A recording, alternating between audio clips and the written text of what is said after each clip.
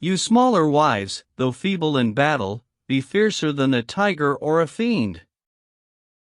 Clack on and on like windmills, I counsel. Why should you fear, or pay them reverence? For if your husband armed himself in mail, the cutting arrows of your eloquence would pierce his breastplate and his tough ventail. Take my tip too, and see you make him blind with jealousy, he'll cower like a quail. If you be fair, when others are present show off your beauty and your apparel. If you be ugly, use extravagance. For this will win you friends so you prevail. Be light and gay as a leaf in the wind. Leave him to weep and worry, whine and wail. The Merchant's Prologue. Of weeping, wailing, worrying, and mourning, I've had more than my share, noon, night, and morning, the merchant said, like other married folk. That's how it is, I think, for, no mistake, I know too well that's how it goes with me. I have a wife, the worst that there can be. For even if the fiend were yoked to her, my wife would be a match for him, I swear. What use to rehearse each particular of her huge malice? She's a thorough tartar. And there's a very wide, deep difference between Griselda's measureless patience and my own wife's inordinate cruelty. Were I a free man now, I'm damned if I would ever walk into that trap again. Life's grief and trouble for us married men. Just try it if you want to, you'll discover. I speak the truth, by St. Thomas of India, for most of us I don't say all, mind you, God forbid that it ever should be so. Ah well, good Mr. Host, 2 months, no more, have I been married, and yet I could swear. Even if you cut his heart out with a knife, no man who's been a lifelong bachelor could recount half as much unhappiness as I could here and now tell of my wife, and of her diabolic shrewishness. God bless you, Mr. Merchant, said our host, seeing you're such an expert on the subject. I beg you earnestly, tell us about it. Gladly, he answered, but my heart's too sore to speak of my own sorrow anymore. The Merchant's Tale. Once on a time there lived in Lombardy a noble knight, a native of Pavia. And he lived there in great felicity for 60 years, a happy bachelor, and used to take his sexual pleasure in whatever women pleased his appetite, as is the habit of these fools of laymen. And when this knight had passed his 60th year, either from senescence or piety, I can't tell which, but such a great desire came over him to be a married man. That night and morning he does all he can to spy out some young woman he might marry, praying to heaven to vouchsafe that he might have but one taste of that blissful life, ever obtaining between man and wife, and live thereafter in that sacred bond, in which the sexes were by God first joined. No other life is worth a bean, be sure. For marriage is so pleasant and so pure, truly, it is an earthly paradise. Or so this old knight in his wisdom says. And certainly, as sure as God is king, to take a wife is an excellent thing, especially when a man is old and gray, then she's the best part of his property. That's when to take a wife who's young and fair, on whom he may beget a son and heir, and live a life of ease and happiness. While bachelors can only sigh, alas, when they, in love, meet with adversity, for love is nothing more than childish folly. Indeed, it's fitting that it should be so, that bachelors should suffer pain and woe. On shifting sands they build, and they will find what they think stable to be shifting sand. They live like any bird or animal, at liberty, and under no control. Whereas a man who's married to a wife must lead a happy and well-ordered life under the marriage yoke, securely bound. Well may his heart with happiness abound, for who can be more biddable than a wife? And who's more faithful and more attentive than his own mate, to tend him, ill or well? Come weal or woe, she'll never let him down, or tire of loving and of tending him, though he lies bedrid till his latest breath. And yet some learned men say it is not thus, of whom the chief is one Theophrastus *, but what's the odds, should Theophrastus lie? Said he, don't marry for economy. Thinking to cut down on the housekeeping, a faithful servant is more painstaking, when caring for your goods, than your own wife. For she will claim a half share during life. As heaven is my hope, if you fall ill, your real friends, or some honest servant, will take better care of you than she who bides her time to lay her hands upon your goods. And if you take a wife into your household, you're very likely to end up a cuckold. These are the notions, and 100 worse, that this man writes, God lay on him a curse. Pay no attention to such foolery. A fig for Theophrastus. Now hear me. Undoubtedly a wife's the gift of God. For every other kind of gift, indeed. Arable land, rents, commonage, pasture, movable property or furniture. These are the gifts of fortune, one and all, and fleeting as a shadow on a wall. But never fear, for let me tell you plain, a wife will last, and in your house remain a good deal longer than you bargained for. Marriage is a cardinal sacrament.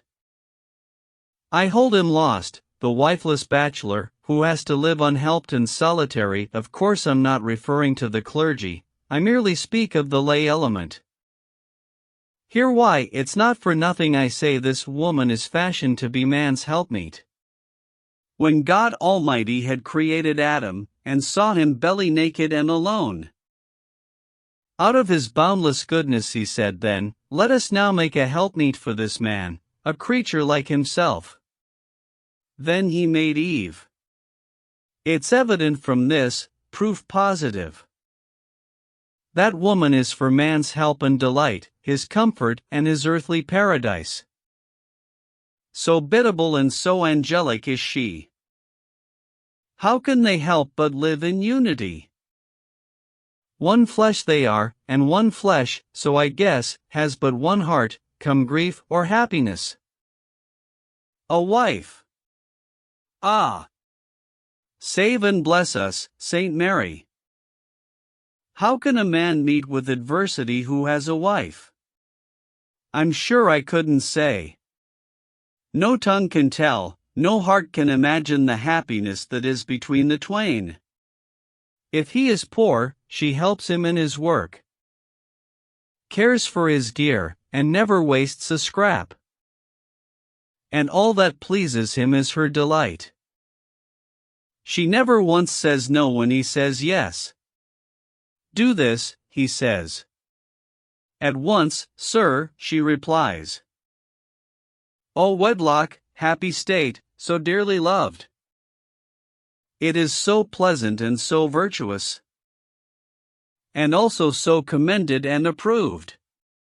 So if you are a man and not a mouse, it's on your knees you ought to spend your life, in thanking God for sending you a wife, or otherwise pray to the Lord instead, to send a wife to last you till you're dead. Thenceforth your life is on a secure basis, you can't go wrong, according to my guess, if you will only do as your wife says. Then you can hold your head up unafraid, so faithful are they, and with that so wise, and so, if you would imitate the wise, see that you always do as they advise. Think of Jacob who, as learned scholars tell, followed his mother Rebekah's counsel and tied the kid's skin round about his neck and won his father's blessing by that trick. And think of Judith, history relates that her wise counsel saved the chosen race when she killed Holofernes as he slept. And there's Abigail whose good advice kept her husband Nabal from his death when he was to be killed, and there's Esther as well, who saved the chosen race with wise counsel, and who saw to it that Mordecai was given advancement by Ahasuerus. There's nothing in existence that ranks higher than an obliging wife, says Seneca. So bear with your wife's tongue, as Cato bids, she must command, you must put up with it, yet, as a favor, sometimes she'll obey. She'll guard your domestic economy, and it's no use for you to wail and weep if you've no wife to keep house when you're sick. And here's a word of warning to the wise, cherish your wife, even as Christ his church. For if you love yourself, you love your wife. No man hates his own flesh, while he's alive he cosets it, and so here's my advice, cherish your wife, or you will never thrive. Never mind the jokes about them, man and wife have chosen the safest and the surest path. That is to say, for ordinary folk. Being so united, so knit together, it's certain that no harm can befall either, especially the wife. And therefore he, this January, the night of whom I told, began to contemplate, as he grew old, the life of happiness and virtuous quiet. That makes the state of marriage honeysweet, until one day he sent out for his friends to tell them what it was he had in mind. He told them, with a grave and serious air, my friends, you know that I am old and hoar, and near the grave I'm almost at its brink. God knows, it's of my soul that I must think. My body I have foolishly expended. Blessed be God, all that shall be amended. I mean to make myself a married man. My mind's made up, with all the speed I can. I'm asking you to fix me up in marriage with some young pretty girl of tender age, and quickly too, because I cannot wait. I'll try to keep a lookout, for my part, for someone I can wed without delay. But, seeing that I'm one, while you are many, you're likelier to find, sooner than I, just where it would be best for me to marry. But let me sound a note of warning, friends. No old wife for me, not by any means.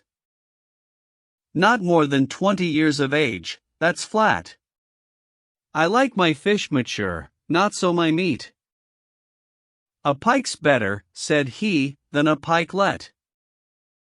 But tender veal is better than old beef. I want no woman 30 years of age, for that's just fodder, bean straw, winter forage. And these old widows, as God knows, are up to as many tricks and dodges as Wade's boat, can stir up so much trouble when they please, that I could never live with one in peace. It's different schools that make the expert scholar, life's many schools make woman near as clever. But you can guide a young thing, so I've found, just as warm wax is molded in the hand. Therefore I tell you plainly, and in brief, that for that reason I'll have no old wife. And just suppose it should be my misfortune not to take any pleasure in the woman? I'd have to live a life of adultery, and go straight to the devil when I die. And not one child on her would I beget. I'd as soon be eaten up by dogs, as let a stranger lay hands on my heritage.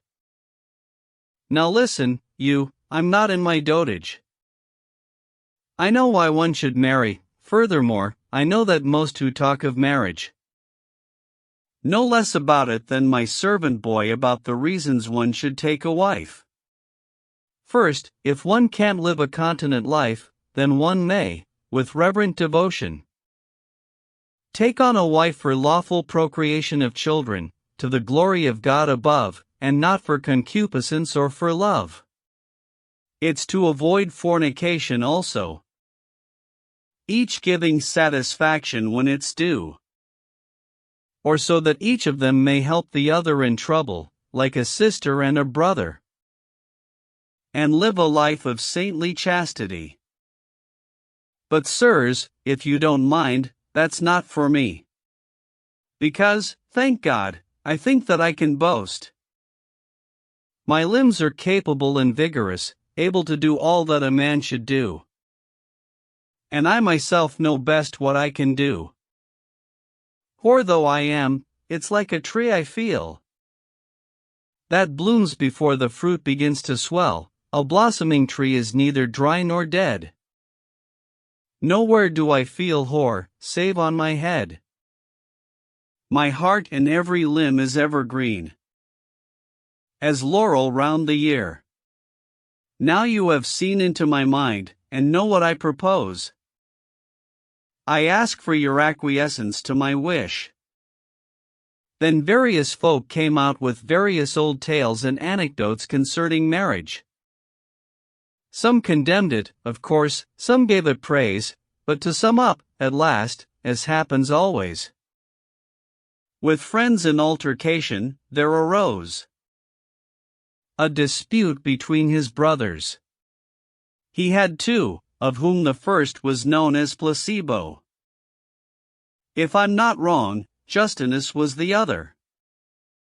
Placebo said, "Dear January, brother, you've not the slightest need, my dearest sir, to seek advice from anybody here. If it wasn't that you are so sapient, and so informed with consummate prudence, as to be disinclined to depart from that proverb handed down by Solomon, which is applicable to everyone. Do nothing without advice, that was it, and then you will have nothing to regret. But though for this we have Solomon's word, my own dear brother, and my dearest lord, as sure as God's my hope for my soul's peace, I'd say your own opinion is the best. For you can take it from me, dearest brother, as all my life I've been a courtier. And though unworthy of it, heaven knows, high in the estimation of great lords, I've never had an argument with one. In fact, I never contradicted them. I kept in mind, a lord knows more than I, whatever he says goes, that's what I say, so I say what he says, or something like it. A counselor would be a perfect idiot, were he, while serving some great lord of rank, ever to dare presume, or even think, that his ideas were better than his lord's. No, they're no fools, I promise you, these lords. And you yourself have shown us here today such solid judgment and such piety. I entirely confirm and ratify your judgment, everything that you've been saying. There's not a man, by God, in the whole town, nor in all Italy, could put it better. And Christ himself is well pleased with this plan. Really and truly, sir, it shows great spirit in a man who's getting on, this getting married to a young wife. Upon my soul, it shows your heart's in the right place, my word, it does. Now in this matter act just as you wish. For when all's said and done, I think that's best.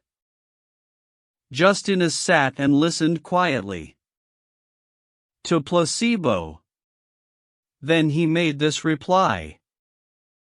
Now, my dear brother, as you've had your say, I ask you to be patient and hear mine. Among his other maxims, Seneca observes one ought to take the greatest care to whom one gives up property or land. And if I ought carefully to consider, to whom I give away my goods and gear. How much the more, then, should I not beware? To whom I yield my body up forever? I warn you seriously, it's no child's play, picking a wife without due consideration. One ought to find out first, in my opinion, if she's discreet, temperate, or a drunk, or prideful, or in any way a tartar, a scold, or else a spendthrift, rich or poor, if she's a virago or termagant. True, in this world one never does set eyes on a horse with absolutely flawless action.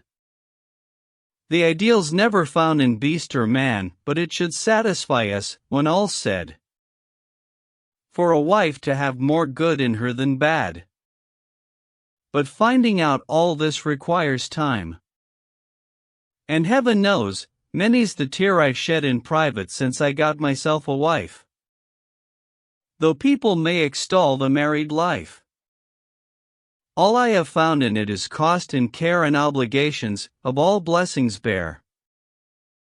And yet, Lord knows, the neighbors round about, and in particular the womenfolk, droves of them, say I've the most constant wife, and the most biddable that ever breathed. But I know best where my shoe pinches me. Do what you like, for it's all one to me. You're getting on in years, think seriously before you venture upon married life, especially with a young and pretty wife. By the Lord who made water, earth, and air, even the youngest man among us here has found that he has quite enough to do to keep his wife all for himself. Be sure, in less than 3 years you'll no longer please her, that is to say, completely satisfy her. Wives want so much attention paid in bed. But pray take no offense at what I've said. Now then, said January, have you done? Stuff your Seneca, and stuff your maxims. I wouldn't give a basketful of greens for your learned jargon. Wiser folk than you commend my plan, what say you, placebo? I say, said he, that he's a villain who hinders matrimony, that's for certain. At which, and with no more delay, they rose, fully agreed that January should be married when he liked, to whom he would. Busy conjectures and extravagant fancies about his marriage blew through January's imagination day by day like wind. Night after night there flitted through his mind many a ravishing face and lovely figure, as one who takes a brightly polished mirror and sets it in a public marketplace, to watch the many figures in that glass as they go walking past. In the same way January let his thoughts and inward eye rove over the young girls who lived nearby. He didn't know which he would settle for if one of them had a lovely face, another would stand high in people's favor for her benevolence and steadiness, and so would have secured the people's voice. And some were well off, but had a bad name. Nonetheless, half in earnest, half in game, he settled upon one of them at last, and dismissed all the others from his heart, and chose her on his own authority. For love is ever blind, and cannot see. And every night, when he had gone to bed, he pictured in his heart, and in his head, her fresh loveliness, her youth so tender, her dainty waist, her arms so long and slender, her good breeding, sensible behavior, her woman's ways and dependable nature. And when he'd made his mind up that he'd get her, he thought his choice impossible to better. Having reached this resolution on his own, he lost all faith in others' acumen. There was, he felt, no possible objection against his choice, such was his delusion. He sent out for his friends, and urgently begged for the pleasure of their company, to visit him as soon as they could come. Let them relax, the job, he said, was done, and he had no more need to gad about. His choice was fixed upon, his mind made up. Placebo came, and his friends too, soon after. And first of all he asked them as a favor not to offer arguments of any sort against the course he proposed to adopt. Which course was pleasing to the Lord, said he, true foundation for his felicity. There was, he said, a young girl in the town, whose loveliness had brought her great renown, although her station was a humble one. Her youth and beauty were enough for him. This girl, he said, he meant to make his wife, and live in virtuous comfort all his life. And he thanked God that he might have her wholly, and no man share in his felicity. Next, he begged them to help him in his need, and so shape matters that he would succeed, for then, said he, his heart would be at ease. Then, said he, nothing can go wrong, but for one thing, which I shall mention now you're here. A thing that rather sticks in my conscience. It's something, said he, that I heard long since, that none are twice permitted perfect rapture on earth as well as heaven, that's to say. For even if you manage to keep away from all the 7 deadly sins, and free from all the ramifications of that tree, yet there's such absolute felicity. So much delight and comfort in marriage, I'm always frightened lest in my old age I should be leading such a happy life. So comfortable and free from grief and strife, that I'll have had my heaven here on earth. Because if the true paradise is bought with suffering and penance infinite, how then can I, living in the delight that all these married men find in their wives, enter our Lord's eternal paradise? That is my fear, and so I ask you both. Settle the question for me, if you please. At this, disgusted with his foolishness, Justinus made a derisive reply, but, not to make too long a tale of it, refrained from citing his authorities. He said, if that's the only obstacle, it may be God will work a miracle. Before you're given the last sacrament, and in his mercy see that you repent of marriage, and of the married life, in which you say there's neither grief nor strife.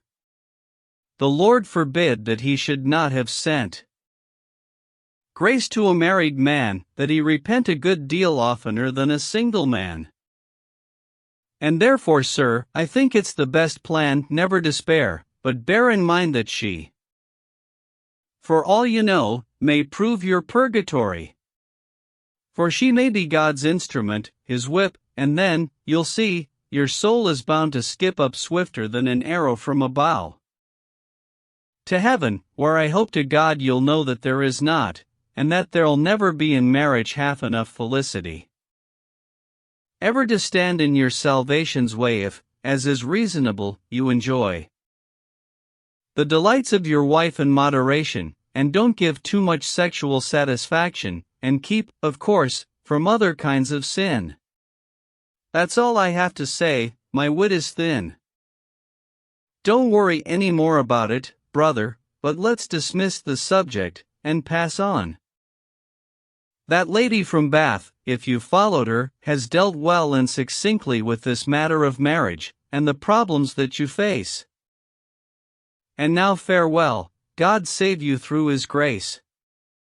And saying this, Justinus and his brother took leave of January and each other.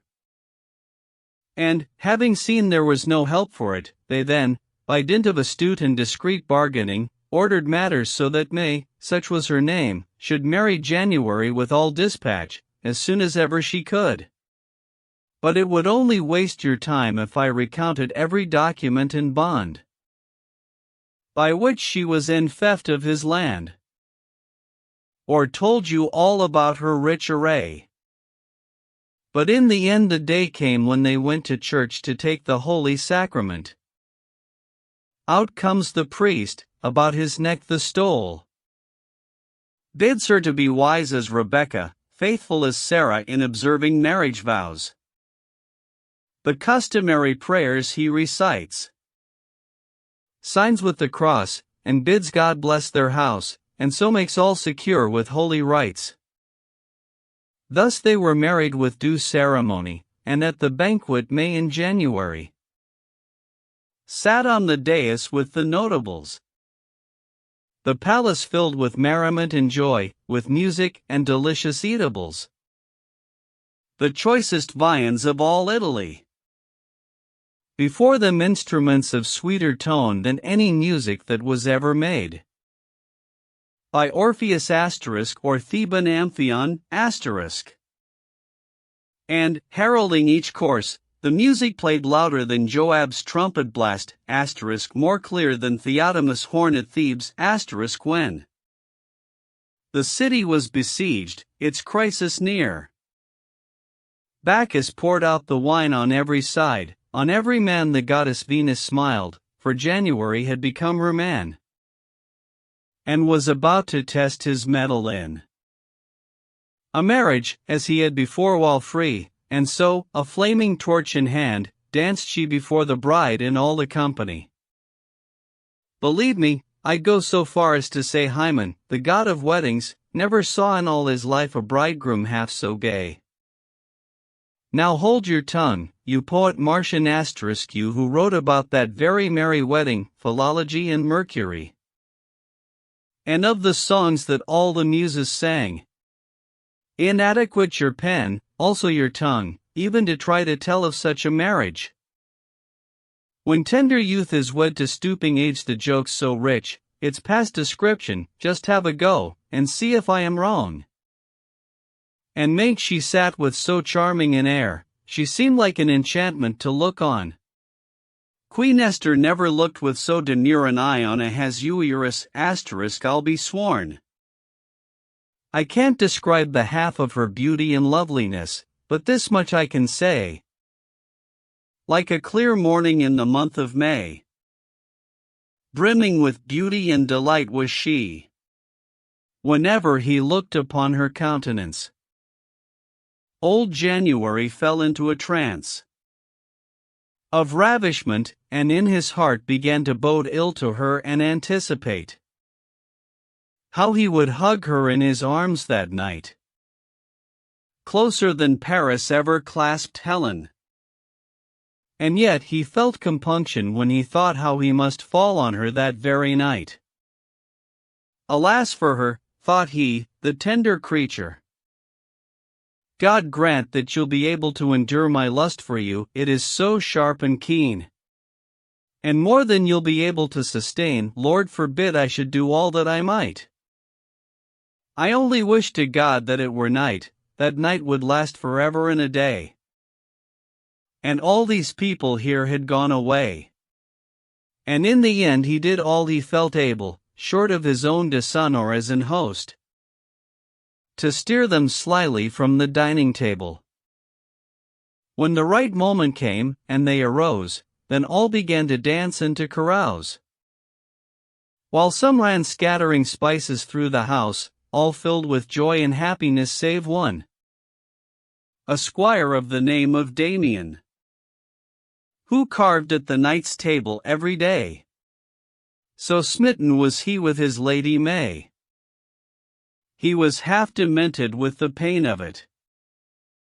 He all but swooned and perished on the spot, for he was one who had been badly burned by Venus, dancing past with torch in hand, and so he took to his bed there and then. Of him I'll say no more for the time being, but there I'll leave him, weeping and lamenting, till lovely May takes pity on his pain. O perilous fire, breeding in the bedding! O household foe, at hand to do one's bidding! O sneaking servant, smooth domestic hireling, snake in the bosom, perilous and sly! God shield us, one and all, from your acquaintance. O January, drunken with the joy Of matrimony, look how Damien, your squire and your liegeman born, means to bring shame on you, and infamy. God grant that you perceive your enemy. For in this world there's no worse plague to bear than the enemy at home, who's always there. Now, having accomplished his daily arc, no longer in that latitude could the sun stay lingering above the horizon. Night covered with its mantle, coarse and dark, from end to end the hemisphere of sky. The merry crowd take leave of January, showering delighted thanks on every side, and back home to their houses gaily ride, where they attend to business as they wish. Or, when they feel it's time, go take their rest. Soon afterwards, impatient January wanted to go to bed. He wouldn't dally. He swallows clary, hippocras, vernage asterisk, and hot spiced wine to fortify his courage. He'd many an aphrodisiac medicine, which that damned monk, the wretched Constantine, writes about in his book on copulation. Asterisk, he drinks the lot up without hesitation. Then, turning to his bosom friends, says he, as soon as you can, for the love of God, clear all the house, but do it tactfully. And they had done this, just as they were bid. Then a last toast was drunk, the curtains drawn, the bride was brought to bed, dumb as a stone, and when the priest had blessed the bridal bed, everyone went away and left the room.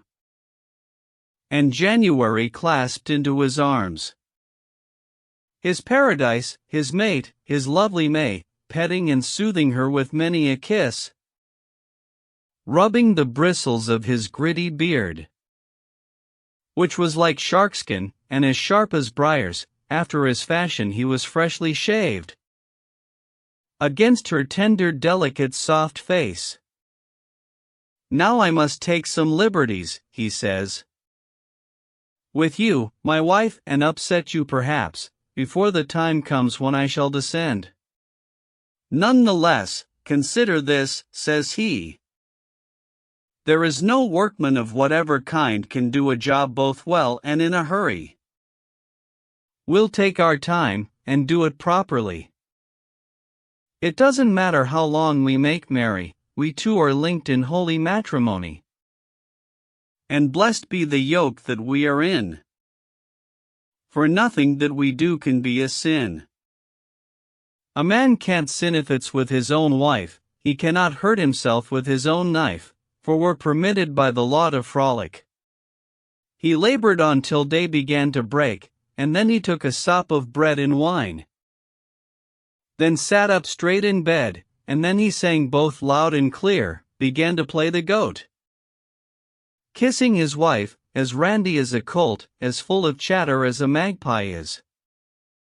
The slack skin round his neck, oh how it shakes, as January sings, or rather, croaks. God knows what lovely May thought in her heart, seeing him sit bolt upright in his shirt and nightcap, with a neck so shrunk and lean. She didn't think his antics worth a bean. At length he said, I think I'll go to sleep, now day is come, I cannot stay awake. And down he laid his head, and slept till 9. In due course he got up, but lovely May kept to her chamber until the 4th day. As bridal custom is, it's for the best, for every laborer must sometimes rest, or otherwise he cannot long endure, and that is true of every living creature, whether of fish or bird or beast or man. Now I'll return to wretched Damien, pining away for love, as you shall hear, and this is what I'd like to say to him. I'd say, alas, poor silly Damien. Now answer me this question if you can, how will you tell your lady of your woe? For lovely May is bound to answer no, and will, if you should speak, give you away. God help you then. That's all that I can say. the lovesick Damien burned with Venus fire until he almost perished with desire. At last, no longer able to endure living like this, he staked all on a venture, and, secretly borrowing a pencase, wrote a letter.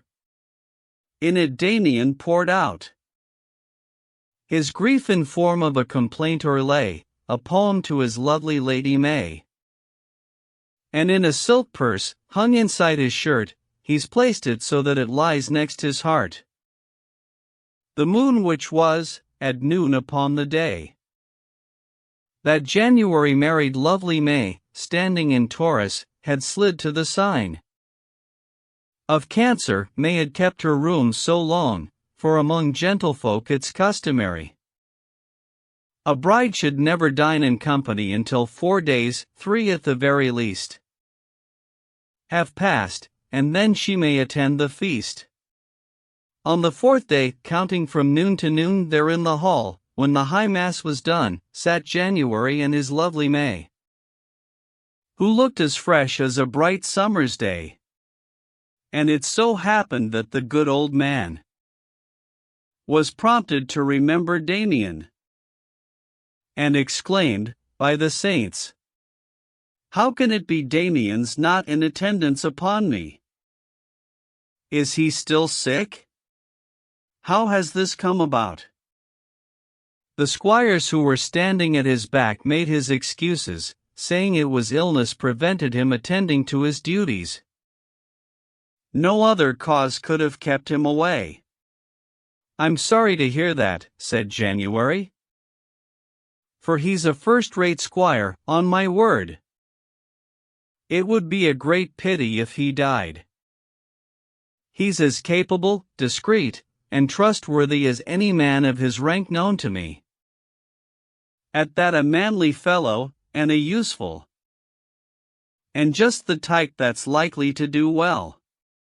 But after dinner, as soon as I may, I'll visit him myself, and so will May, to give him all the comfort that I can." And this speech won applause from everyone for January's courtesy and kindness. In comforting his squire in his sickness, it was, they felt, a gentlemanly deed.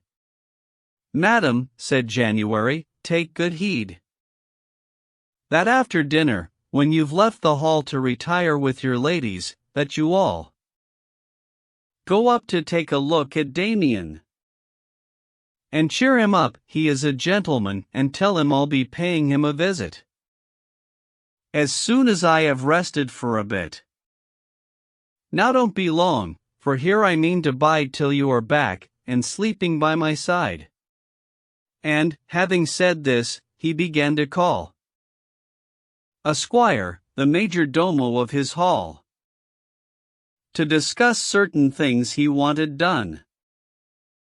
Attended by her women, lovely May held her course straight to where poor Damien lay, and there beside his bed she sat her down, to cheer him up as well as she was able. And so, when Damien saw a favorable moment for it, he put, with none the wiser, and no more sign than a long heavy sigh, into her hand the purse that held the letter in which he had set down all his desire. And this is what he whispered in her ear: "Take pity on me, don't give me away. Should this be known, I am as good as dead." This purse within her bosom she has hid, and off she goes, you'll get no more from me. But now she has come back to January, who was sitting comfortably on his bed. He took her, kissed and kissed her, laid his head against the pillow and was soon asleep. Then she made pretense that she had to go, where everybody has to, as you know. And when she'd read Damien's letter through, finally tore it all up into shreds, and threw it quietly into the jakes, whose thoughts were busier than lovely May's. Down by old January's side she lies, until his coughing wakes him from his sleep, whereupon he beseeches her to strip stark naked, for her clothes got in the way. And he was looking for a bit of fun, so, willy-nilly, she had to obey. But, lest the prudish should be vexed with me, just what they did, I do not dare to tell. Or whether she thought it paradise or hell. And so I'll leave them to it, till the bell rings out for evensong and they must rise. Now whether it was chance or destiny, or nature, or the influence of the stars, whether the constellations in the sky stood at that moment favorably disposed for anyone then putting in a plea to any woman to play Venus game. It's said that there's a time for everything, and win her love, I really cannot say. Let God, who knows that all things have a cause, be the sole judge, for I will hold my peace. But the fact is that young and lovely May took such a fancy to the sick Damien. It was impossible to drive away the thought that she might somehow comfort him. She thought, I shan't care who's upset by this, that's certain. Here I give him my promise, that of all living things I'll love him best, although he should own nothing but a shirt. How quickly pity flows in noble hearts. Here you may see how great generosity moves women when they weigh things carefully. Some of them there are enough of them, tyrants with hearts as hard as any stone. Who would have let him perish there and then? Far sooner than have granted any favor, who'd have rejoiced in their cruel pride, and have cared nothing for the homicide. Soft-hearted May, with pity overcome, with her own hand has written Damien a letter yielding him her entire heart. Nothing was lacking but the time and place where lovely May might satisfy his lust, which will be just as he arranges it. And when she saw her chance, the lovely May, visiting Damien in his room one day, under his pillow dexterously thrust this letter, he can read it if he likes. She takes his hand and gives it a good squeeze so secretly that no one notices. Bids him recover. Then January sent for May to come to him, and off she went. Up rises Damien from his bed next day, his sickness and despair quite gone away. He combs and trims and prinks, and all to please and look attractive in his lady's eyes. And he attends January as well, as humble as a hound that's called to heel. He makes himself so pleasant to them all. If you've the gift, the thing to have is guile, that of him they have only good to say, and in his lady's favor he stands high. So I'll leave Damien to get on with it, and for my part I'll go on with my tale. Some say that happiness is in delight, that true felicity is sensual. So January tried with all his might to live in such style as befits a knight, and lead a life of utmost luxury. His house and all his gear and furnishings, as suited to his rank as are a king's.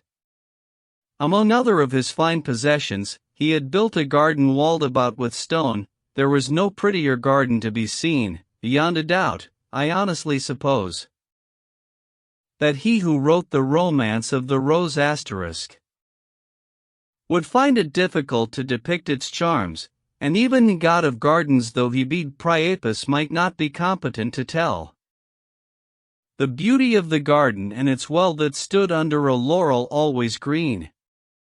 Many a time would Pluto and his queen Proserpina, and all their magic band, come and make music, dancing hand in hand about that well, so people used to say. This noble knight, that is, old January, took such delight in walking in this garden he wouldn't trust the key to anyone except himself. He carried in his pocket a silver latch key to unlock the wicket. the little garden gate at his good pleasure. And when he wished to pay his wife her due, he would go thither in the summer weather with May his wife, and no one but they two. And all those things which were not done in bed, he in the garden with advantage did. And in this manner many a happy day old January passed with lovely May. But earthly happiness comes to an end, as January found, like other men. Oh sudden chance! Oh unstable fortune! Full of deceit, like the deceiving scorpion, whose head fascinates what it means to sting, whose tail is death, and death by poisoning. O brittle joy! Sweet and cunning venom! How subtly you can paint, O monstrous fortune, your gifts with all the hues of permanence, deluding one and all with that pretense. Why have you so deceived old January, after you had befriended him so fully? For now you have torn from him both his eyes. Such is his grief, he only wants to die. Noble and open-handed January amid his pleasure and felicity has been struck blind, alas! Quite suddenly. And now he weeps and wails pitifully, while, to cap all, the fires of jealousy, the fear his wife might fall in some folly, so burnt his heart, he felt he'd just as soon have someone come and kill the pair of them. Alive or dead, he couldn't bear the thought that she might be another's wife, or love. She ought to live a widow, clothed in black forever, solitary as the dove that lives alone when it has lost its mate. But, true enough, after a month or so, his grief began at long last to abate. Realizing that there was no remedy, he put up patiently with his mishap. Except for this, he couldn't help but be jealous, with a continual jealousy, which jealousy was so outrageous. He wouldn't let his wife go anywhere, not in his hall, nor in another's house, unless he kept a hand on her always. And lovely May, because of this, wept often, for she so dearly loved her Damien, that either she must have her way with him or die at once. What could she do but wait in expectation that her heart would break? Upon the other hand, poor Damien became the saddest, sorrowfulest man you ever saw, for neither night nor day could he exchange a word with lovely May about his plans, or hint at them to her, without January being there to hear. For he kept his hand upon her all the time. Nevertheless, what with writing back and forth, and secret signals, he knew what she thought, while she herself knew what he had in mind. O January, what would it avail if you could see as far as ships can sail? What difference, to be beguiled and blind, or be beguiled, and yet have eyes to see? Just think of Argus with his 100 eyes, for he, no matter how he peers and pries, gets hoodwinked just the same, like, the Lord knows, so many who are sure it's otherwise. Best drop this subject, I shall say no more.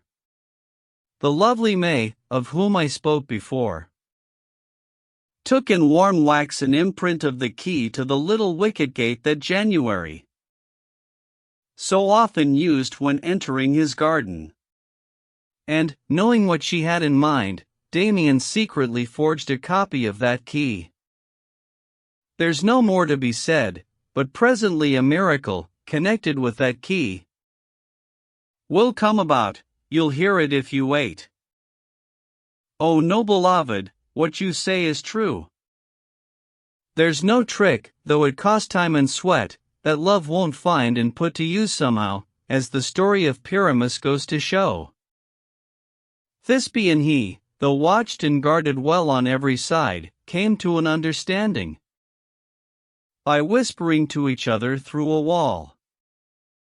Now who could have imagined such a thing? But to my tale, in the first week of June, being egged on by his wife, old January took a great fancy to make holiday with no one but their two selves in the garden.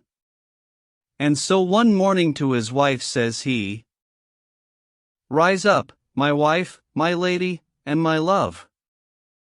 The turtle's voice is heard, O my sweet dove, winter is over and gone, with all its rain. Come forth with thy dove's eyes, O lady mine. Thou art all fair, thy breasts fairer than wine. The garden is enclosed all about. Come forth, my snow-white bride. Do you come out, truly, sweet wife, I'm stricken to the heart. There is no spot in thee that I have found. Come out, let us make love to one another. You whom I chose for wife and for my pleasure." Such old and wanton verses he would quote. She made a sign to Damien that he should go in front, with his counterfeit key. So Damien unlocked the wicket gate, and quickly slipped inside, in such a way that nobody could either see or hear it, and in a bush he crouched down quietly. Then January, as blind as a stone, took up May's hand in his, and went alone with her and none but her into the garden. Smartly he clapped the little wicket to. "There's no one here," said he, "but me and you, dear wife, who of all beings I most love. For by the Lord who reigns in heaven above, I'd sooner cut my own throat with a knife than do you any hurt, my own true wife. For the Lord's sake remember how it was that I chose you, not out of avarice, but out of love for you, and for love only. And although I am blind and cannot see, be faithful to me, and I'll tell you why.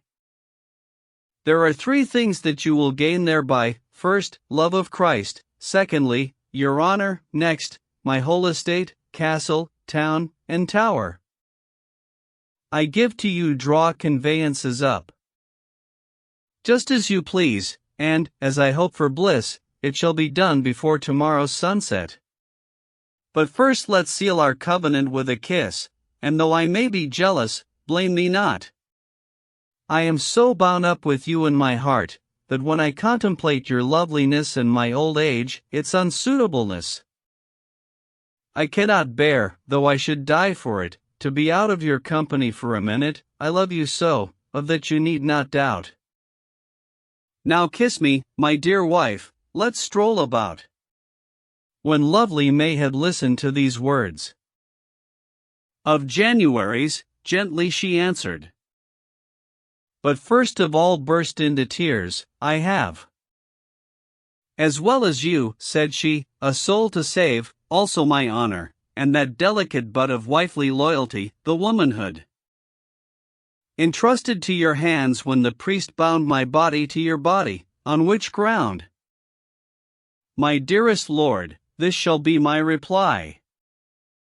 If you don't mind, may the day never dawn. Or let me die the worst of deaths, I pray, when I shall do my family so much shame, or otherwise bring dishonor on my name, as to be faithless, for a deed so black. Have me stripped naked and put into a sack, and in the nearest river have me drowned. I am a gentlewoman, and no whore. Why say such things? But men are ever more faithless, and never stop reproaching women.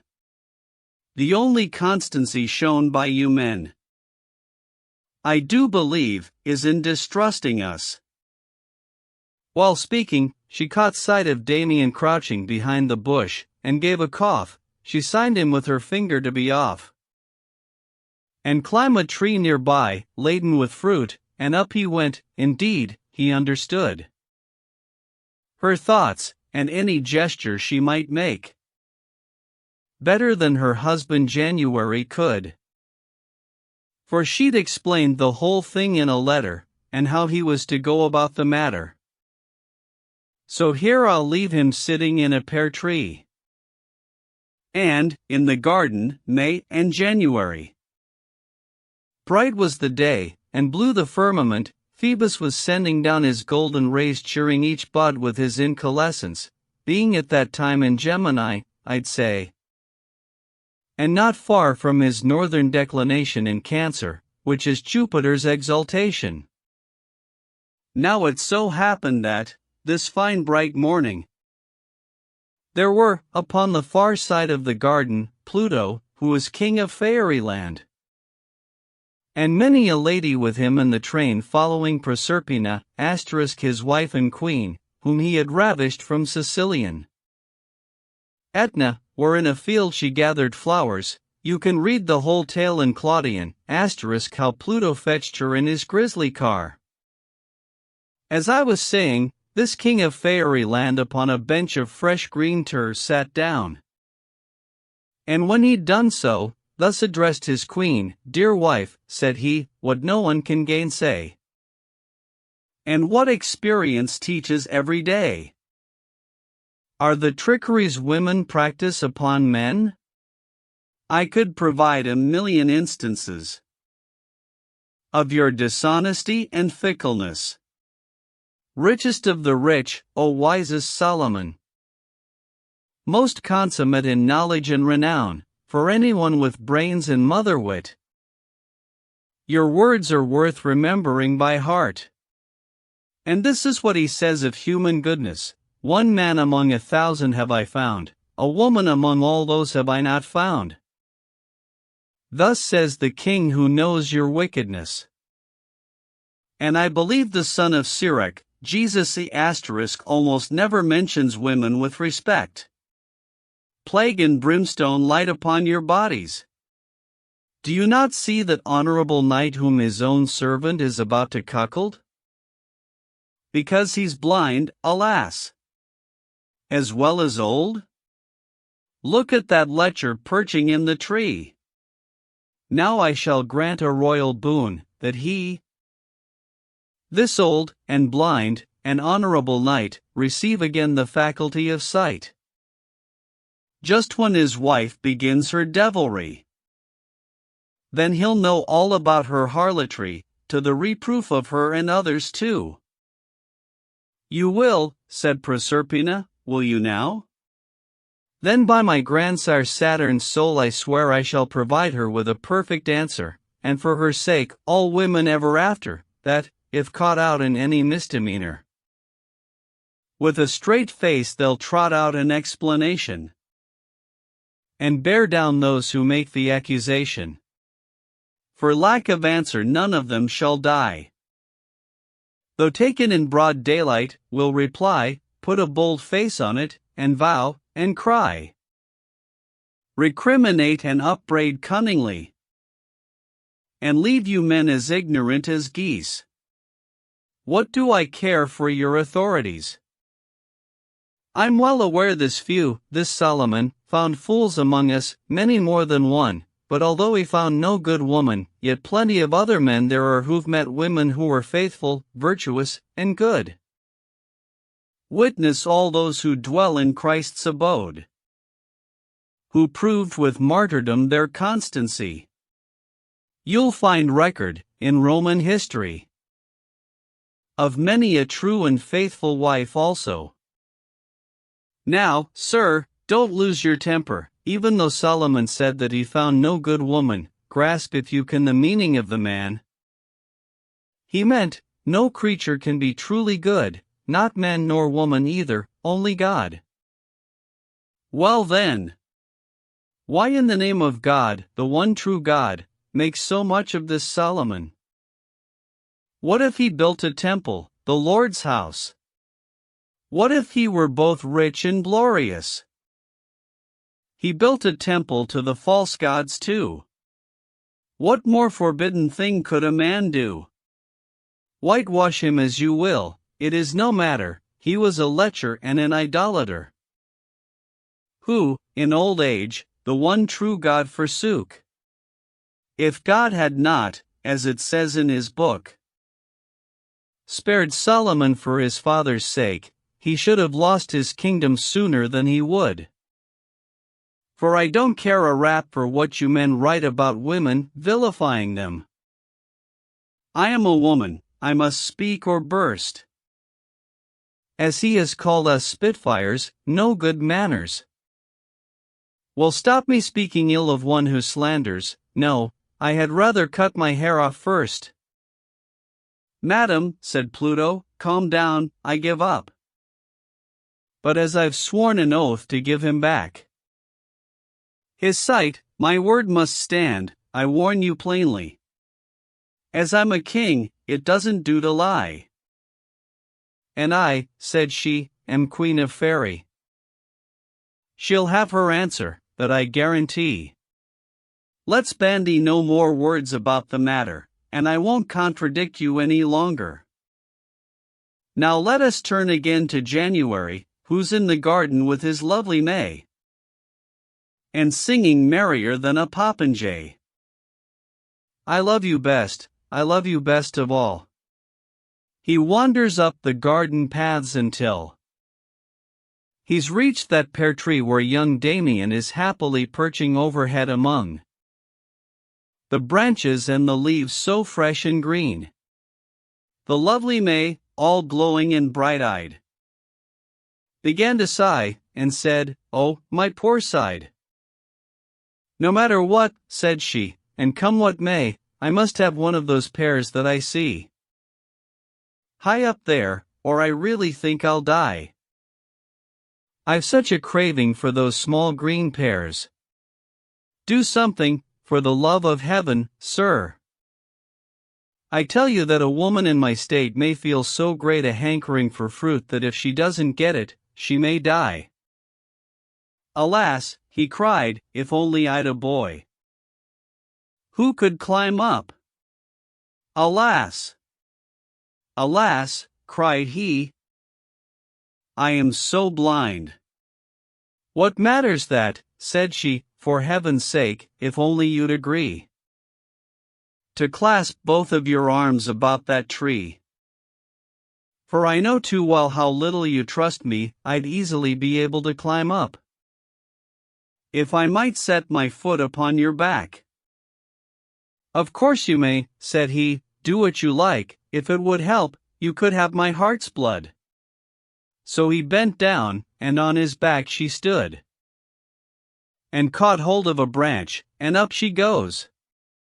Now don't be angry with me, ladies, please, I'm not the sort to beat about the bush. I'm a rough chap anyway. Damien at once yanked up her smock, and in he thrust. When Pluto saw this mischief being done, he gave the old man his sight back again, and he could see once more as well as ever. When he could see again, what man was gladder than January? But his thoughts were still fixed on his wife. He raised his eyes, until he saw how Damien was dealing with her up in the pear tree, and in such a manner as may not be expressed, at least politely. And thereupon he raised a roar and cry, like a mother when her child is like to die, "Help! Murder! Stop thief!" he began to cry. "What are you up to, you big brazen strumpet?" "Now, sir, what's wrong with you?" his wife retorted. "Be reasonable, have a little patience. I've just been helping you to cure your blindness. Upon my soul, I'm telling you no lies. They said the only way to heal your eyes, the best thing I could do to make you see, was to tussle with a man up in a tree. Lord knows I only meant it for the best." "Tussle," he cried, "it went in, anyway. God grant that you both die a shameful death. He plugged you, as I saw with my own eyes, hanged if I didn't." Said she, "In that case, the remedy's not working, certainly. If you could see, you'd never talk like that. You have some glimmerings, no perfect sight." "I can see," said he, "as well as ever I could out of both eyes, thanks to Almighty God. And, on my word, that's what I thought he did. "You're mazed and dazed, my good sir," said she. "This thanks I get for helping you to see." "Alas," cried she, "that ever I was so kind." "There, there, my dearest, put it out of mind. Come down, my life, and if I spoke amiss, God help me, I am very sorry for it. But by my father's grave, I really thought that I'd seen Damien take you, and your smock right up against his chest," said January. "Well, sir, you can think what you like," said she. "But, sir, a man that wakes up from his sleep can't take in everything at once, or see things rightly till he's properly awake. A man who's long been blind, in the same way, when he recovers sight, won't see as well at first, as one whose eyesight has been back a day or two, so, for a little while. Until your vision's settled, many a sight may delude or mislead, and so, be careful, I beg of you, because, by heaven's king, there's many a man who thinks he's seen a thing and it's quite different from what he thinks it. Misunderstand a thing, and you'll misjudge it." And saying this, she jumped down from the tree. Who is so happy as old January? He kisses and embraces her again, and very, very gently strokes her womb, and leads her home with him into the palace. Now, gentlemen, I bid you all rejoice. Thus ends my story of old January. God bless us, and his mother, Virgin Mary. Epilogue to the Merchant's Tale. "Now God have mercy on us," cried our host, "may the Lord keep me from a wife like that. Just look what stratagems and subtleties there are in women. Busier than bees to diddle us poor fellows. On my oath, they never miss a chance to twist the truth. That's clear enough from this good merchant's tale. But I've a wife, I'm sure she's true as steel, though in all other respects she's a poor one. For she's a rattling spitfire with her tongue, and she has heaps of other faults beside. Never mind that. Forget it. You know what? Between ourselves alone let it be said. I only wish to God I wasn't tied to her, and I would be a damn fool if I were to reckon up her every fault. And because why? It would get back to her, told her by someone in this company. By whom, there really is no need to say, since women know the market for such ware. I've not brains enough, either, to begin to tell it all, and so my tale is done. Fragment V, Group F. The Squire's Prologue. Squire, come over here, if you don't mind. Tell us some tale of love, for I'll be bound you know as much of it as any man. No, sir, said he, but I'll do what I can with all my heart. I'm not one to rebel against your wishes, so I'll tell a tale. But please excuse me if I tell it badly. I'll do my best. Now listen to my story. The Squire's Tale. Part 1. At Sarai * in the land of Tartary, there lived a king who warred continually with Russia, thus died many a valiant man. This noble king was known as Cambuscan * and in his day was of so great renown that there was nowhere found, by sea or land, so excellent a lord in everything. He lacked no quality that makes a king. As for the faith in which he had been bred, he kept, as he had vowed, its laws and creed. Moreover, he was brave, and rich, and wise, lenient, just, equitable always, true to his word, gentle and honorable, in character as steadfast as the pole. young, strong, and lively, in arms as mettlesome as any knight bachelor at his court. Handsome in person, favored, fortunate, and always keeping up such regal state that nowhere was there such another man. Now this great king, this Tartar Cambuscan, had 2 sons by Elfita his wife, of whom the eldest was named Algersif, the other son was known as Cambolo. Cambuscan had a younger daughter too, the youngest of them all, called Canace. I can't convey the half of her beauty, for I have neither tongue nor skill to tell, nor would I dare attempt so high a task.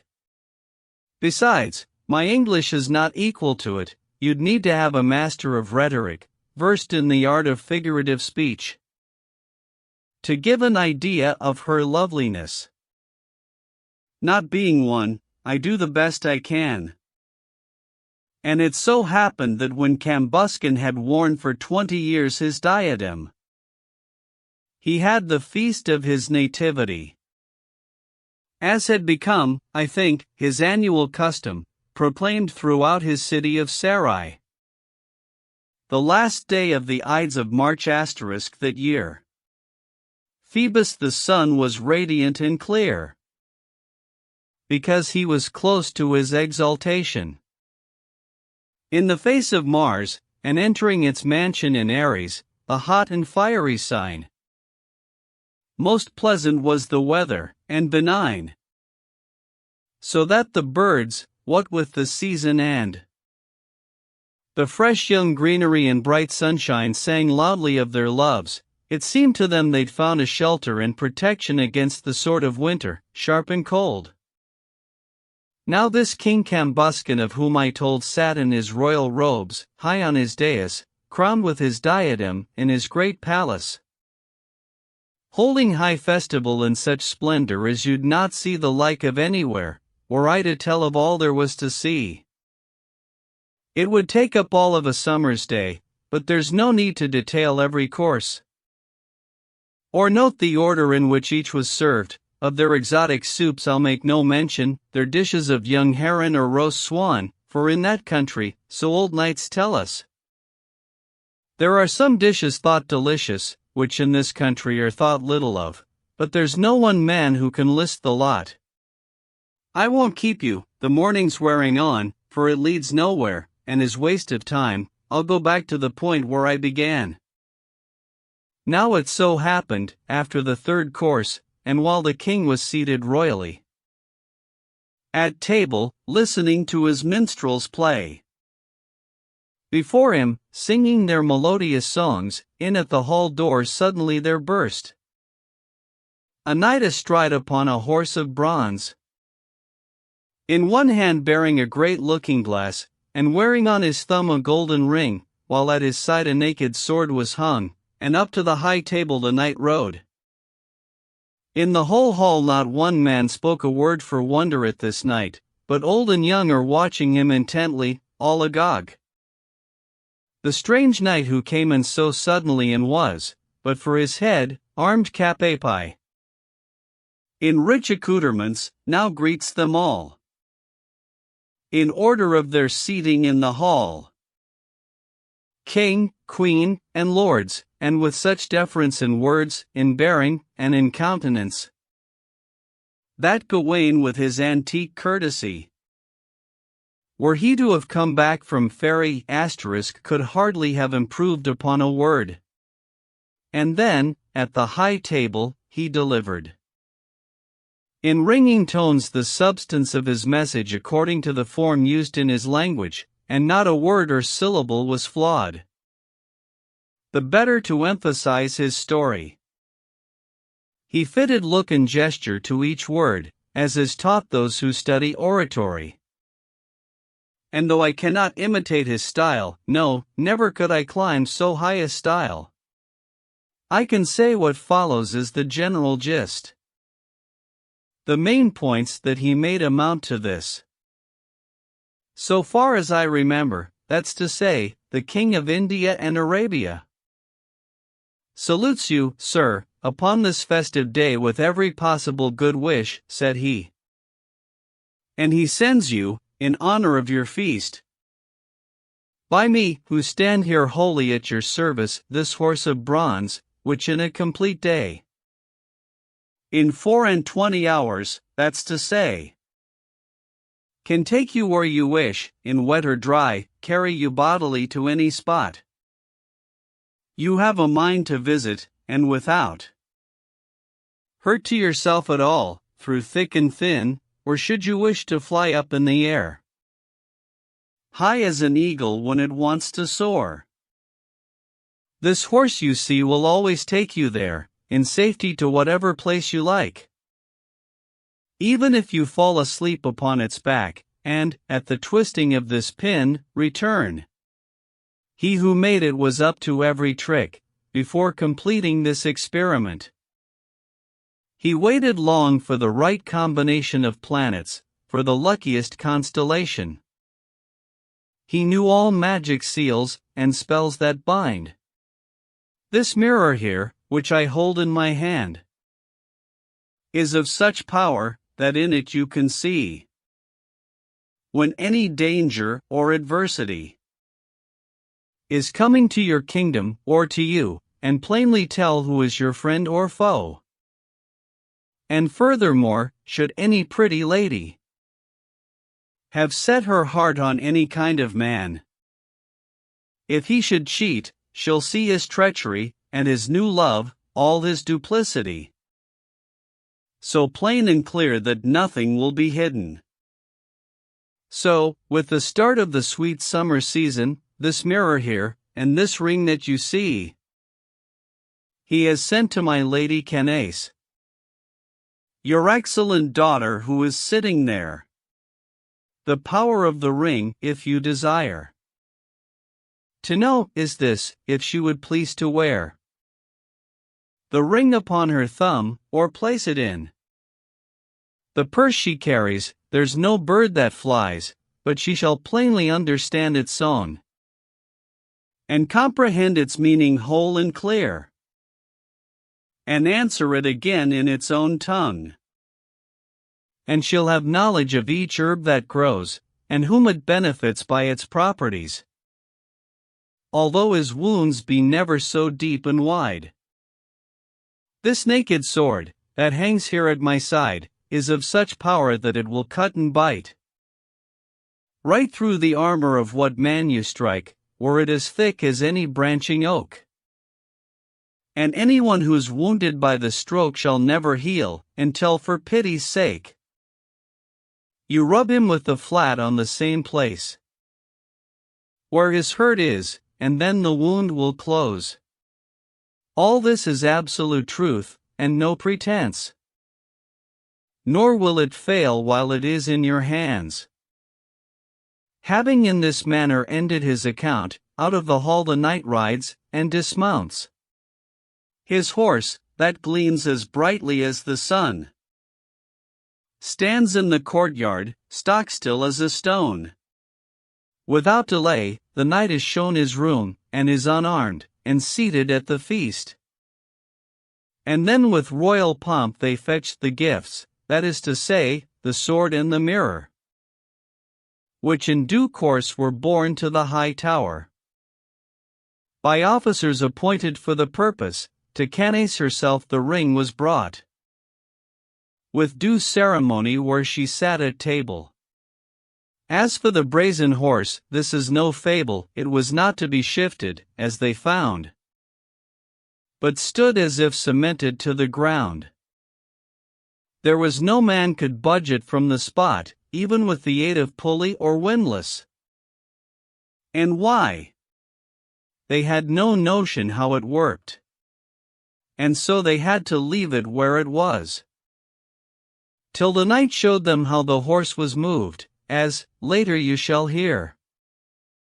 Great was the crowd that swarmed about to stare upon this horse as it stood there, so still and motionless. It stood as tall, was of such length and breadth, as well proportioned with regard to strength, as any horse that's bred in Lombardy. And yet it was all that a horse should be, so quick of eye, that one could take it for a thoroughbred courser from Apulia. No question but it was, from tail to ear, unimprovable by nature or by art. In any way at all, or so they thought.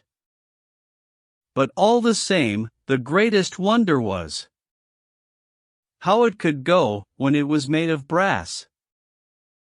It must be fairy magic, they supposed. But different folk had different ideas, there were as many theories as heads. They made a murmur like a swarm of bees, making up fanciful hypotheses, quoting old poems, and they said it was like the winged flying horse called Pegasus, or else the horse of treacherous Sinon, the Greek who brought Troy to destruction, as you can read in the old romances. Fear keeps on nibbling at my heart, said one. I'm certain that it's packed with armed men who plan to take and overthrow this city. Not to look into it would be a pity. Another whispered quietly to a friend. He's talking through his hat. It's much more like an illusion of the kind that's worked by magic, done by these conjurers at some big feast. Thus they talk and squabble, voicing various doubts, a thing that all ignorant folk are apt to do, when faced with matters more complex than they, in their ignorance, comprehend. They're always willing to suppose the worst. Some of them marveled at the magic mirror that had been carried up to the main tower. How could such things be seen in it? Said they. Another answered, that it might well be that there was some quite natural explanation. That the whole thing was done by combinations of angles, cunningly contrived reflections, and said that there was one like it in Rome, Vitello, Alhazen, and Aristotle were mentioned, for they wrote in their own day of curious mirrors and of optical perspective glasses, as all know who've heard their books read out. Some wondered at the sword that could cut and pierce through everything, and fell to talking of the Mysian king Telephus, and Achilles' marvelous spear for with it he could either wound or cure, in the same way as you could with that sword, of which, and of whose powers, you've just heard. They spoke of ways of tempering metals, which can be done, they said, with chemicals, and how and when the tempering should be done, matters which are unknown to me, for one. And then they spoke about Candace's ring, of such a miraculous specimen. Of the ringmaker's craft they'd never heard, excepting Moses and King Solomon, who were reputed masters in that art. They talked like this in small groups drawn apart. But none the less some said how odd it was to use the ash of ferns for making glass, when glass does not look like the ash of ferns, but it's a thing that has been known so long that it's no cause for argument or wonder. Some speculate as much on what makes thunder, the ebb and flood of tides, mist, gossamer, and everything, until they found the answer. And so they gossiped, argued, theorized, till from the table King Cambuscan rose. Phoebus had left the 10th mansion at noon, that royal king of beasts, the noble lion, with the star Alderan between his paws, was still ascending, making it 2 hours past the meridian asterisk when the Tartar king rose from his table on the dais, and before him went the minstrels, loudly playing, till he came to the royal presence chamber, sounding upon their various instruments what seemed to be a heavenly harmony. Children of Venus, joyful lovers, dance, for in Pisces their goddess is set high, and looks upon them with a friendly eye. The noble king is seated on his throne, presently the strange knight is brought to him, and he joins in the dance with Candace. High spirits of this kind, frolic and fun, no dull dog can describe. It needs a man well versed in love, and practiced in love's play, some merry party goer, fresh as May. Such fun and festivity to portray. Now who could tell of the exotic dances, the lovely faces and the secret glances, and coverings up for fear they should be seen by other eyes, the eyes of jealous men? No man but Lancelot, and he is dead. So all this merriment I'll disregard, and say no more, but leave them to their fun till supper, when they all prepare to dine.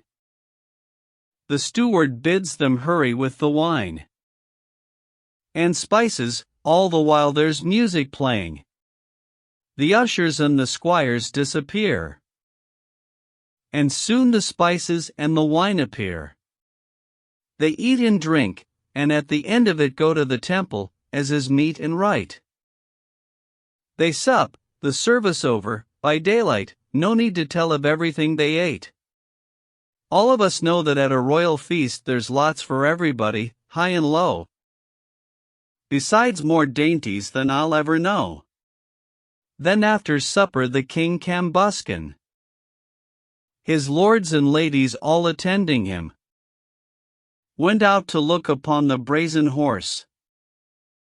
Never was there such wonder at a horse since the great siege of Troy, where there was another kind of horse to wonder at. But in the end Cambuscan asked the knight, what were its magic powers, what could it do?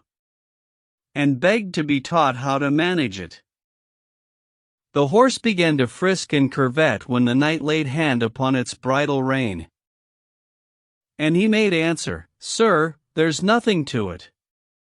But, when you want to ride him anywhere, just twist this pin that's fixed inside his ear, which I will show you when we are alone. Then you must tell him where you want to go, or name the country where you'd like to ride. And when you reach the place you want to stay, bid him descend, and twist another pin. For this is what controls the whole machine, and then he will obey you and descend, and stop there quietly. There's not a man on earth can drag or carry him from thence. Or if you wish to bid him go away, then twist this pin, he'll vanish in a trice. Completely disappear from human sight, but return when you want him, day or night. Whenever you wish to call him back again, the moment we're alone, I'll tell you how. Ride when you like, that's all you have to do. When he had been instructed by the knight, and fully grasped the principle of the thing, that noble valiant king, filled with delight, returned home to make merry as before. The bridle was borne up into the tower, with his most precious jewels for safekeeping. As for the horse, it vanished out of sight. Don't ask me how, anyway, I'm not telling.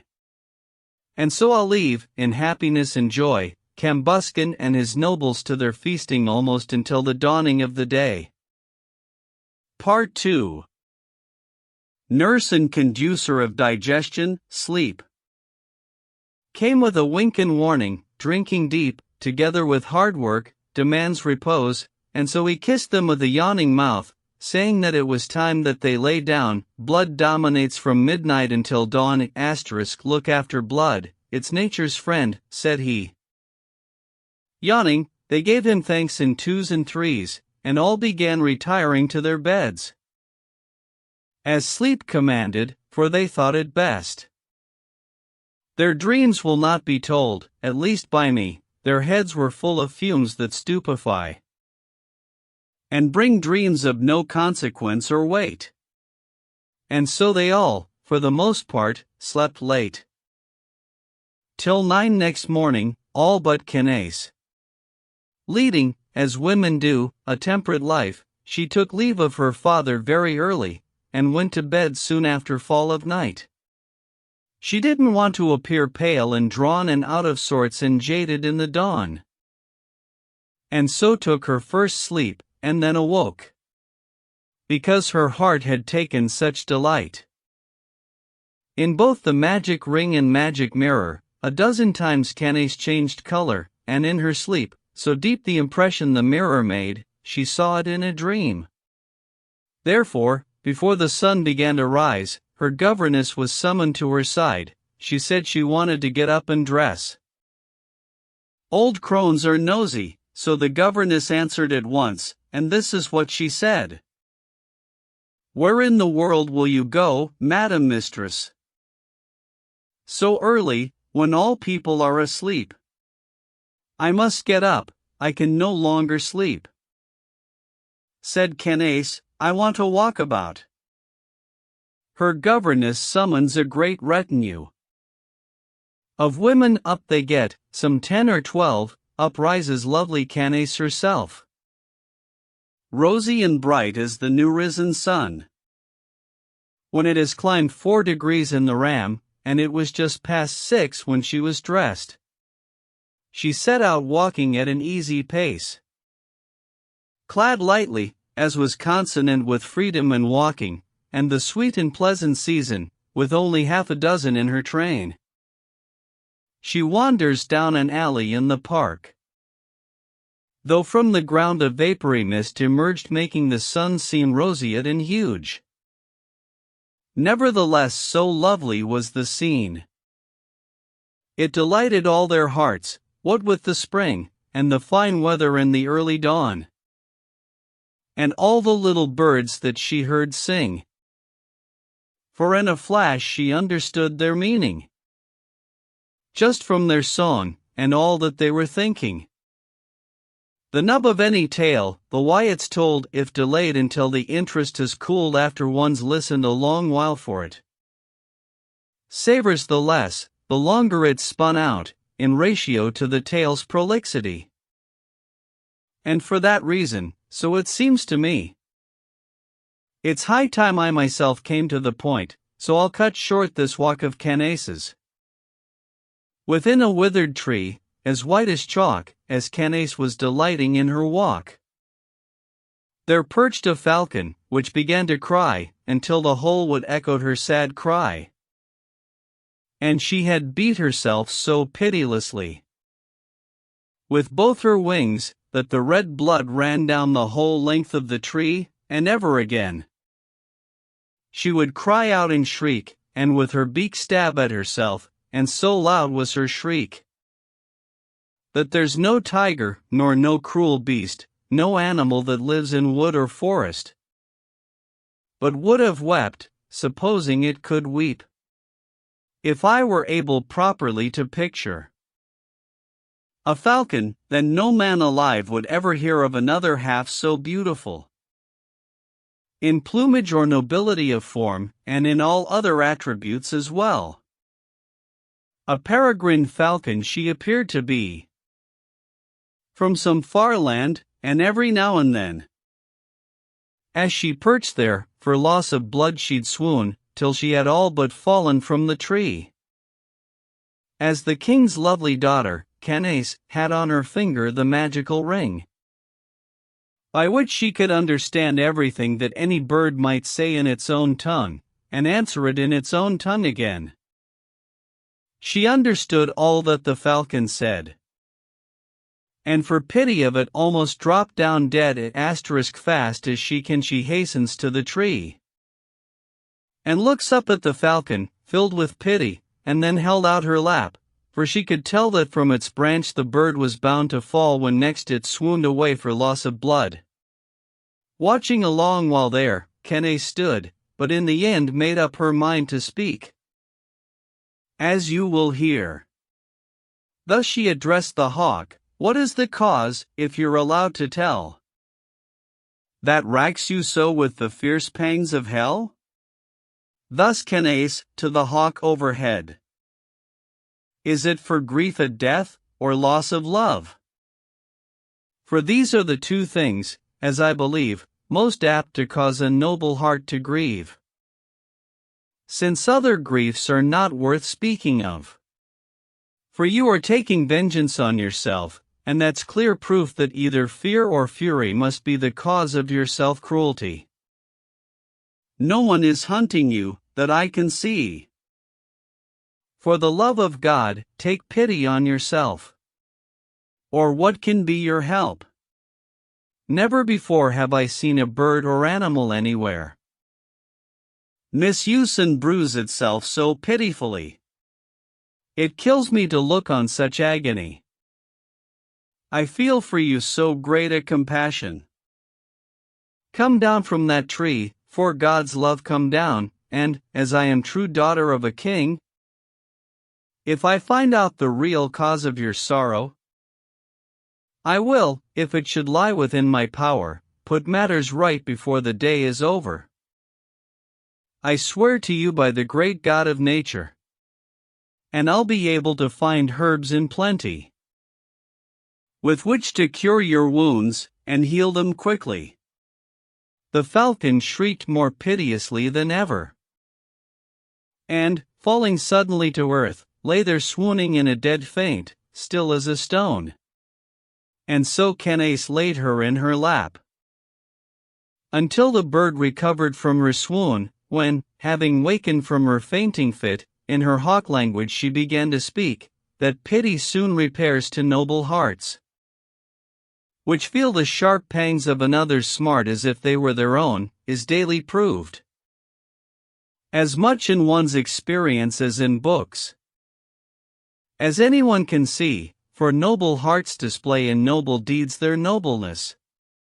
My lovely Candace, you feel compassion as I can plainly tell, for my affliction, because of the true womanly kindliness that nature has implanted in your heart. And with no hope of any betterment, but only to obey your kind request, that others may take warning by my case just as a beaten dog will teach a lion asterisk. To that end only, for no other reason. And while I have the time and breathing space, before I go, I'll pour out all my sorrow. And ever, while the one told of her grief, the other wept as if she'd turned to water, till in the end the falcon bade her cease, and with a sigh began her story thus.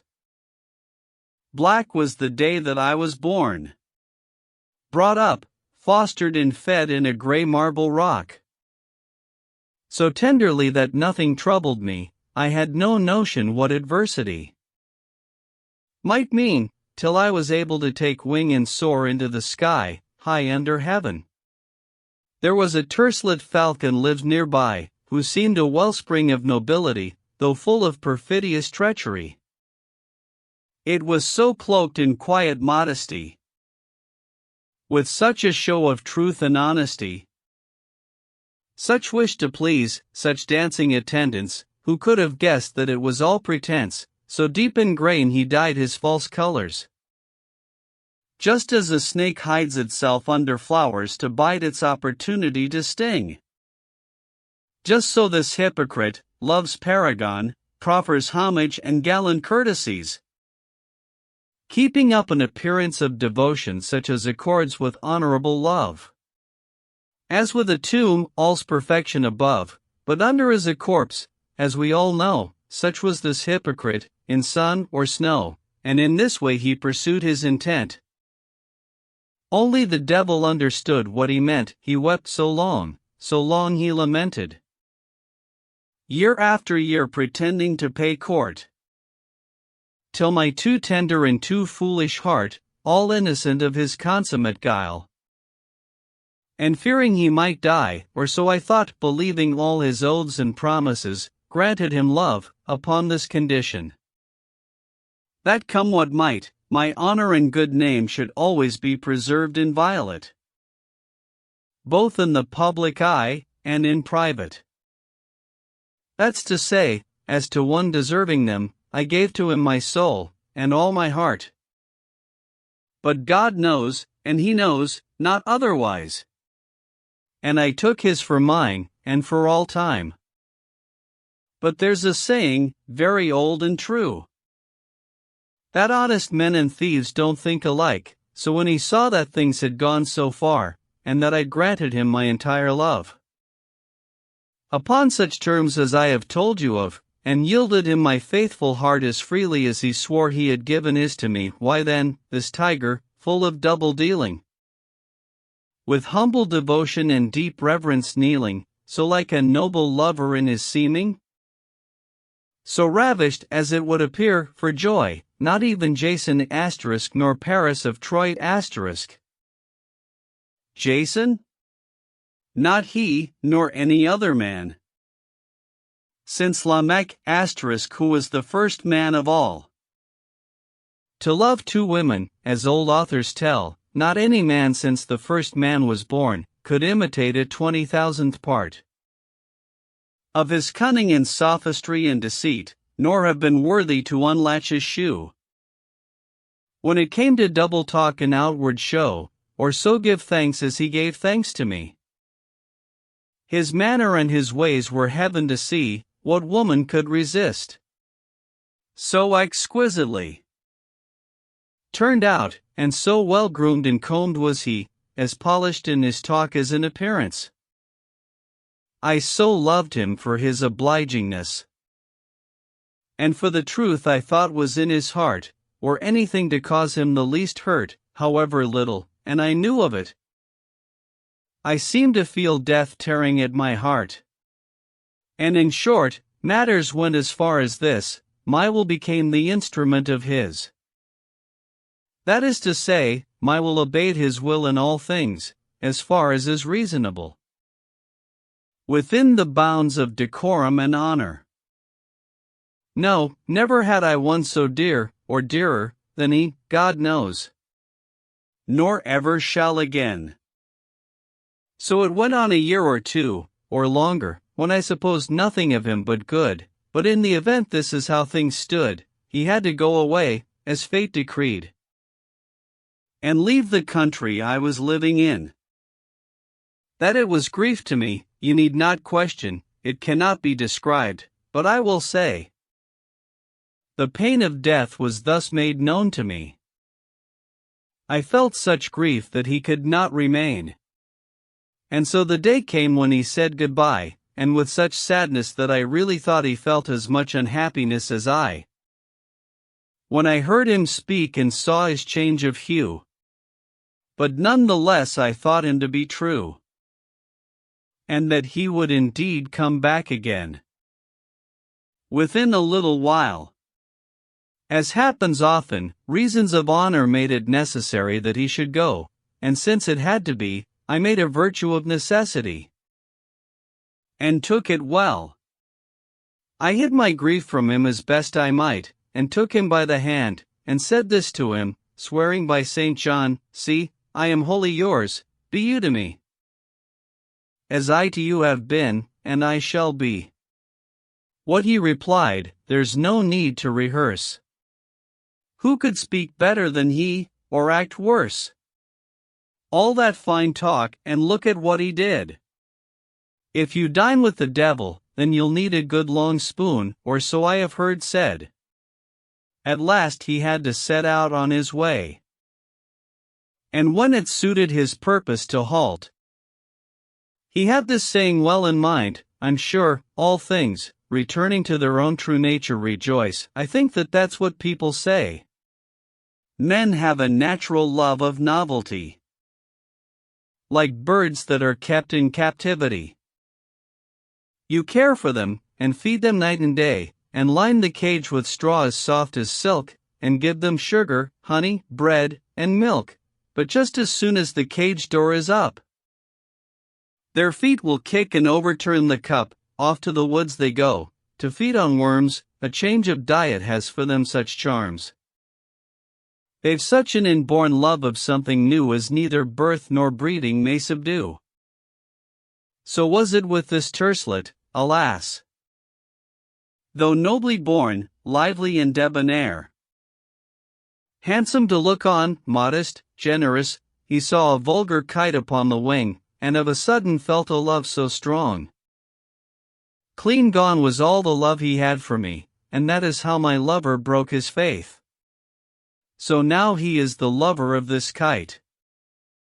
And I'm forsaken, with no remedy. And saying this, the falcon gave a shriek, and straightway fainted in Canace's breast. Great was the sorrow for the hawk's misfortune felt by Canace, and by all her women. They could not think how they might cheer her up. But Canace took the bird home in her lap, and gently bandaged up the places where she'd hurt herself in tearing with her beak. Now all that Canace can do is dig herbs from the ground to make fresh salves from rare delicately colored plants, with which to cure the hawk. She busied herself day and night, did all she could for it with all her might, and built a cage to place beside her bed, and covered it with cloth of blue velvet. Blue standing for the faith that's found in women. The outside of the cage was painted green, with pictures of unfaithful birds, such as owls and tercelet falcons and titmice. And beside these were painted, in derision, scolding magpies all crying shame upon them. Nursing her hawk, I'll leave Canace there.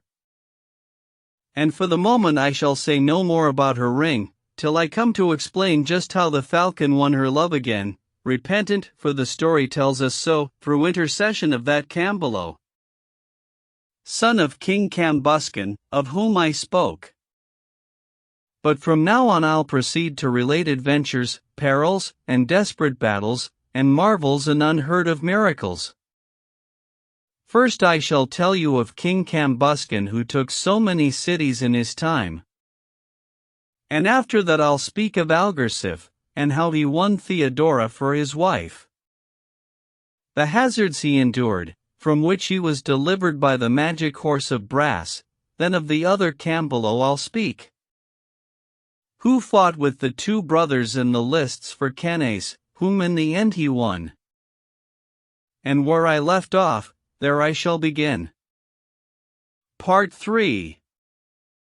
Apollo whirls his chariot so high, till in the house of cunning Mercury, *. Here follows what the franklin said to the squire, and what the host said to the franklin. My word, squire, you've come well out of it, most nobly too, and I commend your wit.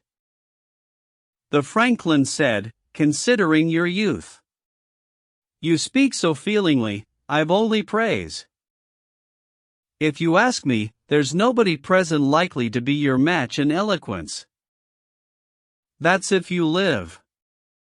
God send you best of luck, more power to your elbow from henceforth.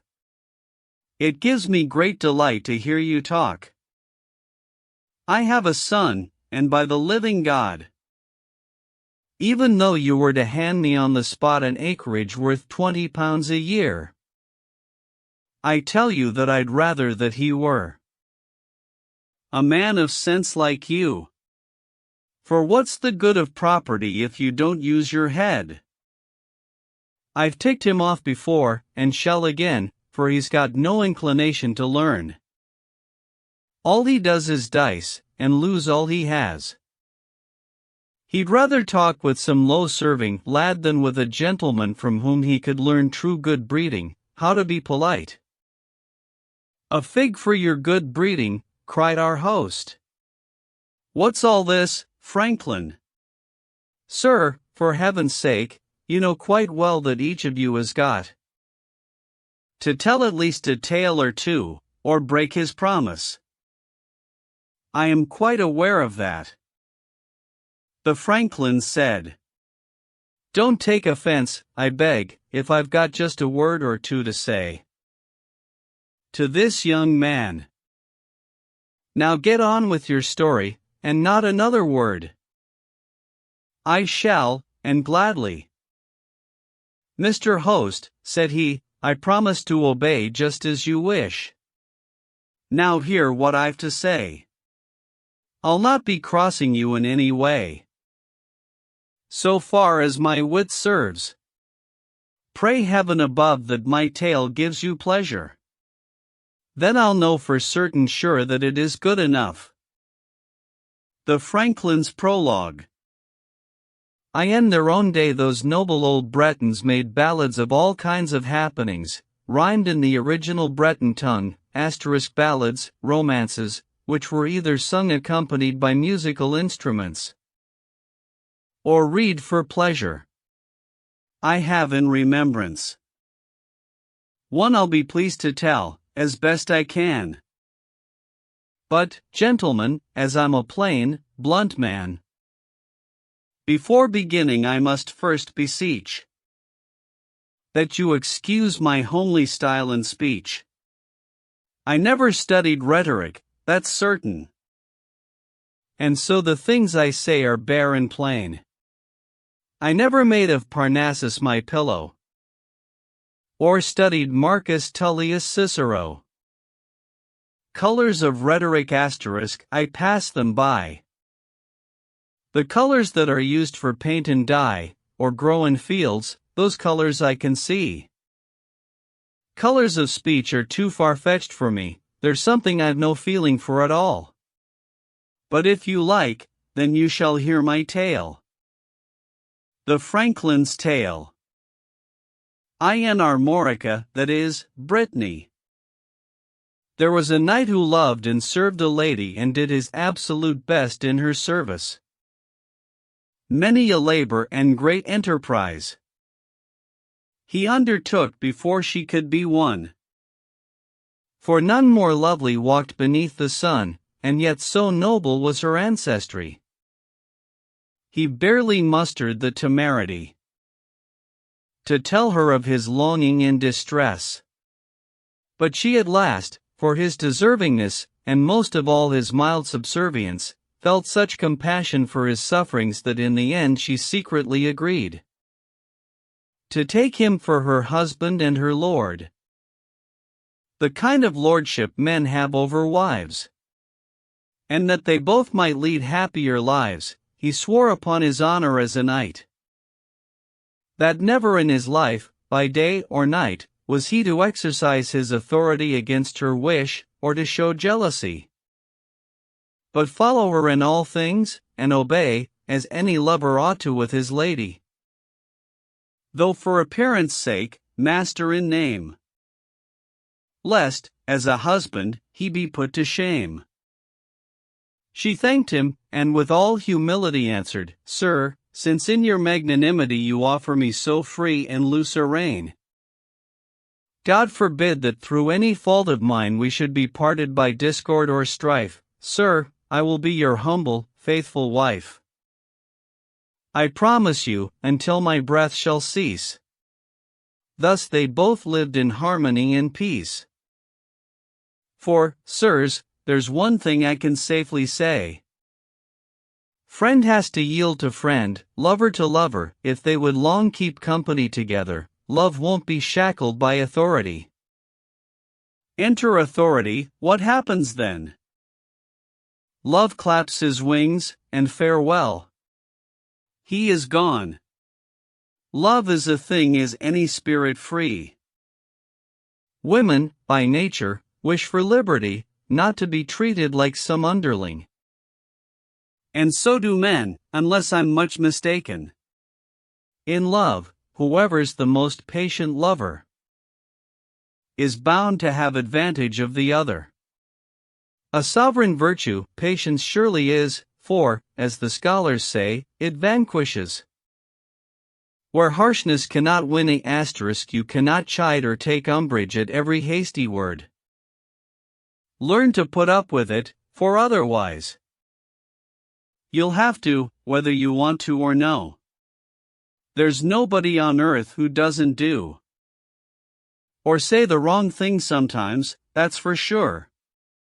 Anger, sickness, influence of the stars, drink, grief, a change of mood, so often cause a man to do or say what he'll regret.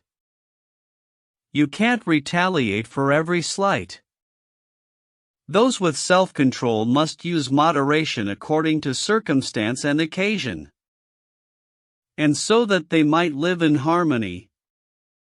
That good and sensible knight has promised her forbearance, and she's promised faithfully that he shall find no lack of it in her.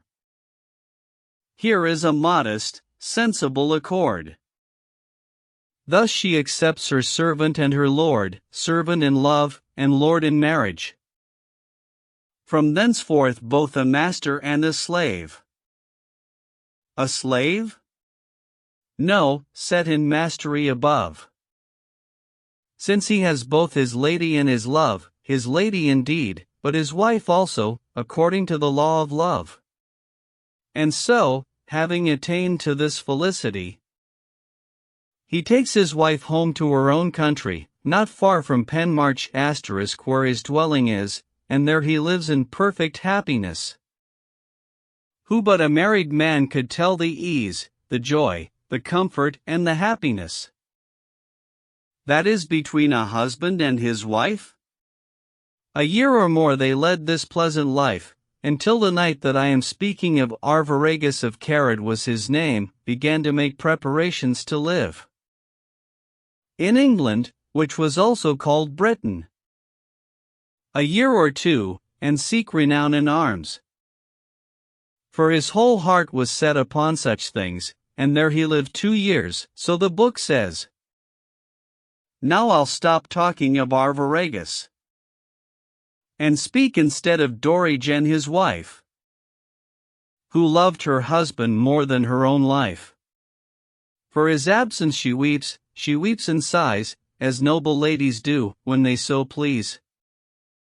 She mourns and loses sleep, wails, fasts, and cries, and longing for his presence so torments her. The whole wide world seems meaningless to her.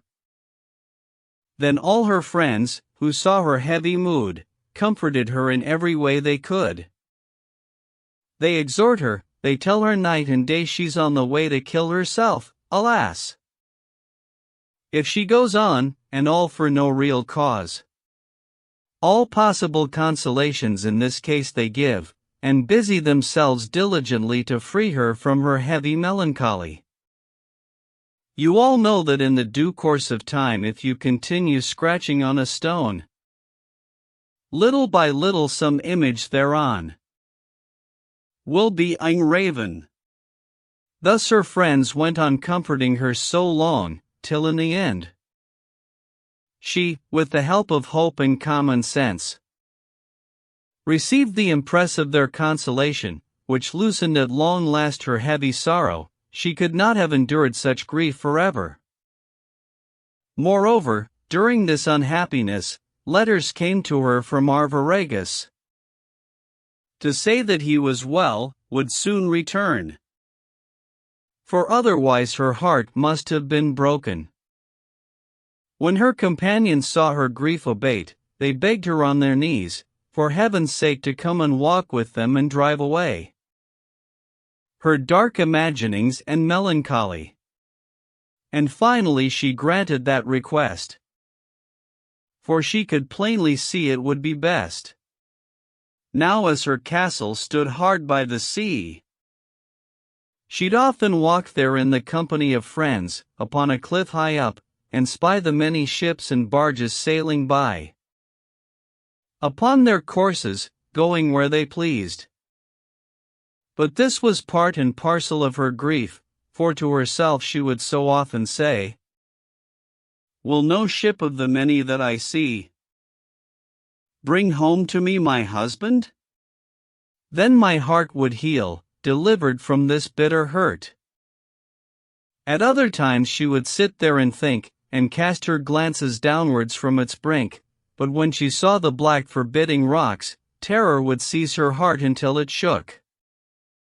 So she could scarcely keep upon her feet, but would sit down upon the grass, and gaze with sadness at the sea, and then she'd say, sorrowfully, with many a heavy sigh, "Eternal Lord, Thou who foreknowest all, and guidest thus the world with sure control, Thou makest nothing, so men say, in vain. But, Lord, these rocks, so hostile, black, and grim, which rather seem the work of a foul chaos, than any creation of a God so perfect, so omniscient, so unchangeable. Why hast thou created so irrational a work, which neither south, north, west, nor east benefits either man or bird or beast? Good for nothing that I know of but confusion. Sayest thou not, Lord, how they are men's destruction? The bodies of 100,000 men. These rocks have killed, though none remember them. Of thy work, mankind is so fair a part, that in thine own image thou madest it. Then it seemed that thou hadst great charity towards mankind, but how, then, can it be that thou hast made means to destroy it, things that do no good, but are injurious? The scholars will say what they like, I know, and prove, in logic, all is for the best. By means of arguments I cannot follow. But may the same God who made winds to blow preserve my husband. Such is my conclusion, for to the learned I leave all disputation. Yet would to God above that all those black rocks had been sunk in Hades for his sake. Those rocks are murdering my heart with fear. Thus would she speak, with her eyes full of tears. Her friends realized that roaming by the sea was not a source of pleasure, but dismay. So looked for her amusement somewhere else. Escorting her by rivers, pools, and wells, likewise in other delectable places. They danced, they played at backgammon and chess. And so one fine day, early in the morning, it chanced they all went to a nearby garden, where they had made provision for supplies of food and drink and other necessaries, there to amuse themselves the livelong day. It was the morning of the 6th of May, and May had painted with her gentle showers the garden, filling it with leaves and flowers, all by the art of man so skillfully laid out, that in very truth this garden was unmatched in its marvelous beauty unless by paradise itself, or Eden. The fragrance of its flowers, their fresh sight, would lighten any heart that ever was. Unless too great a sickness, grief too harsh, were to weigh down and hold it in distress, so filled was it with beauty and delight. And after dinner, they began to dance, also to sing, save only Dorigen, who never ceased to mourn and to lament because she could not see him at the dance, who was her husband and her lover too. None the less there was nothing she could do, so for a little time she had to stay, and hope to let her sorrow pass away. Now at this dance, in front of Dorigen among the other men there danced a squire, handsomer he, gayer in his array. So I would judge, than is the month of May. He sang and danced better than any man who ever lived on earth since time began. Were I to try to tell what he was like, I'd say he was the handsomest man alive, young, strong, and talented, and rich and wise, and popular and well thought of besides. To cut it short, the truth is that he'd been 2 years and more in love with Dorigen without her knowing it. This gallant squire's servant to Venus, Aurelius was his name, had loved her more than any living creature, but never dared to tell her of his pain. He suffered inward torment without measure, was in despair, not one word dared he say, but sometimes in his songs he would betray his passion in a general lamentation. He'd sing, I love, and am not loved again. Around this theme he composed many lays, songs, lyrics, roundels, complaints, virelays, saying his grief was more than he dared tell, how he pined as a fury pines in hell. How he must die, he sang, as Echo did, who feared to tell Narcissus of her grief he didn't have the hardihood to betray his love for her in any other way, except perhaps, that sometimes, at a dance, where young folk meet for courting and romance. It may well be he looked upon her face entreatingly, as if beseeching kindness, but she was unaware of what he meant. But none the less, before they parted thence, as Aurelius was Dorigen's neighbor, a man of reputation and of honor, and she had known him a long time before, it chanced they fell in talk.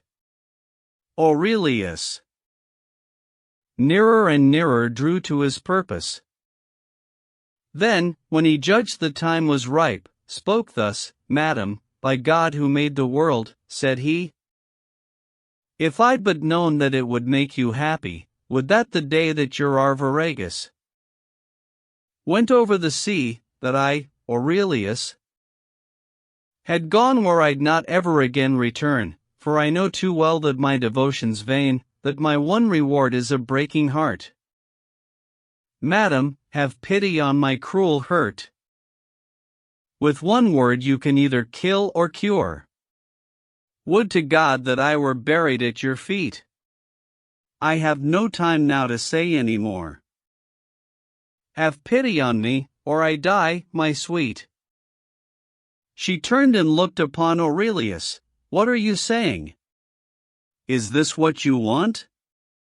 I never before suspected what you meant.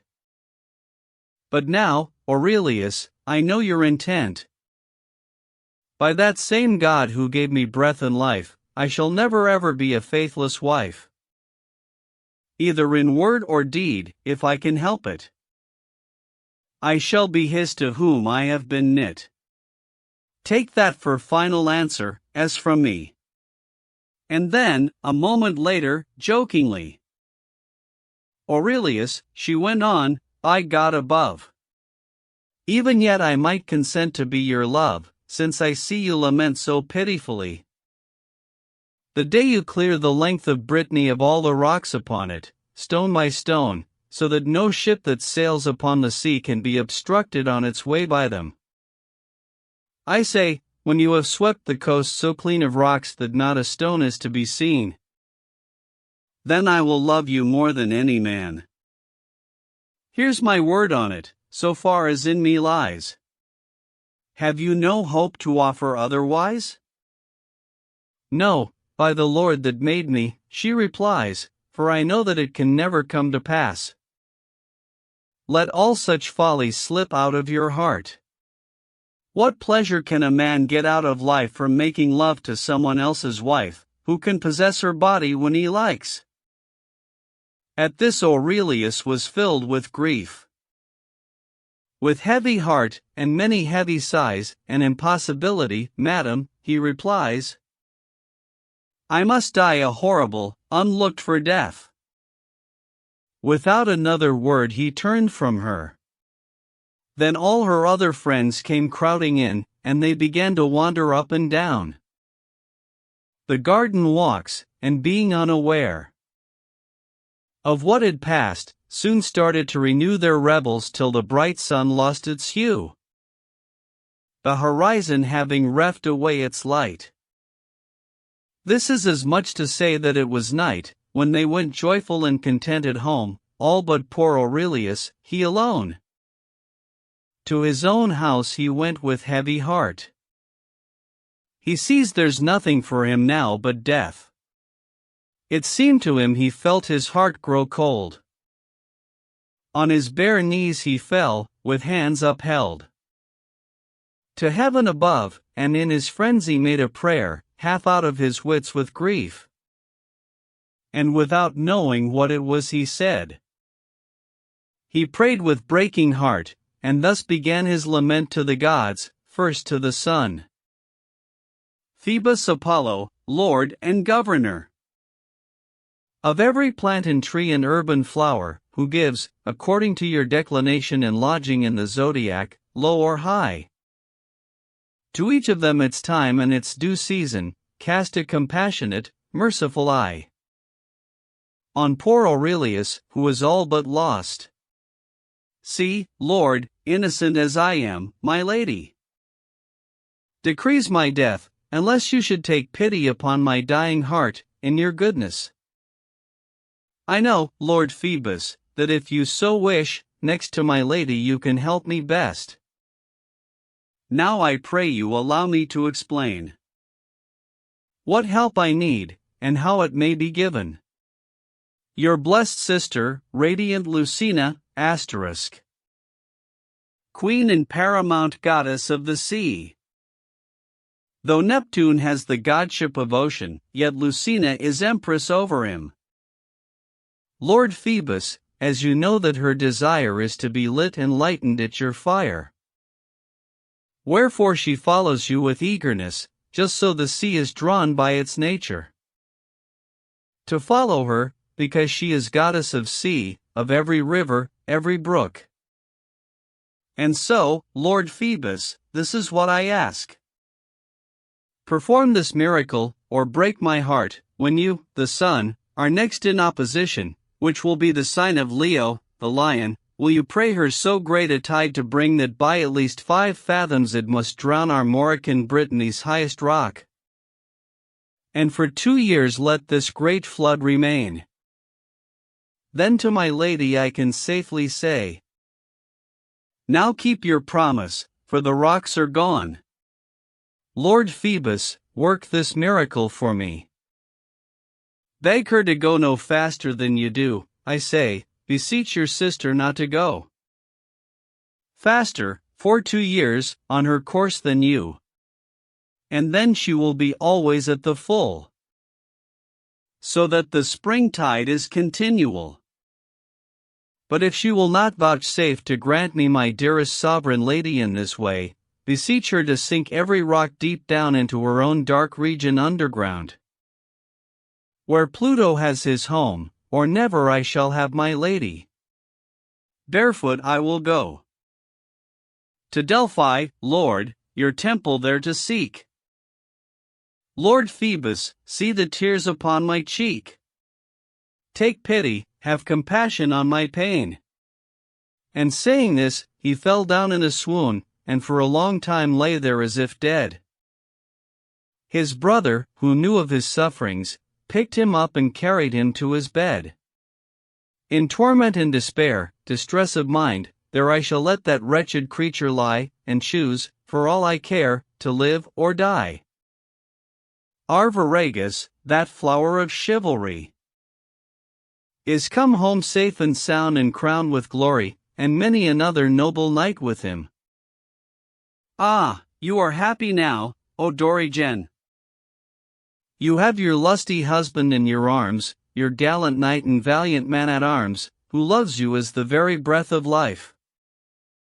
Nor is he given to imagining that any spoke of love to her, his wife. While he was gone, of that he had no fear. But, paying no attention to such things, he dances, justs, and makes life gay for her, and so I leave them in their happiness. Now I will tell of sick Aurelius.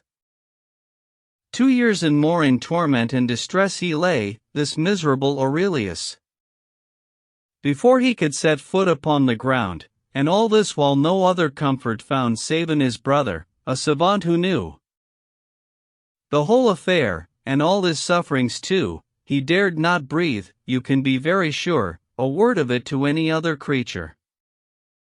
He hid it in his breast more secretly than Pamphilus his love for Galatea. Seen from without, his breast appeared unscarred, yet ever in his heart lodged the sharp barb. And surgeons know it's hazardous to treat a wound that's only healed on the surface, if you can't reach the barb, or get at it.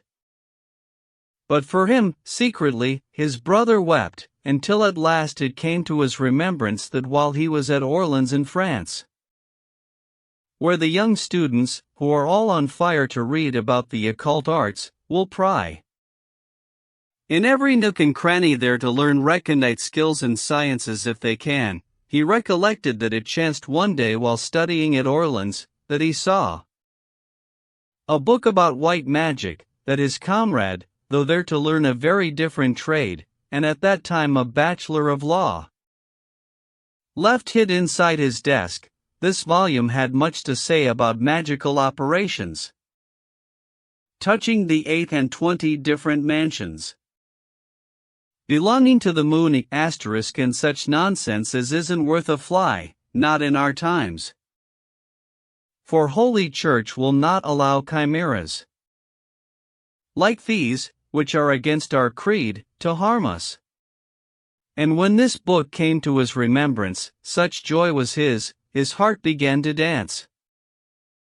And to himself under his breath he said, "My brother very shortly will be cured, for I am sure that there are sciences by which phantasmas and appearances can be produced, like those created by expert conjurers. Often I've heard say that they, at feasts, have made the sea come in with a boat on it rowing up and down inside a hall. Sometimes there seems to come the semblance of a grim and grisly lion, sometimes blossoming flowers on a mead, sometimes a vine, with grapes both white and red, sometimes a castle built of mortared stone. And when they please, suddenly like a dream they vanish, as it seems, from all men's sight. So I conclude that if I only might find at Orleans some old companion who knows about these mansions of the moon, or of some other higher magic, then my brother might possess his love through him. Phantasmas a magician could make. It seemed to all men's eyes that every rock that blackens Brittany were swept away, and ships were sailing up and down the sea along the coast, and then, if this endured a week or two, my brother would be cured, for Dorigen would have to keep her word, or otherwise be put to shame at least. Why should I make a longer tale of this? To his brother lying in his bed he came, and so encouraged and exhorted him to go to Orleans, that without delay he got up and set off upon his way, hoping to be released from misery. When they had almost come to the city, not more than half a mile from it, they met a youthful scholar strolling by himself. He greeted them politely in Latin ***. And then he said a most surprising thing. "I know," said he, "the reason for your coming." And then, before they'd gone another step, he told them all that they had in their minds. The Breton scholar asked after the friends that he had known there in the days of old, but all of them were dead now, he was told. And when he heard this, he broke down and wept. Aurelius now alighted from his horse and went with the magician to his house, where they were made comfortable and at home. No lack of delicacies to delight them. In all his life, he thought, he'd never seen a home as well appointed as this one.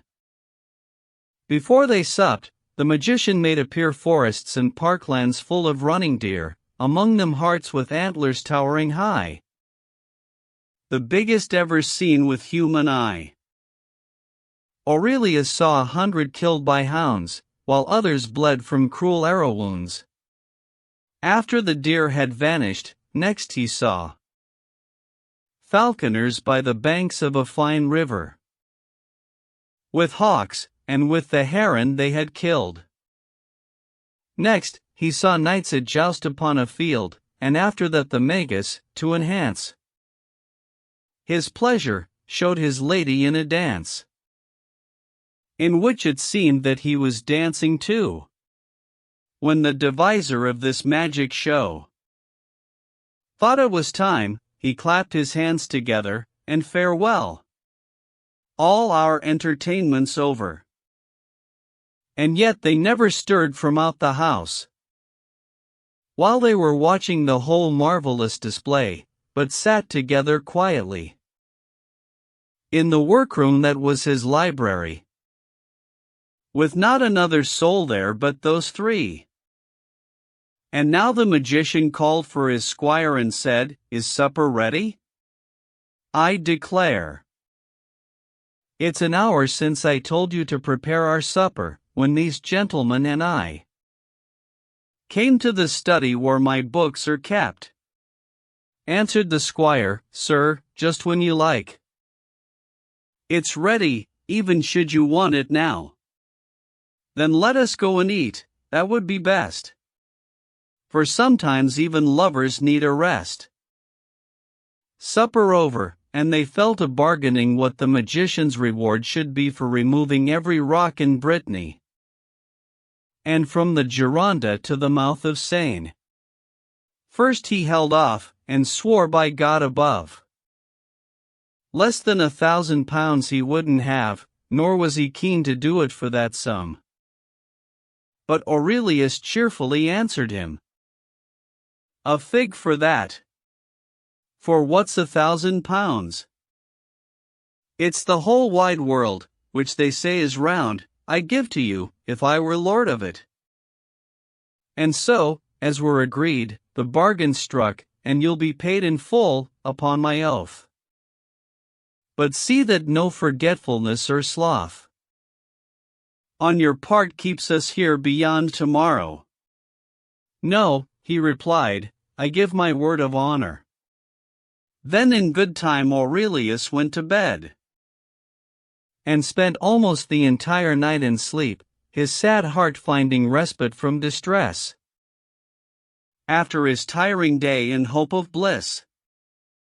Next morning, just so soon as it was day, they took the nearest road to Brittany. Aurelius, and with him the magician, alighted safely at their destination. And this was, say the books, as I remember, the cold and frosty season of December. The aging sun, dull copper in color, that in the heat of summer earlier had gleamed with glittering rays of burnished gold, is now descended into Capricorn *. And there, I think, his beams but palely shine. How have the bitter frosts, with sleet and rain, destroyed the green in every garden yard?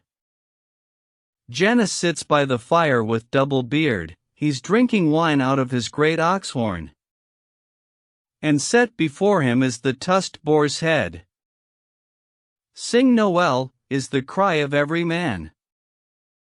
Aurelius, in every way he can, welcomes the magus as an honored guest, and then beseeches him to do his best to free him from his cruel pain, or he'd cut his own heart to pieces with a sword. That cunning magus pitied him so much, he made, as far as possible, all haste. Diligently he watches for the right and favorable hour, day and night, for the commencement of the operation, that is, the setting up of a deception, some magic trick or some hallucination. I'm not much versed in astrologic jargon, till she, and everyone, would think and say that not one rock was left in Brittany, or else that they had all sunk underground. At length the favorable hour was found for the performance of his wretched tricks and heathen, diabolic wickedness.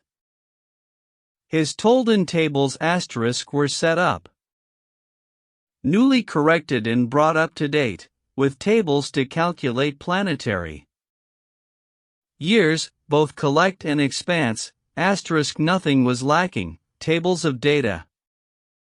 His astrolabes * and arcs and other gear, centers * and tables of proportions, by which he calculated his equations.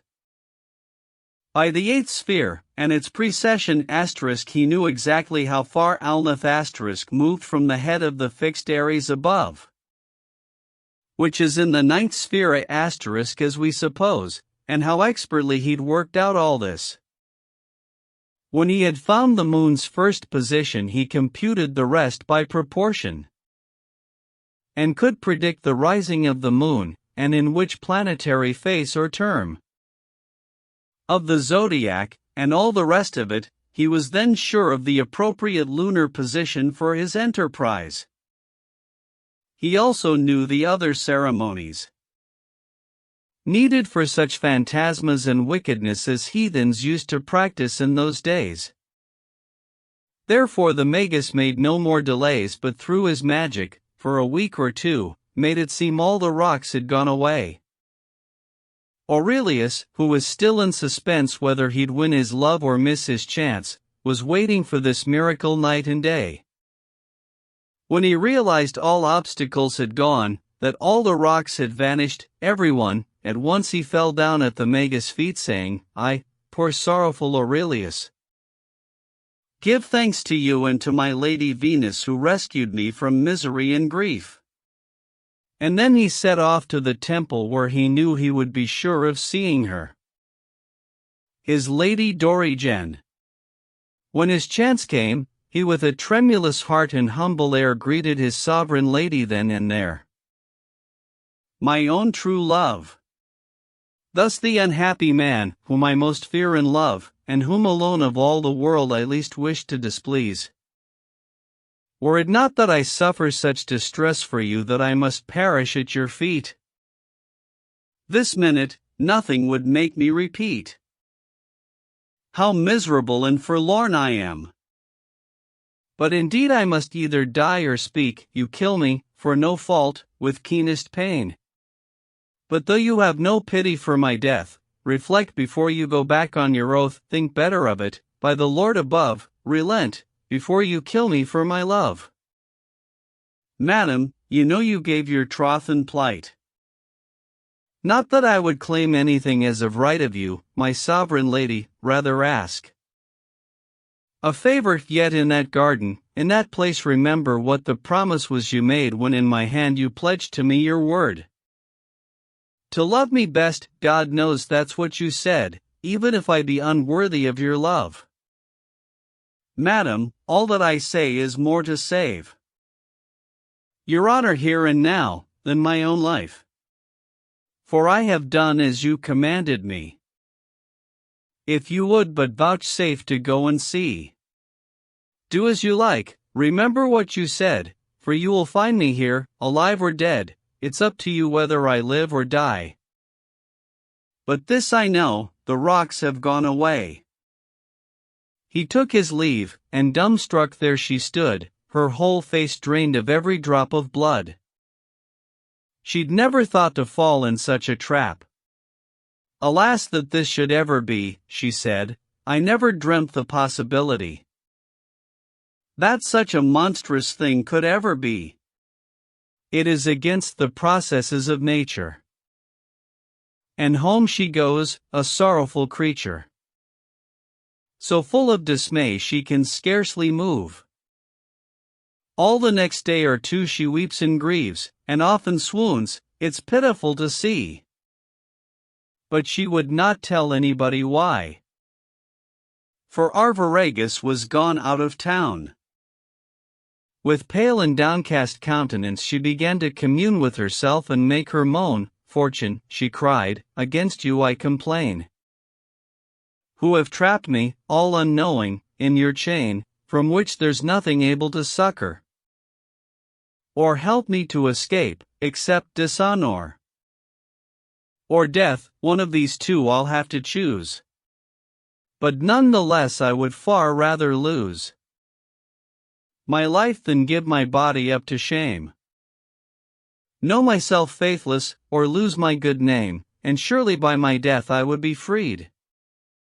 And have not many a noble wife and maid cut short their own lives before now, alas, chosen to die rather than to transgress? Indeed they have. These stories bear witness when the 30 tyrants, full of viciousness, had Phaedon killed in Athens at a feast. They had his daughters placed under arrest, and brought stark naked in front of them, to feed their filthy pleasure, and they made them dance upon the pavement in their father's blood. God rain on them misfortune and mischance. And so these wretched virgins, filled with dread, rather than surrender their maidenhood, ran off and threw themselves into a well. And there they drowned themselves, as old books tell. Also those people in Messenia brought From Sparta 50 virgins for their lust.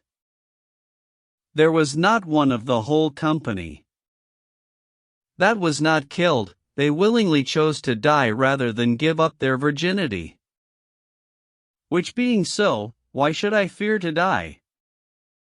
Think of the tyrant Aristoclides, that lusted for the virgin Stymphalus, who, when her father had been killed one night, ran to Diana's temple, and clasped tight the image of the goddess with both hands, and would not leave it. None could part her hands, or wrest them from the image of the goddess, till she was killed there in that very place. It seems to me, if virgins scorn so much to be polluted by men's filthy lust, a wife ought rather kill herself than be defiled. And what about Hasdrubal's wife doing away, at Carthage, with her life? For when she saw the Romans win the town, she picked up all her children and jumped down into the fire, and rather chose to die than be dishonored by the enemy. Did not poor Lucrece kill herself in Rome soon after she'd been ravished by Tarquin, only because she thought it would be shame to live on after losing her good name? The 7 virgins of Miletus all killed themselves in despair, rather than be raped, violated by those men from Gaul. There are 1,000 stories I could tell, as I suppose, all touching on this theme. For example, when Abradates was slain, his loved wife killed herself, let her blood run in Abradates' gaping wounds, and said, "If I can help it, no man will pollute my body at least." And now why should I add more instances, seeing so many have killed themselves rather than be violated? For me, all things considered, it were best to kill myself, than to be thus defiled. I shall be faithful to Arviragus, or kill myself in one way or another, as did Demosthenes' beloved daughter, rather than be defiled. How piteous and sad it is to read, O Sidicus, how your 2 daughters died, who killed themselves for a like reason. As pitiful, or more, as when, rather than yield to Nicanor, that Theban virgin chose to kill herself. Another Theban virgin did the same, violated by a Macedonian. Her death redeemed the maidenhood she lost. What shall I say of Niceratus' wife, who, being in like case, took her own life? How true was Alcibiades' love, who died rather than leave his body unburied. Think what a wife Alcestis was, said she. And what says Homer of Penelope? For all Greece knows about her chastity. It is recorded of Laodamia, that when Protesilaus fell at Troy, after his death she would no longer live. The same is true of noble Portia. Without Brutus she could no longer breathe, she'd given him the heart from out her breast. Artemisia's perfect fidelity is honored everywhere in heathendom. Queen Tuta, oh, your wifely chastity serves as a mirror for all married women. And I can say the same of Bilia, of Rhodogun, and of Valeria. Thus Dorigen lamented day by day, all the while making up her mind to die. But none the less, on the 3rd evening, that noble knight, Arviragus, came home. And when he asked what she was weeping for so bitterly, she only wept the more. She cried, "I wish I never had been born." "I've said this I've promised," she began, and told him everything, just as you've heard. There's no need to go over it again. The husband then in friendly tones answered as I'll relate, with a good-humored face. "Is there anything else, Dorigen, but this? No, cried she, no. God help me if there is. This is too much, even if it be God's will. Now, wife, said he, let sleeping dogs lie still, for perhaps all may yet be well today. But you shall keep your word, I swear you shall. As I pray God have mercy upon me, the love that I bear to you is so great. I'd rather stick a dagger through my heart than have you fail your promise or break faith. Honor's the dearest thing in a man's keeping. But when he had said this, he burst out weeping, and said, I forbid you, on pain of death, ever at all, while you have life and breath, to speak to any one of this affair. My grief, as best I can, I will endure. I shall not go about with a long face, lest any suspect you, or even guess. And then he called a squire and a maid. Go at once with Dorigen, he said. Take her with you to such and such a place. They took their leave and left, but as it was, they'd no idea why she was going there, for he'd no wish to tell of the affair. Perhaps a lot of you will think that he's a fool to put his wife in pawn like this. But hear the tale before you cry out on her. She may have better luck than you suppose. First hear the tale, then sit in judgment on her. Now the young squire Aurelius who was so much in love with Dorigen, happened by accident to come upon his lady in the middle of the town, right in the very busiest street, and bound towards the garden, as her promise was, and he was going to the garden too. For he kept close watch when he saw her go out of her house to any kind of place. However it came about, thus they met. He greeted her, with joy in his face, and asked where she was going. As if half mad, straight to the garden, as my husband bade. To keep my promise there, alas, alas! Then he began to ponder upon this, and in his heart he felt great compassion for Dorigen, and for her affliction, and for that noble knight Arviragus, who had commanded her to keep her promise, so loath was he his wife should break her faith.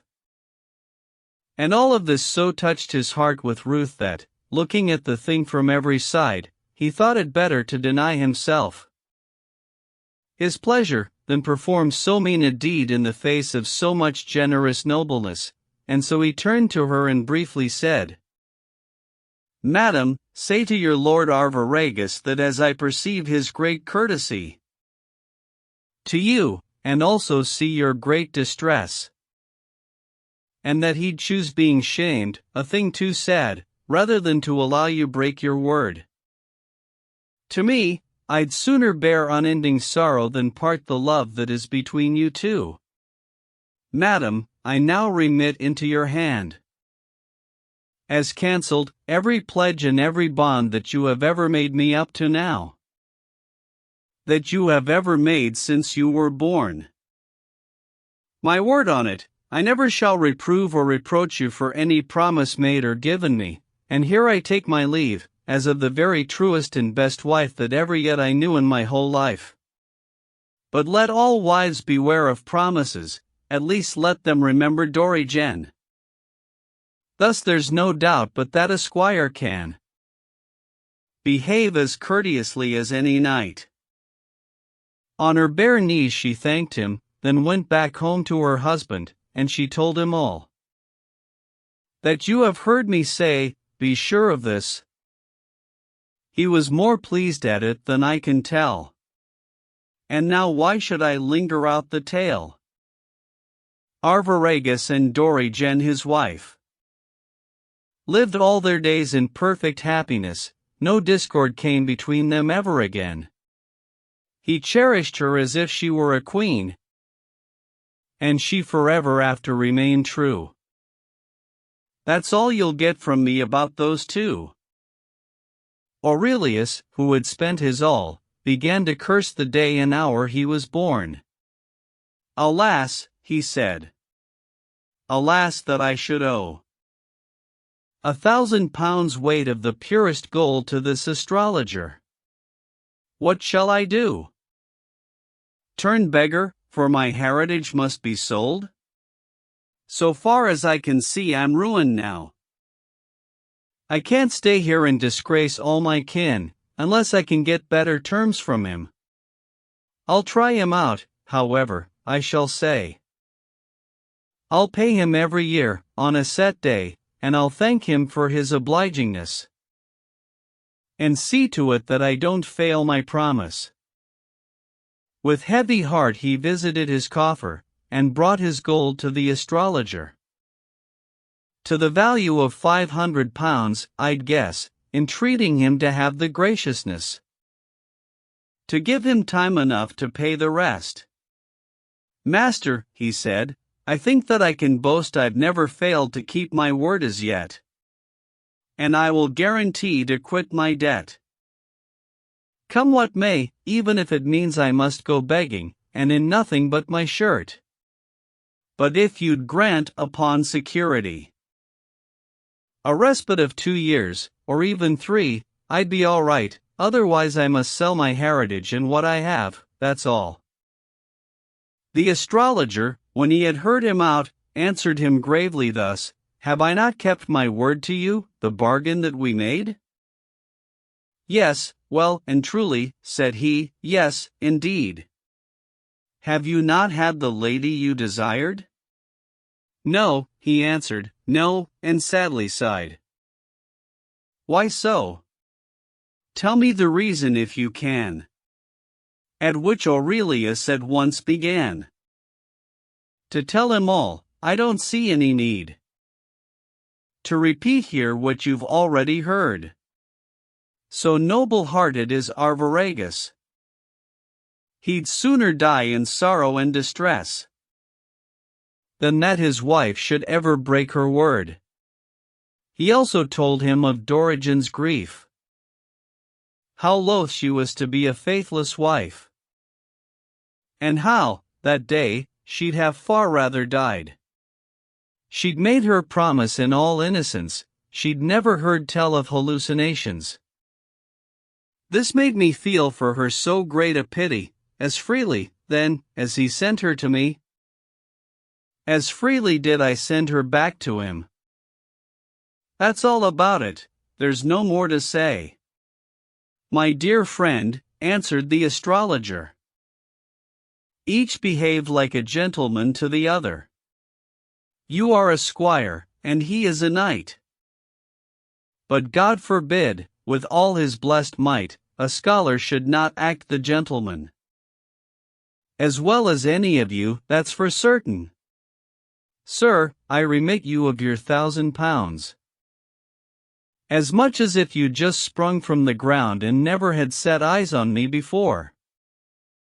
I will not take a penny from you, sir, not for my labor, nor for all my skill. You've paid my keep, generously and well. It is enough, so goodbye, and good day." He mounted on his horse, and went his way. "Gentlemen, I'll ask a question now. Which of them was most generous, think you, now tell me before you go any further." "I have no more to tell, my tale is over." Fragment 6, Group C. The Physician's Tale. "Once on a time," says Titus Livius, "there lived a knight known as Virginius, a man of much distinction and more worth, as rich in friends as he was great in wealth.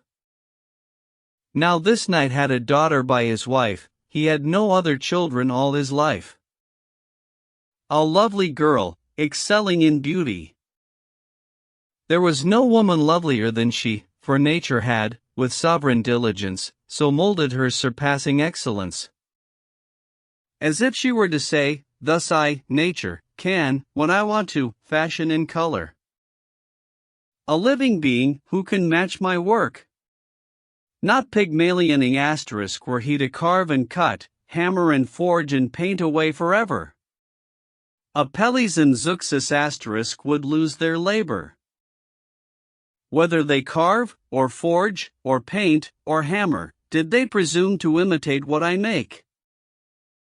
For he, the prime creator of all, appointed me his vicar general. To fashion and to color every creature exactly as I please, each living thing under the waxing or the waning moon is my concern, and I will ask nothing for all my work. We are in full accord. I made her for the honor of my Lord, just as I do with all my other creatures. Whatever be their form or their colors. I think that that's what nature meant to say.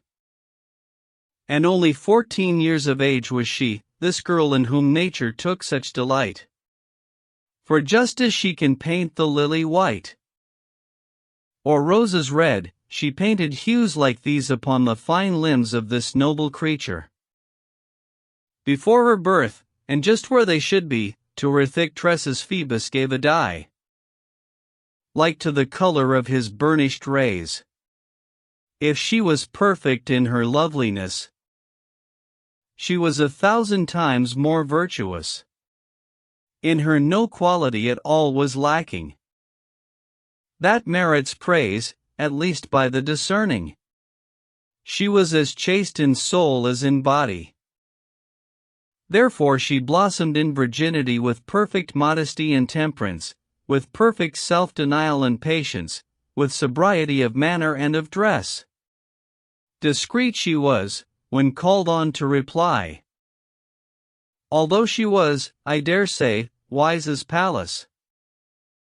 Her talk was simple, plain, and womanly, because she used no grandiloquent phrases to appear learned, for, when speaking, she put on no airs, all that she said declaring with every word her virtue and good breeding.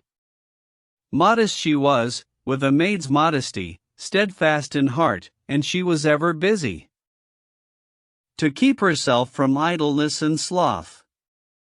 Bacchus was never master of her mouth, for Venerea is fired by wine and youth, like oil or fat when cast upon the flames.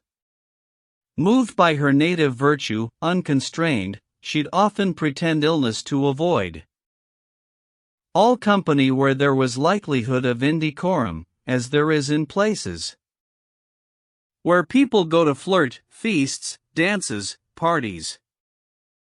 Such things make children brazen and mature too early on, which is the great danger, as we all know, and so it's always been. For she can learn assurance later on, and all too soon, when she's a woman grown. Now all you duennas of mature age, in charge of daughters of the gentlefolk, pray hear me out, and do not take umbrage.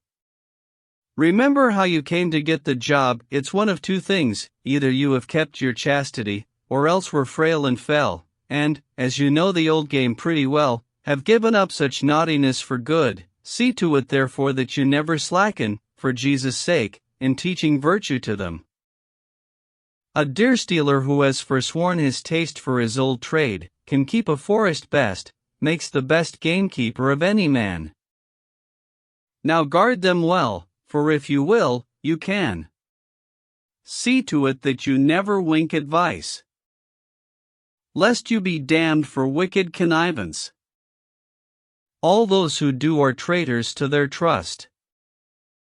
Now mark what I shall tell you, and note this, of all betrayals, the most pestilent is the betrayal of an innocence.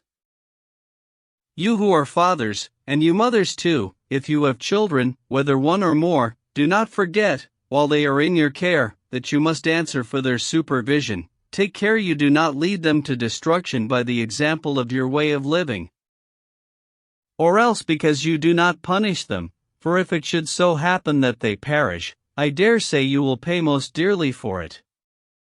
Watched by a lazy shepherd and a careless, many's the lamb the wolf has torn to pieces. But for the nonce one parable is enough. I must resume my tale where I left off. The maid I'm speaking of governed herself so well, she'd no need of a governess.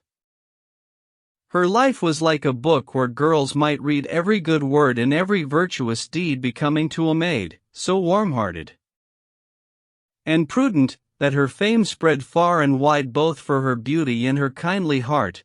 Throughout the land all lovers of the good would sing her praises, save the envious, who always grieve at others' happiness, and always joy at others' misfortune. This point is noted by St. Augustine.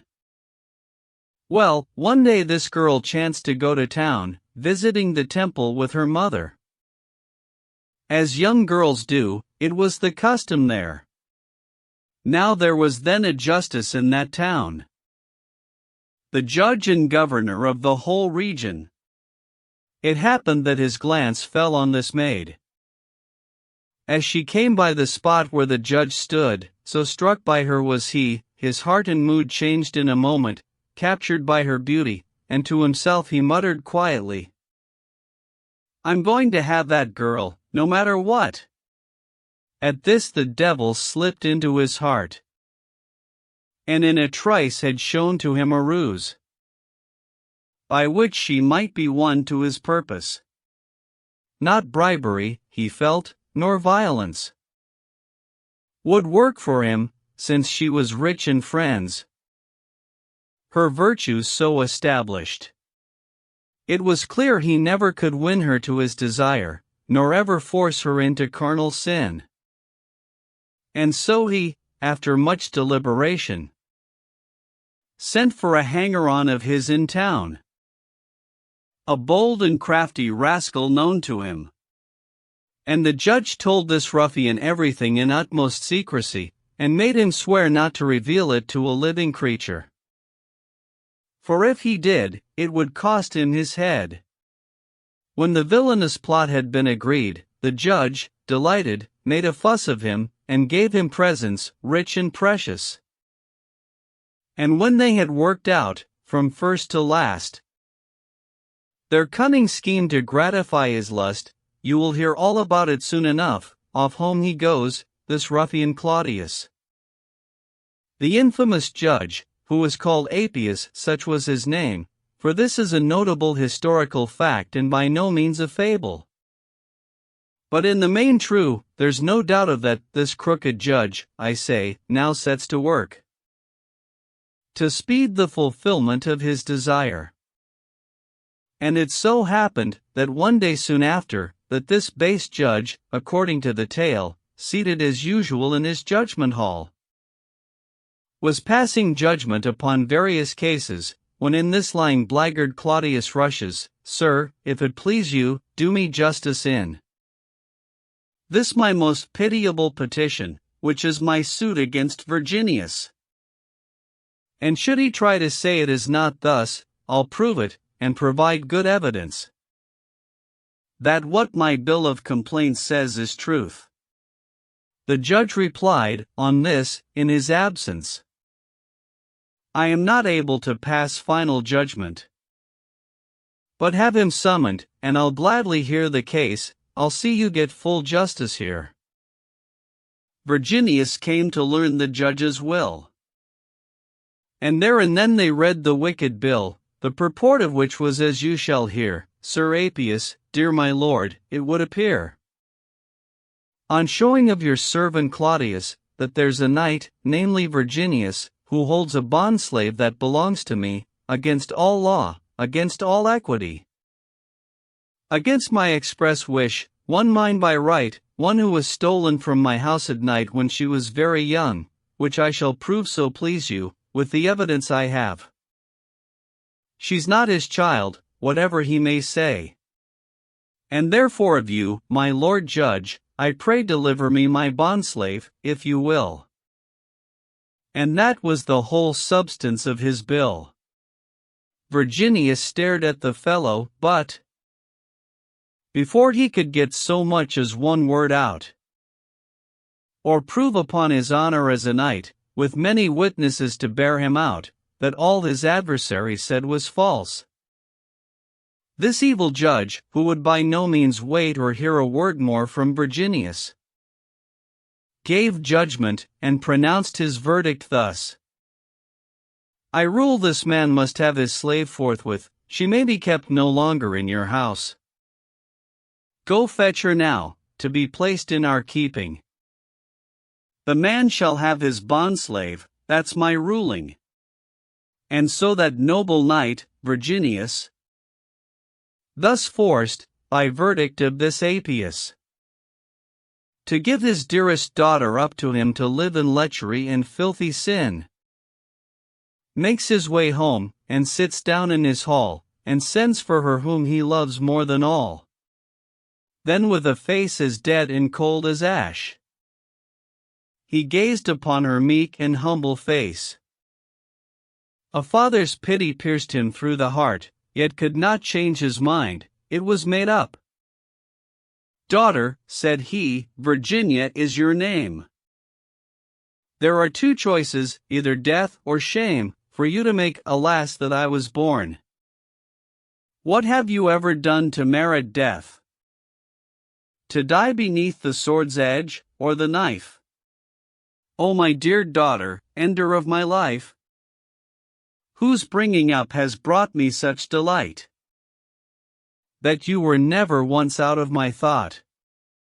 O daughter, you who are the latest sorrow of my whole life, its latest joy also, O gem of chastity, accept your death with patience, for I am resolved on it.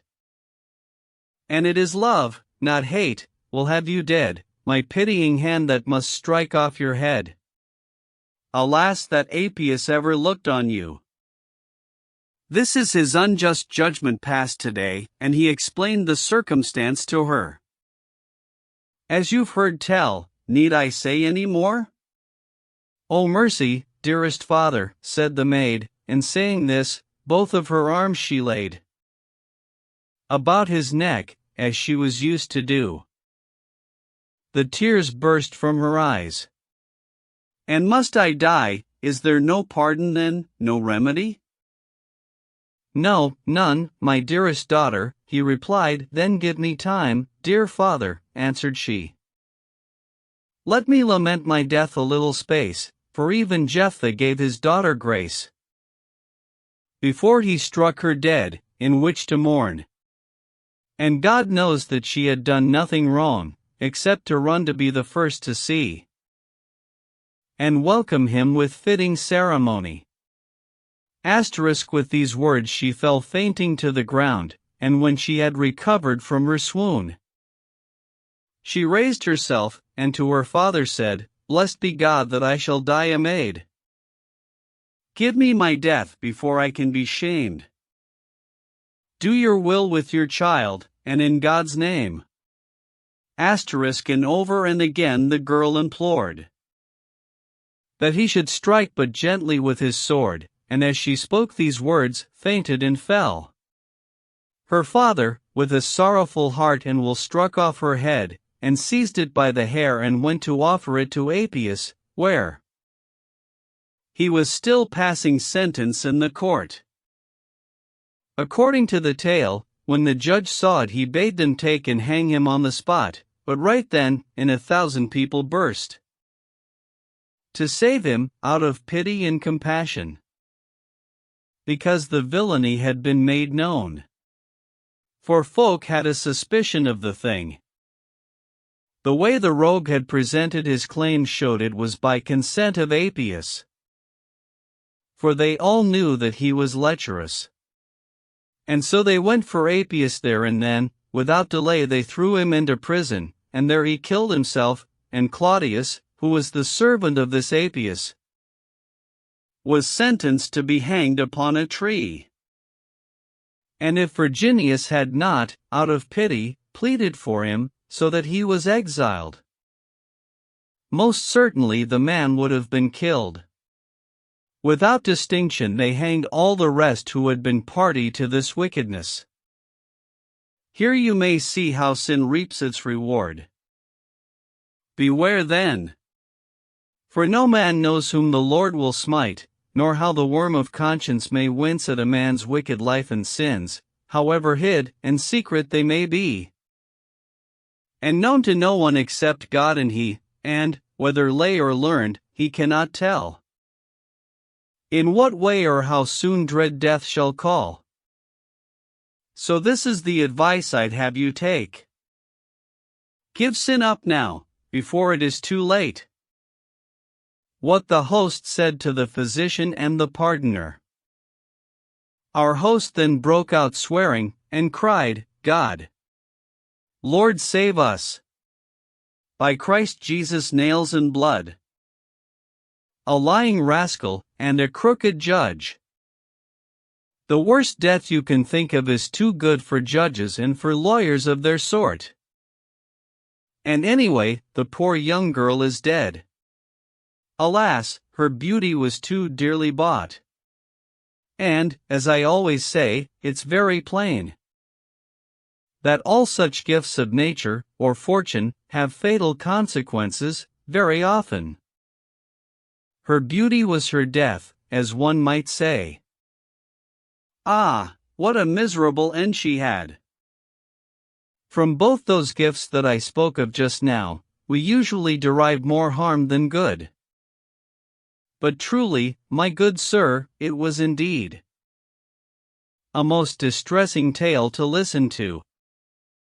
But nonetheless it can't be helped, and so let's say no more.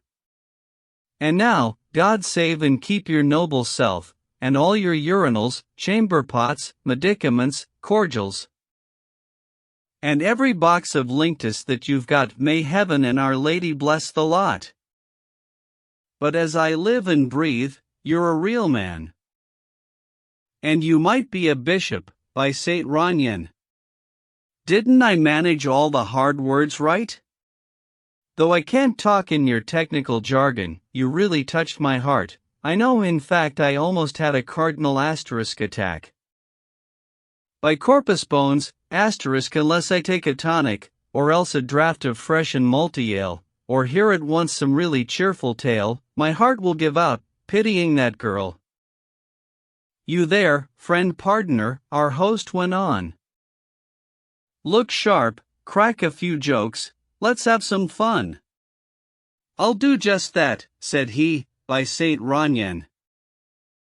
But first, said he, as here's an alehouse sign, I'll have a drink and snack, and then begin. But forthwith all the gentlefolk protested, don't let him give us any of his filth. Tell us some moral tale, so we can learn wisdom by it, and then we'll gladly listen. Agreed, said he, but first I've got to think up something decent while I have a drink. The Pardoner's Prologue. Gentlemen, said he, I take pains to preach in churches with a lofty, resonant voice, regular as a bell I ring it out. For everything I say I have by heart. My text's the same one as it always was.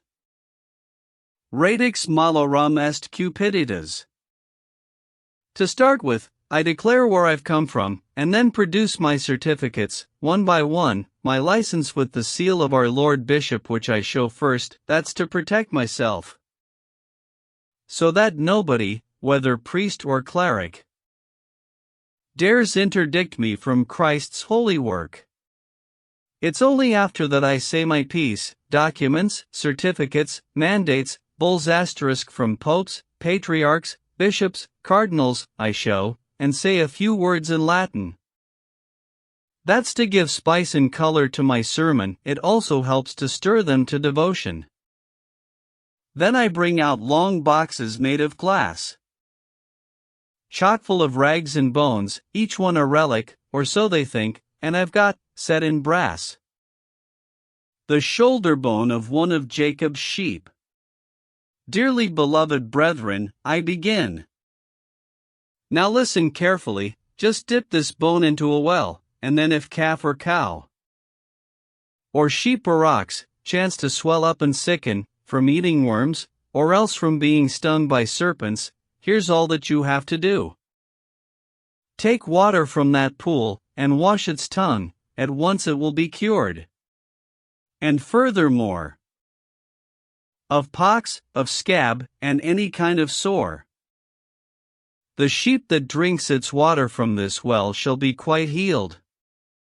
Remember this as well, if once a week the owner of the stock should drink, before the crowing of the cock, a draught of water from this well while fasting, according to that saintly Jacob's teaching. His cattle and his stock shall multiply. Also, gentlemen, it cures jealousy. Should any man fall in a jealous rage? Make his broth with this water. I'll engage he never will mistrust his wife again, though he may know the truth about her sin. And she'd had priests for lovers by the dozen. And here's a mitten too, as you can see. Whoever puts his hand inside this mitten shall find the grain he sows will multiply, whether it's wheat or oats, so long as he makes a copper or a silver offering. Good people, I must warn you of one thing: if in this church there should be any person who has committed sin so horrifying that he dare not confess to it for shame, or if there's any woman, young or old, who's turned her husband into a cuckold, such persons shall have neither grace nor power to make an offering to my relics here. But all who are clear of that kind of sin may come and make an offering in God's name and be absolved by the authority this papal mandate here has given me. And by this dodge I've gained, year after year, 100 marks since I was pardoner. I stand up in my pulpit like a priest. When the bumpkins have all settled in their seats, I preach just as you've heard me say, and tell 100 taradiddles more as well. And then I do my best to stretch my neck and bob my head in every direction. Over the folk, now this way, and now that. Just like a pigeon sitting on a barn. Both hands and tongue are busy, and so quick that it's a joy to watch me at my work. I only preach of avarice and the like, and in this way induce them to be free in giving cash, especially to me. Because my only interest is in gain, I've none whatever in rebuking sin. No, none. When they are pushing up the daisies, their souls, for all I care, can go to blazes.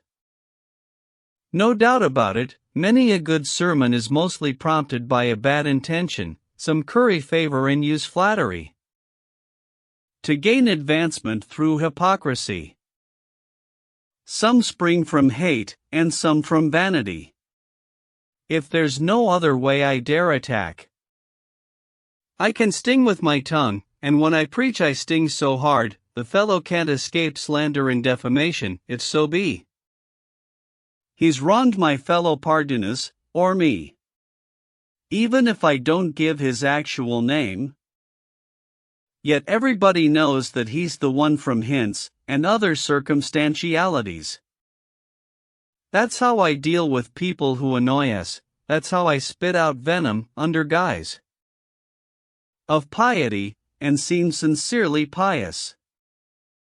I'll tell you in a word what I'm about: I preach for money, and for nothing else. And so my text is what it always was.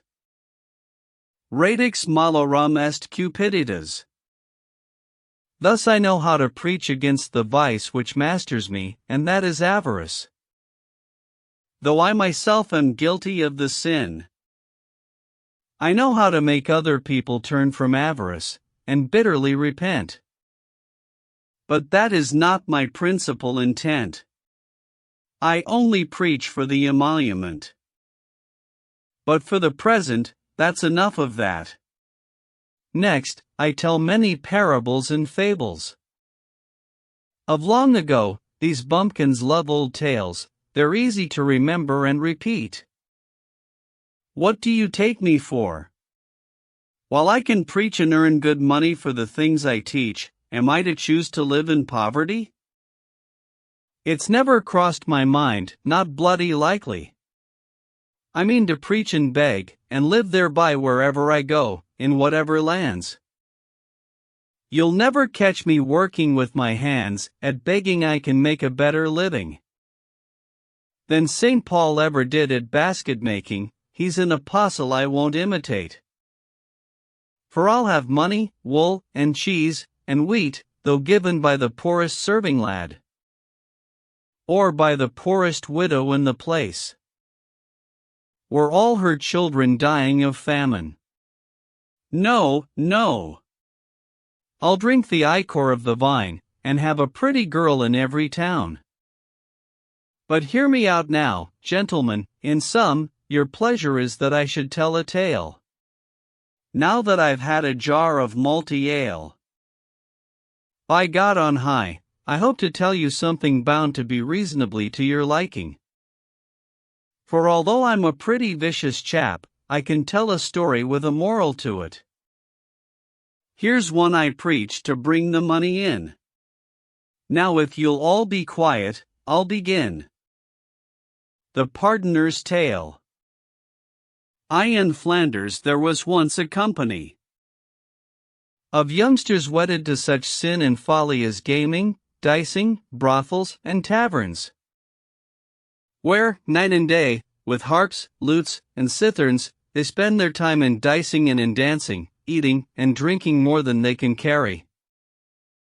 And with these abominable excesses they offer up the vilest sacrifices to the devil in these temples of the devil.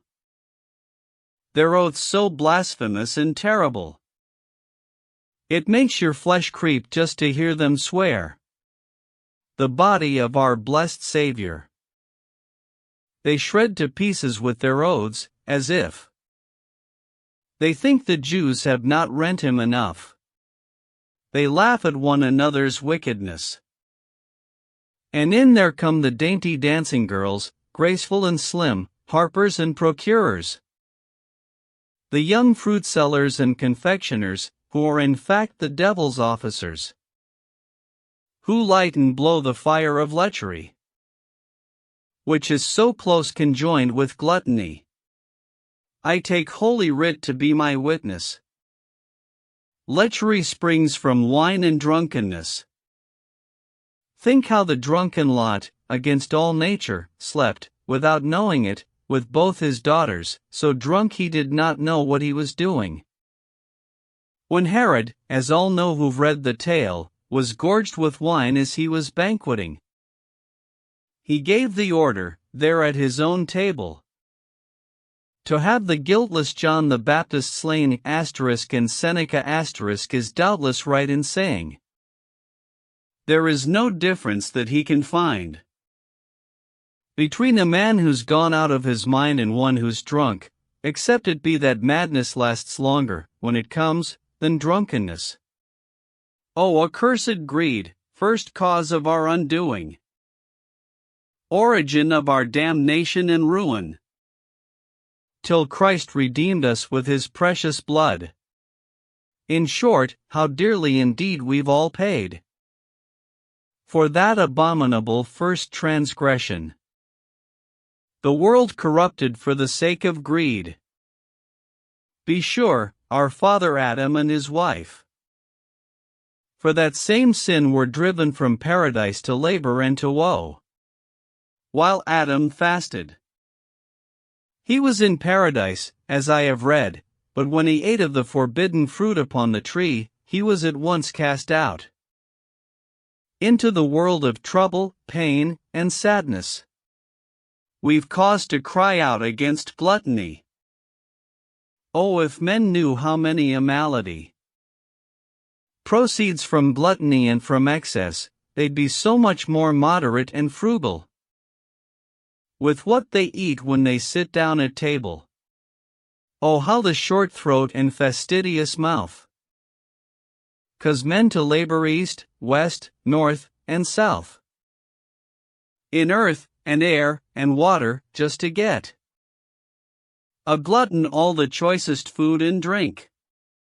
St. Paul, you treat the subject best, I think, meat for the belly, and the belly for meats. But God shall destroy both. Thus St. Paul says *, the Lord knows it's a filthy thing, alas! To speak its name, yet filthier is the deed, when a man drinks the white wine in the red until he turns his throat into a jake's. Through that accursed and damnable excess. For the apostle, with tears in his eyes, sadly remarks, many walk, of whom I have told you often, and now tell you weeping, that they are enemies of the cross of Christ, their end is death, their belly is their God. O paunch! O belly! O you stinking bag! Filled full of dung and rotten corruption, making a filthy noise at either end, what an enormous labor and expense to keep you going! These cooks, how they pound and strain and grind, and transform and transmute one thing into another, to placate your greedy, gluttonous, lustful appetite. Out of the very toughest bones they beat the marrow, since they will throw nothing out that may slip down the gullet sweet and smooth, and to give a still better appetite. With spices culled from leaf and bark and root, they make delicious sauces. None the less, be sure that those indulging such delights are dead while they are living in that vice. Wine stirs up lechery and drunkenness, is full of quarreling and wickedness. You saw it, how blotched and altered is your face, how sour your breath, how beastly your embrace, and through your drunken nose there seems to come a noise like Samson, Samson, Samson, Samson. Though Samson never touched a drop of wine. You fall down like a stuck pig, your tongue's gone, so has your self-respect, drink is the tomb of a man's wit and judgment and discretion. For no one under the domination of drink can keep a secret in his head. Keep clear of wine then, whether white or red, especially from the white wine of Leppy * they have on sale in Fish Street, or cheap. Because this Spanish wine, in some strange way, creeps into other wines that grow nearby. Such vapors rise from it, the man who thinks he's in cheap at home, after 3 drinks, finds he's in Spain, right in the town of Leppy, and not in Rochelle or in Bordeaux town. And that's when he starts snorting, Samson, Samson. But listen, sirs, one word more, if you please. Let me point out that all the victories, all the great deeds in the Old Testament, through grace of God, who is omnipotent, were won by means of abstinence and prayer. Look in the Bible, and you'll find it there. Look at Attila, that great conqueror, think how he died in shame and dishonor, and bleeding at the nose in drunken slumber. I need not say a captain should keep sober. Give serious consideration, above all, to that commandment given to Lemuel, not Samuel, but Lemuel, I say. For if you read the Bible you will see what it lays down on serving wine to those who are administrators of justice. Enough of this, that will, I think, suffice. Now that I've said my piece concerning greed, your gambling is the next thing I'll forbid. Mother of lies. That's what gambling is, true mother of deceits, damned perjuries, manslaughter, abominable blasphemies, and waste of time and money. Furthermore, it's a reproach, a matter of dishonor, to be reputed for a common gambler. The higher a man's rank may be, the lower he's thought to sink. And if he be a prince who gambles, then the general opinion, in all that has to do with governing and politics, holds him in less esteem. Stilbon, who was a shrewd ambassador, was sent to Corinth with great pomp and splendor from Sparta, to conclude an alliance. And on arriving there, he chanced to find all of the leading citizens of the land playing at dice. And so, soon as might be, he slipped away, back to his own country. "I will not lose my good name here," said he, "nor will I do myself such dishonor as to ally you with a set of gamblers.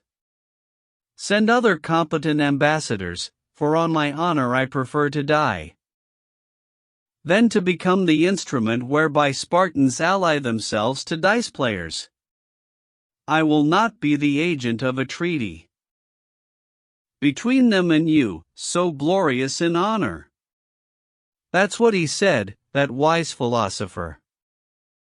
Look at the way the king of Parthia, is told in Polycraticus, sent a pair of golden dice to King Demetrius in scorn, because he gambled, and for this he held Demetrius' glory and renown to be of no account, not worth a pin. Kings can find better ways of killing time. A word or two on oaths and perjuries, as treated by the old authorities. Swearing and blasphemy are abominable, perjury is still more reprehensible. Almighty God forbade swearing at all, see what St. Matthew says, and above all, the saying of the holy Jeremiah. Speaking of oaths, he laid down, "Thou shalt swear in truth, in judgment, and in righteousness." But idle swearing sinful wickedness. See the first part of the table of the law. The hallowed commands of the Lord in heaven. What commandment the second lays down there? Thou shalt not take the name of God in vain. And see how he forbids us all to swear. Before forbidding killing, or worse sin, this, I say, is the order in which they stand, as all who comprehend them understand. It is the second of the 10 commandments. And furthermore, I tell you flat that vengeance is never going to depart the house of him who offers up outrageous oaths. By God's own precious blood, and by God's nails, and by the blood of Jesus Christ at Hyles. My throw's a 7, yours a 5 and 3. By God's 2 arms, if you try cheating me, I'll run this dagger through your heart and side. Such is their fruit, those 2 damned bits of bone. Perjury, anger, cheating, homicide. Now for the love of Christ, who died upon the cross for us, and for our redemption, leave off all swearing, use no oaths at all. But, gentlemen, I'll now begin my tale. The 3 loose livers of whom I'm to tell, a long while before the first matin bell, had seated themselves in a tavern, drinking. And, as they sat, they heard a handbell clinking. A corpse was being carried to its grave. At this one of them called his serving lad. "Ask who it is," said he, "and look alive. Run and find out whose corpse is passing by, and see you get his name." "Sir," said the boy, "there is no need at all for me to go. I was told before you came, 2 hours ago. And he, indeed, was an old friend of yours. He was killed last night, all of a sudden, as he sat up on his bench, blind drunk. There came a softly treading thief, Death is his name, who's killing everybody everywhere, and cut his heart in pieces with a spear, and thereupon made off without a word. Thousands he's killed, in the plague raging here. If I were you, sir, I'd be on my guard before I went near such an adversary. Always be ready to meet him anywhere. My mother taught me that. I can't say more." The innkeeper broke in, "By St. Mary, what the child says is true. He's killed this year in a big village over a mile from here. Every man, woman, child, workman, and boy. That's where he's living now, I'm pretty sure. The wisest thing's to keep a good lookout, or else he's like to do a fellow dirt. God's arms, exclaimed one of these debauches, is the fellow then so dangerous to meet? In highways and in byways, street by street, I'll seek him out, I vow it on God's bones. Now listen, fellows, let us three be one, each of us hold his hand up to the other, and each of us become the other's brother, and we will kill this black betrayer, death, and kill the killer, by God's holy breath, and that before the sun goes down on us. They pledged their word, the three of them together, that they would live and die for one another, as though each were the other's own born brother.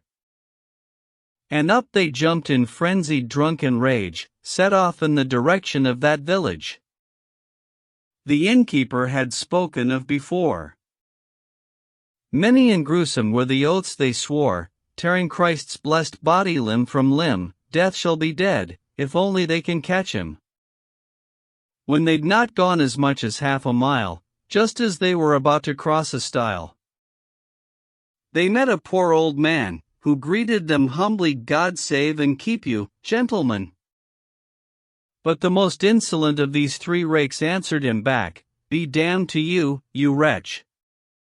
Why so wrapped up, and muffled to the eyes? And why live on so long in such dotage?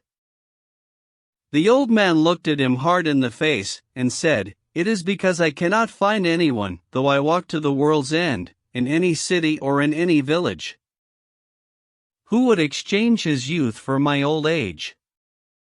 And therefore I must stay an old man still, for just so long as it is heaven's will. Not even death, alas, will take my life. So like a restless prisoner I pace, and on the earth, which is my mother's gate, go knocking with my staff early and late, saying, my dearest mother, let me in. See how I wither, flesh, and blood, and skin.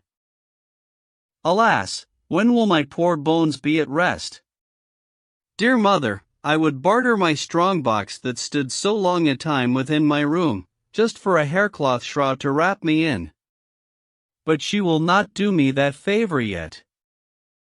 And so I bear a pale and withered face. But, sirs, it is not courteous of you to speak so roughly to an old man, who has not offended you by word or deed. It's there in Holy Writ for you to read. Thou shalt rise up before the hoary head of an old man and therefore do no harm. I warn you, to an old man while you're young, any more than you'd like to have it done. To you in old age, should you live so long. Now God be with you. I go where I must go. By God you shall not. Not so fast, old fellow.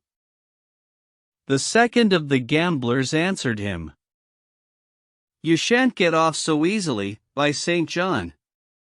You spoke just now about that ruffian Death, who's killing all our friends the country round. My word on it, as sure as you're his spy.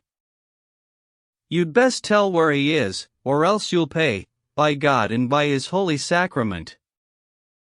It's clear that you and he are in agreement to kill young folk like us, you bloody cheat. Well, gentlemen, said he, if you're so keen to find out Death, turn up this winding road, for on my word I left him in that grove, under a tree, and there he will abide. For all your braggadocio he'll not hide. See that oak there? Right underneath you'll find Death. God be with you, who redeemed mankind, and save you an amend, said the old man.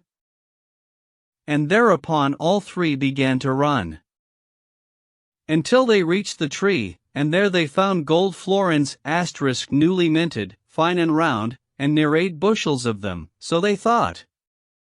Thenceforth it was no longer death they sought, each of them was so happy at the sight. Those florins looked so beautiful and bright. they set themselves down by the precious hoard. It was the worst of them spoke the first word. "Brothers," he said, "mark what I've got to say, although I play the fool, I'm pretty fly. Upon us fortune has bestowed this treasure so we can live in luxury forever. We'll spend it easy come and easy go. Phew! Holy God, but who could guess or know that we'd have such a slice of luck today? If only we could get this gold away, and carry it to my house, or to yours. I needn't say that all this gold is ours. We'd be in clover, happy as can be. But obviously it can't be done by day. People would say that we were downright thieves, and for our rightful treasure, have us hung. It is at night this treasure must be moved, with every care and cunning, if we can. And therefore this is my advice, let's all draw lots, and then see where the lot shall fall, and he who draws the shortest straw shall run fast as he can, rejoicing, to the town. And on the quiet buy us bread and wine. The other two must keep a sharp lookout and guard the gold, and if no time be lost, we'll carry off the treasure when it's dark. Take it wherever we decide is best." The speaker held the straws in his closed fist, told them to draw, and see where the luck fell, and it fell to the youngest of them all. And he set off at once towards the town. And thereupon, so soon as he was gone, one of the two who stayed said to the other, "You know, of course, that you are my sworn brother. I'll tell you something that you won't lose by. As you can see, our friend has gone away, and here is gold, and that in greatest plenty, all waiting to be split between us three. How would it be, if I can work it so that it is only shared between us two? Wouldn't I be doing you a friendly turn?" "But," said the other, "how can it be done? He knows quite well the gold is with us here. What shall we do? What shall we say to him?" Said the first villain, "Now, can you keep mum? I'll tell you in a word what's to be done. All we need do to bring it safely off." "I'm on," returned the other. "My word on it, never you worry, I won't let you down." "Now," said the first, "you know that we are two, and two of us are stronger than just one. Wait till he's settled, and when he sits down jump up, as if to grapple him in joke. And I will skewer him right through the back while you are scuffling with him as in fun, and with your dagger see you do the same. And when it's over, all this gold shall be shared out, dear fellow, between you and me. Then each of us can follow his own bent, gaming and dicing to his heart's content." And thus it was this precious pair agreed, as you've just heard me tell, to kill the third, the youngest, the one going to the town. Keeps turning over and over in his mind those lovely shining florins, new and bright.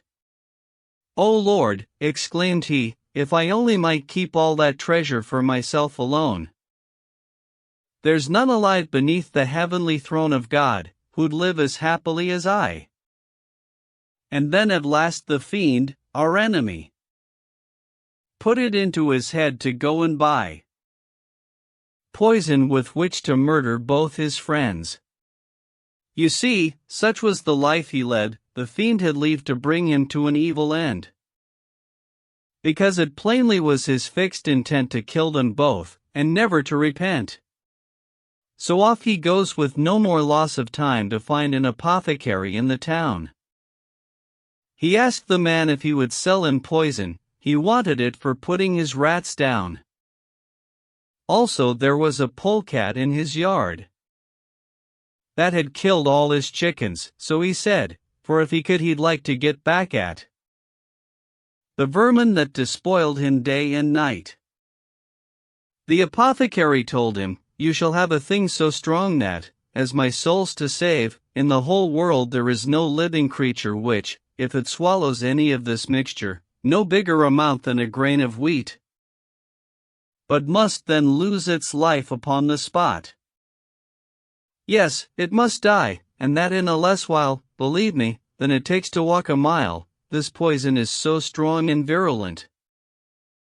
The wretch reached out his hand for it and went, taking the poison with him in a box. He hurried to a man in the next street, from whom he borrowed 3 large bottles. Then he poured the poison into 2 of them, and for his own drink kept the 3rd one clean, because he had made up his mind to work throughout the night at carrying off the gold. And when the devil fetch him, he had filled his 3 great bottles to the brim with wine. He made his way back to his friends again. What need is there for sermonizing further? Just as they'd planned his murder earlier. They killed him on the spot. When this was done, the first said to the other, "Let's sit down and drink and celebrate, and after that, we'll bury him." By chance, as he said this, he took the bottle where the poison was, and drank, and gave it to his friend to drink, and thereupon they both died on the spot. Avicenna himself has not set down in any section of his book, the Canon of Medicine *, or so I would suppose, symptoms of poisoning more dire than those the wretched pair endured in their last hours. Such was the end of the 2 murderers, and of the treacherous poisoner as well. Most accursed sin, iniquitous evil, treacherous homicide, O wickedness, O gambling, greed, and lechery and lust, you villainous blasphemer against Christ, with great oaths born of habit and of pride. Alas, mankind! How does it come about that to your Maker, by whom you were made, and by whose precious heart's blood you were bought, you are so cruel and so false? Alas! Dear brethren, God forgive you your trespass, and keep you from the sin of avarice. My holy pardon here can save you all, and will, so long as you make offerings of gold and silver coin, spoons, brooches, rings. Bow down your heads before this holy bull. Come, ladies, make an offering of your wool. I'll put your name down on my prayer roll, and you shall enter to the bliss of heaven. I shall absolve you, by my holy power, you who make offerings, as clean and pure as you were born. There you are, gentlemen. That's how I preach. And may Jesus Christ, healer of souls, grant that you may receive his pardon, for, believe me, that is best. But, sirs, there's one thing I forgot to add. I've got relics and pardons in my bag, as good as anybody's in England, all given to me by the Pope's own hand. If any here should wish, out of devotion, to make an offering, and have absolution, let them come forward now, and kneeling down humbly receive my blessing and pardon. Or take my pardon as we go alone.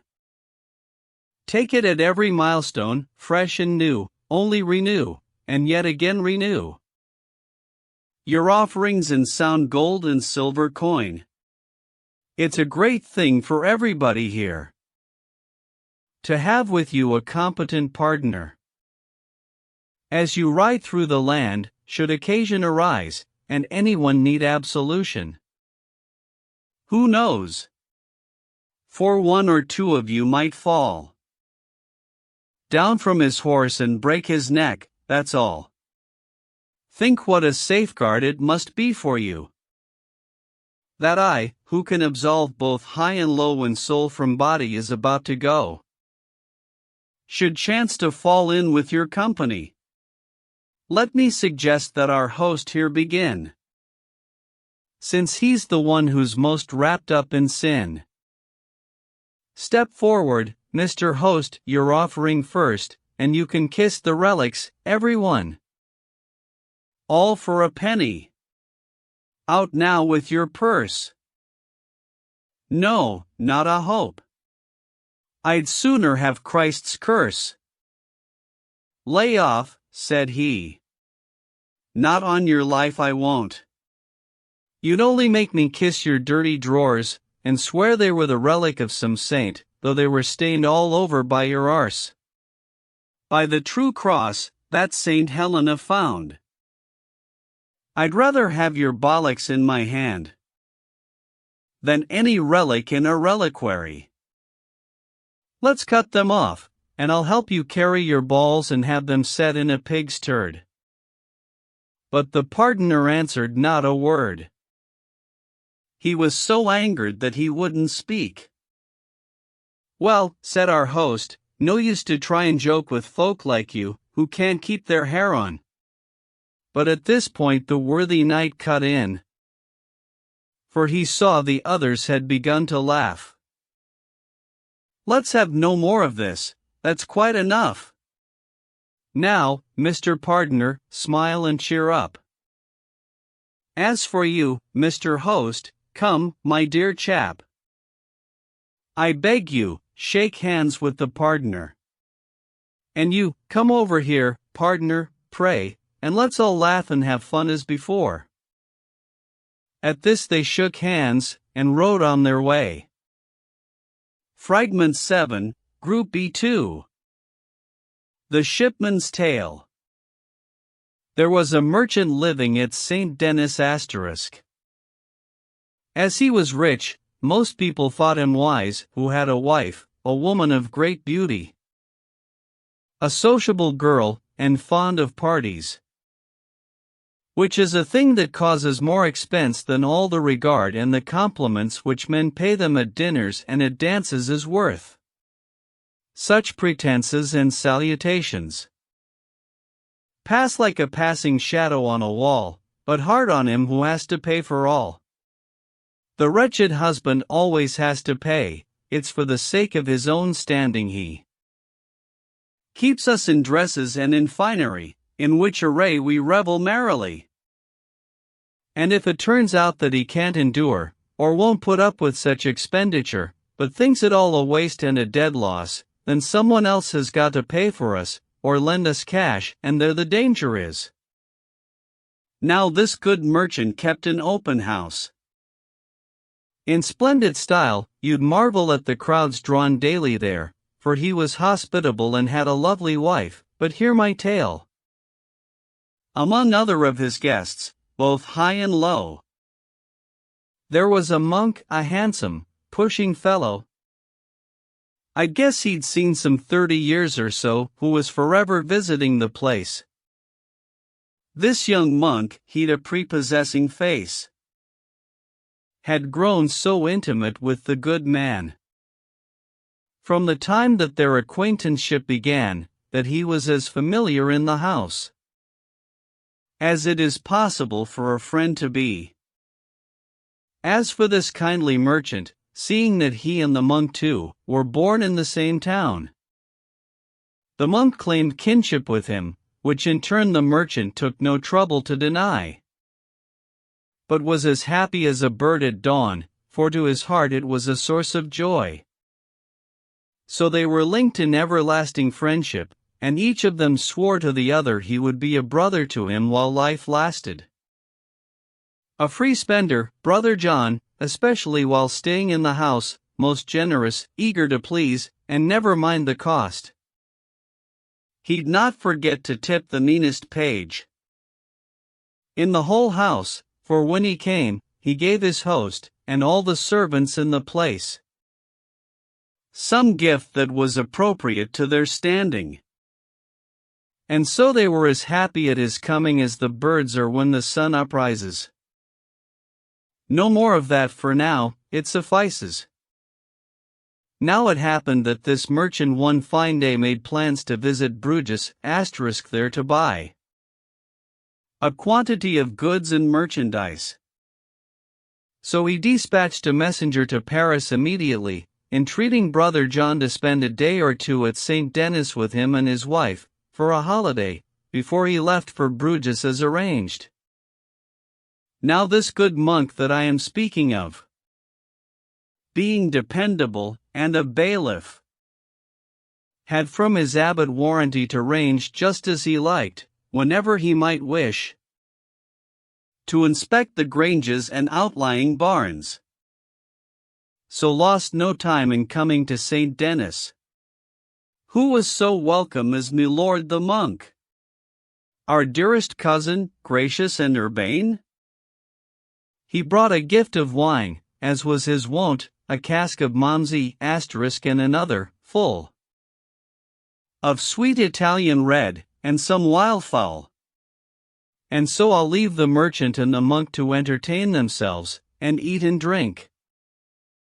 3 days went by, and then the merchant rose, and soberly took stock of his affairs. So up into his counting house he goes, to reckon up how matters stood that year, what his expenses and outgoings were, whether he'd made a profit or a loss. He spread his books and money bags across the counting board in front of him, then shut and locked the door. His treasure hoard was great, and, having made quite sure that for the meantime he wouldn't be disturbed at his accounting, remained there until past 9 in the morning.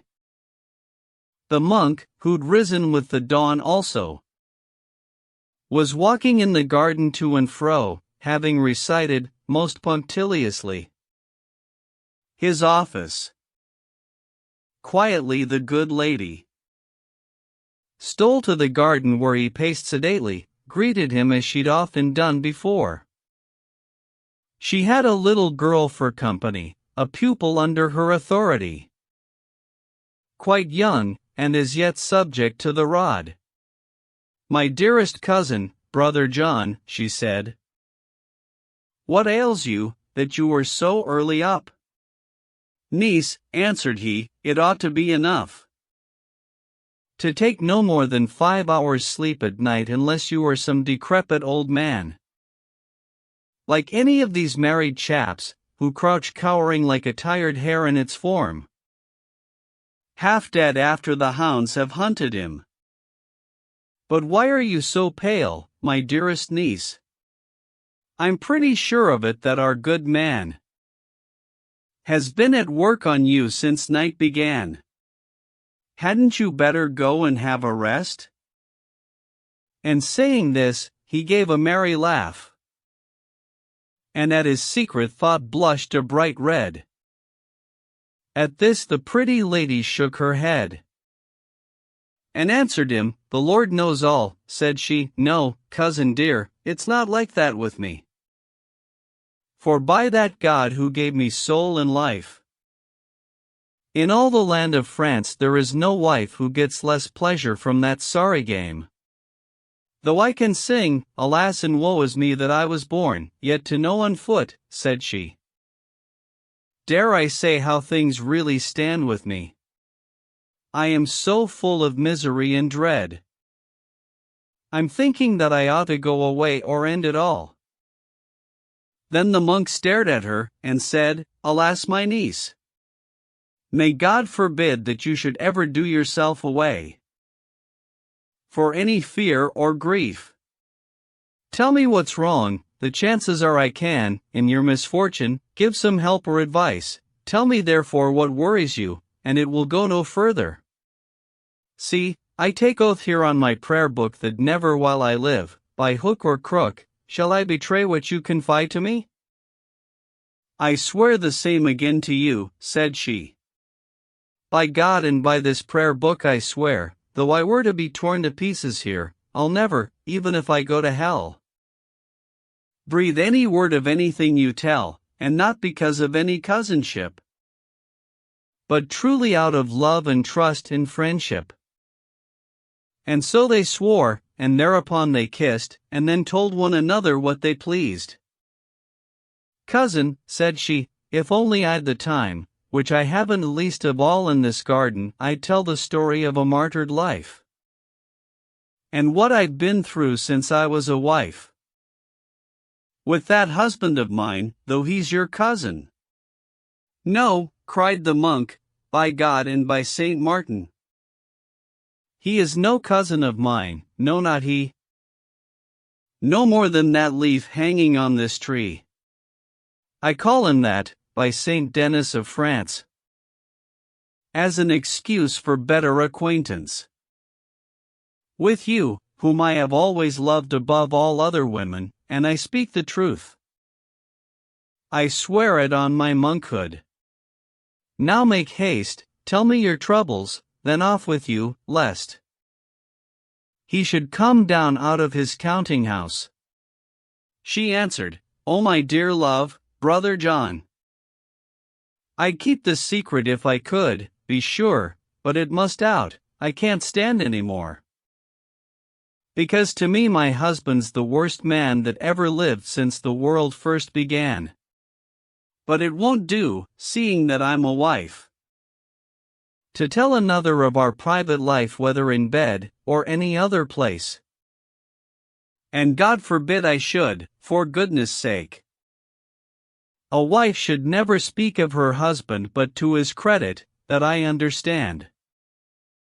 And yet this much to you alone I'll say, so help me God, he isn't worth a fly. What most upsets me is his stinginess.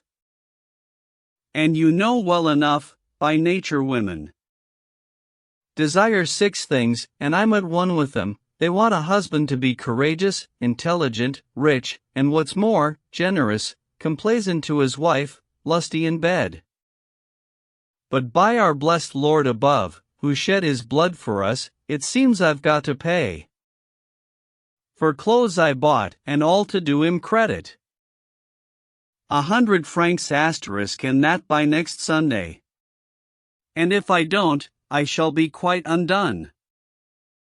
Indeed, I'd rather never have been born than live discredited and put to scorn, and if my husband ever finds it out, I am as good as done for, so I pray, lend me this sum, or it's all up with me. Dear Brother John, lend me these 100 francs, and I'll not disappoint you with my thanks. If you will only do the thing I say, I'll pay you back upon the day you fix, and do you any favor or service? I can, whatever you like to suggest. And if I don't, then may my punishment be worse than that of Ganelon of France. Asterisk, to which the worthy monk made this reply. Indeed, my very own dear lady, said he, I feel so very sympathetic. I swear to you, and here's my hand upon it, I'll help you out, soon as your husband's gone to Flanders, from the trouble that you're in, for then I'll bring to you 100 francs. And saying this, he caught her by the flanks, kissed her time and again, and squeezed her tight. And now be off, as quiet as quiet. And as soon as you can manage, let us dine, said he, my pocket sundial says it's 9. Now go, and be as true as I shall be.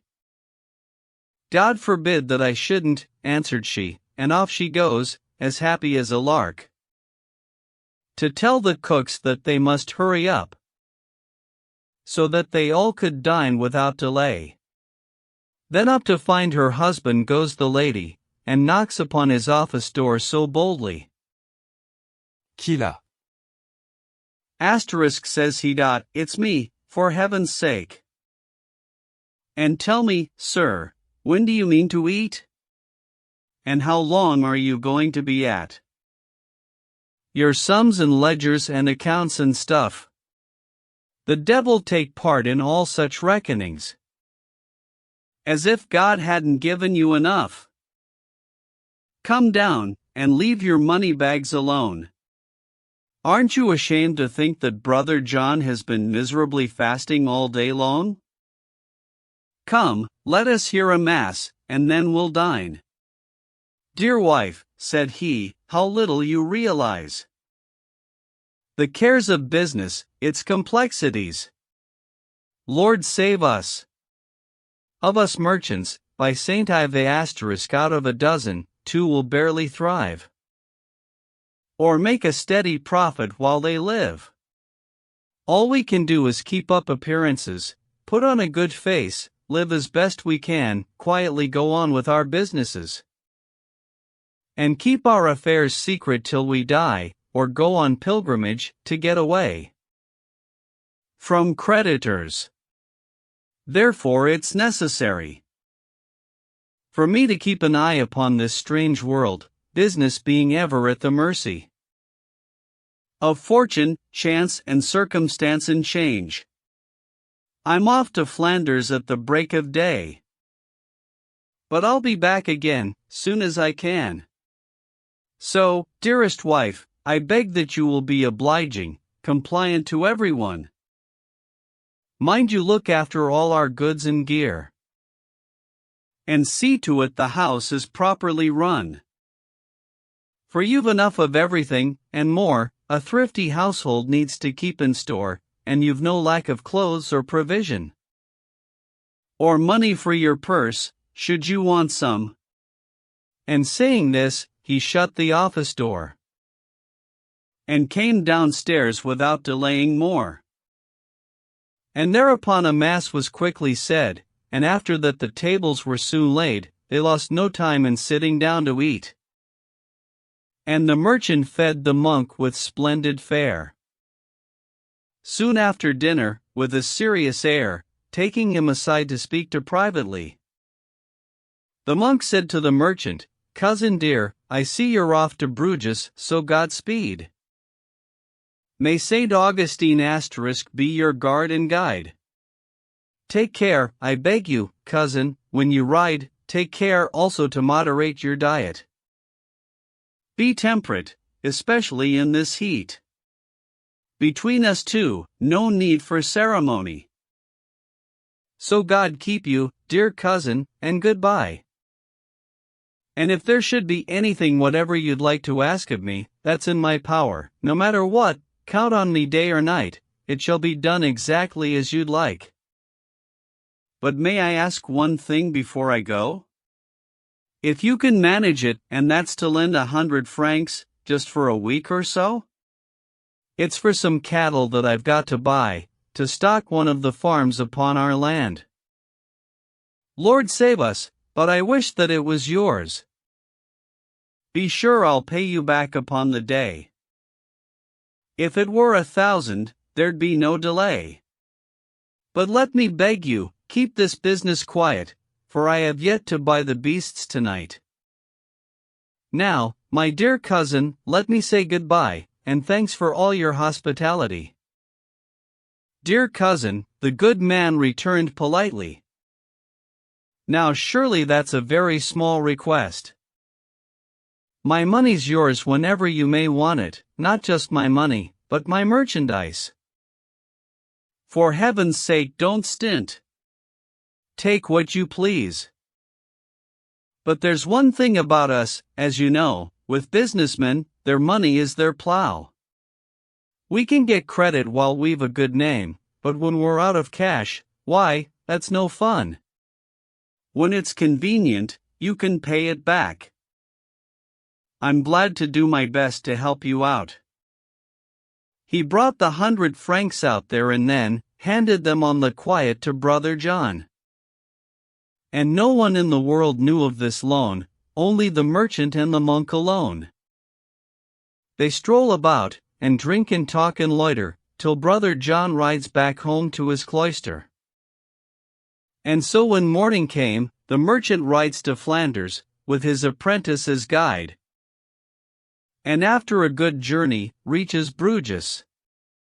There he goes busily about his business, buying and borrowing, but never dicing, and never dancing, but in short behaving just like a businessman, so there I'll leave him. Upon the Sunday following his departure, who should arrive, with fresh shaved face and tonsure, at St. Denis but the monk, this brother John, down to the very smallest serving boy. All of the household staff were filled with joy since my Lord Brother John was back again. But to the point, in brief, this brother John and the pretty little wife have struck a bargain. That for these 100 francs, he'd have the right to have her flat upon her back all night, which agreement was duly acted on. A happy busy time they had till dawn. When Brother John arose, and said goodbye to all the household staff, and went his way, not one of them, and no one in the town, has the least suspicion of Brother John. Off he goes to his abbey, and rides home or where he likes. I'll say no more of him. In good time, at the closing of the fair, the merchant sets off to St. Denis, where he wines and dines his wife, to whom he says that goods are now so dear, he has to raise a loan, because he'd given his surety, and now had 20,000 crowns asterisk to pay. And so this merchant is to Paris come, to borrow of his friends a certain sum in francs, the rest of it he'd brought with him as soon as he had arrived in the city.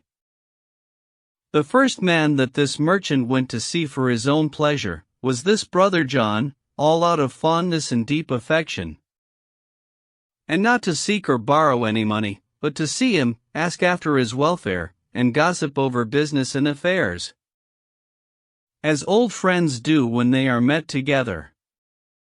The merchant was made much of by the other, and had a hearty welcome, for his part. The merchant gave details of his good buys, and, thank the Lord, bargains in merchandise. There was one snag, he'd somehow got to raise as best he might, a loan to meet his debt, before he could relax in peace and comfort. I'm truly glad to see that you've come home from Bruges safe and sound, said Brother John. And, heaven be my witness, were I rich, for 20,000 crowns you would not lack. It's after all only the other day that you so kindly lent those 100 francs, by God above, and by St. James, I say, I'm hardly able to express my thanks. But I've returned that money, nonetheless. I took it to your home, to your good lady your wife, and laid it on your counter. She'll be sure to know of it, as I can tell. I gave her certain vouchers. Now farewell, if you'll excuse me, for I can't stay long. Our abbot's on the point of leaving town. I'm in his party, and must go with him.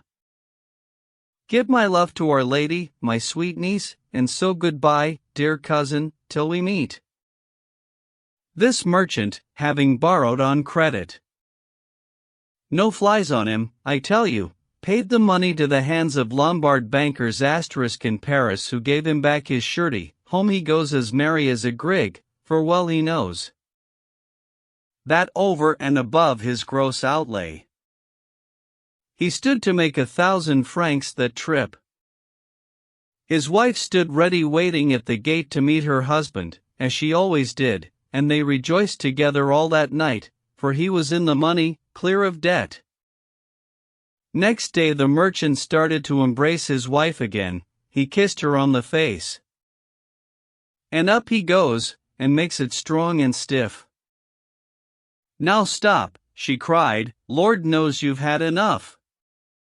And she again began her amorous play, till in the end the merchant turned to say, By heaven, but I am a little vexed with you, dear wife, though much against my wish.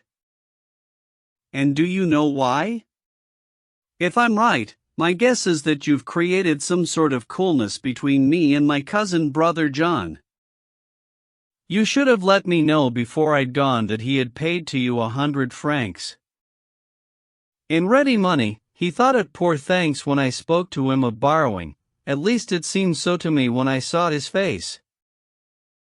but nonetheless, as God is heaven's king, I never thought to ask him anything. So please don't do it ever again, my dear. And always tell me, when I leave you here, if any debtors paid in my absence. Lest I should ask him, through your negligence, to pay me something he's already paid. His wife was neither frightened nor dismayed, and thereupon she boldly answered him.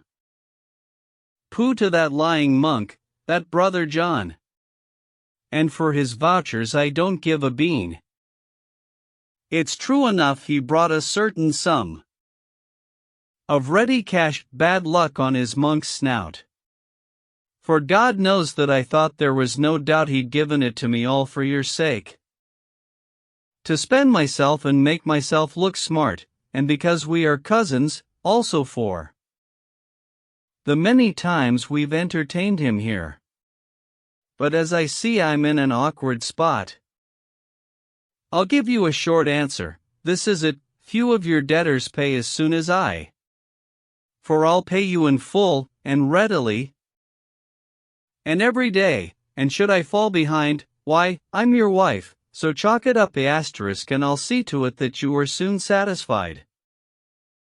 I swear I've wasted none, but laid out all, every penny of it, upon clothes to wear. And as I've laid the money out so well to look a credit to you, then my dear, don't be so vexed, for goodness sake, I say. Let's laugh and have a good time, you and I. Here is my pretty body for a pledge. And I'll not pay you back except in bed. And so forgive me, my own dearest husband, I'll cheer you up if only you'll turn round. The merchant saw there was no remedy. That scolding would be nothing more than folly, for the thing was past mending. Wife, said he, I'll let you off, but don't you dare to be so free again. Mind you take better care of what belongs to me, and that's an order. So my tale ends, and while we live may he who lives in heaven send us tale in plenty. Amen. What the host said to the shipman and the lady prioress. Well told, by Corpus Dominus. Asterisk, cried our host, long may you, master mariner, sail the coast. God send that monk a cartload of bad luck. Oh ho boys, keep a lookout for such tricks. How that monk made a monkey of the fellow, and, by St. Augustine, his wife also. Never ever bring a monk into the house.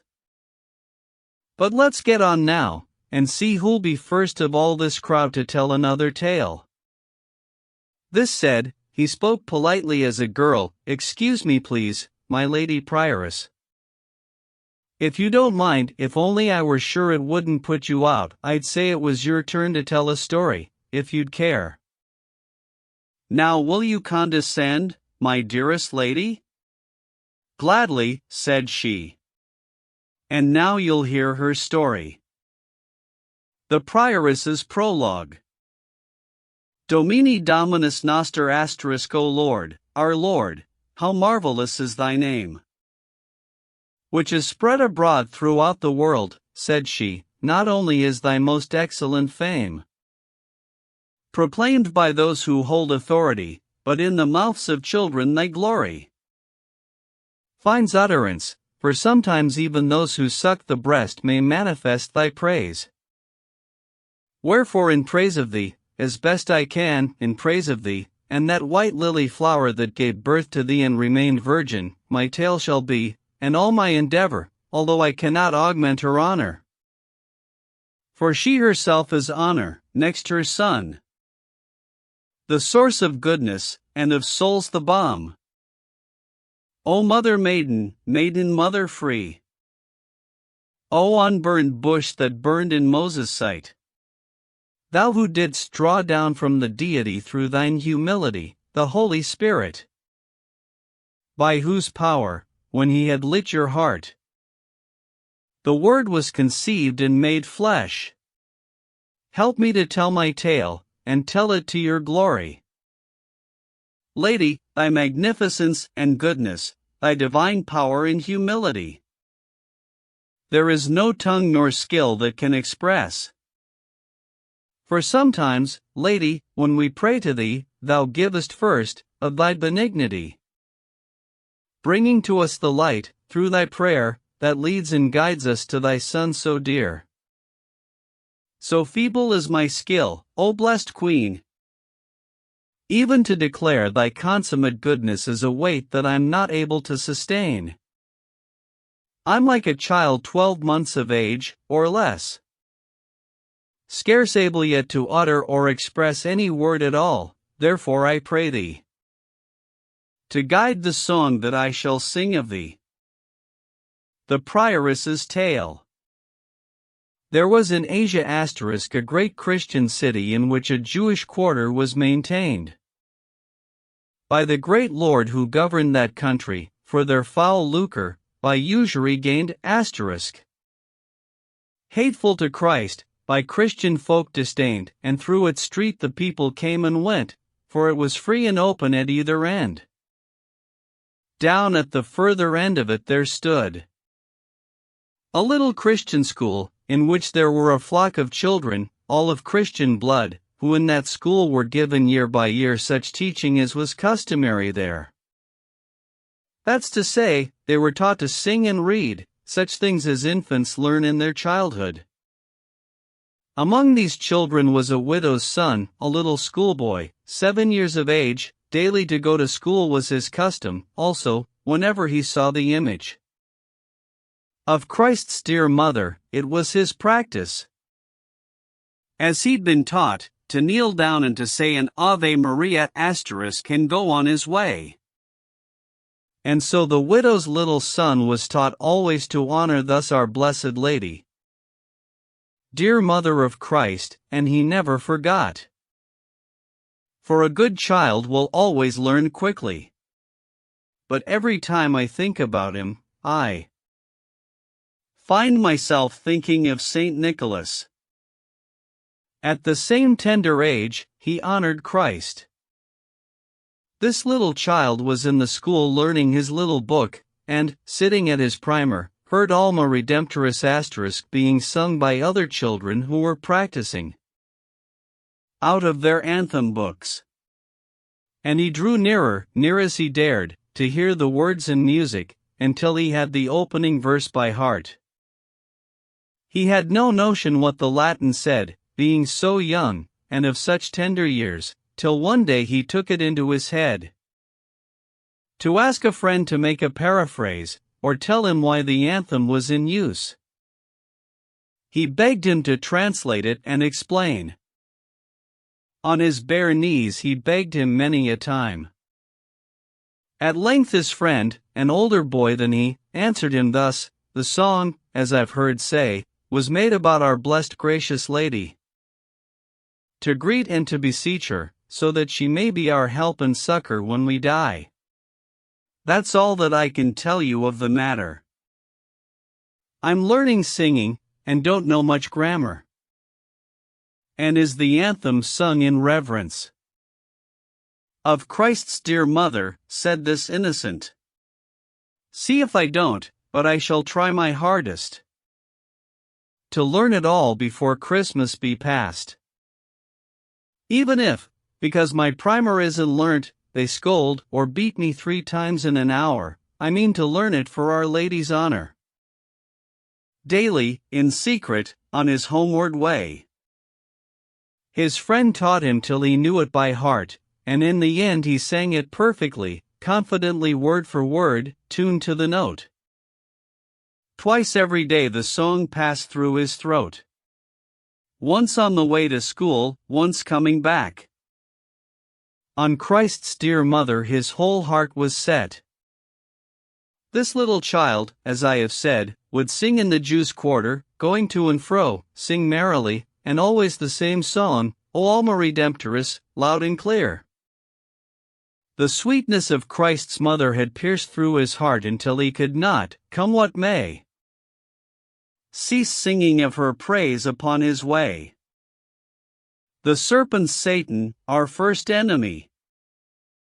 Who has his wasp's nest in the hearts of Jews, swelled up, O Hebrew people, was his cry, is it an honorable thing, think you, that such a boy should walk where he may choose, in scorn of you, and make of you his scoff? Singing songs that are an insult to your faith? So from then on all of the Jews conspired to hunt to death this innocent young boy. And to this end an assassin was hired who lay in ambush for him in an alley. This cursed Jew, as the little child passed by, grabbed him and held him in a cruel grip, and cut his throat and threw him in a pit. It was a cesspit that they threw him in, where these Jews used to go to purge their bowels. O Herods of our day, O fiendish nation! What may your malice and your hate avail? Murder will out, be sure it will not fail. Especially where God's glory shall be spread, the blood cries out upon your fiendish deed. O martyr, constant in virginity! Now mayest thou ever follow with thy song. In heaven the white celestial Lamb, said she, of which the great evangelist, St. John, in Patmos wrote, who says that those who sing, going before the Lamb with a new song, have never known the bodies of women. The wretched widow waited all that night watching for her little child, he never came. And so, as soon as it was morning light, with anxious fearful face, all pale and wan, at school and everywhere she looks for him, and in the end she finds that he had been in the Jews' quarter, where he last was seen. With a mother's pity bursting in her breast, she goes, as she were half out of her mind, everywhere she could think of, where she guessed there was some likelihood that she might find her little child, till, calling all the while upon the meek and gentle mother of Christ, she looked for him among the Jews at last. She besought and entreated piteously of every Jew inhabiting the place to tell if he had seen her child go by, but they said no. Yet Jesus in his grace put it into her head, before too late, that while there she should call out for her son, near to the pit in which he had been thrown. Almighty God, bringing to pass thy laud in mouths of innocence, behold thy power. This gem of chastity, this emerald, ruby of martyrdom, as bright as fire, though on his back with slit throat lying there, O Alma Redemptoris loud he sang. So loud he sang it that the whole place rang. Then from the street the Christians passing by came crowding in to marvel at this thing. Post haste they sent for the magistrate, he came on the instant, without tarrying. He renders praise to Jesus, heaven's King, also his mother, glory of mankind, and then commands the Jews to be fast bound. This child, with pitiful lamentation, was lifted up, singing continually, and with great pomp, in solemn procession, carried into the neighboring abbey.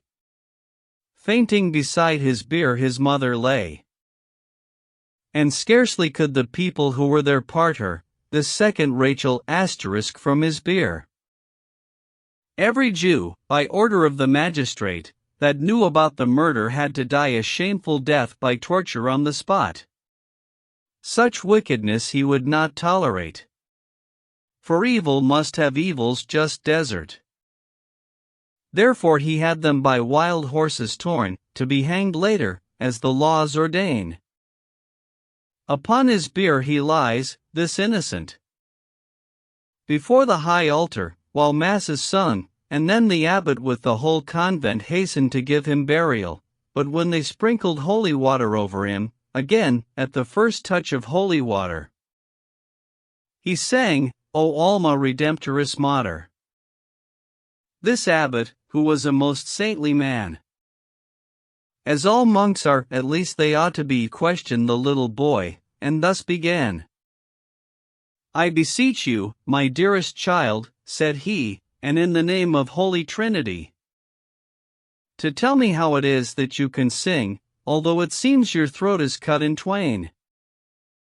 "My throat is cut right to the bone, I know," answered the child, "and by all natural law I should have died a long time ago, but Jesus Christ, as holy books declare, wills his abiding glory to endure. So, for the honor of his mother dear, I still can sing O Alma loud and clear. Wellspring of mercy, sweet mother of Christ, her I have loved, so far as in me lay. And when I was about to lose my life, she came to me and bade me sing this lay, even in death, as you have heard today, and, soon as ever I began my song, it seemed she laid a pearl upon my tongue. Therefore I sing, as I must always sing, in honor of that blessed gracious lady, until the pearl is taken from my tongue, for after that, Christ's mother said to me, my little child, I shall fetch you away. When from your tongue the pearl I gave is taken, be not afraid, you shall not be forsaken. This saintly monk, by which I mean the abbot, pulled out his tongue, and took away the pearl, and very gently he gave up the ghost. And when the abbot saw this miracle, with salt tears trickling down like rain, he fell flat on his face upon the ground. Prostrate he lay, as still as if chained to the spot. And the whole convent on the pavement lay weeping also, and giving praise to her, Christ's mother. Then they rose and went their way, and lifted up this martyr from his bier. And in a shining marble sepulchre his tender little body was enclosed. May God grant that we meet where he now is. Young Hugh of Lincoln *, who was killed also by cruel Jews, who hasn't heard of that? For it was but a little while ago. Pray for us, who are weak and sinful folk, that in his mercy mercifulest God may also multiply his boundless mercy on us, in reverence of his mother Mary. Amen. The Prologue to Sir Topaz. What the host said to Chaucer. When she had told this legend, every man fell silent, it was wonderful to see. Till in the end our host again began to crack his jokes, and his eye fell on me. At length, what sort of chap are you, said he, you look as if you'd lost sixpence and found a penny you keep staring on the ground. Come over here, and look up cheerfully. Watch out, sirs, room and plenty for this chap. He's as well made around the waist as me, and what a cuddle, think of it, he'd make for any woman with a pretty face. And from the look of him, he's a bit fey, besides, he never speaks to anybody. Now tell us something, since the others have a tale to make us laugh and lose no time.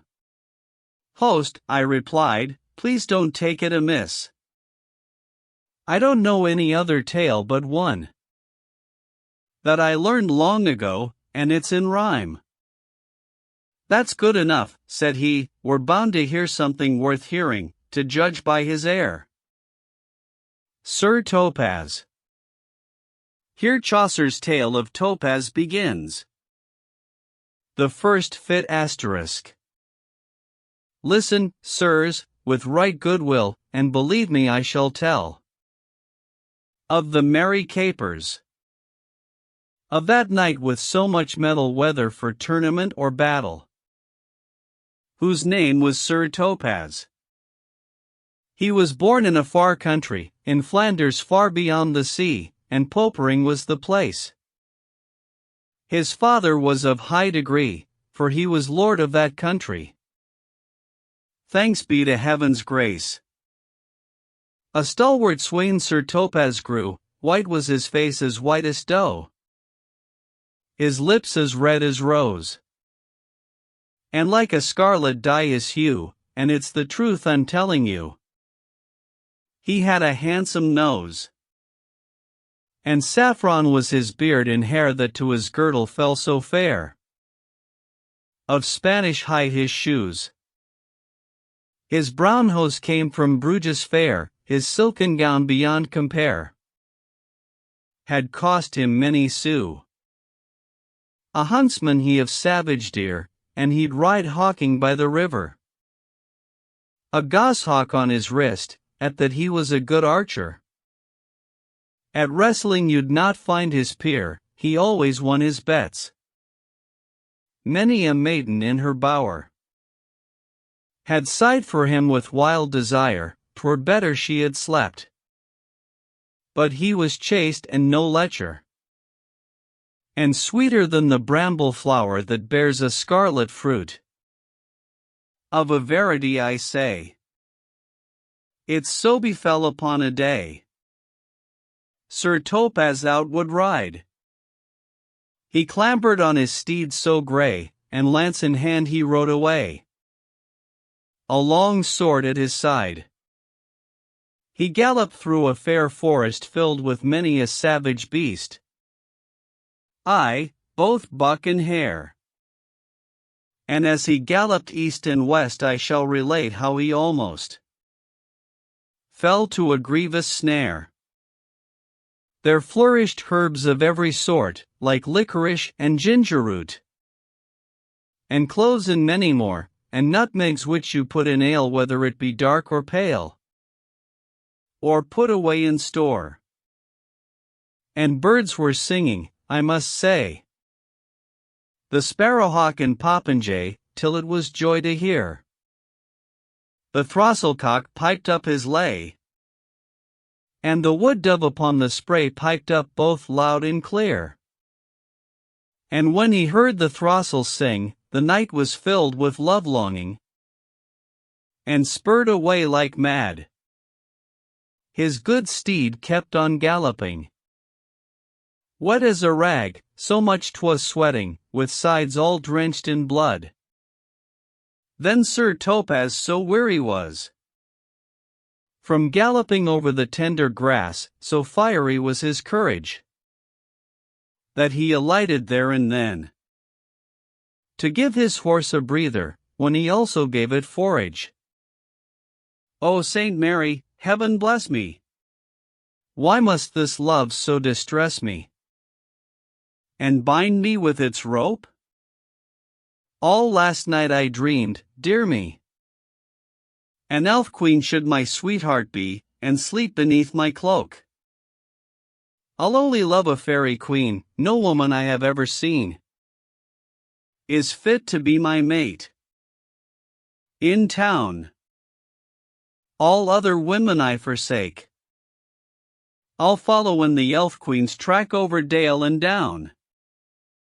Then he climbed into his saddle, galloped over stile and puddle, a fairy queen to find. He rode so long at gallop and trot till at last he found, in a secret spot, the country of fairyland so wild. For in that country there was none that dared to show his face to him, neither wife nor child, until there came a burly giant, his name it was Sir Elephant, a dangerous man indeed. He said, Sir Knight, by fo fum, I live round here, so gallop home, or I will slay your steed with mace, for it is here the fairy queen, with harp and flute and tambourine has made her dwelling place. The knight said, Sir, believe you me, tomorrow I shall meet with thee, when I've my armor on, and on my word, if I've the chance, you'll pay for it with this stout lance, and sing another song. Your gob shall be run through from cheek to chine before it's fully 9:30. and here I'll do the job." Sir Topaz beat a quick retreat. This giant pelted him thereat with stones from a terrible sling. But he escaped, did Child Topaz, and it was all through heaven's grace and his own noble bearing. The second fit. Yet listen, masters, to my tale merrier than the nightingale, and I shall make it known how Sir Topaz of the slender shanks, galloping over brazen banks, is come again to town. His merry men commanded he to make mirth and revelry, for he had got to fight a monstrous giant whose heads were three, all for the love and levity of one that shone so bright. Call hither my minstrels all," he said, "and bid them tell some tale, the while I gird my armor on, some romance that is really royal, of bishop, pope, and cardinal, and also of a lover lorn." First they brought him delicate wine, mead in bowls of maple and pine, all sorts of royal spices, and gingerbread as fine as fine, and licorice and sweet cummin, and sugar that's so nice is. He put on next his ivory skin, breeches of the purest linen, he also donned a shirt, and next his shirt he did not fail to have wadding and a coat of mail for to protect his heart, and over that a fine hauberk. It was a most expensive work, made of the stoutest steel, and over that his coat armor whiter than the lily flower, in which to take the field. His shield was of the gold so red emblazoned with a great boar's head, and a carbuncle beside. And then he swore by beer and bread, that giant shortly would be dead. Betide what may betide. His greaves were of tough leather, he sheathed his sword in ivory, and wore a helm of brass. A whalebone saddle he sat on, and like the sun his bridle shone, or like the moon and stars. His spear was of the best cypress, 'twas meant for war, and not for peace. So sharp its tip was ground, his charger was a dapple grey, it went an amble all the way, and gently paced around the land. Well, gentlemen, that's the first fit. If you want any more of it, I'll see what comes to hand. The third fit. Now hush your mouth, for charity, each gentle knight and fair lady, and listen to my tale of battle and of chivalry, of courtship and of courtesy that I'm about to tell. They talk about those grand old stories of Horn and of Suripodus, of Bevis and Sir Guy, of Le Beaux and Sir Plain de Moray *, but Sir Topaz bears away the flower of royal chivalry. He best rode his noble grey, and forth he glided on his way, like a spark from flame. Upon his crest he bore a tower wherein was stuck a lily flower. God shield him from all shame. This knight was so adventurous he never slept in any house, but wrapped him in his hood, his pillow was his shining helm, while his charger grazes by him on herbs so fresh and good. And he drank water from the well as did the knight Sir Percival, whose armor was so fine. Till on a day. The prologue to the tale of Melibea. Here the host interrupts Chaucer's tale of Sir Topaz. And no more of this, by God, our host declared, this errant dribble of yours makes me tired. God be my witness, it makes my ears ache to listen to you spout the filthy stuff. The devil takes such jingles. I suppose it's what's called doggerel. Said I, why so? Why cut my story short and not another's, seeing it's the best ballad that I know? By God, said he, to put it in a word, your shithouse rhyming isn't worth a turd. You're wasting time, that's what, and nothing else. I tell you flat, sir, no more of your verse.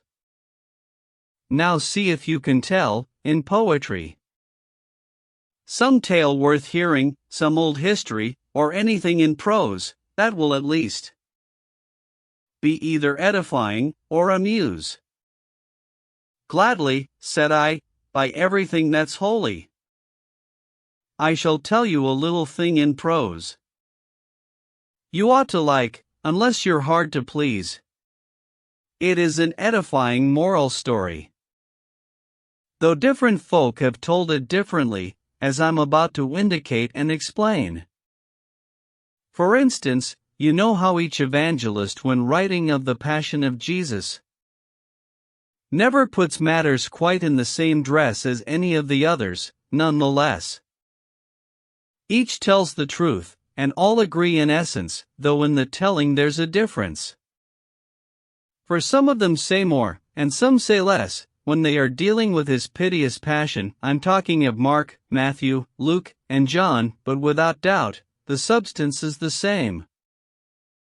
And therefore I beseech you, gentlemen, if it should seem to you I've changed the wording, for instance, if I put in a few more proverbs than you remember having heard included in this little treatise here, to strengthen the effect, and furthermore, if I don't use exactly the same words as you have heard used in the tale before, don't fault me, I entreat, because nowhere will you find any vital difference, either in meaning, content or substance, with that other little tract from which I drew this entertaining tale I wrote for you.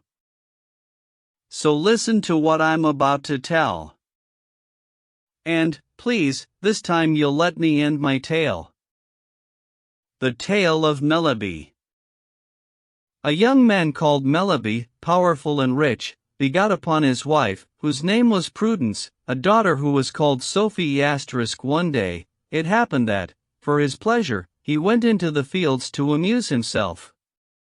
His wife and his daughter remained at home in his house with its doors securely shut. 3 of his old enemies saw this, and placed ladders on the walls of his house and entered through its windows, and beat his wife and wounded his daughter with 5 mortal wounds in 5 different places, that is to say, in her feet, in her hands, in her ears, in her nose, and in her mouth, and they left her for dead and went away. When Melibea returned to his house and saw all of this mischief, he tore his clothes like a madman and began to weep and cry. Prudence, his wife, urged him to stop his weeping as far as she dared, increasing her urging the more he wept. This noble wife Prudence remembered the saying of Ovid, in his book called The Cure for Love*, where he says, "He is a fool who disturbs the mother weeping over the death of her child until she has wept her fill for a little while, and then a person should try, diligently, with friendly words, to comfort her, and ask her to stop her weeping." For this reason, this noble wife Prudence allowed her husband to weep and cry for a little while, and, when she thought the time was right, she spoke to him in this way. "Alas, my lord," she said, "why do you act like a fool? For, in truth, it does not suit a wise man to make such sorrow. Your daughter, by the grace of God, shall recover. And even if she were dead, you ought not to destroy yourself because of her death.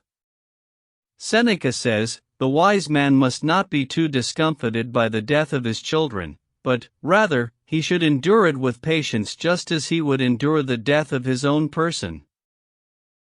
Melibea answered straightway and said, "What man," he said, "should stop his weeping when he has such great cause to weep? Jesus Christ, our Lord, wept for the death of Lazarus, his friend." Prudence answered, "Certainly, I know well that moderate weeping is not forbidden to someone in sorrow, but it is, rather, right for him to weep. The Apostle Paul wrote to the Romans, "A man must rejoice with he who is joyful, and weep with anyone who weeps."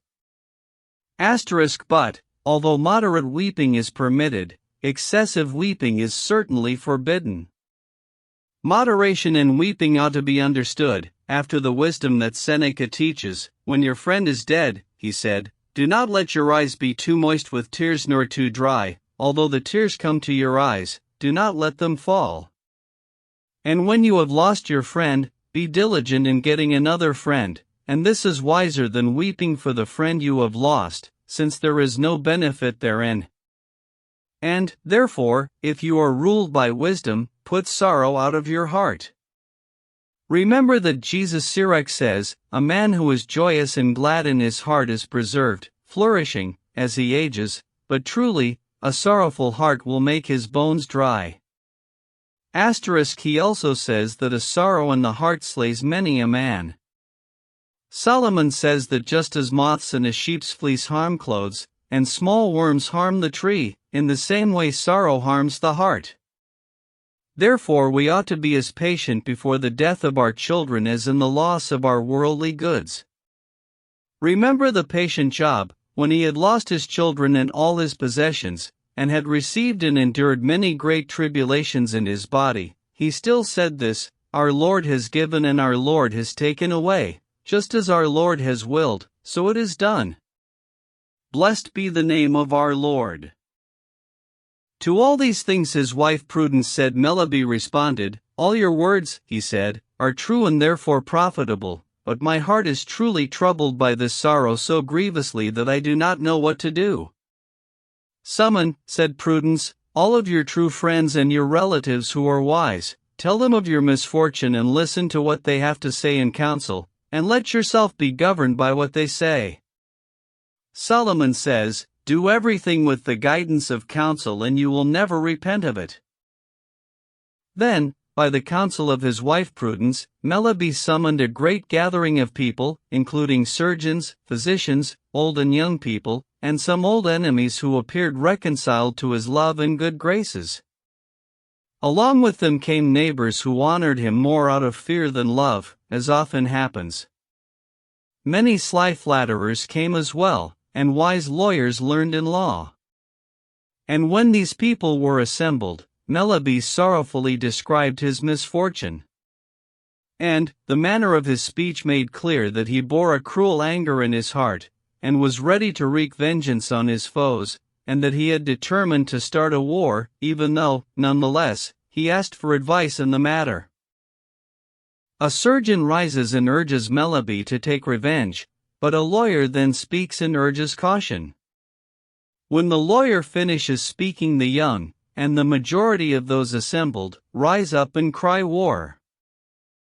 Then one of the old wise men stood up, and made a sign with his hand that people should be quiet and listen to him. "Lords," he said, "there are many men who cry war, war, who know very little what war is. At its beginning, the entrance to war is so wide and large that every man can enter whenever he likes and easily find war. But, certainly, what end that will lead to is not easy to know. For truly, once a war has begun, there is many an unborn child who will die in wretchedness. And therefore, before waging any war, men must take careful counsel and deliberate." And when this old man tried to strengthen what he had said with further explanation, nearly all at once, everyone began to rise to interrupt him, and asked him to cut short his words, for truly he who preaches to those who would rather not hear what he has to say annoys them. For Jesus Sirach says that music and weeping is an aggravating thing, that is to say, it is as useful to speak to those annoyed by your speech as it is to sing before someone who weeps. And when this wise man saw that he lacked an audience, he sat down in embarrassment. For Solomon says, "Where you have no audience, do not try to speak." "I see clearly," said this wise man, "that the common proverb is true, that good counsel is lacking where it is most needed." And Melody still had in his council many people who advised one thing privately in his ear, and advised him exactly the opposite in general audience. When Melibea had heard that the greatest part of his council was agreed that he should wage a war, he assented to their counselling at once, and fully affirmed their opinion. Then Dame Prudence, when she saw how her husband planned to avenge himself on his enemies, and begin a war, in the humblest way, when she saw an opportunity, said to Melibea in these words, "My lord," she said, "I beseech you as heartily as I dare and am able to, do not make haste too fast, and if you wish to prosper, listen to me. For Petrus Alfonsi says, whoever does good or harm to you, do not hurry to pay it back, for in this way your friend will wait, but your enemy will live even longer in fear." The proverb says, "He makes haste well who knows well how to wait, and in wicked haste there is no profit." Melibea refuses to take his wife's advice because so many wise men have already contradicted her. He also claims that it is wrong to take the advice of a woman, since women are so wicked. Prudence disagrees systematically with each of Melibea's points, and concludes, "And whereas you find fault with all women and their arguments, I will show you with many examples that many women have been very good, and are still, and their counsel has been sound and profitable. Also some men have said that the counsel of women is either too costly or worth very little. And although it is true that many women are bad, and their counsel vile and worthless, yet men have found many good women who were very discreet and wise in counseling. See how Jacob, by counsel of his mother Rebekah, won the blessing of Isaac, his father, and lordship over all of his brothers. Judith, by her good counsel, delivered the city of Bethulia, where she lived, out of the hands of Holofernes, who had besieged and would have destroyed it. Abigail rescued Nabal her husband from David, the king, who wished to slay him, and appeased the anger of the king with her wit and her good counsel. Esther, by her good counsel, advanced the people of God greatly. During the reign of Ahasuerus, the king, and men may tell of the same virtue of good counsel of many good women. And, moreover, when our Lord created Adam, our forefather, he spoke thus, "It is not good to be a man alone, we will make him a helper resembling himself." Here you may see that if women were not good, and their counsel good and profitable, our Lord God of heaven would neither have made them nor called them the helpmeet of man, but rather the confusion of man. And a clerk once said in 2 verses, "What is better than gold? Jasper. What is better than jasper? Wisdom. And what is better than wisdom? Woman. And what is better than a good woman? Nothing."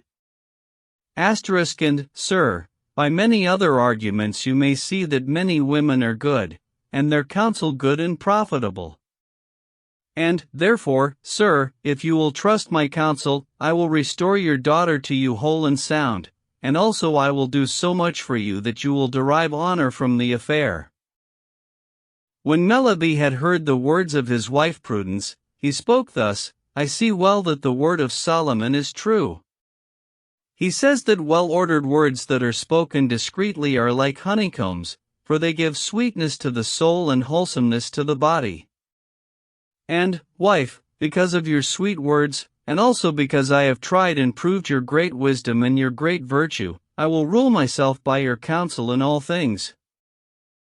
Prudence then counsels Melibea in how to choose the best advisers, what advice to avoid, and what advice is best. Then Melibea asks her what she thinks of the counselors he has just chosen. "My lord," she said, "I beseech you in all humility that you do not wilfully object to my arguments, nor be troubled even though I say things that displease you. For God knows that I intend to speak for your benefit, for your honor, and for your profit as well. And, truly, I hope your generosity will accept this with patience. Trust me well," she said, "when I say that your counsel in this matter must not, properly speaking, be called counseling, but a kind of folly, for you have erred in any number of ways. First, you have erred in the assembling of your counselors, for you should first have summoned a few people to counsel you, and after that you might have asked more people if it were necessary. But, instead, you have suddenly called a great multitude of people to counsel you who are very difficult and troublesome to listen to. Also you have erred, for, whereas you should only have called your true friends, both old and wise, to counsel you, you have called strangers, young people, flatterers, former enemies, and people who show you respect without any love. And also you have erred because you have brought anger, covetousness, and haste with you to this assembly, the three things that are most contrary to any honest and profitable counsel. You have erred as well because you have showed your counselors your inclination and wish to make war at once and to have vengeance. They have understood your intention through your words, and therefore they have advised you according to your inclination rather than for your profit. Also you have erred because it seems sufficient to you to have had advice from these counselors alone, with little thought, whereas in so great and so extreme a need it is necessary to have more counselors and more deliberation to achieve a result. You have also erred because you have not examined your counsel in the aforesaid manner, nor in the appropriate manner, as the situation requires. You have also erred because you have made no distinction between your counselors, that is to say, between your true friends and counterfeit counselors, nor have you learned the will of your true friends, old and wise, but, instead, you have thrown everyone's advice into a hodgepodge, and inclined toward the greater part and the larger number, and there you have settled. And since you know well that there will always be a greater number of fools than wise men, therefore, in the counseling that occurs in congregations and among multitudes of people, where more account is taken of the number than of the wisdom of people, it is certainly the case that fools will dominate. Melibea answered again and said, I certainly concede that I have erred, and since you have told me here that he is not to blame who changes his counselors in certain instances and for good reason, I am quite ready to change my counselors just as you advise me. The proverb says that to sin is human, but certainly, to persevere in sin is the work of the devil. Dame Prudence responded to this opinion at once, and said, Examine your counsel, and let us see who has taught you most rationally and advised you best. Prudence then criticizes the counsel of the surgeons, lawyers, neighbors, and young folk who advised Melibea to take revenge, and praises the wise men who urged him to proceed with caution. Melibea argues that vengeance is a great deterrent to those who wish to do wrong to others. Prudence describes the virtues of patience in the face of adversity. Melibea insists that his wealth and power entitle him to punish one outrage with another. Prudence insists that those with power and wealth have a duty to use them well, nor do they guarantee success in war. Melibea then asks Prudence what she advises, and she says he should resolve his differences with his enemies and seek peace. Melibea responds that she has no concern for his honor. Prudence insists that she only has Melibea's best interests at heart. And Melibea again agrees to be ruled by her counsel. Then, Dame Prudence, when she saw the good will of her husband, deliberated and gave careful thought to the matter, thinking how she might bring this affair to a good end. And when she saw a good moment, she sent for his adversaries to come to her in a secret place, and demonstrated to them the great good that comes from peace, and the great harm and peril that there is in war, and said to them in a courteous manner that they ought to repent greatly of the injury and wrong they did to Melibea her lord, and to her daughter. And when they heard the courteous words of Dame Prudence they were so surprised and enraptured, and were so pleased with her that it was marvelous to tell. Ah, lady, they said, you have showed us the blessing of sweetness after the saying of the prophet David, for you have offered us, in your great goodness, a reconciliation that we are in no way worthy to have, although we ought to request it with contrition and humility. Now we see well that the knowledge and wisdom of Solomon is quite true, for he says that sweet words multiply and increase friends, and make shrews gentle and meek. Certainly, they said, we entrust our conduct and all our affairs and interests wholly to your good will, and are ready to obey the speech and command of my Lord Melody. And, therefore, dear and good lady, we ask and beseech you, as meekly as we can, that it may be pleasing to your great goodness to fulfill your generous words indeed, for we understand and acknowledge that we have offended and harmed my Lord Melody out of measure into such a degree that we have no power to make amends. And therefore we obligate and bind ourselves, and our friends, to do his entire will and his commands. But, since he may have such resentment and anger towards us because of our offense that he will command us to endure a punishment that we might not be able to sustain, we beseech your womanly sympathy, noble lady, to take sufficient care in this case that neither we nor our friends should be disinherited nor destroyed by means of our folly. Prudence agrees to help, and goes to Melody and explains that his enemies are repentant and willing to be punished for their offenses. Melody agrees to pardon them and seek peace. Prudence then summons wise and true friends as counselors for Melody, and they also advise him to seek peace. Melody then summons his adversaries, chastises them, and they, in turn, place themselves at his mercy. Melody sends them home after they promise to return on a specified day to receive his final judgment. And when Dame Prudence saw a good moment, she asked her Lord Melody what vengeance he planned to take against his adversaries. And Melody responded, "Certainly, I intend to dispossess them of all that they have ever had, and to put them in exile forever." "Certainly," Dame Prudence said, "this is a cruel sentence, and entirely irrational, for you are rich enough and have no need of other men's goods, and you may very easily be seen as covetous in this way, which is a vicious thing to be, and ought to be avoided by every good man. For, after the saying of the Apostle, covetousness is the root of all evil. And therefore it would be better for you to lose just as much of your own property as to take their property in this way, for it is better to lose something with honor than it is to win something with villainy and shame. And every man ought to be diligent and busy himself to obtain a good name, and yet he should not also busy himself only in the keeping of his name, but he should always do his best to do something that will renew his good name.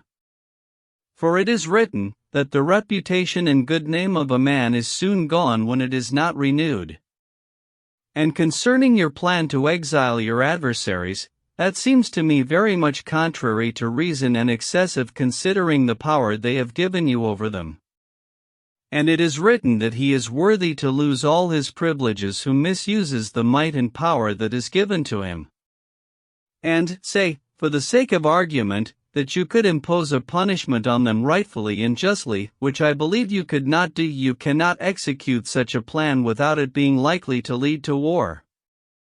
And therefore, if you want men to obey you, you must give judgment more graciously, that is to say, you must lay down a lighter sentence.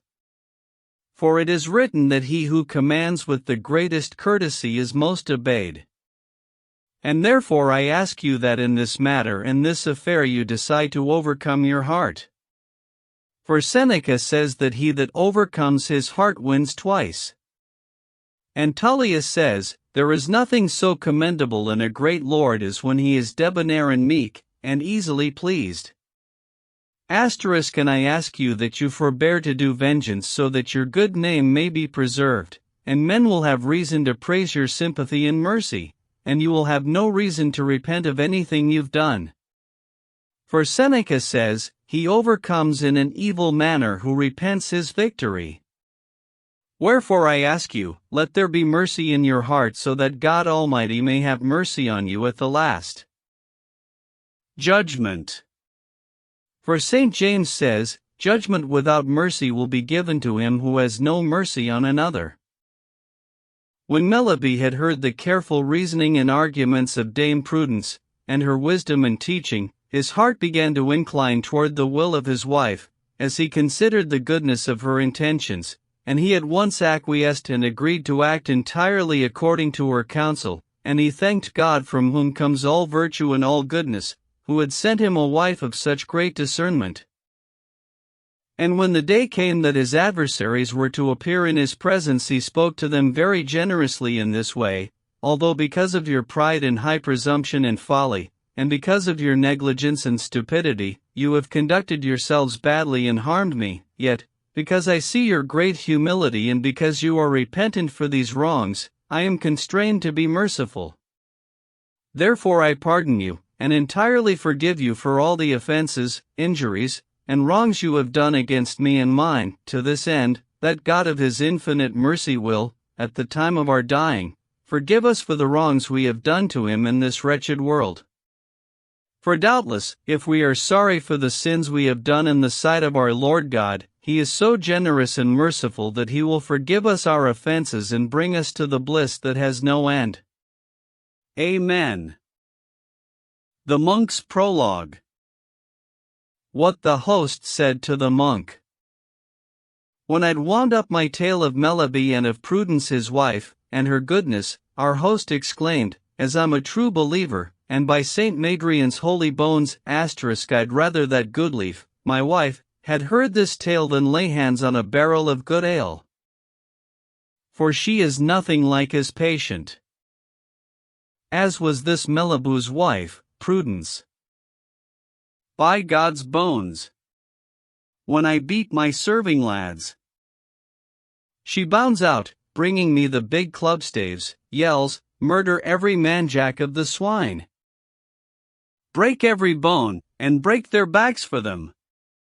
And if one of my neighbors fails to nod to her in church, or has the hardihood to slight her in some way, when she comes back she's on the rampage, screaming in my face, "You miserable rat, avenge your wife!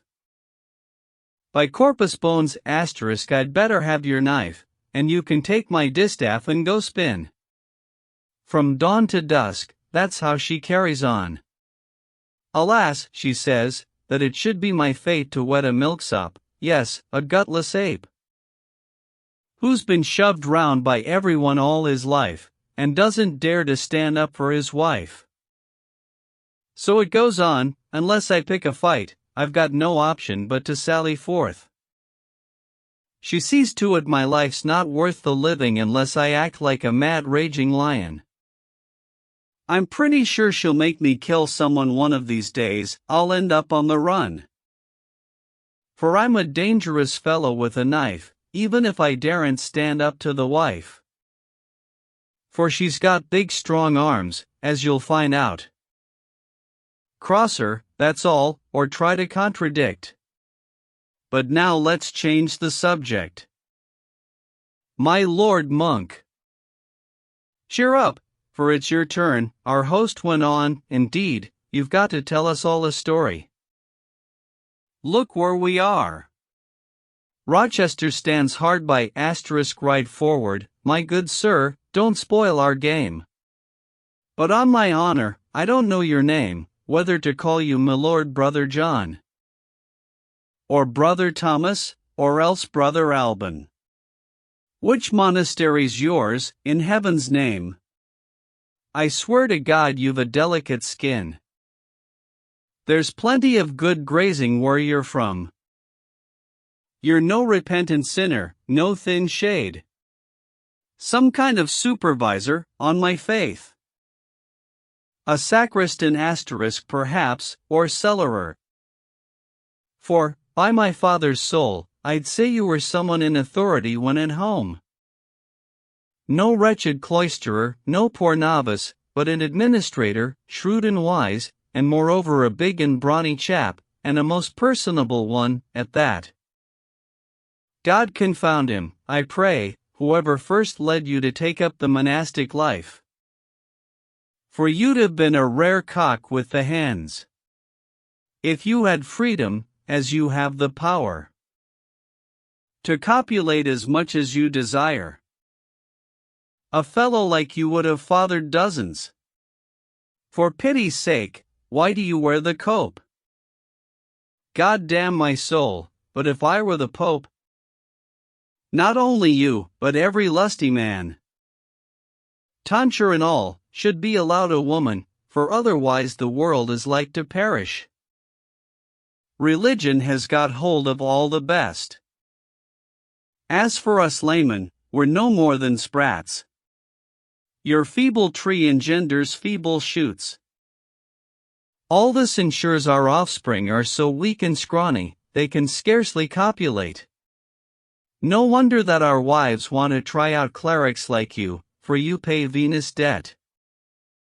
Far better than we can, as God's my witness, the coin you pay with isn't counterfeit. Take no offense, sir, if I joke like this, there's many a true word that's said in jest.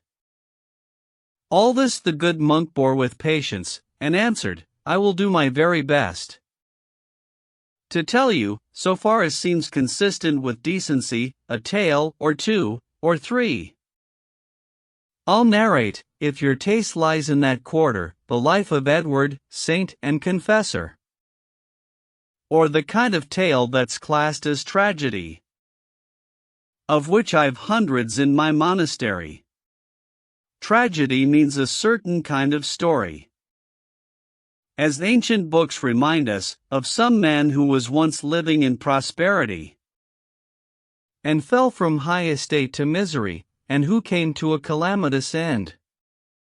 And they are versified, most usually, in 6-foot verses known as hexameters. Many have also been composed in prose, as well as in all sorts of different meters. That's all, this explanation should suffice. Now pay attention, if you want to hear. But first, before proceeding any further, if I don't tell these stories in due order, whether of popes, or emperors, or kings, according to the chronologic sequence as written in the books, and if you find that I put some before, and some behind, just as they chance to come into my mind, I beg you to excuse my ignorance. The Monk's Tale. Here the Monk's Tale begins, De Casibus Virorum Illustrium *. I shall lament, and in the tragic mode, the sufferings of those who once stood high, who fell from eminence, so that none could deliver them out of adversity. For when fortune makes up her mind to fly, her course no man is able to withhold. Let no one trust in blind prosperity. Be warned by these examples true and old. Lucifer. Although Lucifer was an archangel and not a man, with him I shall begin. For although fortune cannot hurt an angel, from his high station, owing to his sin, down into hell he fell, there to remain. Lucifer, brightest angel of them all, never to escape, for now you are Satan out of that misery into which you fell. Adam. There's Adam, who upon Damascus plain was made by the finger of the Lord on high, and not begotten of man's filthy sperm, who ruled all paradise, save for one tree. No man on earth has ever ranked so high as Adam, until he, for disobeying, was driven from his blessed felicity to labor, and to hell and misfortune. Samson. There's Samson, whom the angel heralded well in advance of his nativity, who was to God Almighty consecrated, honored by all, so long as he could see. There was never such another man as he for strength, allied with daring hardihood, but to his wife his secret he betrayed, so had to kill himself for misery.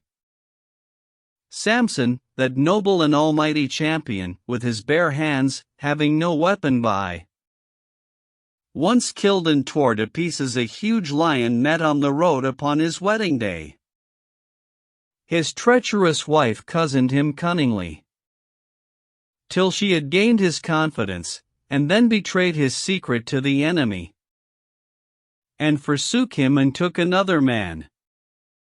300 foxes he took in his ire, their tails he tied together in a band, and then he set the foxes' tails on fire, for to each tail he tied a burning brand. And they burned all the crops throughout the land, and all the vines, and all the olive trees. 1,000 men he slew with his right hand, his only tool the jawbone of an ass. When they were killed, so great a thirst had he that he was like to perish, so he prayed God to take pity on his agony, and send him drink, or he must soon be dead. And from that ass's jawbone, searing dry, out of a molar tooth, there sprang a well. Look in the book of Judges for the story. From which, God helping him, he drank his fill. And once, at Gaza, in a single night, although the place was filled with Philistines, by main force he uprooted the town gates. Alone upon his back he carried them, high on a mountain where they could be seen. O noble, mighty, and beloved Samson! Had you not told your secret to the women, you'd not have had an equal under heaven. By command of the messenger divine, scissors and razors never touched his hair, and Samson never touched strong drink or wine, for all his strength resided in his hair. For fully 20 winters, year by year he had all Israel in his governing. But he must soon weep many a bitter tear, for women are to bring him down to ruin. It was his beloved Delilah whom he told that it was in his hair that his strength lay, on which the woman sold him to his foes. When he was sleeping in her lap one day, she had his hair cut off or clipped away, and thus Delilah let his enemies discover where his strength and vigor lay. They bound him fast, and put out both his eyes. But before Samson's hair was clipped and shorn, no bonds of theirs were strong enough to bind, but he's imprisoned now in a cavern, where at a hand mill he is forced to grind. O noble Samson, strongest of mankind! O sometime judge, in wealth and splendor living! Well may you weep, because your eyes are blind, and your prosperity become affliction. This was the end of that poor prisoner. His enemies prepared a feast one day, making him play the fool before them there. And this was in a temple of great splendor, but in the end he attacked savagely, shaking its 2 stone pillars till they fell. Temple and all crashed down, and there it lay. He killed himself, his enemies and all. That is to say, the princes everyone. 3,000 bodies altogether, slain by the falling of that temple built of stone. Of Samson I have nothing more to say. This old and simple tale is meant to warn all husbands from confiding to their wives anything that they'd rather not have known, if it means danger to their limbs or fives. Hercules*. His labors sing the laud and great renown of Hercules, that sovereign conqueror, for in his day he was the paragon of strength. He killed the Nemean lion, and took its skin, humbled the proud centaurs. He killed the harpies, cruel birds, and fell. He stole the golden apples from the dragon. He dragged out Cerberus, the hound of hell. He killed the cruel tyrant, Busiris, and made his horse devour him, flesh and bone. Killed Hydra, fiery and poisonous. Of Achilles' 2 horns, he broke off one, and he killed Caecus in his cave of stone. He killed the mighty giant, Antaeus, and the Arimathian boar, hideous and grim, and on his neck bore the whole weight of heaven. There's no one since the beginning of time who killed as many monsters as did he. And throughout all the wide world ran his fame for boundless strength and magnanimity. He visited all kingdoms and countries. He was too strong for any to oppose. At each end of the world, Trophius*. Says, he set a pillar up as boundary. This noble hero had a lover who was called Dejanira, as fresh as May. And if what these learned writers say is true, She sent a fine new shirt to him one day. A fatal shirt. Alas, alackaday. It had been steeped so cunningly in venom, he hadn't worn the shirt for half a day before it stripped his flesh from off the bone. None the less there are scholars who excuse her and blame one Nessus, for he made the shirt, but be that as it may, I won't accuse her. Still, he wore it upon his naked back, until the poison made his flesh turn black. And when he saw there was no remedy, hot burning coals about himself he raked, and so, disdaining poison, chose to die. Thus died the famed and mighty Hercules. Now who can trust in fortune for a moment? He who has the whole world pressing on his heels will often be laid low before he knows it. Whoever knows himself is truly wise. Watch out, when fortune wants to play a trick, she bites her time before she overthrows her victims in a way they least expect. Nebuchadnezzar *. The royal majesty, the precious treasure, the glorious scepter, and the mighty throne belonging to King Nebuchadnezzar can scarcely be described by human tongue. Not once, but twice, he took Jerusalem. He carried off the vessels of the temple. His glory and delight was Babylon, which city he made his chief capital. The fairest children of the blood royal of Israel he castrated, each of them he forced into his service as a thrall. And among others, Daniel was one, and Daniel was the wisest of them all. For he could interpret what the king dreamt, when in the whole of Chaldea there was none able to understand what his dreams meant. That proud king had a statue made of gold, 7 cubits broad and 60 cubits high, to which image he ordered young and old to bow themselves in reverence and awe, or in a furnace, in red roaring fire. All who would not obey him must be burnt. But to that action neither Daniel nor the 2 youths who were with him would assent. This King of Kings was arrogant and proud, and thought that God, who reigns in majesty, could not divest him of his royal crown.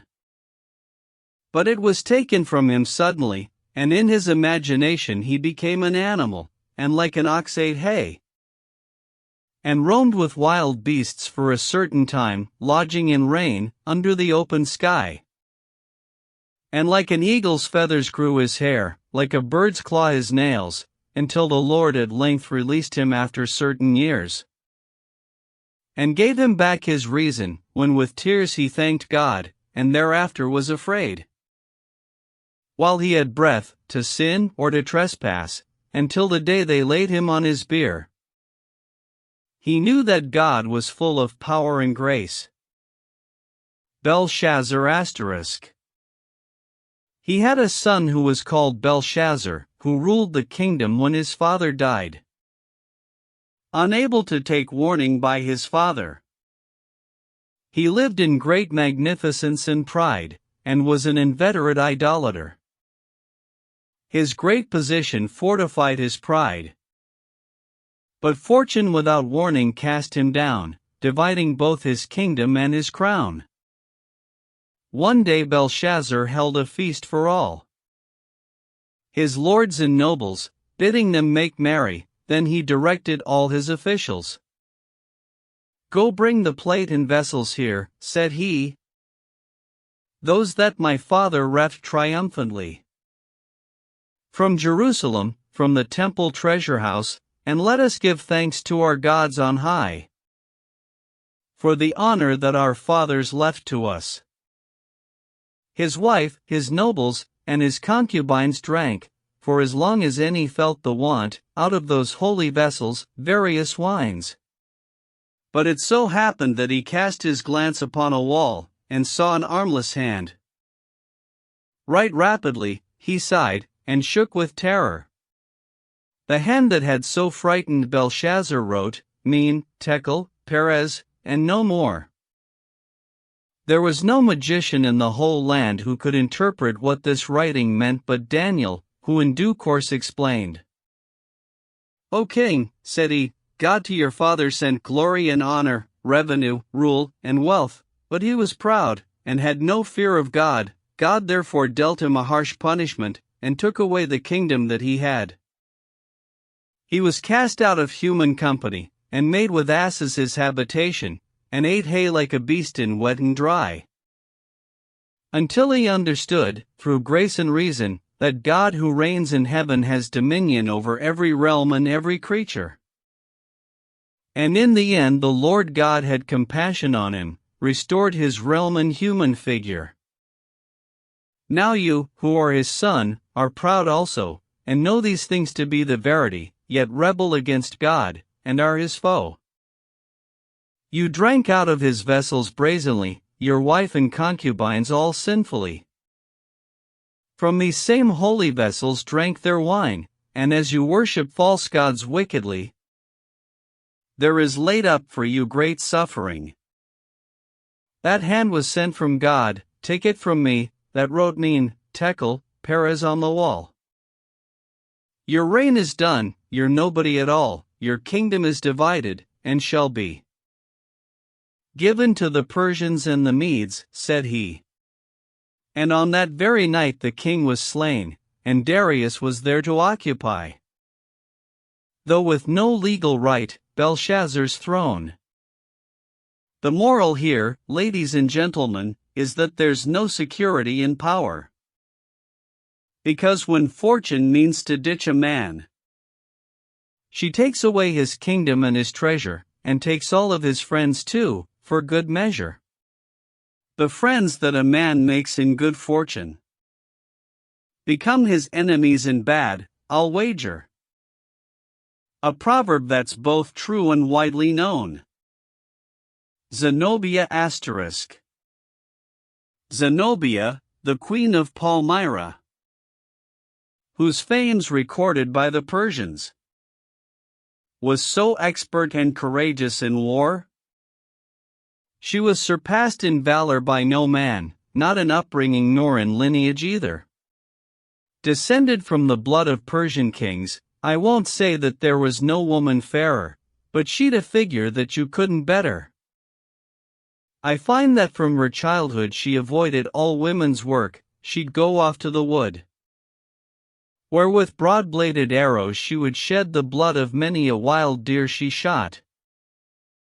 She'd even catch them, for she was so fleet. Later, when she grew older, she would kill leopards and lions, and tear bears apart, and with her bare hands deal with them at will. She dared to seek out wild beasts in their dens, to roam about the mountains in the dark, and sleep beneath a bush, and she'd the strength to wrestle. She could subdue by main force any young man, no matter how stalwart. No one who wrestled with her could withstand her arm. She kept herself inviolate, disdaining to be bound to any man.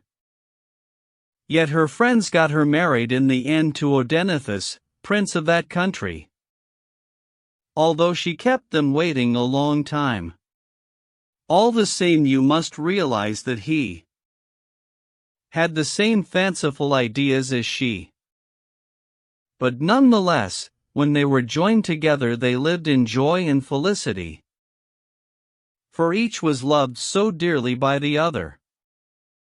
Save for one thing, she never would consent by any means that he should ever lie more than once with her. It was her intent, so that the human race might multiply, to bear a child, and so, as soon as she found she was not with child after the act, then she would suffer him to have his way once more, but only once, and that was that. And if she were with child on that occasion, it was the last time he might play that game till a clear 40 weeks had come and gone, when she would let him do it once again.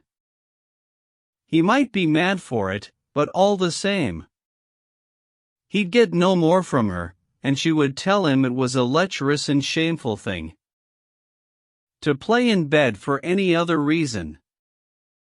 2 sons had she by this Odenathus, whom she brought up in learning and virtue. But to resume our tale, I'll tell you this, you'd never find so praiseworthy a creature, so wise, so generous, but not overmuch, so courteous, and so resolute in war, and indefatigably able to endure its toil, though you should search the world throughout. How splendidly she lived! It can't be told, her magnificent plate and gorgeous dresses. She was entirely clad in gems and gold. Nor, though she loved to hunt, would she neglect to gain command of different languages. When she had leisure, for her great delight was studying in books, from whose learned pages she taught herself to lead a virtuous life.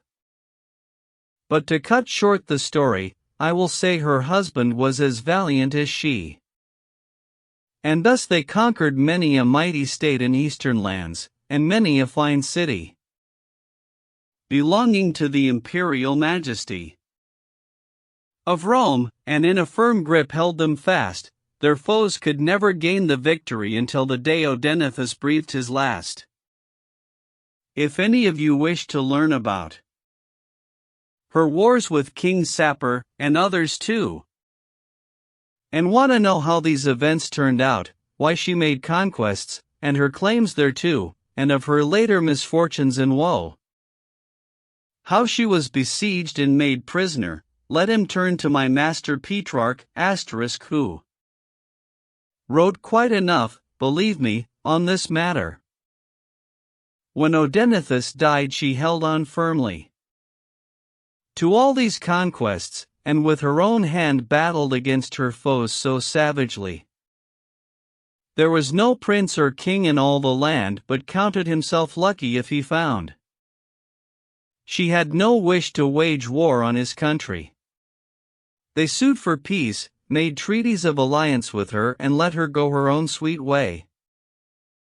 Not Claudius, the Roman emperor, nor Gallienus, emperor before him, nor any Arabian or Egyptian, or any Syrian or Armenian, managed to summon up the nerve to dare to take the field against her in a fight. For fear of being slaughtered at her hands, for fear her army should put theirs to flight. And her 2 sons were always clad like kings, they were heirs to the kingdom, after all, Hermano and Thimoleo were their names. Or so they called them in the Persian tongue. But with her honey fortune mingles gall. No longer may she rule, this mighty queen, she lost her throne, for fortune made her fall into the pit of misery and ruin. For when into Aurelian's hands there came the government of Rome, without delay, he planned to exact vengeance from the queen, marched with his legions on Zenobia, and in the end, to cut short a long tale, put her to flight, and took her prisoner, and chained her up, and her 2 sons as well, and then returned to Rome a conqueror. Among the many trophies that he won, there was Zenobia's golden chariot. This mighty Roman, great Aurelian, had it brought back with him that all might see it. Zenobia walked before him at his triumph, and hanging from her neck were golden chains, upon her head a crown, as well befitted her rank, her dress encrusted with rich gems. Alas, fortune! She who at one time was the bane of kings, and feared by emperors, is for the mob to gape upon, alas! She who went helm to fight in furious wars, and stormed the stoutest citadels and towers, must now wear on her head a woman's cap, and she who bore a scepter bound in flowers must carry a distaff, and earn her keep. Of Pedro, King of Spain *. Noble and honored Pedro, glory of Spain, whom fortune held so high in majesty, It is your pitiful death we must bemoan. Your brother drove you out of your country, and later, at a siege, by treachery. You were betrayed, and brought to his pavilion there to be killed by his own hand, when he succeeded to your revenues and kingdom. Who contrived all this wickedness and sin? It was a black eagle on a field of snow, caught in a lime twig colored red as flame, asterisk. A nest of evil helped the assassin.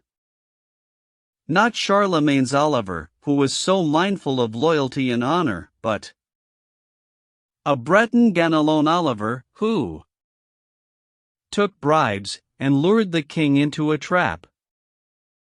Of Peter, king of Cyprus asterisk. O noble Peter, king of Cyprus, who won Alexandria by great generalship, and many of the heathen brought to grief, for which your own liege subjects envied you, for nothing but your chivalrous exploits. They killed you in your bed, early one morning. Thus fortune guides her wheel, and turns it so, and brings us all from happiness to mourning. Of Barnabo of Lombardy asterisk. Your ill fortune, great Barnabo, Viscount of Milan, O you scourge of Lombardy! God of enjoyment, why should I not recount? Since in the world's eyes you once climbed so high? Your brother's son, and doubly your ally, being your nephew and your son-in-law, shut you within his prison, there to die. And you were killed, I don't know how or why. Of Ugolino, Count of Pisa asterisk. The plight of Ugolino, Count of Pisa. There is no tongue can tell of it, for pity. A short way out of Pisa stands a tower wherein he was kept in captivity. His little children with him, there were 3, the eldest being just 5 years of age. O fortune! Who could have the cruelty to put such pretty birds in such a cage? He was condemned to perish in that prison, for Roger, who was bishop then of Pisa, had brought against him a false accusation, so that the people rose up in their anger and shut him up, as you have heard me say. In prison, where what food and drink they had could barely suffice them, it was so meager, and moreover it was both poor and bad. One day it happened round about the hour at which their food and drink used to be brought, the jailer shut the doorways of the tower. He heard it plainly, but he did not speak. And then into his heart there came the thought it was from hunger they meant him to die. Alas, cried he, that ever I drew breath. And thereupon the tears fell from his eyes. His youngest son, who was 3 years of age, said to him, Father, tell me why you weep. When will the jailer bring us broth to eat? Is there no bit of bread you have kept back? I am so hungry that I cannot sleep. I would to God that I might sleep for good. Then hunger would not creep into my gut. There's nothing I would rather have than bread. Thus, day by day, the little child would cry, till in his father's bosom down he lay. And saying farewell, Father, I must die, he kissed his father, dying the same day. And when his grieving father saw him die, such was his sorrow that he bit his arm, and cried, Alas, fortune! What can I say? I blame your fickle wheel for all my harm. His children thought that it was out of hunger he bit upon his arm, and not from grief. Alas, they cried, don't do that, dearest father, but eat our flesh instead, it is the flesh that you gave us, so take our flesh and eat. These were the very words the children said. And in a day or two, soon after that, both of them lay down in his lap and died. And he, despairing, also starved to death, the mighty Count of Pisa ended thus. Cut down by fortune from his high estate.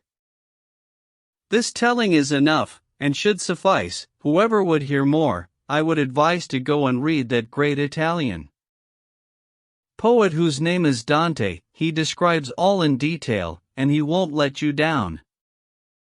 Nero *. Now although Nero was as vicious as any fiend that lives in deepest hell, he held, or so we're told by Suetonius, the wide world in subjection to his rule, both east and west, and north and south as well. His clothes were embroidered from head to foot with jewels, ruby, sapphire, and white pearl, for gems and jewels were his great delight. No emperor was more sumptuous in display, or more fastidious and superb than he. He'd only wear the same clothes once, when they were banished from his sight and thrown away. Nets made of golden mesh he had in plenty to fish the Tiber with, when he inclined. His every wish he made law by decree. Fortune herself obeyed him as her friend. Just for the fun of it, he burned down Rome, killed all the senators another day, only to hear how they would weep and scream. He killed his brother, with his sister lay, dealt with his mother most unspeakably, and had her womb slit open, to see where he'd been conceived. Alas, alas that he should show so little feeling for his mother.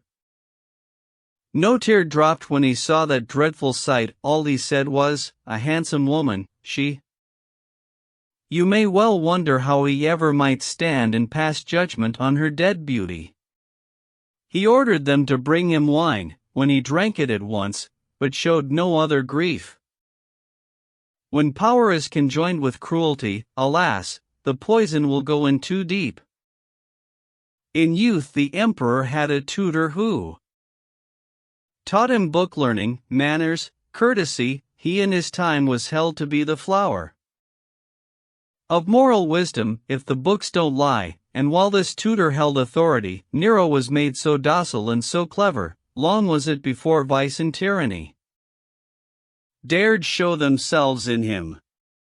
This Seneca, the man I'm talking of, for the good reason that Nero stood in awe of him, for he'd always chastise him, but with tact, for sin, never with a blow, but only with a word. Sir, he would say, an emperor should indeed be virtuous and an enemy of despotism. Just for this saying, Nero made him bleed to death in a bath, with both his arms cut open. And it was Nero's custom, when a boy, always to stand up in his tutor's presence, which later seemed to him great cause for grievance, and so he made him perish in this way. But none the less that wise man, Seneca, chose rather to die in a bath like this than undergo some other and worse torture. Nero made his loved tutor perish thus. Now the time came when fortune would no longer cosset this Nero's overbearing pride. For although he was strong, yet she was stronger. She reasoned thus, by God, I must be mad to set a man so crammed with every vice high in the world, and call him emperor. By God, I'll topple him out of his seat, and he will fall when he expects it least. The people rose against him one dark night, rebelling at his crimes, upon which he hastened alone out of his palace gate, and went where he expected help to be, and hammered at the door. The more he cried, the faster all the doors were shut and barred. Then he realized how he'd been self-deceived. Not daring to call out, he went away. The people muttered, crying everywhere, and he with his own ears heard what they cried. Where's that damned tyrant, Nero? Is he here? Almost he went out of his wits for fear. Most pitifully to his gods he prayed for succor, but it wasn't any good. For fear of this he thought he would have died, and ran into a garden, there to hide. And Nero found 2 workmen in this garden seated by a huge fire, blazing red, whereupon he entreated these 2 workmen to take his life by cutting off his head, so that no outrage might be committed upon his body after he was gone. He killed himself, there was no help for it. And Fortune laughed, for she had had her fun. Of Holofernes *. Now there was no king's captain in his day who overthrew and conquered more countries, none mightier in the field in every way, or in his time more honored and famous, more magnificent in his arrogance, than Holofernes, whom Fortune embraced lovingly, then led up the garden path until, before he knew, his head was off. Not only did all men hold him in awe for fear of losing wealth or liberty, he forced them to renounce their faith also. "Nebuchadnezzar is a god," said he. "Thou shalt worship no other god than he." And no one dared to dispute his behest, save in Bethulia, a strong city, where one Eliakim was a priest. But mark Holofernes' death, and be warned. In the middle of his army, drunk one night, he lay inside his tent, big as a barn. And yet, despite his splendor and his might, Judith, a woman, as he lay asleep, struck off his head. Quietly from his tent she stole, so quietly that no one saw it, back to her city with his head she went. Of the illustrious King Antiochus *. As for that mighty king, Antiochus, need I rehearse his royal majesty, his evil actions and huge arrogance? There never was another such as he. Read in the book of Maccabees and see. There you may read the proud boasts that he made, and why he fell from great prosperity, to perish wretchedly on a hillside. Fortune had so exalted him in pride he actually believed he could attain high as the highest star that's in the skies, and in the balance weigh the highest mountain, and even hold in check the tides of ocean. Towards God's people he turned all his hatred, and had them tortured cruelly, and slain. He thought his pride would never be abated. And because Timothy and Nicanor had been vanquished by Jews so crushingly, such was his hatred for the Jews therefore, he bade his soldiers make his chariot ready with utmost speed. Disdainfully he swore to march at once upon Jerusalem, and on it wreak his rage pitilessly. But he was quickly thwarted of his plan, for God smote him grievously for this threat, with an invisible and cureless wound that cut and bit its way into his guts until the pain of it could not be borne. But certainly the punishment was just, for he had racked the guts of many men. And yet, spite of the pain, he'd not give up his damnable and hell-begotten plan, but bade his army to prepare forthwith, when suddenly, before he even knew it, God put down all his pride and boastfulness. He fell so heavily out of his chariot that all his limbs and skin were lacerated, so that he could no longer walk nor ride, and in a chair they carried him about. So sorely was he bruised in back and side.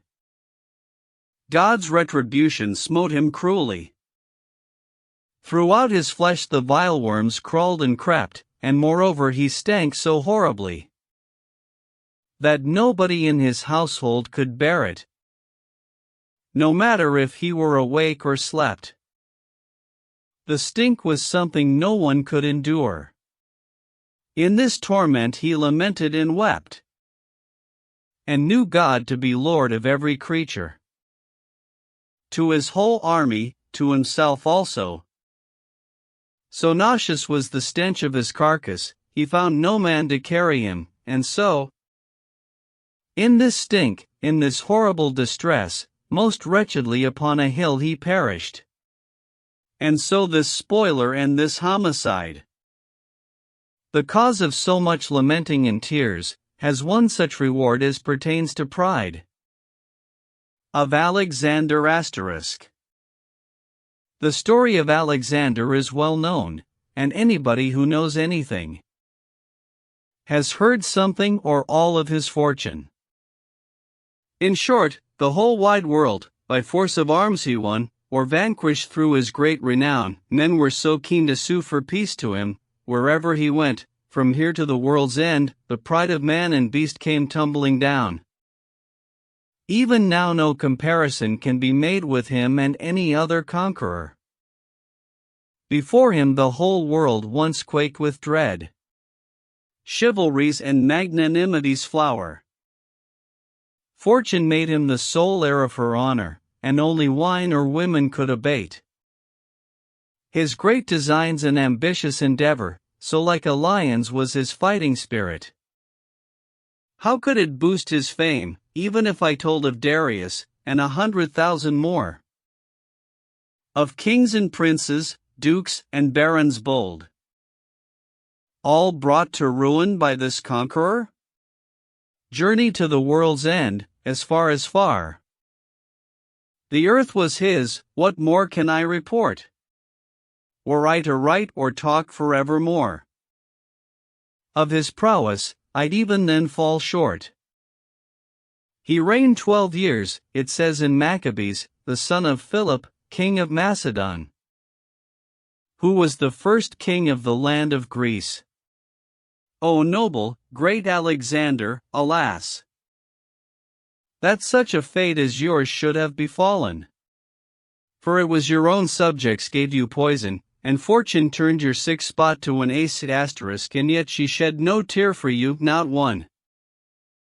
Now who will give me tears for lamenting the death of one so noble and courteous, who ruled the whole wide world as his domain, yet in his heart thought it did not suffice? His spirit was so filled with high courage? Alas! Who will assist me to indict the treachery of fortune, and rebuke poisoners? I blame both for all this grief. Of Julius Caesar *. Through wisdom, valor, and immense labor, from humble birth to royal majesty, rose Julius Caesar, the great conqueror, who won the Occident, by land and sea, by either force of arms, or by treaty, making each Rome tributary to Rome, and, later, Emperor of Rome was he, till the time came when fortune turned on him.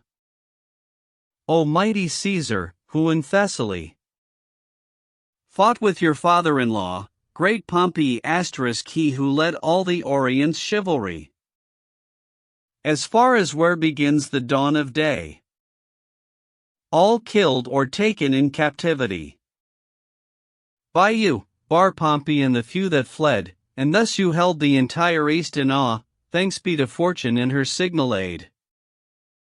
But now let me lament here for a little that noble Pompey, once the governor of Rome, who fled when he had lost the battle. One of his men it was, a base traitor, who cut his head off, hoping to win favor from Julius, and brought his head to him. Alas, Pompey, the East's great conqueror, that fortune should bring you to such an end. To Rome again returning, Julius held there his triumph, crowned with laurels high, but the time came when Brutus Cassius *, who looked on his success with envious eye, plotted an underhand conspiracy against this Julius, with cunning guile. He chose the very spot where he would die stabbed with their daggers, as you'll hear me tell. Now Julius went up to the Capitol of Rome one day, just as he always used, and there met with a sudden surprisal false Brutus and his other enemies fell upon him and stabbed him with their knives. Bleeding from many wounds they let him lie, but he groaned only at one of these blows.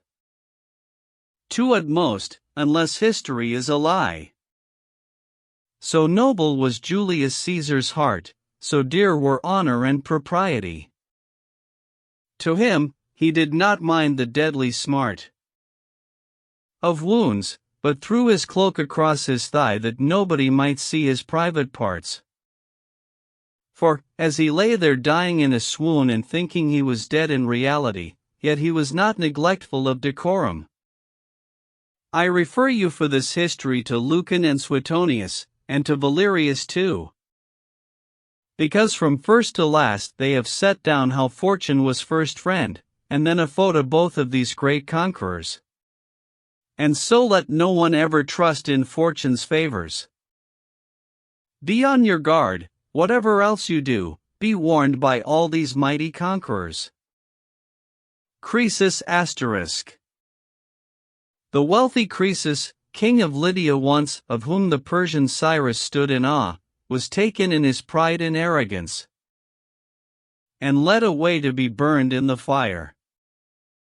But such a deluge poured down from the sky, it killed the fire, and let him escape. Yet he had not the good sense to beware, till fortune hung him gaping from a gibbet. For when he'd escaped he could not resist beginning to wage new war yet again. Fortune, he was convinced, had so worked it that he escaped through a chance fall of rain, therefore it followed he could not be slain by any foe.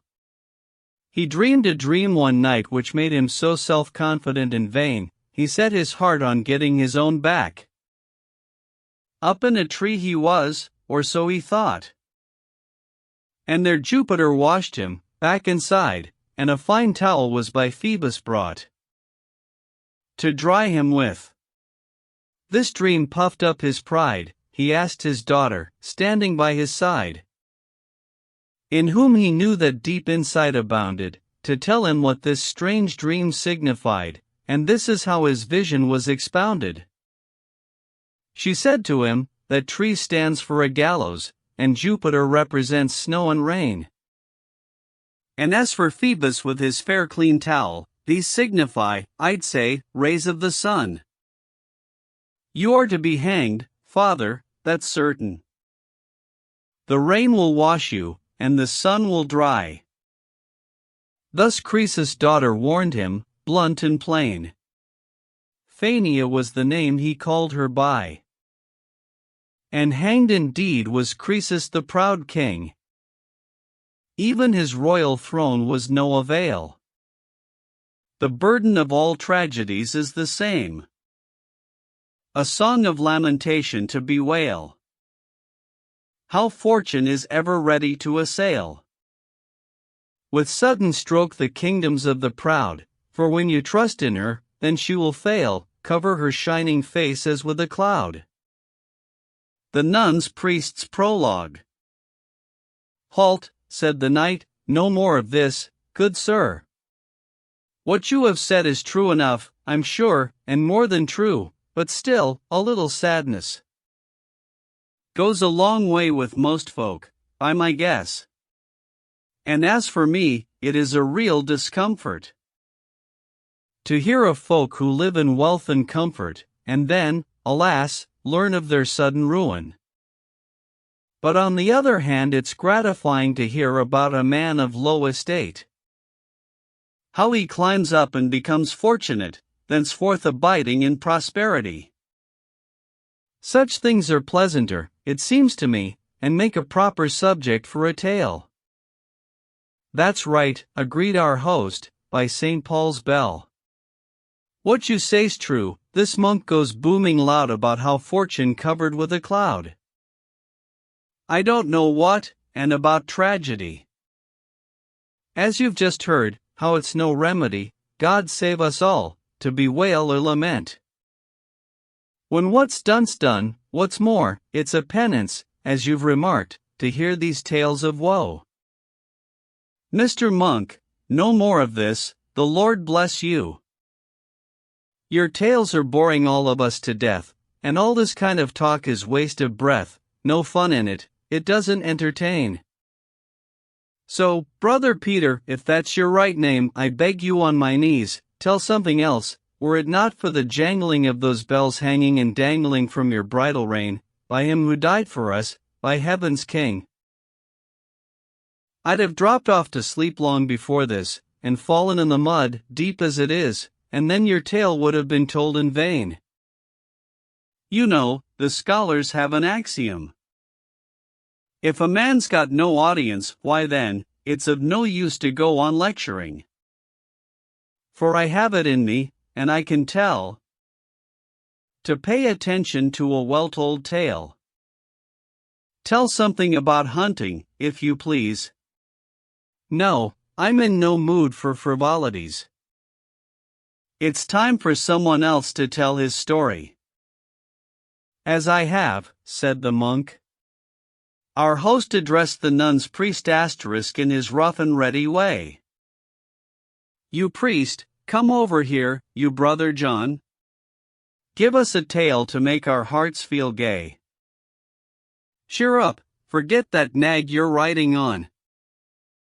Scruffy your horse may be, all skin and bone, but if he does his job, who cares a bean? See that you always keep a merry heart. Yes indeed, he replied, I swear you're right. Yet, Mr. Host, yes, I'll be much to blame if I'm not merry. Right then he began his tale, and this is what we heard from him. That pleasant priest, that genial brother John. The nun's priest's tale. Here begins the nun's priest's tale of the cock and hen, Chanticleer and Pertelote. A hard-up widow, getting on in age. Once on a time lived in a small cottage, beside a coppice, standing in a dale. This widow, about whom I tell my tale, had, since the day when she was last a wife, in patience led a very simple life. For she'd few goods, and what she earned was small.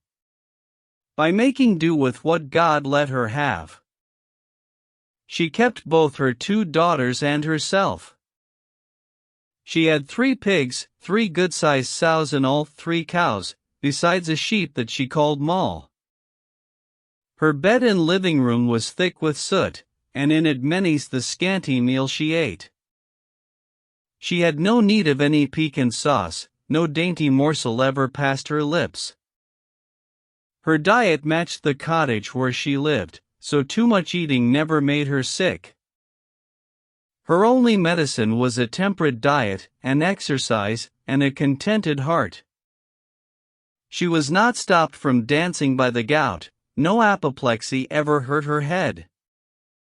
She never touched wine, neither white nor red, most of the food she ate was white and black, milk and brown bread, in which she found no lack, grilled bacon and an egg or 2 sometimes. She was a dairy woman of a kind. She had a closed yard that was fenced about with wooden palings, a dry ditch without, in which she kept a cock called Chanticleer. In all the land, at crowing he'd no peer. His voice was mellower than the mellow organ you hear in church on feast days, sweetly playing, and where he lived, his crowing told the hour better than any clock in Abbey Tower. He knew by instinct each revolution of the equinoctial circle in that town, for every 15 degrees, on the hour. He crowed to perfection with all his power. His comb was redder than the choicest coral, and crenellated like a castle wall. His beak was black, and like jet its gloss, like lapis lazuli his legs and toes, each with nails whiter than the lily flower, and like the burnished gold was his color. This peerless cock had at his disposity 7 hens for his delight and delectation, who were his sisters and his mistresses, their coloring amazingly like his. And the one with the brightest feathered throat was called the lovely Lady Pertelote. she was so gentle, kind and courteous, and sociable, with such pretty ways, that since the day that she was a week old she'd Chanticleer's heart firm in her hold, locked up with her, captive in every limb. He loved her so, that all was well with him, and what delight it was to hear them sing at sunrise, when the day began to spring, my love has gone away, in sweet accord. For in those far-off days, as I have heard, the animals and birds could speak and sing.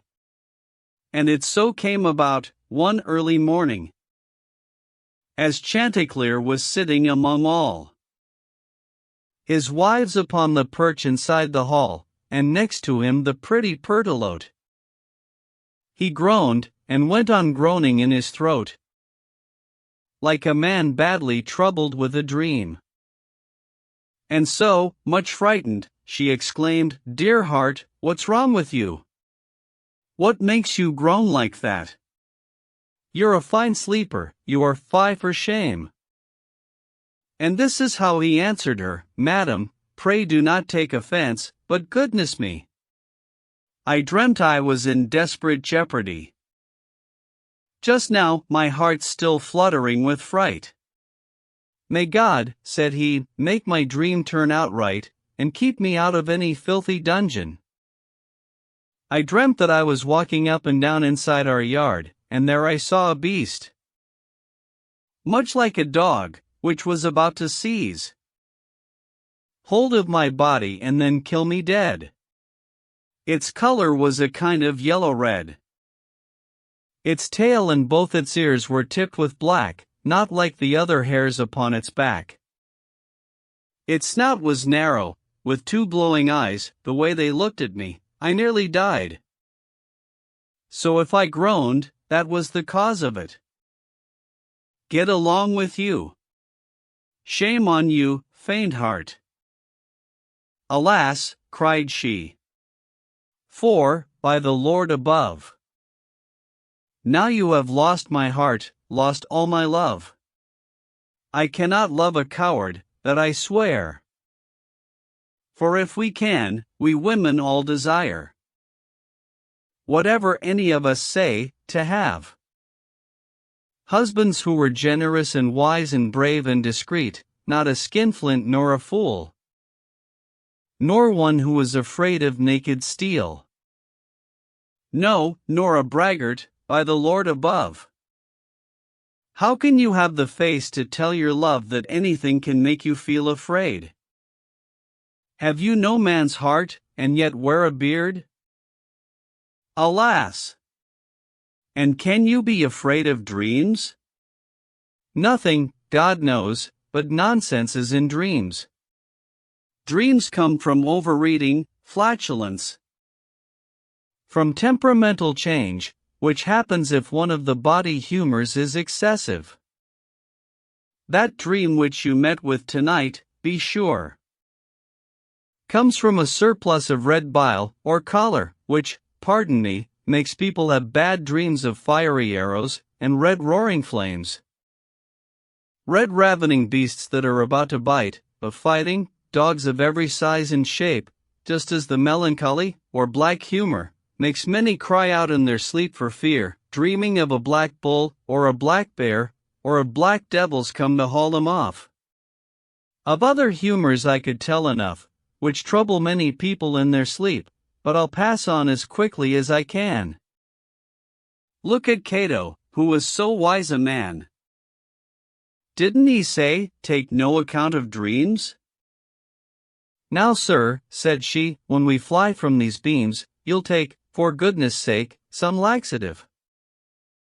Upon my life and soul, the best advice that I can give you is, go purge yourself of the red collar and black melancholy.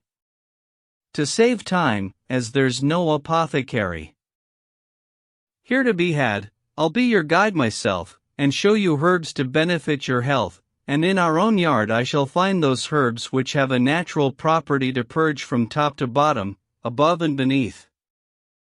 So don't go and forget, for heaven's sake. Yours is a most choleric temperament. Be careful that the sun in his ascent doesn't catch you brimful of hot body humors. And if it does, I'm quite prepared to wager you're likely to go down with tertian fever, or catch an ague which might be your death. First you must take some worms as digestives a day or two before your laxatives, which might be spurge laurel, centuary, and hellebore, or else fumitory. For all of them grow in our garden here, or catapeus, buckthorn, or herb ivy. All growing in our yards so prettily. Peck 'em up where they grow, and eat 'em up. For your good name's sake, husband, do cheer up, and fear no dream. I can't say any more. Madam, 1,000 thanks, said Chanticleer, for your advice, but none the less, as touching this Mr. Cato, whose renown for wisdom is so immense, although he may have said that dreams are nothing to be worried at. If you read ancient books you'll find, by God, that many a man of more authority than ever Cato was, believe you me, subscribes to just the opposite opinion. They have discovered from experience that dreams are certainly foretokenings of joys as well as the tribulations that in this present life we undergo. There is no need to argue about it. One's own experience shows it for a fact. One of our greatest authors, Cicero*, writes thus, once on a time two friends set out upon a pilgrimage, with hearts devout. And it so happened they came to a town where such a press of folk was crowding in, and such a shortage of accommodation they couldn't find so much as a cottage to put them both up. So they were obliged, just for that one night, to part company. And each of them went to a hostelry to take his chance of any bed at all. Now one of them found shelter in a stall down in a distant yard with plough oxen. The other man lodged reasonably well, as was his luck, or maybe his good fortune, for luck has power over one and all. And it so happened that, long before dawn, as this man lay in bed, he had a dream. He dreamed he heard his friend cry out and call, saying, "Alas! For in an ox's stall. Tonight I shall be murdered where I lie. Come to my aid, dear brother, or I die. Come in all haste." And so the man, in panic, started from out his sleep, but once awake, turned over, and took no more heed of it. His dream was an absurdity, he thought. But in his sleep he twice had the same dream. And yet a third time. His companion came, or so he thought. "I am now killed," he said, "look at my bloody wounds, all gaping wide. Rise up early in the morning, and you'll see at the west gate of the town," said he, "a cart that's loaded full of dung, in which my body's hidden. Have it held. Have that cart stopped and seized immediately. The truth is, I've been murdered for my gold." He told him in detail how he'd been killed. His face most pitiful, all pale its hue. And, never doubt, he found the dream was true.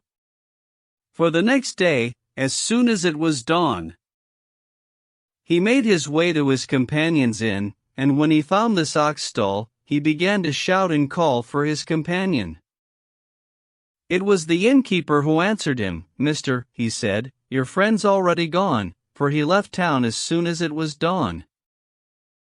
The man, remembering what he had dreamt, became suspicious, and set off at once to the town's western gate, and there he found a dung cart on its way to dung the ground. Or so it seemed, loaded in just the way you heard the dead man saying it would be. And so with full confidence he began calling for law and vengeance on the crime. My friend's been murdered in the night. He's lying stiff and stark upon his back. Here in this cart. I want the magistrate. Who should be keeping order in this town? Help! Help! Alas, here's my friend lying dead. Such is the tale, and what more need I add? Folk rushed out, tipped the wagon to the ground, and in the middle of the dung they found the dead man, newly murdered. Blessed art thou, O Lord our God, as thou art just and true, who never sufferest murder to be hid. Murder will out, we see it every day. Murder is so hateful and abominable to God, who is so just and reasonable, that he will not allow it to be hidden. Though it may wait a year or 2, or 3. Murder will out, and that's my firm opinion. And in a trice the officers of the town had seized the carter and the innkeeper, tortured one, put the other on the rack, till they had confessed their criminal act. Whereupon they were both hanged by the neck. Thus we can see that dreams are to be feared.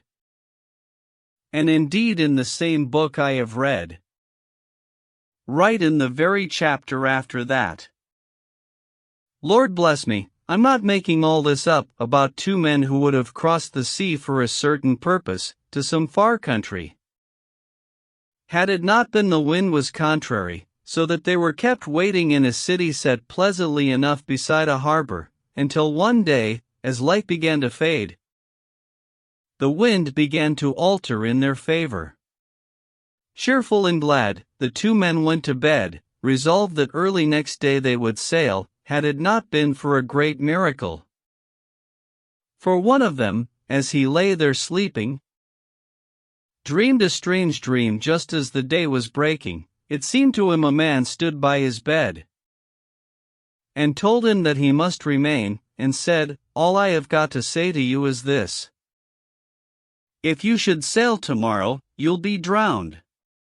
He woke, and told his friend what he had dreamed, and he implored him to put off his journey, and stay there where he was, just for one day. His friend, who had a bed in the same room, began to laugh, and made great fun of him.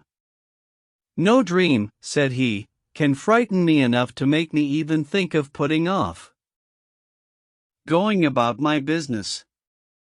I don't care a damn about your dreamings, not a straw. They're only a delusion and a snare. People dream all the time of apes and owls, and such enigmas as will puzzle fools, of things that never have been nor will be. But you mean to stay dawdling here, I see, and miss your tide, from sheer perversity. Lord knows I'm sorry for it, so goodbye." And so he took his leave, and went his way, but before his voyage was half over. Don't ask me why, or what caused the disaster. But the ship's bottom split, through some misfortune, and as it chanced both ship and man went down, in sight of other vessels by their side, which had sailed out with them on the same tide. And so, my lovely Pertolote, you may gather from such time-honored instances, disregard of dreams is something no one can afford. For as I say, there is no doubt whatever in general most dreams are to be feared. What about Kenelm's dream, of which I read in the life of Saint Kenelm, Cenulph's son? The noble king of Mercia, how Kenelm dreamed something one day, only a short time before they murdered him, and how he saw his murder in a dream. His nurse explained the dream in full, and warned him to beware of treachery, but he was only 7. And therefore he would pay but scant attention to any dream, so holy was his heart. And by the Lord in heaven, I'd give my shirt for you to read his story, as I have. Madame Pertelote, this is the plain truth. Macrobius, who wrote of Scipio's dream in Africa, lends his support to them. And he confirms that dreams are forewarnings, and that they tell of future happenings. Please, madam, take a careful look as well. At the Old Testament, see if Daniel supposed that dreams were an absurdity. Read about Joseph too, and there you'll see whether or no dreams are, I don't say all, warnings of things that afterwards befall. Think of the king of Egypt, Lord Pharaoh. And of his baker and his butler too. Did they find dreams of no effect? Those who study the history of various realms may read of many marvels about dreams. What about Croesus, king of Lydia? Did he not dream that he sat on a tree? Which meant he would be hanged. And what of her? Andromache, she who was Hector's wife? That very night before he was to die, she dreamed that Hector was to lose his life if on that day he ventured forth to fight. She warned him, but it was of no avail. He sallied out to battle nonetheless, but was killed soon enough by Achilles. But that's too long a tale for me to tell. Besides, it's nearly dawn, and I must fly. To wind up, let me say just this to you: to me this dream portends adversity. And furthermore, I have to tell you this. I don't set any store by laxatives. For I know all too well that they are poison. I hate them, and I say to hell with them. Let's talk of something pleasant, and drop this. Madame Pertelote, as I hope for heaven. One thing I have, one great grace God has given, when I look on the beauty of your face, and see those scarlet circles round your eyes, then all the terror that affrights me dies. For as certain as in Principio *. Madam, the meaning of this Latin is: woman is man's whole joy and happiness. For when I feel at night your gentle side, although our perch is so narrowly made, I may not mount upon your back, alas! I am so filled with joy and happiness that I defy all visions and all dreams. And, saying this, he flew down from the beams, for it was day, with his wives one and all. And at his cluck they answered to his call, for he had found corn fallen in the yard. Royal was he was no longer scared. And 20 times he feathered Pertelote, trod her as often too. By 9 that morning, he looks as if he were a rampant lion, and on his toes goes strutting up and down, and does not deign to set foot on the ground. He clucks when a grain of corn is found, his wives come running to him, one and all. Thus royal, as a prince is in his hall. I'll leave our Chanticleer to go on feeding. I'll tell you later of what happened to him. Now when the month in which the world began, the month called March, when God first created man, had ended, and since its beginning, too. And 30 days and nights had passed also *. It chanced that Chanticleer, in all his pride, his 7 wives all walking by his side, having cast his eyes up to the brilliant sun, which in the sign Taurus the bull had run 21 degrees, and somewhat more, knew by no teaching other than nature, that it was 9 a.m. With merry note he crowed and said, the sun has now climbed up 41 degrees, and a bit more, I'd guess. Now Madame Pertelote, my earthly bliss. Hark at those happy birds, hark how they sing, and see the pretty flowers, how they spring. My heart is filled with joy and content. But trouble came upon him in a moment. Forever the latter end of joy is grief. God knows all earthly happiness is brief. And if a proper poet were to write, that's good enough to be put in a book. As a most notable and striking fact. Now pay attention, if you know what's best, this tale is just as true, I do attest. As is the story of Sir Lancelot. That tale which women hold in great esteem, but let me take my subject up again. A black fox, iniquitous and sly, who'd lived for 3 years in the wood nearby, as was predestined by divine foresight, burst through the hedges on that selfsame night into the yard where stately Chanticleer and all his wives used often to repair, and in a bed of cabbages he lay, quite still till near the middle of the day, biding his time to fall on Chanticleer, as is the way of every murderer, who lies in wait to kill his fellowmen. Treacherous assassin, lurking in your den. O second Iscariot, new Ganelon. You lying dissembler, you knew Sinon that Greek who carried utter grief to Troy. O Chanticleer, accursed be the day. You flew into that yard, down from those beams. For you had ample warning from your dreams that day, for you, would prove most perilous, but that which God foresees, must come to pass. Or such is the opinion of most scholars. Any accomplished scholar will bear witness that there has been a great altercation upon this in the schools, much disputation about the question of predestination. It's been debated by 100,000. But here I cannot sift chaff from the grain as can that sainted theologian, Saint Augustine or Bishop Bradwardine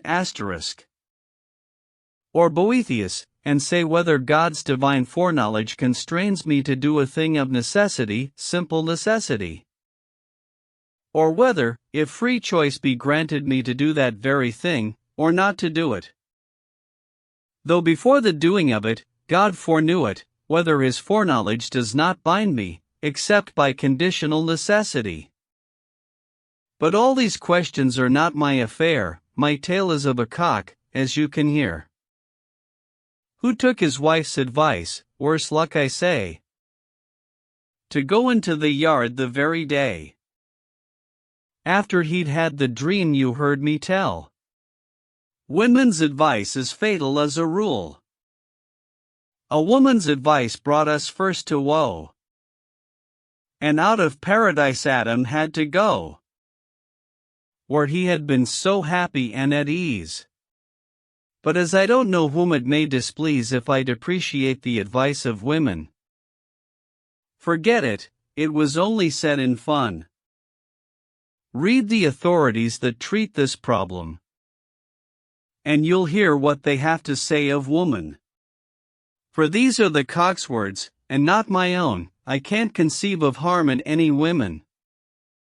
The lovely Pertolote was happily taking a dust bath, with her sisters by, in sunshine, while Chanticleer joyously sang merrier than a mermaid in the sea.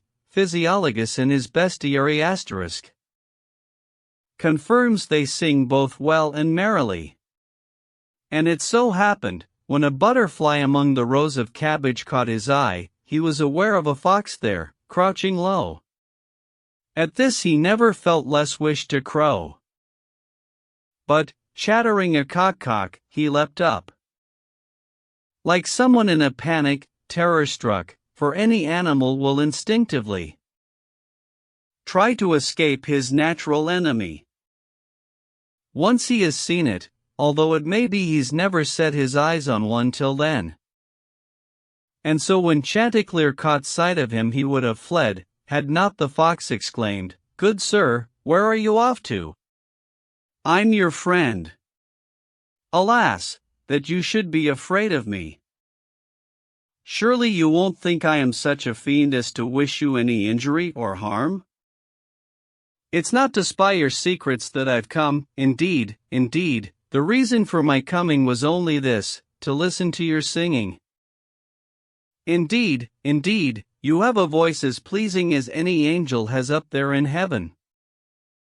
And, moreover, you've more musical feeling than Boethius, or anyone now singing. Your noble father, may his soul be blessed. Your mother, in the goodness of her heart, have both been in my house, to my great pleasure. Be sure I'd love to make you welcome, sir. But since we mentioned singing, I'll say this. As I hope to have the use of my two eyes, except for you, I've not heard anyone sing in the morning as your father sang. Sure it came from the heart, all that he sung. And he, to make his voice more loud and strong, would strain until he'd have to screw both eyes tight shut, he'd have to stand on his tiptoes, stretch his long slender neck, then how he'd crow. He was a man of much discernment, too. No man the country round was half so wise, or half so good a singer as he was. Now I've read in that book called Brunel's Ass Asterisk, among other verses, of that famous cock who, when a parson's son gave him a knock and broke his leg, the lad was young and foolish, saw to it that he lost his benefice asterisk, but certainly there's no comparison between your father's wisdom and discretion and judgment, and that cock's ingenuity. Now sing, sir, sing for sweet Saint Charity. Show me if you can emulate your father without suspecting treason. Chanticleer began to flap his wings, enchanted by the fox's blandishments and flattery. Alas, my lords! Many's the treacherous fawner dwells in your courts, many's the flatterer who's far more pleasing to you, on my oath, than he who tells you nothing but plain truth. Read Ecclesiasticus on flattery, asterisk. Beware, my lords, beware of treachery. High stood our Chanticleer on his tiptoes, stretching his neck, and with both eyes tight closed, began to crow as loud as ever he could. And Mr. Russell Fox at once leapt up, and took hold of Chanticleer by the throat, and bore him on his back towards the wood, for there was none as yet to give pursuit. O destiny none of us can avoid. Alas, that Chanticleer flew from those beams, alas, his wife had no belief in dreams. It was a Friday brought this misadventure. O divine Venus, goddess of pleasure, seeing that Chanticleer was your worshipper, and served you to the utmost of his power, much more for delight than to multiply the world, how can you suffer him to die on Friday of all days, for it's your day? O Geoffrey de Vinsauf asterisk, you sovereign poet who, when Richard Lionheart was slain, elegized so movingly his death. If only I'd your learning and your art to rail at Friday half as well as you. For he was killed upon a Friday too, then I'd show you how well I could lament for Chanticleer, his terror and torment. Sure such an outcry and lamentation was never made by ladies when Ilium was lost, and Pyrrhus with his naked sword had seized hold of King Priam by the beard and killed him, as we're told in the Aeneid asterisk, than all those hens made in the widow's yard, at seeing their Chanticleer carried off. Loudest of all shrieked Madame Pertelote, and louder even than Hasdrubal's wife asterisk when she saw how her husband took his life. After the Romans had burned down Carthage, she was so full of agony and rage that in cold blood she leapt into the fire, and with a steadfast heart burned herself there. Oh, all you woeful hens, you screamed as high as they, when Nero asterisk burned down the city of Rome, and all of the senators' wives shrieked out to see their husbands lose their lives, though they were guiltless, Nero had them slain. Now I'll turn to my story once again. This poor old widow, both her daughters too, hearing the screeching and hullabaloo made by these hens, ran straight out of the house, in time to see the fox head for the coppice and carry off the cock upon his back. They raised an outcry, "Help! A fox! A fox! Hollow! A fox!" and after him they ran, with sticks and cudgels and a crowd of men, with Call the dog, and Talbot, and Garland, and Mulkin with the distaff in her hand. The cow and calf, even the very hogs, ran fit to burst, scared by the barking dogs as well as by the shouting men and women. They yelled and yodeled like the fiends in hell. The ducks squawked as if going to be killed. The geese, in fright, went flying over trees. Out of the hive there came a swarm of bees. God bless us all, so hideous was the din, not even Jack Straw and his mob of men ever let out a clamor half as shrill. When hunting Flemings down to lynch and kill, as they let out the day they chased the fox. Trumpets they brought, of brass and bone and box and horn, on which they hooted and they blew, what with their whooping and their screeching too, it seemed as if the very heaven would fall. Now, good sirs, please to listen, one and all. See how fortune overturns instantly the hope and conceit of her enemy. For the cock, slung upon the fox's back, managed, for all his dreadful fright, to speak, and said, "Good sir, if I were in your place, so help me God, I'd turn round and say this, go home, you stupid yokels. Plague on you. Now I'm at the wood's edge, what can you do? Trust me, I'll keep the cock, and eat him up." "Good idea," said the fox, "I'll do just that." He'd barely said the words, when in a flash the cock broke deftly from the fox's mouth, and flew high up a tree to perch thereon. And when the fox saw that the cock was gone, alas, he cried, "Dear Chanticleer, alas! I behaved badly to you, I confess, inasmuch as I made you so afraid, when I snatched up and took you from the yard. But, sir, I did it with no bad intent. Come down and I shall tell you what I meant. And I'll speak honest truth, so help me God." "No, I'll see us both damned first," said the cock. "But myself first and worst, both blood and bones, before you trick me oftener than once. You'll not, with your soft soap and flatteries, get me to sing again, and close my eyes. To him who shuts his eyes when he should look, and that on purpose, the Lord send bad luck." "No," said the fox, "may God rather send bad luck to him who knows no better than to talk too much when he should hold his tongue. Now see what comes of taking it too easy, and placing heedless trust in flattery.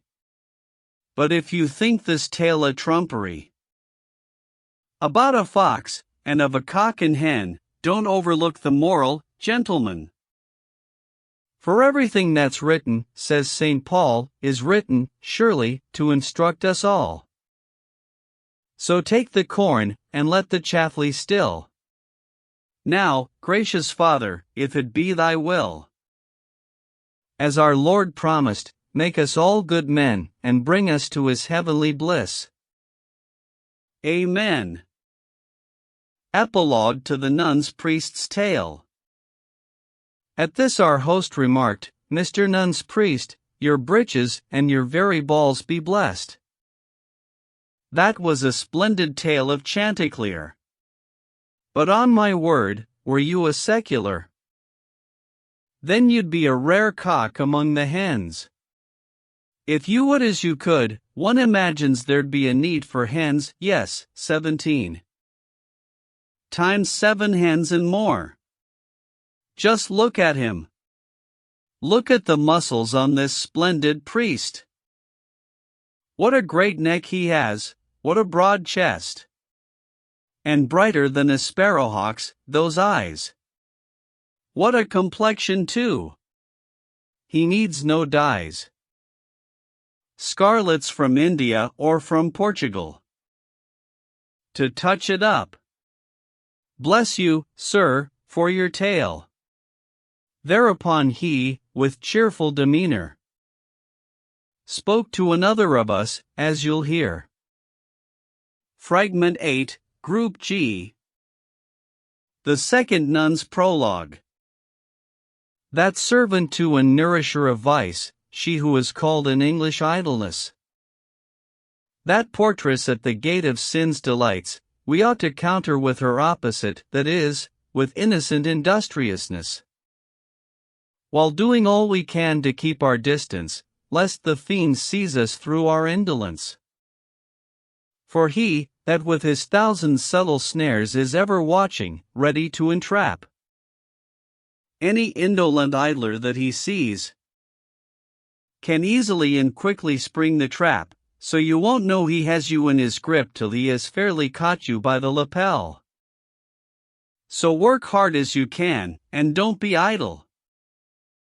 And even if we had no fear of death, it plainly stands to reason, none the less, that idleness is arrant slothfulness, from which comes neither profit nor goodness. Because sloth holds idleness on a leash only to sleep and eat, drink, and devour what other people have to labor for. To put away from us such idleness, which causes ruin and calamity, I have here tried to do my faithful best to translate from Legenda Aurea asterisk. Thy glorious life and suffering and death, thou with thy garland wrought of rose and lily, maid and martyr, Saint Cecilia.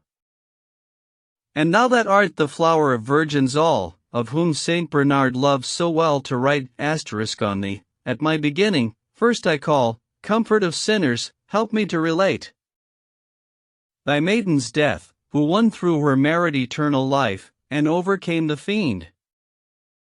As, later, men may read in her legend. Thou maiden mother, daughter of thy Son, thou fount of mercy, and of souls the cure, in whom God chose to dwell and make his home. Meek, yet exalted over every creature, thou who didst so ennoble our nature that he did not disdain to clothe and bind his Son in blood and flesh of humankind.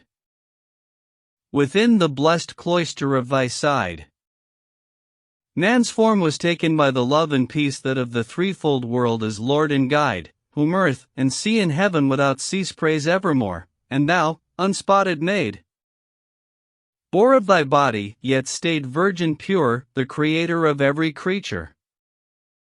United in thee is magnificence, with mercy, goodness, and so much of pity that thou, which art the Son of excellence, not only helpest those who pray to thee, but oftentimes, in thy benignity, before they even make their petition, dost go before, and art their lives' physician. And now, fair Virgin, meek and blessed, aid me, banished in this wilderness of Gaul, think of the woman of Canaan, who said, and yet the dogs eat of the crumbs that fall from their Lord's table, and was blessed withal. And though I, an unworthy son of Eve be sinful, yet do thou accept my faith.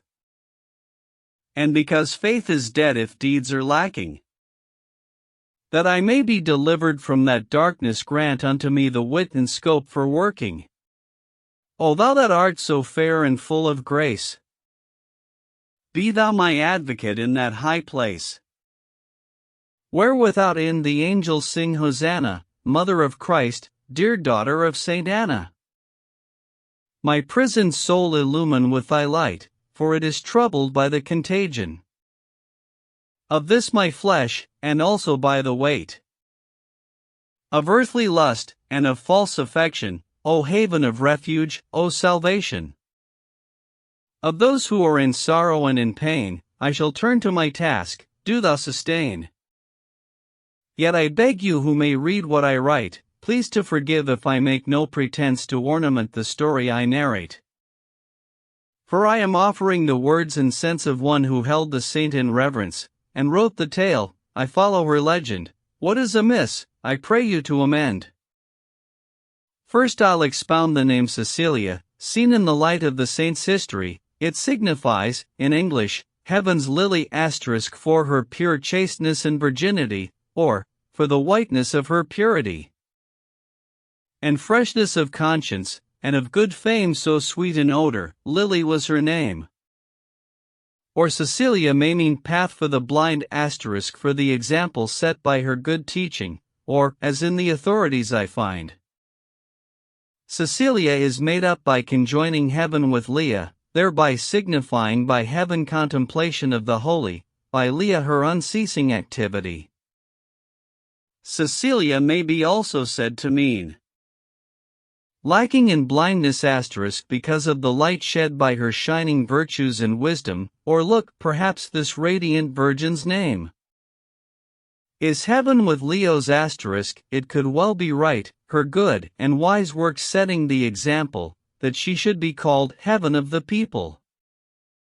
For Leo's, people is the English word, and just as in the heavens one can see the sun and moon and stars on every side, so in this noble maiden, spiritually, one sees the courage and magnanimity of faith, and also wisdom's perfect radiance, and various works brilliant with excellence. And just as those astronomers describe heaven's spheres as swift and round, as well as burning, even so Cecilia, beautiful and white, was swift and diligent in all her doings, round and perfect in her persevering, and ever burning with the radiant flame of charity. Now I've explained her name. The Second Nun's Tale. Here the second nun's tale of the life of Saint Cecilia begins. This lovely maid Cecilia, her life says, was Roman born, and of a noble line, and from her cradle fostered in the faith of Christ, whose gospel never left her mind. Of her it is recorded, as I find, she never ceased to pray, fear and love God, beseeching him to guard her maidenhood. And when for this young girl the time had come to give her hand in marriage to a man, this was a youth known as Valerian, she, when the day fixed for the wedding came, in humble piety of heart put on, under the golden robe that so became her, next to her tender flesh, a shirt of hair. And while the organ played its melody, she would sing in her heart to God alone, O Lord, keep thou my soul and my body pure and unspotted, lest they be undone. And, for his love who died upon a tree, she fasted every third or second day, was ever busy at her orisons. The night came, when she had to go to bed, taking, as custom is, her husband with her, but the moment that they were alone, she said, O sweet and most beloved husband dear, there is a secret you may wish to hear, most willingly and gladly I will tell it so long as you swear never to reveal it. On this Valerian swore a solemn oath, that in no circumstances, come what may, would he betray her secret. Then at last she said, there is an angel that loves me, this angel loves me with a love so great, wherever I am, sleeping or awake, he is at hand, to safeguard my body. And were he to perceive you, have no doubt, touching or making carnal love to me, why, then and there he'll kill you in the act, and in the flower of your youth you'll die. But if it's with a pure heart you love me, then he will love you for your purity, and show to you his radiance and joy. Valerian, by God's will thus reproved, answered, if I'm to trust you, let me see with my own eyes this angel. Should it prove to be an angel in all reality, then I shall do as you have asked of me. Be sure, if it's another man you love, right there, and with this sword, I'll kill you both. To which Cecilia at once replied. "You'll see the angel if you wish," said she. "If you'll believe in Christ, and be baptized. Now go," she told him, "to the Appian Way, 3 miles, and no more out of the city, and speak to the poor folk who live nearby, and I shall tell you what you are to say. Tell them that I, Cecilia, sent you to them for secret needs, and for a holy purpose. That they might show you old and saintly Urban *, and when you've seen Saint Urban, say the words that I have told you. And, when he has purged all sin and guilt and wickedness from you, you'll see that angel then, before you go." Valerian set off to find the spot. And, as he'd been directed, there he found the saintly old man, Urban, lying hid in the catacombs, in the saint's burial ground. And without more delaying he announced what he had come for, and when Urban heard, he raised his hands for joy and praised the Lord. And from his eyes he let the salt tears fall. "Almighty Lord, O Christ Jesus," said he, "sower of pure counsel, shepherd of us all, the fruit of this pure seed of chastity that thou hast sown in Cecilia, take to thee. How like a bee, busy and innocent. Cecilia serveth thee, thine own servant. That husband, very like a rampant lion, whom she has just now married, she sends here to thee, as meek and gentle as a lamb." As he was speaking, an old man appeared clad in white raiment, radiant and pure, a book with golden letters in his hand, and suddenly stood before Valerian. And he fell down in terror, like one dead. On seeing him, the other thereupon lifted him up, and then began to read. "One Lord, one faith, one God, one Christendom, one Father omnipotent and supreme, and Father of all creatures everywhere." These words were written in gold letters there. When these words had been read, said the old man, "Do you believe this? Answer yes or no." "All this I do believe," said Valerian. "Indeed I would maintain no living man could ever imagine a thing more true." The old man vanished then, he knew not where, and the Pope Urban christened him right there. Valerian goes home to find Cecilia standing beside her angel in his room. 2 garlands made of roses and of lilies. This angel carried, one in either hand. It was to Cecilia, I understand. He gave the first, and afterwards he took the other to Valerian, her helpmate. "With clean unspotted thoughts and pure bodies cherish these garlands all your lives," said he. "I have brought them to you from paradise.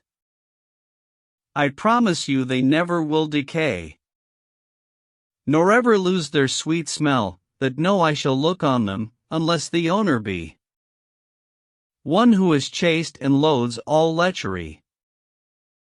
And because you, Valerian, so soon took the right path, when it was shown to you, ask what you wish, and you shall have your boon." "I have a brother," said Valerian, "whom I love more than any living man. I pray you that he may be granted grace to know the truth, as I do, in this place. Most pleasing to the Lord is your request. Both of you, bearing the palms of martyrdom, shall be invited to his blessed feast." And, as he spoke, his brother Tiburce came. When he perceived the fragrance in the room that from the roses and the lilies spread, he greatly wondered in his heart, and said, "I wonder that, at this time of the year, whence that sweet odorous perfume can come, the roses and the lilies I smell here. For even if my hands were full of them, I shouldn't think their scent could be more strong.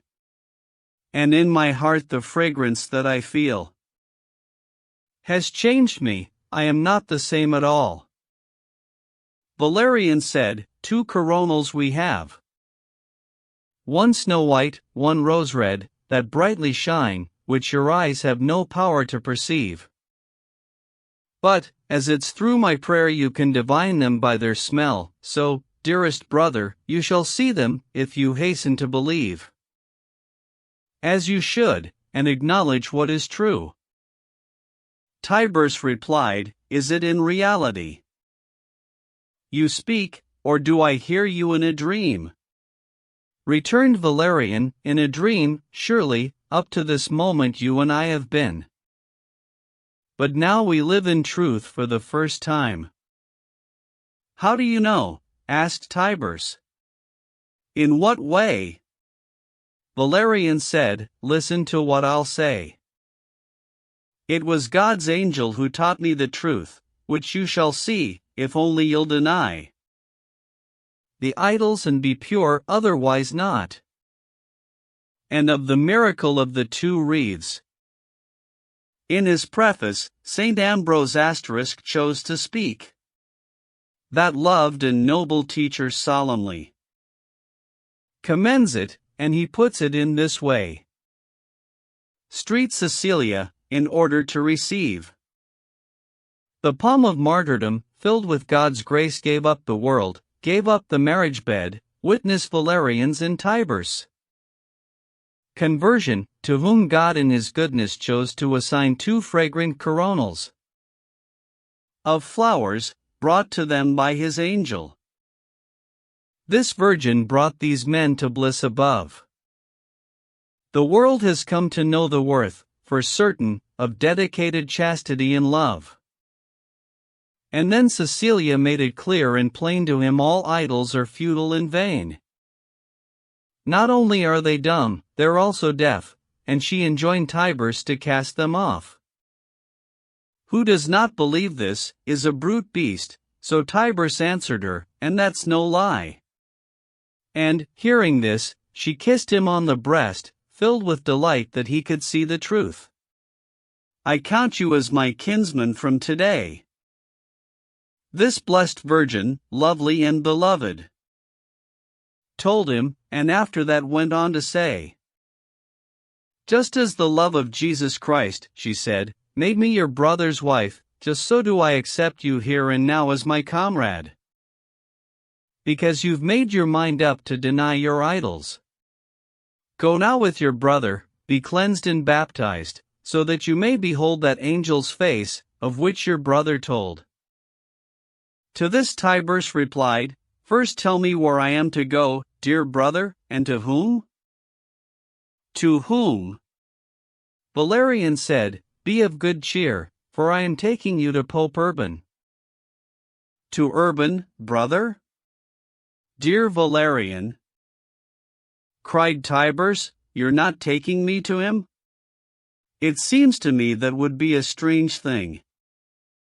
Do you not mean that Urban, he went on, who has so often been condemned to die, and lives in holes and corners, on the run, and dares not stick his head out, he would be burned at the stake in the red fiery flames. If he were found or seen, and so would we. They'd burn us too, to keep him company. And while we're looking for that deity hidden so secretly away in heaven, on earth, at any rate, it's burned we'll be. Vehemently Cecilia answered him. Folk may well be afraid, and with good reason. To lose this life of ours, my own sweet brother, if there were only this life, and no other. A better life is in another place. One never to be lost, no fear of that. Of which God's Son has told us through His grace. And by that Father's Son all things were made, all beings that are capable of thought. He has entrusted, through the Holy Ghost, with souls, the truth of this is not in doubt. God's heavenly Son, by word and miracle when He was on this earth, showed to us here there was another world where we may dwell. To this Tiberius replied, "O sister dear, were you not saying to us earlier something like this, 'There's but one God, and He is Lord in truth,' and now you speak of three?" "I'll explain that," said she, "before I go. Just as a man has got three faculties, imagination, memory, reason too, just so three persons easily may be in the one being of the deity." Eagerly Cecilia began to preach to Tiberius of Christ's coming, and to teach all the particulars of his passion, and how God's Son had been constrained to dwell on earth, to bring about man's redemption, fettered in sin, and deadly cares as well. All these things she explained to him until Tiberius soon after with Valerian went with his mind made up to Pope Urban, who, thanking God with glad and joyful heart, baptized Tiberius, and there perfected his instruction, and confirmed him as God's knight. And after that Tiberius achieved such grace that every day he saw, with his own eyes, the angel sent from God, whatever boon he asked of heaven, was bestowed on him. It would be hard to tell in order all the many miracles that Jesus wrought for them, but not to make too long a tale, the Roman legal officers sought them out and haled them up before the magistrate, one Almachius, who questioned them and learnt what they believed. And then he had them sent to the image of Jupiter, and said, "If either of you will not sacrifice to him, my sentence is, strike off his head." These martyrs I am speaking of were seized by Maximus, clerk to the magistrate, who felt such compassion he wept for pity when the time came to lead them to the city.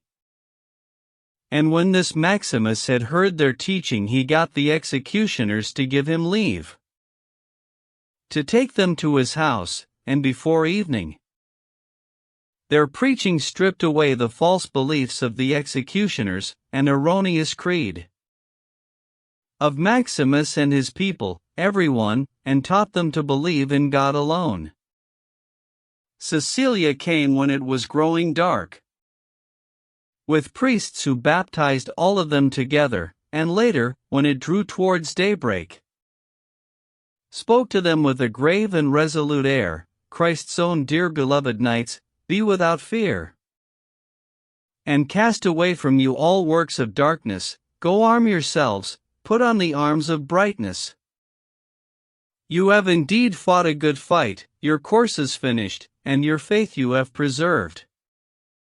Take the unfading crown of righteousness. The Lord, the righteous judge whom you have served, shall give it to you as you have deserved." And when Cecilia had spoken thus, they led them out to make their sacrifice. But when they had been taken to the place, to waste no words in telling you what happened, they would not burn incense, nor sacrifice. But on their knees the two of them fell down, with humble hearts and resolute devotion. And both their heads were struck off on the spot, and to the King of Heaven their souls went up. Thereupon Maximus, who saw this happen, bore witness, weeping with heart fit to break, that he had seen their souls soar up to heaven along with angels, radiant with light. His words converted many, and for that Almachius had him scourged with whips of lead, and mercilessly flogged till he was dead. Cecilia took him up and buried him gently by Tiberius and Valerian, in the same grave, and under the same stone. And after this Almachius lost no time, but ordered his law officers to bring Cecilia, that she might in his presence make sacrifice to the god and burn incense.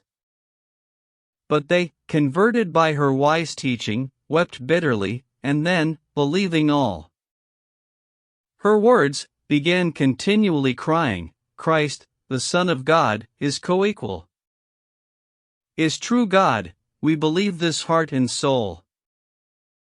He has so good a servant in his service. This we maintain with one voice, though we perish. Almachius, having heard about this business, bade Cecilia be fetched, that he might see what she was like. Here's what he asked her first. What kind of woman, now, are you? Said he. I am a noble woman born, said she. I ask you, though it may be to your harm, what is your faith, and your religion? You've begun your inquisition foolishly, said she. You want one query to include two answers, so you question stupidly. Almachius to that argument replied. How comes it that your answers are so rude? When this was asked, she answered, How comes it? Out of a pure conscience and true belief. Almachius went on, Have you no respect for my authority? Cecilia replied, There's very little need to fear your might, the power of all mortal men is like a bladder filled with wind. When it's blown up you can, with no more than a needle prick, let all the wind out and deflate its pride. You have begun by being wrong, said he, and still you persevere in being wrong. Have you not heard the edict and decree our noble mighty princes have ordained? All Christian folk must pay the penalty if they do not renounce Christianity, but all those who abjure it may go free. Your princes err, just as your nobles do, said she, by an idiotic law. You make us guilty, and it is not true. Because, although you know our innocence, seeing we hold Christ's name in reverence, and seeing that we bear the name of Christian, you'd lay a crime on us, as well as odium. But we, who know the virtue of that name, may not and cannot renounce it, said she. Almachius answered, Of these two, choose one. Sacrifice, or repudiate Christendom, so that you can escape death in that way. And thereupon the lovely blessed maid began to laugh, and to the judge she said, O judge, you stand convicted in your folly. Would you have me repudiate innocence? To be an evildoer, said Cecilia. See how he lies in open audience. He stares, he rages, he has lost all sense. At this Almachius cried, Unhappy wretch! Do you not know how far my arm can stretch? Have not our mighty princes let me have both power, yes, and the authority to have folk executed or let live? Why do you speak so proudly, then, to me? I only speak with steadfastness, said she, not proudly. Let me tell you, on our side we've deadly hatred for that sin of pride. And if you're not afraid to hear the truth, I'll openly and clearly demonstrate that you have uttered a great falsehood here, in saying that your princes gave you power to put a man to death, or make him live. You, who can only take away a life. That's all the power or license that you have. But you can say your princes made you servant to death, and if you lay claim to be more, you lie, so weak and feeble is your power. Enough, cried Almachius, of your impudence. Now sacrifice to the gods, before you go. Insult me as you please, for I don't care, I can bear it like a philosopher. But there's one thing that I will not endure, what you've been saying of our gods, said he. Replied Cecilia, O stupid creature! You've said no word since you first spoke to me that did not proclaim your stupidity, and show you up in all ways as a crass, ignorant official, and worthless judge. You might as well be blind, for all the good your eyes are to you. When a thing is stone and seen to be a stone by everyone, Why, that same stone you want to call a god. Take my advice, and touch it with your hand, feel it all over, stone is what you'll find. Since you can't see, because your eyes are blind. How shaming is it that the people should so mock at you, and laugh at your folly. It's common knowledge that Almighty God is in his heavenly dwelling in the sky, and that these idols, as is plain to see, are of no use to you or themselves either, and are in actual fact not worth a feather. These words and words like these she spoke to him till he grew furious, and ordered them to take her to her house. In her own home burn her, he bade them, in a bath of flame. And as he had commanded, it was done. They shut and sealed her up inside a bath, and day and night fed a huge fire beneath. All the long night, and the next day as well, despite the fire, and despite the heat, she sat there, cool, and felt no pain at all. Nor did it draw from her one drop of sweat. But it was in that bath she had to meet her death. Almachius, evil in his heart, sent his agent to kill her in the bath. Then he struck her 3 blows upon the neck, this executioner, but by no means could cut it quite in two. Now in those times, it was by law forbidden to inflict on anyone the pain of a 4th stroke, whether a light or heavy blow, therefore this executioner dared do no more. But half dead, with neck cut open, there he left her lying, and away he went. The Christian people who had been with her took sheets to catch her blood till it was staunched.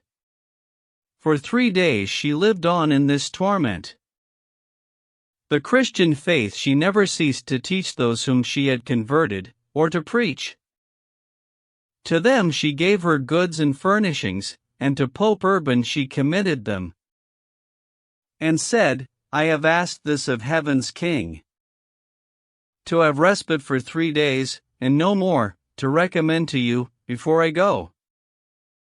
These souls, and also that I might endeavor to turn my house into a church forever.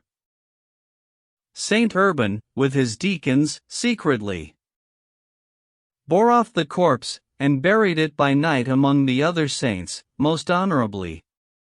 Today her house is Saint Cecilia's church * consecrated by Saint Urban, as was right, and their Christ, and his saint, are fittingly honored and worshipped to this very day.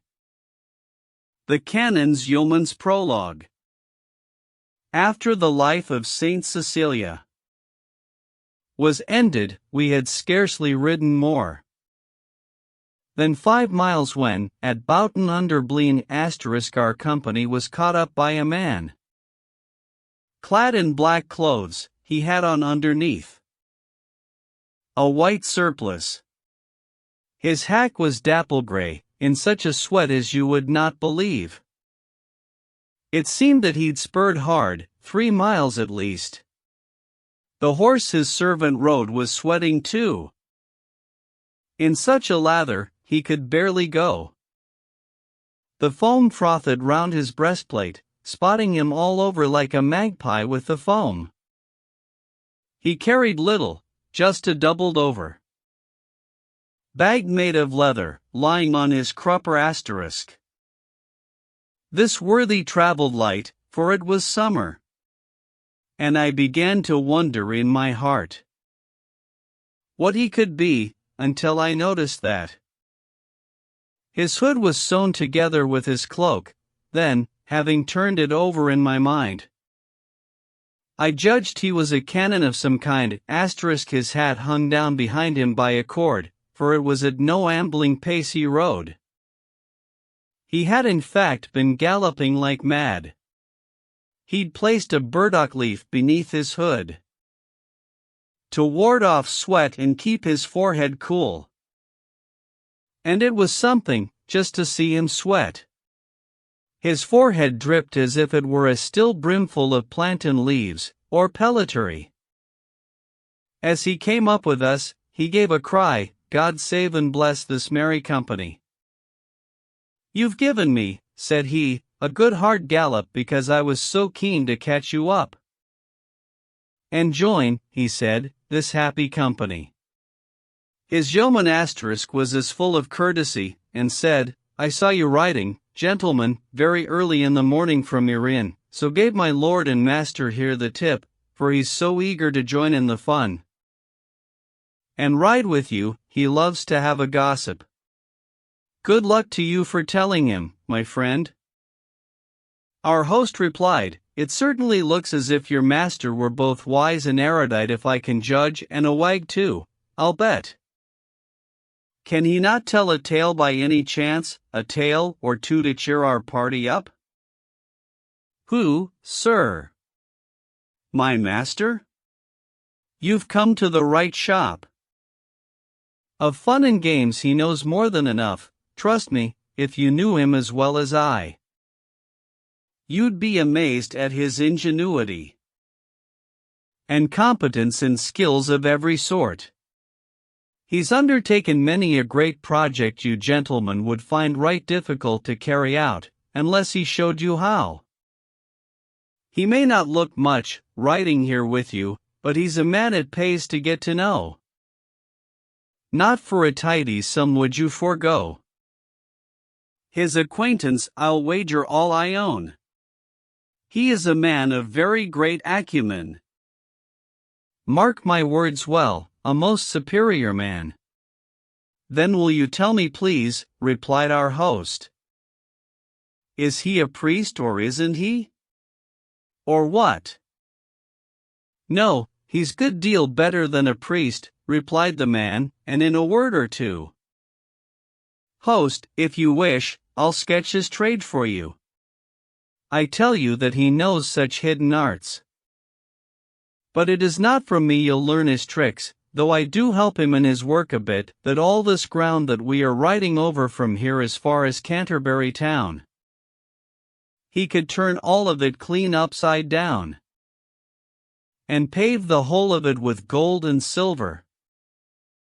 Our host exclaimed, when he'd been told all this, "Bless us! It seems most wonderful to me. If your master has so great an intellect, and therefore merits everyone's respect, he thinks so little of his dignity. In fact his cassock asterisk isn't worth a groat, I'd bet my life, and on a man like that. All torn and tattered, and it's filthy too.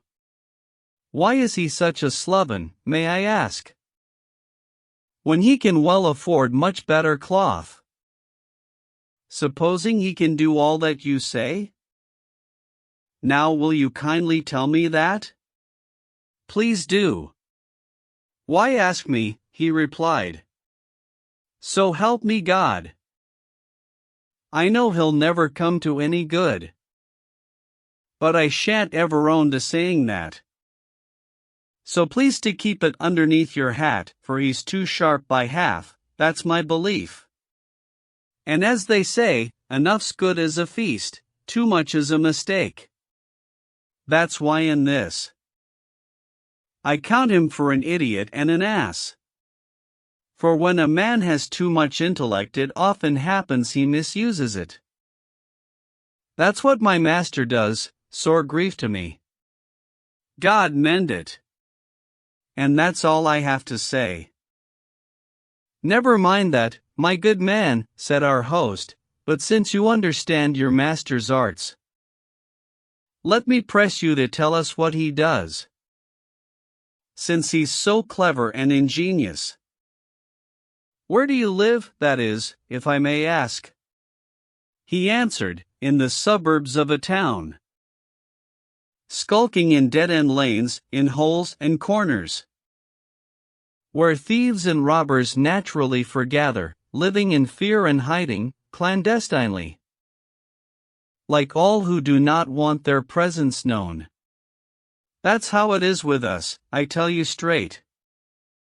"Now," said our host, "let me ask something else. What's happened to the color of your face?" "Bad luck to it, by Peter," said the man. I am so used to blowing up the fire that I suppose it's gone and changed its color. I've got no time for peering in a glass, but work to death, and study alchemy, to make gold out of copper, lead, or brass. We mill around and gop into the fire, but for all that we fail of our desire. For every single time things turn out wrong. But there are lots of folk that we take in, and borrow gold from, say, £1 or 2, or 10, or 12, or many times that sum, and make them think the very least we'll do is double the amount, make £1, too. Yet up to now it's failed, though we keep hoping to bring it off, and so we keep on groping. But in that science we're so far behind we can't catch up, whatever we may say or swear we'll do, it slips so fast away. Yes, it will make us beggars in the end.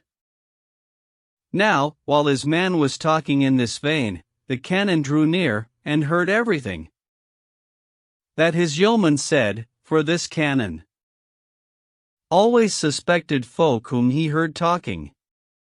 Truly, as Cato says, a guilty man thinks everybody only talks of him. And that's why he edged closer to his man so that he could hear all the conversation. And then he shouted at him, "Hold your tongue. Don't say another word. For if you do, you'll pay for it, and it will cost you dear. You're slandering me in front of all these folk. What's more, you're telling things you should keep dark." "Tell away," cried our host, "no matter what. Don't give a fig for any threat of his." "My faith, no more I will," the other said. When the canon saw there was no help for it, that all his secrets were to be betrayed, for shame and vexation he turned and fled. "Ah," his yeoman cried, "now for some fun. Now I can tell you, seeing that he's gone, the devil choke him, everything I know. I'll have no more to do with him henceforth. Whether for pence or pounds, I promise you. May shame and sorrow dog him to his death, that fellow who first brought me to this game. It is no game for me, I tell you straight. That's what I feel, whatever you may say. And yet, for all my misery and toil, for all my worry, drudgery, and hard luck, I couldn't never leave it anyway. Now would to God in heaven I'd the wit to tell all that's to do with alchemy. But none the less I can tell you a bit. My master's gone, so I'll hold nothing back, all that I know about it, I'll reveal." The Canon's Yeoman's Tale. Part 1. For 7 years I've lived with this canon, and I am none the better for his learning. All that I ever had by it I've lost, and so have many more than I, God knows. And where I used to be so well turned out, in bright new clothes, with other gear as smart, now I must wear an old sock on my head. And where my color was once fresh and red, now it is wan, and of a leaden hue, whoever takes it up is bound to rue. As for my eyes, they water from the wool pulled over them, the earnings of my toil. Try making gold, and see how well you fare. For that elusive science stripped me bare. I've nothing left, whichever way I turn, and I'm so deep in debt, into the bargain, for all the gold I've borrowed, that in fact long as I live, I'll never pay it back. Let everyone be warned by me forever. Whoever tries his hand at it is done for from that time on, if he goes on with it. Because, so help me God, all that he'll get will be an empty purse and addled head. And when, thanks to his folly and madness, he's gambled on it and lost all he has, he eggs on other folks to do the same, and, like himself, lose everything they own. For rascals it's a comfort and a joy to have companions in their misery. An educated man once told me that. No matter. Now I'll speak about our work. When we are in the place where we practice our mystic science, we look wondrous wise, our jargon is so technical and abstruse. I blow the fire till my heart gives out. What need for me to specify the exact proportions of the ingredients we use, the ounces, 5 or 6, as it may be, of silver, or some other quantity? Or busy myself naming all the things, orpiment, burned bones, and iron filings, or tell how these ingredients are put, ground to fine powder, in an earthen pot, and paper is put in, and also salt. Before the powders I have spoken of, and covered tightly with a sheet of glass, and so on and so forth, besides much else, and how the pot and glass is sealed with clay so that no air whatever can escape. And how we make the fire slow or brisk, and the worry and the trouble that we have with our materials and their vaporizing, and in amalgamating and calcining of quicksilver, crude mercury it's called. In spite of all our skill we've always failed. For nothing's any use, whether it be orpiment, sublimated mercury, ground litharge ground on sheets of porphyry so many ounces each our works in vain. And neither is the solid matter sticking to the bottom of the pot, nor vapors rising therefrom, of any help in what we're doing, but all our labor, all our work and worry, and also, devil take it, all the money that we've put in, is lost and thrown away. There are many other things pertaining to this science of ours, but as I'm no scholar, I cannot name them in their proper order. Still, let me list them as they come to mind, though I can't classify them or align Armenian clay, borax, verdigris, and sundry vessels, earthenware or glass, alembics, flasks, phials, crucibles, vaporizers, gourd retorts, and urinals, stuff like that, dear enough at any price. But there's no need to catalog them all: rubificated water, and bull's gall, arsenic, sal ammoniac, and brimstone, and I could, if it weren't a waste of time, reel off a list of herbs like agrimony, valerian, and moonwort, and so on. Tell of our lamps kept burning, night and day, to bring off, if we can, our enterprise. Tell of our furnace for calcification of water, also its albification. Of chalk, unslaked lime, white of egg, ashes, of different powders, dung, and clay, and piss, waxed receptacles, saltpetre, vitriol, and different fires made of wood and coal, salt of tartar, common salt, alkali. Our combusts and coagulates, and clay that's mixed with horse and human hair, and oil of tartar, yeast, rock alum, wort, argol, and realgar, and also our absorbing and incorporating processes, citronizing of silver, our cementing and fermenting, our molds, assaying vessels, and much more. And I shall tell you, in their proper order, as I heard them named so often by my master, of the 4 spirits and the 7 bodies, just as he taught me.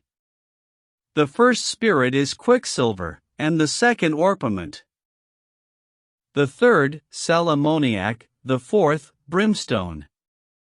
Now for the 7 bodies, here they are: gold for the sun, and silver for the moon, and Mars is iron, Mercury, quicksilver, Saturn is lead, and Jupiter is tin.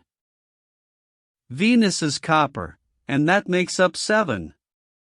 Whoever practices this damned vocation will never make enough by it to live on, and every penny he lays out on it He's bound to lose, of that I have no doubt. Would you make parade of idiocy? Come on then, go and take up alchemy. And if you've got a penny to invest, roll up, you too can be an alchemist. Maybe it is an easy trade to learn? No, by the Lord, no. Be you priest or canon, or monk or friar, or no matter what. Though you sit at your book both day and night trying to learn this weird and wonderful art, it's all in vain, by God. And worse than that. As for teaching it to an unlettered man, bah! Don't talk of it, for it can't be done. And whether he has book learning, or none, no matter. In the end it is all one. For in either case, by my soul's salvation, if they go in for alchemy, when all's done they'll find it makes no difference at all, which is to say, that both are bound to fail. But I've forgotten to make rehearsal of acids, filings, fusible metal, asterisk. Of softening and hardening material. Of oils, ablutions, to tell all would surpass in length the length of any book there is, so I imagine it would be as well. For all of us if I were to lay off reciting names, for I have named enough to raise the very grimmest fiend from hell. Ah, well, forget it. The philosopher's stone, or elixir, is what we're all pursuing, and if we had it we'd be home and dry. But as it is, I swear to God on high, for all our skill and ingenuity, having tried everything, it still won't come. It's made us squander everything we own, which drives us almost insane with regret but for the hope that creeps into our hearts, making us think, however hard we're hit, that we'll be rescued by it in the end. How sharp and hard, hopes and imaginings like these! Take it from me, it won't be found. I warn you all, the quest is never ending. It's trusting to the future that has led these folk to part with all they ever had.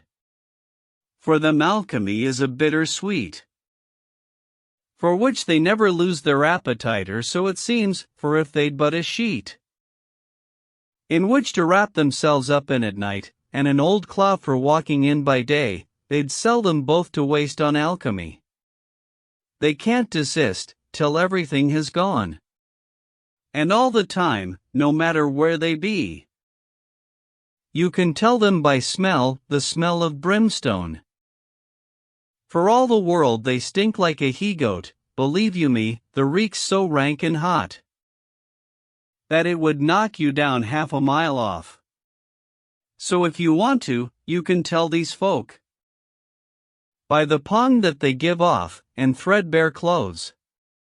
Take one of them aside and ask him why he's down at heels and dressed so shabbily. He'll whisper in your ear, under his breath, that were he spotted, he'd be put to death, because of what he knows about this science.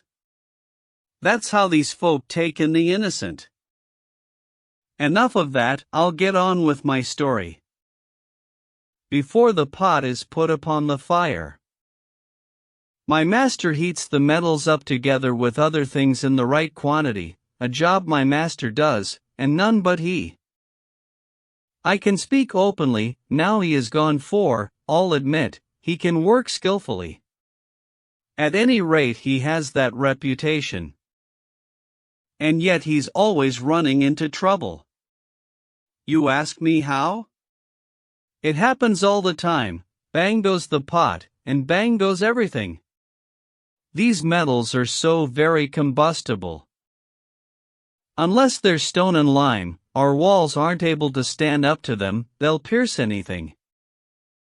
Straight through the wall they go, some burying themselves in earth. We've lost pounds like that, and some get scattered all around the floor. Some shoots up to the roof, I have no doubt. Though the devil never shows himself to us, he's in there with us, the old jackanapes. 4. Down in hell where he is Lord and Master. There couldn't be more wrath and woe and rancor. For when the pot explodes, then we're in trouble, we feel all done by and begin to squabble. Some say the way the fire was laid was wrong. And others know, it was not properly blown, at which, because it is my job, I'm scared.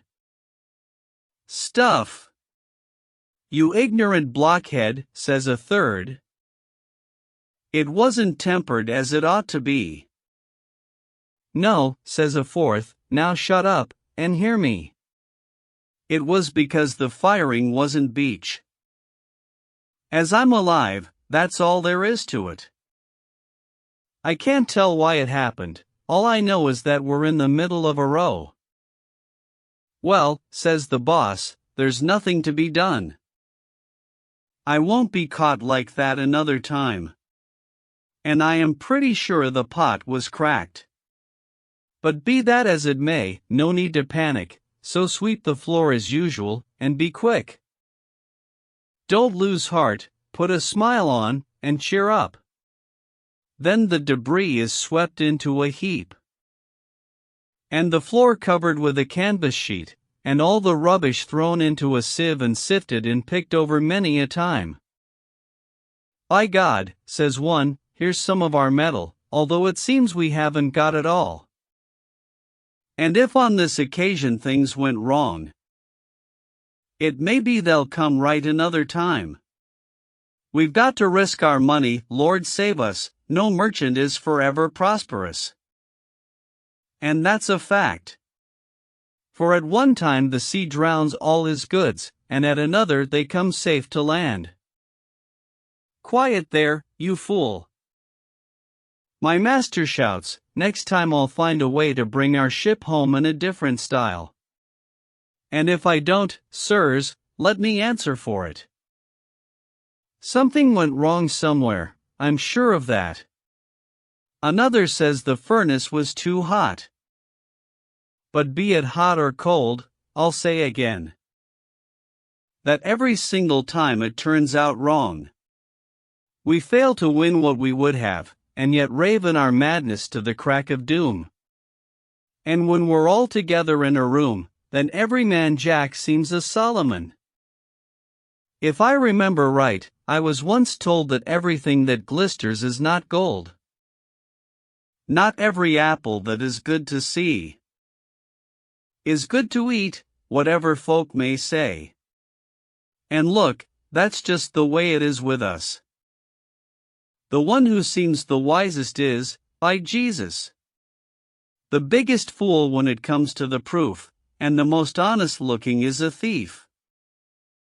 That's something I shall make you all believe before my tale is ended, and I leave. Part 2. Amongst us there's a canon regular who'd poison a whole city, though it were big as Nineveh, Alexandria, Rome, Troy and 3 other cities put together. I don't think you'd be able to set down his bottomless deceit, his trickeries. Not if you were to live 1,000 years. There's nobody in the whole world can touch him at double dealing, and, when he converses, he'll talk in such a convoluted jargon, spoken so craftily, that in no time he'll make a fool of anyone, unless he is another devil, like that canon. He's diddled many people before this, and will again, so long as he has breath.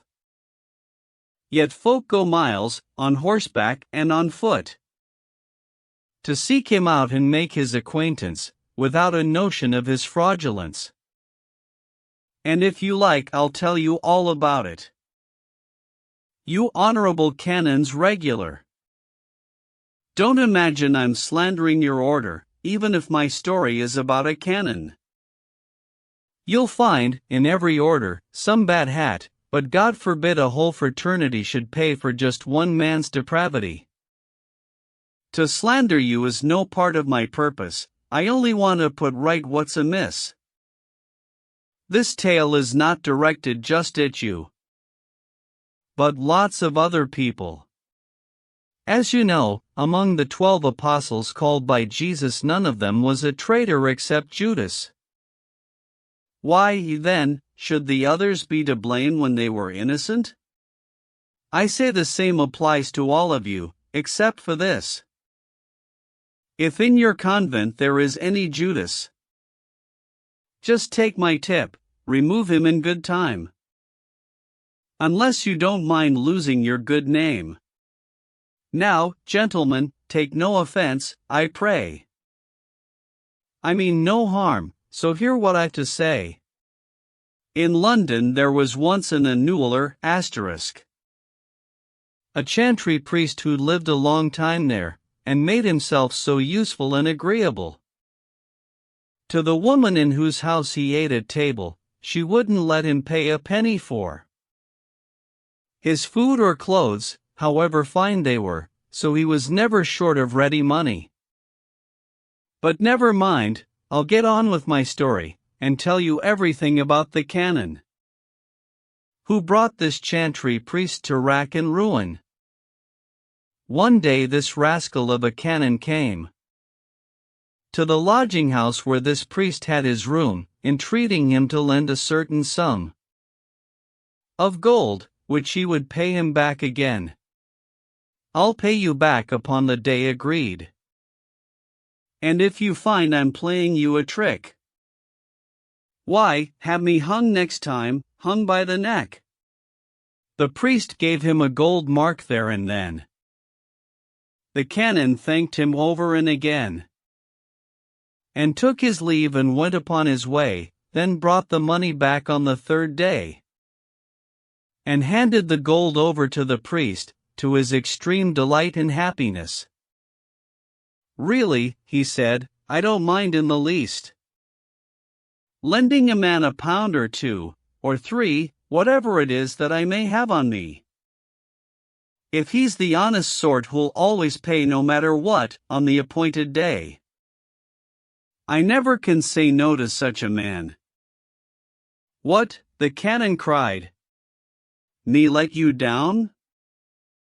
Now that's a new one, an unheard of thing. My word is something that I'll always keep until the day I crawl into my grave. God forbid that it should be otherwise. You can be as sure of that as of your creed. I thank God, luckily I can say this. No man alive has ever been the worse for lending me his gold, or money either. In my makeup there's no deceit whatever. And now, sir, as you've been so good to me, and treated me with so much courtesy, to pay you back a little for your kindness, I'll show you something. If you'd like to learn, I'll mount for you a simple demonstration to show my expertise in alchemy. Now just watch, and with your own eyes you'll see me perform a miracle before I leave.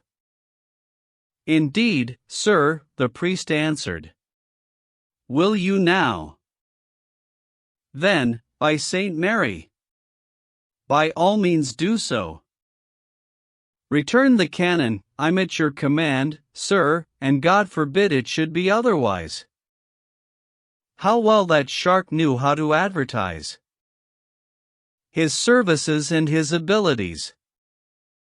How very true it is, such proffered service stinks, it's an adage of the old and wise. And very soon I'll prove it in the case of this canon, fountain of all trickeries, who always takes most pleasure and delight, for his heart's brimful of such fiendish plots, in leading to destruction Christian folk. God keep us all from his humbuggeries. He didn't know the man with whom he dealt, and felt no premonition of his fate. Poor simple innocent, poor silly priest! Soon to be blinded by covetousness, your understanding clouded, out of luck, with no idea at all of the deceit prepared and plotted for you by that fox. You'll never manage to elude his tricks. Therefore, to hasten to the conclusion, which is about your ruin and undoing, unhappy man. I'll press on with the story that tells of your thick-wittedness and folly, and of the deceit of that other wretch, as far as my ability will stretch. So you suppose this canon was my boss? No, by Queen of Heaven, Mr. Host, it wasn't him, it was another canon, who was about 100 times as cunning. He's taken people in, time after time. I'm sick of rehearsing his fraud and rhyme. And every time I talk about his fraud, for very shame of him, my cheeks grow red. At any rate, both cheeks begin to glow. For I've no color, as I ought to know, left in my face, because the different fumes given off by all those metals I have named have wasted and consumed my complexion. Now mark the iniquity of this canon. Sir, said he to the priest, send your man out to fetch some mercury, and fetch it quick. 2 or 3 ounces ought to be enough. And I'll show you, as soon as he is back, a marvel such as you have never seen. Replied the priest, no sooner said than done. He told his man to go and bring the stuff, who, ready at his bidding, soon set off and came back with the mercury. In brief, he brought 3 ounces of it to the canon, who very carefully put the mercury down. Then told the man to bring some charcoal in so he could set to work without delay. The man brought in the charcoal right away, and then the canon took from out his breast a crucible, and showed it to the priest. See this receptacle, said the canon. Now take it in your hand, and place therein an ounce of this mercury, and begin, in Christ's name, training as an alchemist. Very few there are I'd be prepared to show this much of my science. For you'll see now the experiment done right before your eyes. And I'll transmute this metal in a trice, and make, no lie, silver as good and fine as any that is in your purse or mine, or anywhere, and make it malleable. Or else count me a liar who's unable to show his face in public anywhere. I've got a powder here to do the trick, my skill depends on it, it cost me dear. I'll show you, but first send your servant out, and shut the door, while we two go about our secret business, so that none can spy, while we are working at our alchemy. All he commanded to be done was done. Soon as this servant of the priest's had gone, his master saw to it the door was shut, and without waste of time they set to work. The priest, as he was told by this cursed canon, hastened to place the crucible upon the fire, which he diligently blew. Into the crucible the canon threw a powder meant to hoodwink the poor priest. I haven't got a notion what it was, but whether it was made of chalk, or glass, or what have you, it wasn't worth a curse. He bade the priest look sharp and pile the charcoal till it was well above the crucible. In token of my friendship, said the canon, your own 2 hands will do what must be done. 1,000 thanks, the priest, delighted, cried, and piled the charcoal as the canon bade. While he was hard at it, this fiend-like wretch, that scoundrel canon, whom the devil fetch, out of his bosom took a seeming charcoal, a bit of beech wherein he'd bored a hole, in which he'd placed an ounce of silver filings, all tightly sealed with wax to keep them in. Understand that this charcoal counterfeit was not, of course, prepared upon the spot, but made beforehand, like some other stuff he brought with him, and which I'll tell about. Before he came, he'd planned to trick the priest, and so he did before they went their ways. he couldn't lay off till he'd bled him white. Just to speak of him sets my teeth on edge. I'd like to pay him out if I knew how. But he is here today, and gone tomorrow, so shifty, now you see him, now you don't. Now mark this, gentlemen, for the love of God. Taking that bit of charcoal I spoke of. The canon palmed it in his hand, well hid, and while the priest busily made a bed of coal, as I've described, the canon said, "My friend, that's the wrong way of doing it. That is not bedded as it ought to be." "But I'll soon put it right again," said he. "Just let me fiddle with it for a while. I'm feeling sorry for you, Bystreet Giles. You're hot enough, I can see how you sweat. Here, take a cloth and wipe away the wet." And while the priest was mopping at his face, the canon, damn him, took his counterfeit coal and placed it carefully in the middle of the charcoal that was on the crucible, and blew till it began to glow and burn. "And now let's have a drink," said the canon. "Don't worry, everything will turn out right, take it from me. Sit down, and let's relax." And when at length the canon's beechwood coal was burned, the filings fell out of the hole into the crucible, as you'd expect, since they'd been placed exactly over it, but the poor priest was unaware of this, believing that the coals were all alike, so he'd no notion of the canon's trick.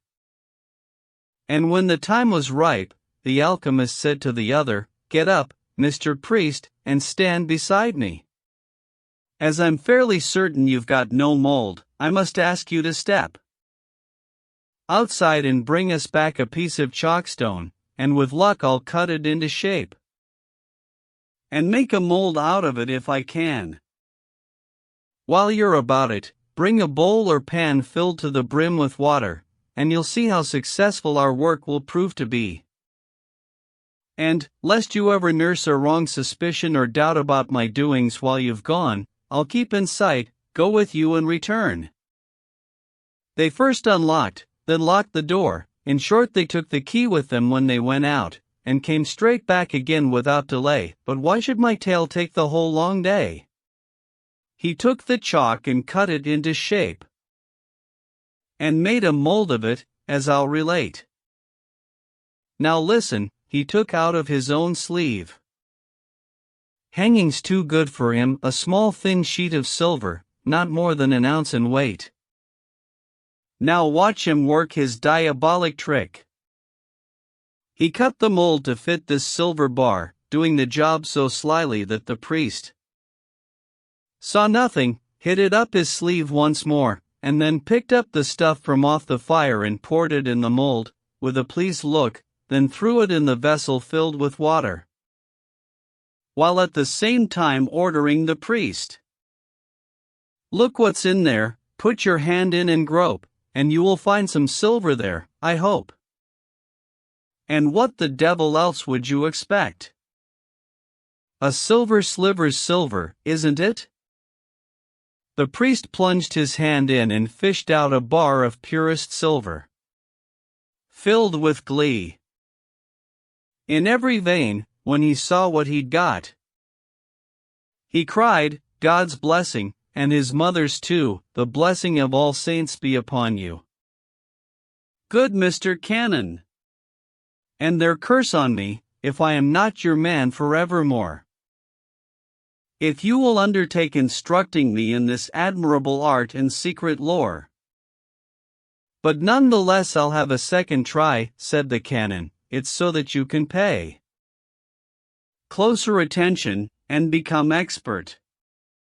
And then, if need be, on another day, you can try your hand yourself in my absence at this ingenious and subtle science. Go, get another ounce of mercury." The canon went on, "Do the same with it. Don't argue now, as with the other one which is now silver." And so here's the priest, dizzying himself, doing the best he can to perform all that this accursed canon tells him to do. How hard he blows the fire, hoping that it will win his heart's desire. As for the canon, he was all this while holding himself in readiness to beguile the priest a second time, and as a blind. What do you think he carried in his hand? A hollow stick. Now, gentlemen, watch out, the end of which held 1 ounce, and no more of silver filings, placed there as before. In the case of the charcoal counterfeit, the filings tightly stoppered up with wax so that he wouldn't lose the smallest scrap. Now, while the priest was busying himself, the canon went up to him with his stick and, as before, he threw the powder in, and may the foul fiend flay the hide off him for his deceit.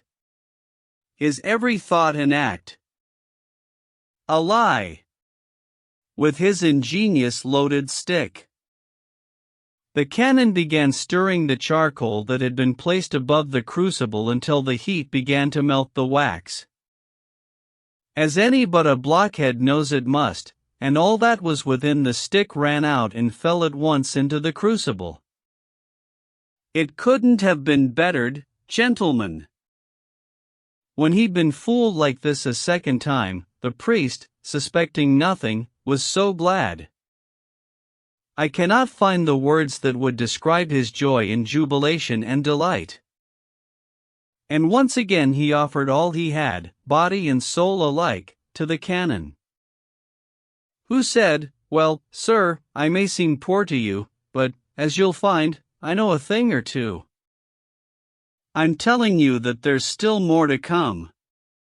He went on, "Is there any copper here?" And the priest answered him, "I think so, sir. If not, go and buy some without delay. Now off with you, dear sir, don't take all day." Away he went, and brought the copper back. The canon took the copper and weighed out an exact measure, no more than 1 ounce. My tongue's too inadequate an instrument to utter what I think, or to pronounce words worthy of that double-dealing cheat, that canon, of all wickedness the fount.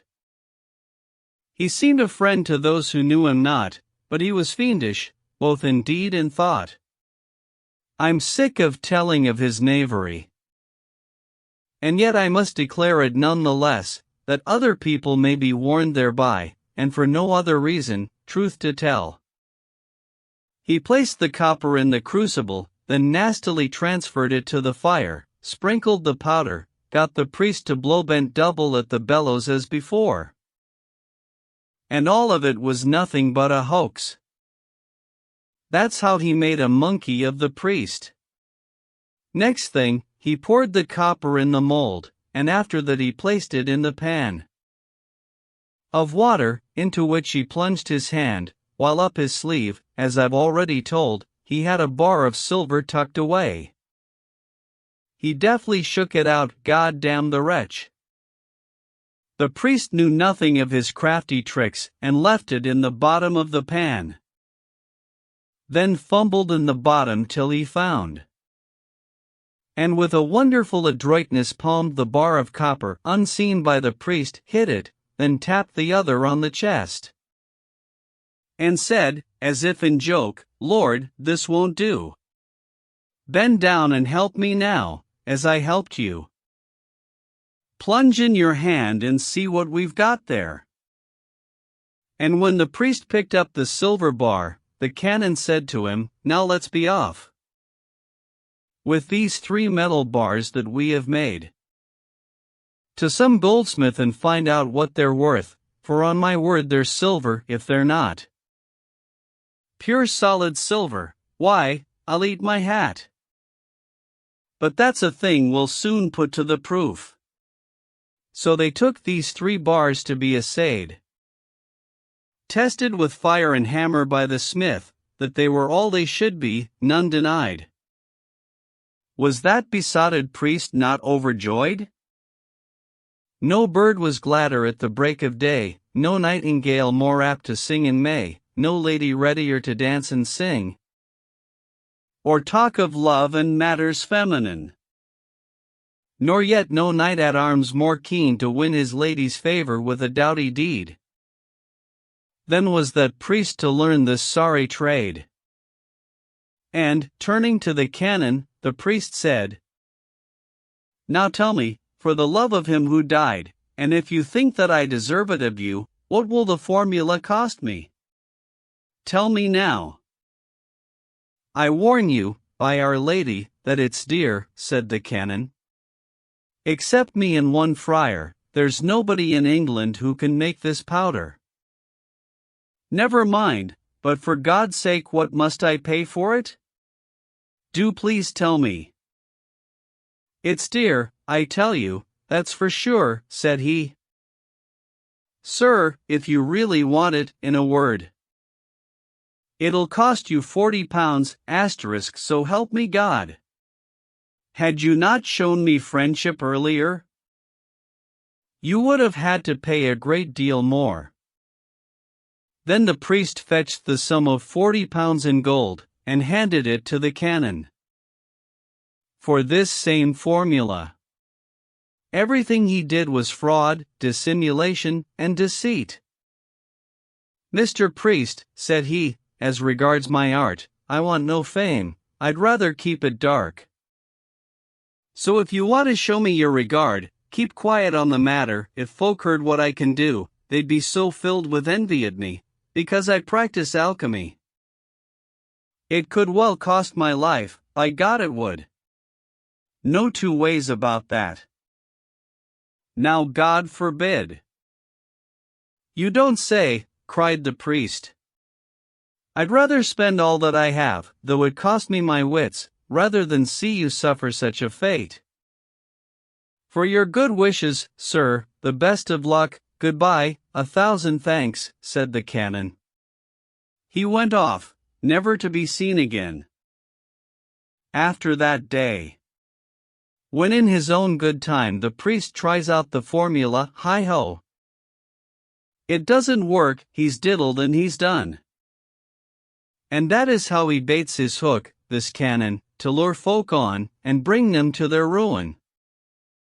Think, gentlemen, how in all ranks of life men fight for gold, till hardly any's left. So many are taken in by alchemy. I really do believe, in all good faith, it's the chief reason for that scarcity. And alchemists all talk so cloudily. Folk can't make head or tail of what they say, if, indeed, nowadays they have the wit. They can jabber on like jackdaws, polish up the gibberish in which they take delight, but what they're trying for, they'll never get. If you've the cash, you'll have no trouble learning how to transmute your money into nothing. Here's the reward of this tomfoolery, it transmutes happiness to misery. Empties the biggest and heaviest purses, and alchemy makes people earn the curses of those who've lent their money for the purpose. They ought to be ashamed, can't people learn to flee from fire when they know it burns? To those who use alchemy, here's my tip, unless you want to lose all, give it up. And better late than never, better late. Never to prosper is too long a wait. You can search forever and you'll never find the secret. Bold as Bayard, who is blind and blunders on and doesn't give a damn, and will as boldly bump against a stone as step aside, that's what you alchemists are. I tell you, if you can't see straight, take care. Your brains aren't blinded too. Search where you like. With eyes wide open, you won't win a trick, not at this game, but rather squander all that you can grab, or borrow, beg, or steal. Damp down the fire lest it burn too fast. Don't meddle any more with that black art, is what I mean, or else your luck's clean out. And if you like, I'll tell you right away what the real alchemists have got to say.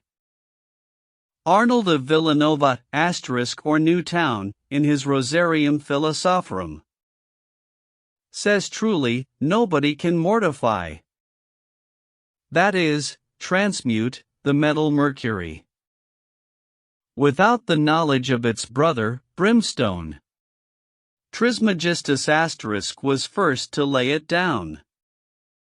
That father of alchemists, and he says, be sure the dragon will not die unless killed by its brother, meaning by the dragon mercury or quicksilver, and none other, brimstone, or sulfur, is the dragon's brother, one taken from the sun, one from the moon. Therefore, says he, now mark what I am saying, let no man trouble to explore this art, if he can't understand the aims and jargon of alchemists, and if he does, why then, he is a pretty foolish sort of man. Because this art and science is, said he, indeed a mystery and a mystery. And there was that disciple of Plato. One day he asked a question of his master, see his Signorus Satis Tabula. This is what he wished to know. Tell me the name of the philosopher's stone. And Plato answered, it is called Titan. And what is that? The same as magnesia, said Plato. Is that the case, dear master? This is ignotium per ignatius. What's magnesia, if I may be so curious? Let's say that it's a liquid that is made out of the 4 elements, Plato said. Tell me its principle, and the basis of that liquid, good master, if you please. No, answered Plato, absolutely not. Without exception, alchemists have sworn never to discover it to anyone, or even write about it in a book. That secret is so very dear to Christ, he does not wish for it to be revealed, save only when it pleases his Godhead to enlighten humankind with such knowledge, and also to deny it as he wills. And that is all, there's no more to be said. And so I thus conclude, since God in heaven will not permit alchemists to explain how anyone may discover this stone, my best advice is this, let it alone. For he who makes of God his adversary by doing anything that is contrary to his will, certainly he'll never thrive, though he works at alchemy all his days. And here I stop, for ended is my tale. And may God grant all good men balm for Baal. Fragment 9, Group H. The Manciples Prologue. Don't you know where there stands a little town, a place that people call Bob up and down * under Bleenwood, on Canterbury Road? It's there our host began to crack his jokes. Well, gentlemen, it looks as if we're stuck. Duns in the mire, * who's to pull him out? Will nobody, for love or money, wake our friend back there? For he's a sitting duck, some thief might easily rob and tie him up. Look at him nodding off, coxbones, look how he'll tumble off his horse before you know. Isn't it that confounded London cook? Make him come forward, I'll bring him to book. He's got to tell us all a tale, I say, although it won't be worth a bunch of hay. Wake up, you cook, God damn you, cried our host, what ails you to be sleeping in the morning? Fleas in the night perhaps? Or were you drinking? Or maybe toiling all night with some slut, till you can't even hold your noddle up? The cook, who was all pale and colorless, answered, God bless my soul, for there has fallen on me, I don't know why, such heaviness. I'd rather have a sleep than have a gallon of the best wine they sell in all Cheapside. Well, Mr. Cook, the Manciple replied, if it's of any help, and won't displease anyone here who's riding in our party, and if our host is good enough to let me, I will for now excuse you of your tale, for, on my word, your face is pretty pale, also your eyes are a bit glazed, I think. As I should know, your breath's a rancid stink, it's evident you must be feeling poorly. From me, for one, you'll get no flattery. Look at him yawning there, the drunken lout, as if he'd swallow us upon the spot. Just keep your mouth shut, man, for heaven's sake. May the devil stick his dirty foot in it. Your putrid breath is poisoning us all. For shame, you pig, you stinking animal. Take a good look at this fine fellow here. Would you like a crack at Quentin, my sweet sir? I'd say you were in splendid shape for it. I take it that you're drunker than an ape. And that's when people start to play the fool. This speech enraged the cook, and made him boil. He shook his head like mad at the Manciple, but couldn't speak. Then his horse threw him off, and there he lay, until they picked him up. That's pretty fair horsemanship for a cook. Too bad he ever let go of his ladle. Before they got him back into the saddle, there was a mort of heaving to and fro to lift him up, no end of trouble too. So unwieldy was he, though he looked a ghost. Then, turning to the Manciple, our host remarked, as I hope to be saved, I think this fellow is so overcome with drink he'll only botch the telling of his tale. Whether it's wine, or old or fresh brewed ale that he's been drinking, he talks through his nose and snorts and wheezes as if he'd a cold. Also he's got more than enough to do to keep himself and that horse of his too out of the mud, if he again falls off. We'll all have our work cut out lifting up that heavy drunken carcass, so begin your story, sir, I've had enough of him. All the same, Manciple, I'd say you were a fool to twit him for his failings here. Maybe some other day he'll lay a trap. Trump up some charge and so get his own back. I mean, he'll touch on one or two small things, pick holes in your accounts and reckonings, as not above board, if put to the proof. No, said the Manciple, that would never do. For he could easily trip me up like that. I'd sooner buy the mare he's riding on, such as it is, than start to brawl with him. I wouldn't want to make him angry, no, all that I said was only for a joke. And now guess what? I have here in a flask a sup of wine, yes, a good vintage too. Now wait, you'll see me have a little game. I'll get that cook to drink some, if I can, I'll stake my life on it, he won't say no. And to be sure, as it turned out, the cook drank deep, and more's the pity, from the flask. What was the need? He'd drunk enough already, and, having played a tune upon the bottle, handed the flask back to the Manciple. No end delighted with that drink, the cook gave the Manciple the best thanks he could. At this our host said, laughing fit to burst, now I can plainly see it's necessary to carry plenty of good drink with us, for it will turn rancor and acrimony to harmony and love, and pacify so many wrongs. O blessed be thy name, thou who canst thus turn earnest into game, honor, and thanks to thy divinity. O Bacchus, but you'll hear no more from me upon that theme. Manciple, please begin your tale.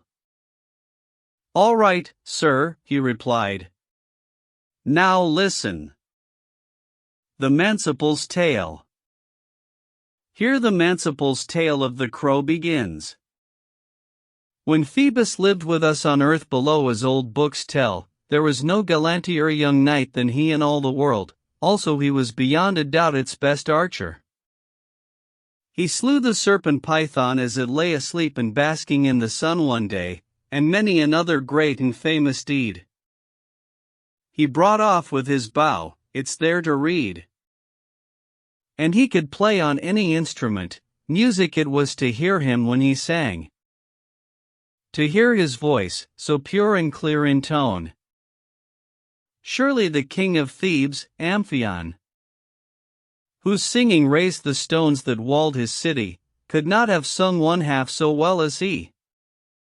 Moreover, he was the handsomest man that is, or has been, since the world began. What need is there to tell what he looked like? There was no better looking man alive. Also he was, to cap it all, a model of flawless worth, noble and honorable. Flower and paragon of youth was he in liberal and chivalrous conduct.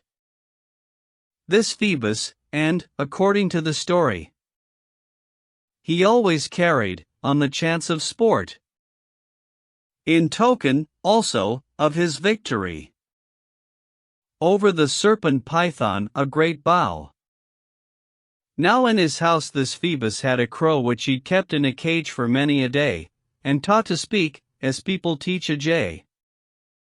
And this white crow, white as a snow-white swan, could imitate the speech of anyone when he'd a mind to speak, or tell a tale. In all the world was never nightingale could sing 100,000th part as well. Now in his house this Phoebus had a wife, dearer by far to him than his own life. And night and day he did his very best to content her and treat her with respect, bar this, so jealous was he, truth to tell, he would have gladly kept her in a jail. He'd no wish to be fooled, no more than does any in a like case, but what's the use? There isn't anything that one can do.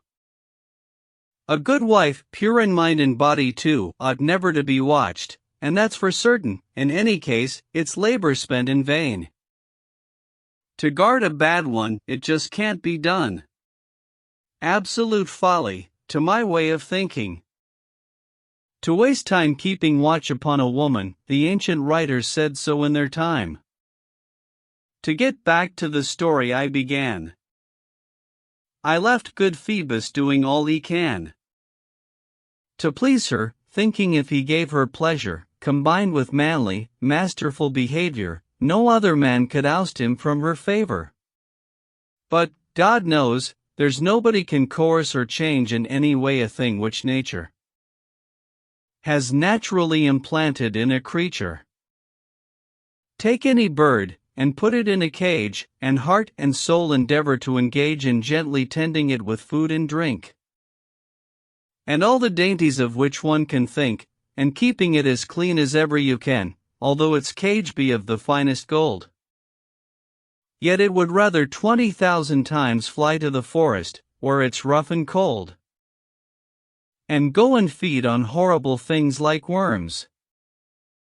Not for a moment will it cease to try escaping from its cage. If that may be, the bird wants nothing but its liberty.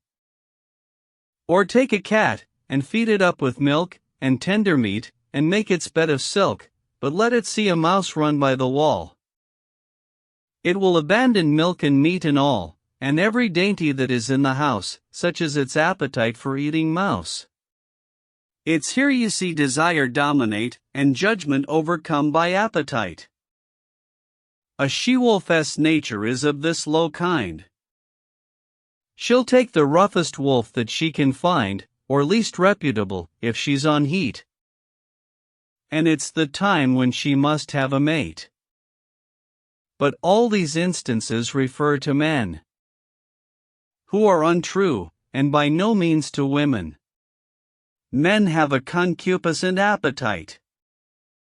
The lowest things will serve for their delight, however beautiful their wives may be. Worse luck, this flesh of ours loves novelty. So much, it seems we cannot long take pleasure in anything that's consonant with virtue. Thus Phoebus, who suspected no deceit, was, despite all his excellent qualities, deceived. She had another man in tow. A man worth nothing in comparison, for, more's the pity, it is often so, and cause of much unhappiness and harm. It so fell out, while Phoebus was away, his wife sent for her fancy man one day. Her fancy man? That's a coarse term indeed. I beg your pardon, overlook it, please. But as wise Plato says, it's there to read, the word must be in keeping with the deed. To give the right impression of a fact, the word must be related to the act. Now, I'm a plain blunt man, here's what I say, there isn't any difference, actually, between a woman who's a high-born lady, if it should happen she's unchaste in body, and any poor girl, none apart from this, supposing both of them behave amiss.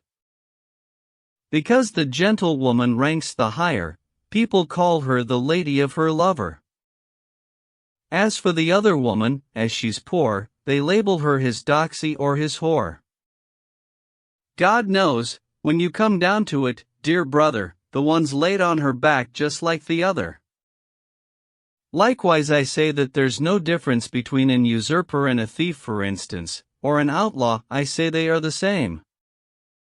To Alexander it was once explained that as it's obvious that a dictator having an army has the greater power, being able with its aid to massacre, raze all flat, burn down house and home and all, behold, folk call him a great general. The outlaw who, with his small company, can never do half as much harm as he, or bring such terrible ruin to the land, is called a thief or outlaw or brigand. But, as I'm not erudite in the least, I won't quote cartloads of authorities, but go on with my tale as I began. As soon as Phoebus' wife sent for her lover, they had it off together. Then, and there, hanging as always in its cage, the crow saw them at work, and never said a word. But when its master came back home, the bird began to sing cuckoo. Cuckoo. Cuckoo. Asterisk, said Phoebus, bird, what are you singing now? It was another song you used to sing, so gay it filled my heart with rejoicing to hear your voice. What kind of song is this? Replied the crow, a fitting song, Phoebus.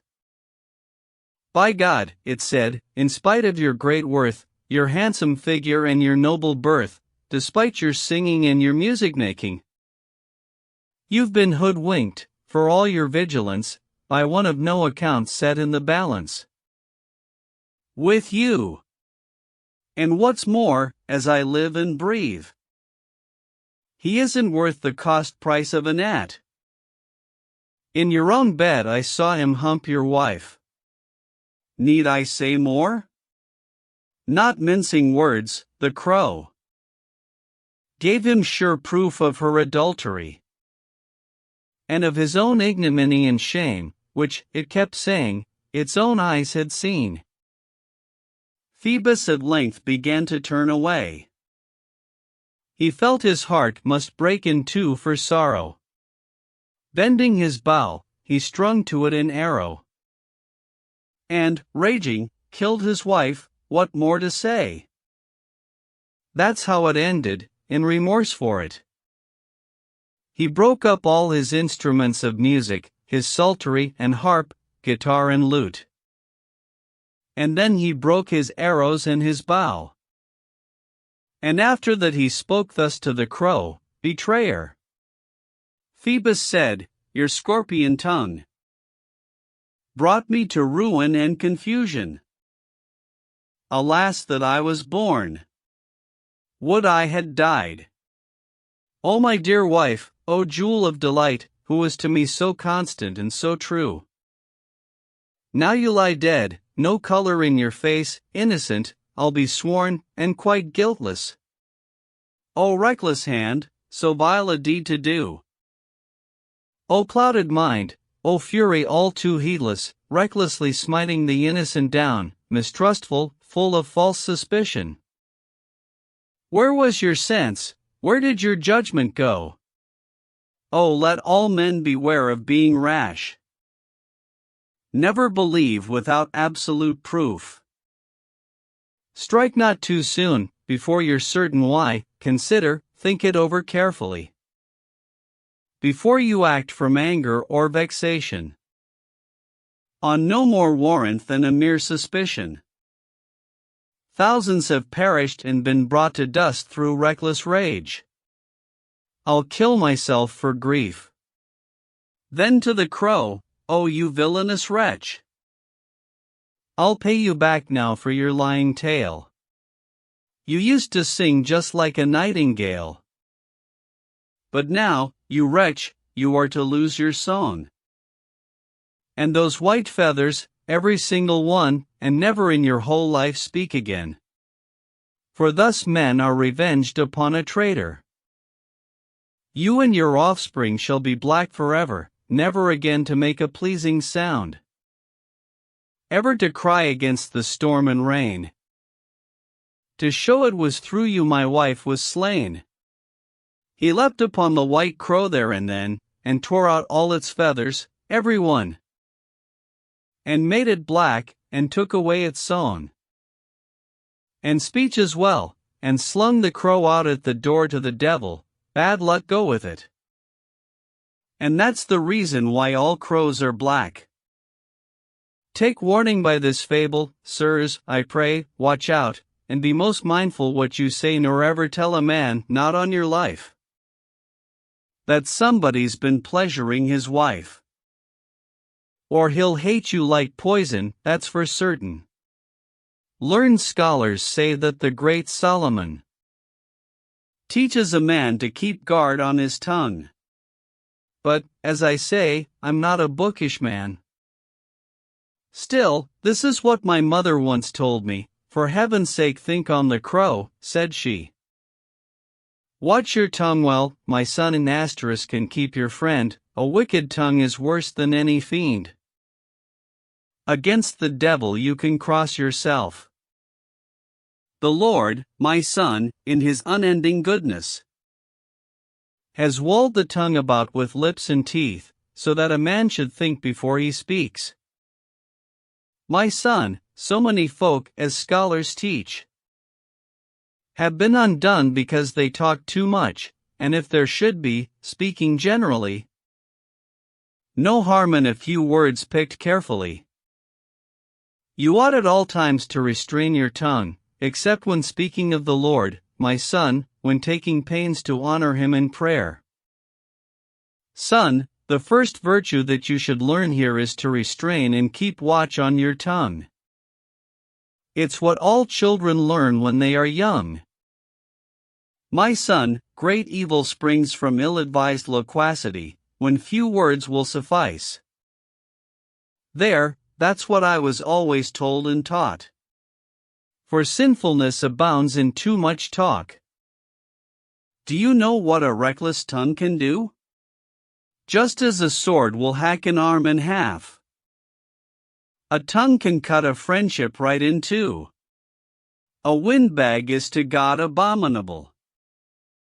Read Solomon, so wise and honorable.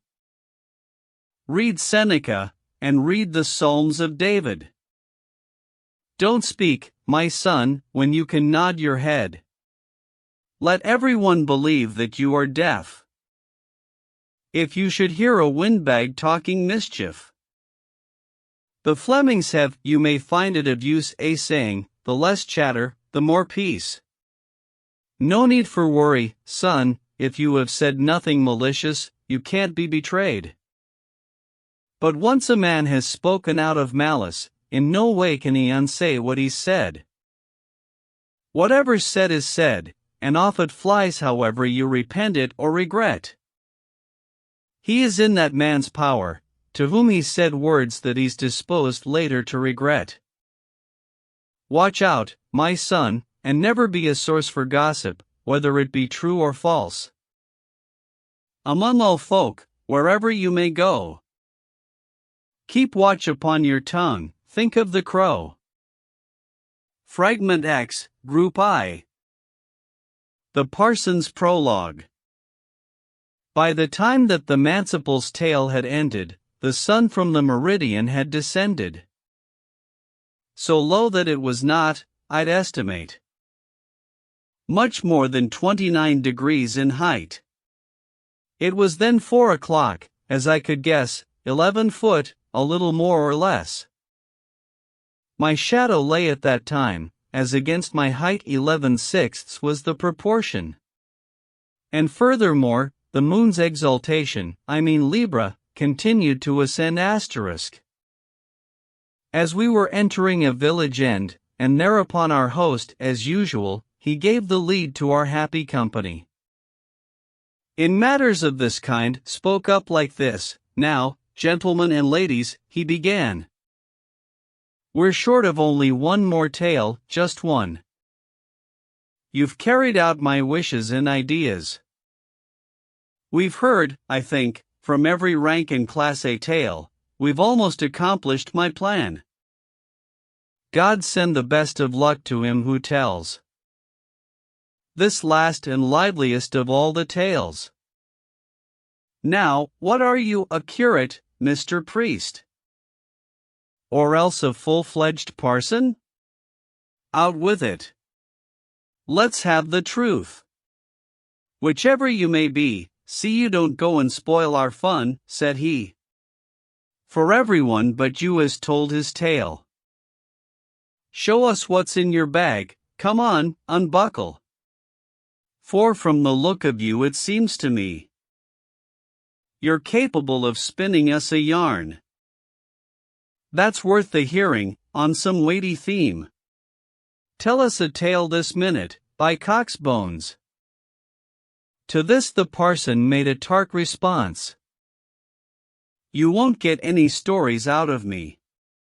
For St. Paul, when he wrote to Timothy, reproves all those who turn away from truth and tell romances, fables, and like trash. Why should my hand sow chaff, when if I wish I can sow wheat? So I say, if you care for moral and more edifying matter, and if you're willing to give me an audience, then I will gladly, for Christ's reverence, give you such lawful pleasure as I can. But I'm a South Ron, don't forget, not one for rum, ram, rough, I can't alliterate, asterisk. Not that I think rhyme better, the Lord knows, so if you like I'll not equivocate. I shall tell you a pleasing thing in prose, and so wind up the game and make an end. And now may Jesus in his mercy send to me the wit that I may be your guide upon that perfect, glorious pilgrimage men call the heavenly Jerusalem. If you agree, I shall begin my tale without delay, so tell me what you feel about the idea, what more can I say? But all the same I place this homily under correction of the learned. I am unversed in texts, and so I'll give you nothing, trust me, beyond the bare essential meaning. Therefore I make this solemn protestation, that what I say is subject to correction. These words we very soon assented to. It was the right thing, so we thought to do, that is, to end with something edifying, and to afford the parson a fair hearing, and so we told our host that he should say that we all wanted him to tell his tale. Our host became the spokesman for us all. "Good Mr. Priest, good luck to you," said he, "deliver us your dissertation. But hurry up, the sun's about to set. Bring forth your harvest, and don't take all day. God grant that you make a good job of it. Say what you please, and we will gladly listen." And upon this, the priest began his sermon. The Parson's Tale. Here the parson's tale begins.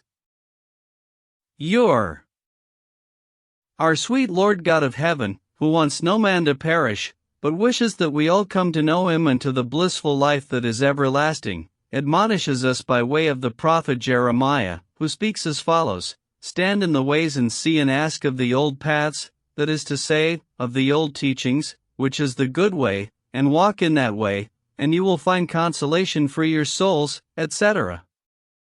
There are many spiritual paths that lead people to our Lord Jesus Christ and to his reign of glory, and among these paths one is noble and very suitable, which will not fail any man or woman who, through sin, has wandered from the right path to celestial Jerusalem, and this path is called penitence, about which each man ought to listen willingly and inquire with all his heart in order to know what penitence is and why it is called penitence, and how many kinds of performances or practices of penitence there are, and how many sorts of penitence there are, and what things belong to and are fitting for penitence and what things disturb penitence.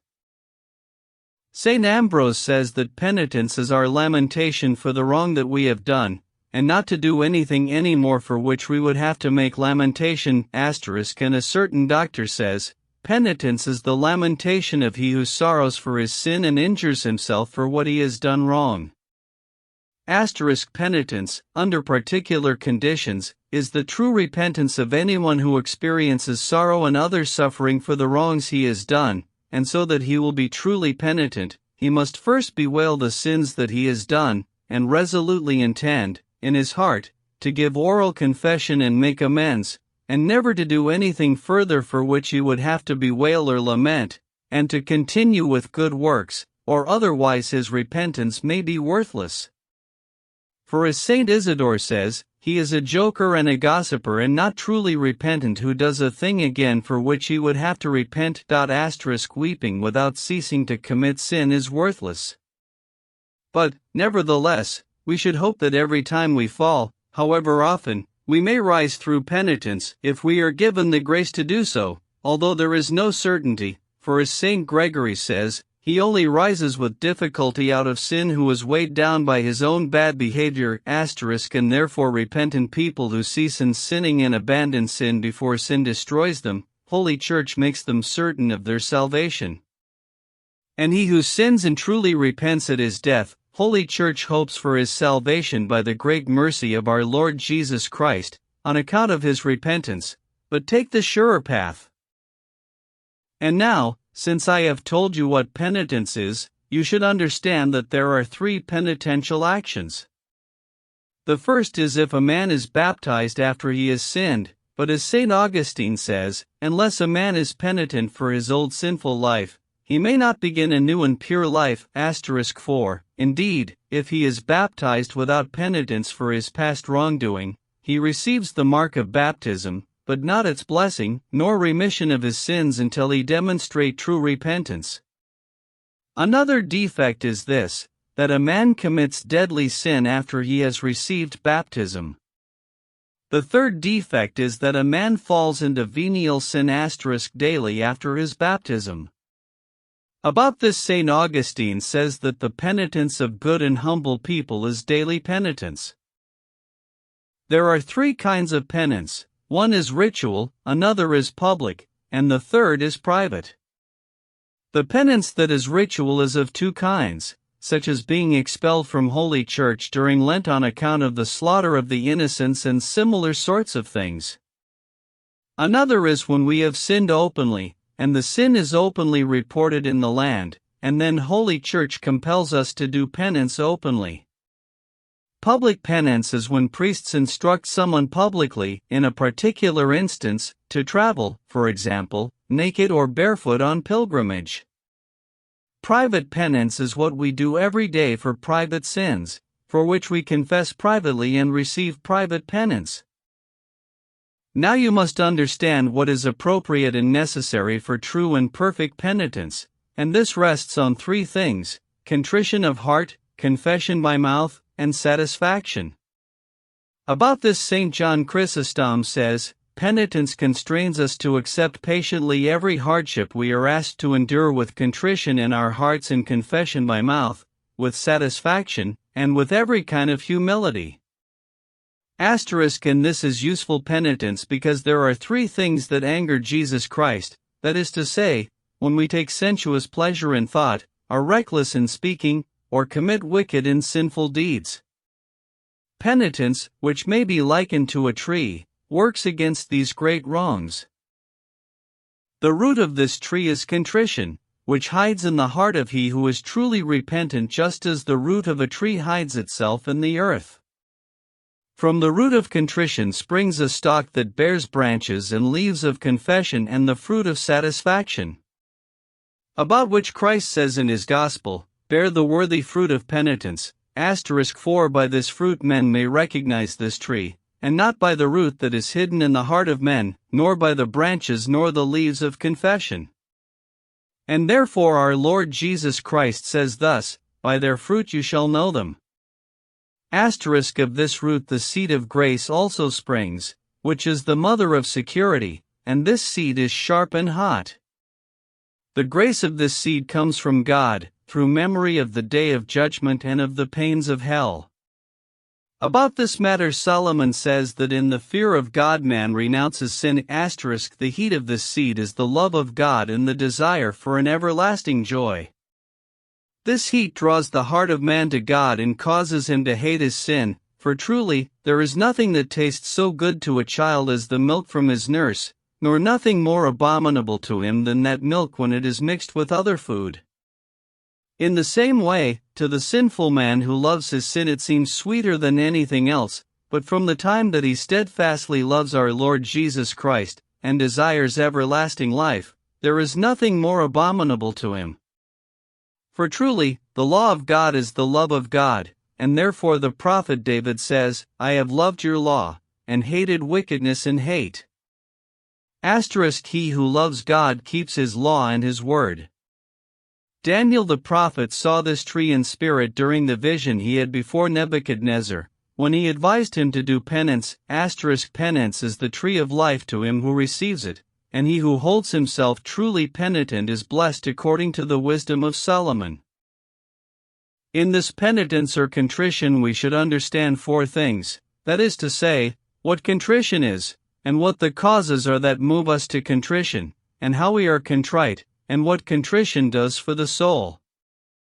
Then it is thus: contrition is the true sorrow that we receive in our hearts for our sins, with steadfast purpose to confess ourselves and do penance, and never more to sin.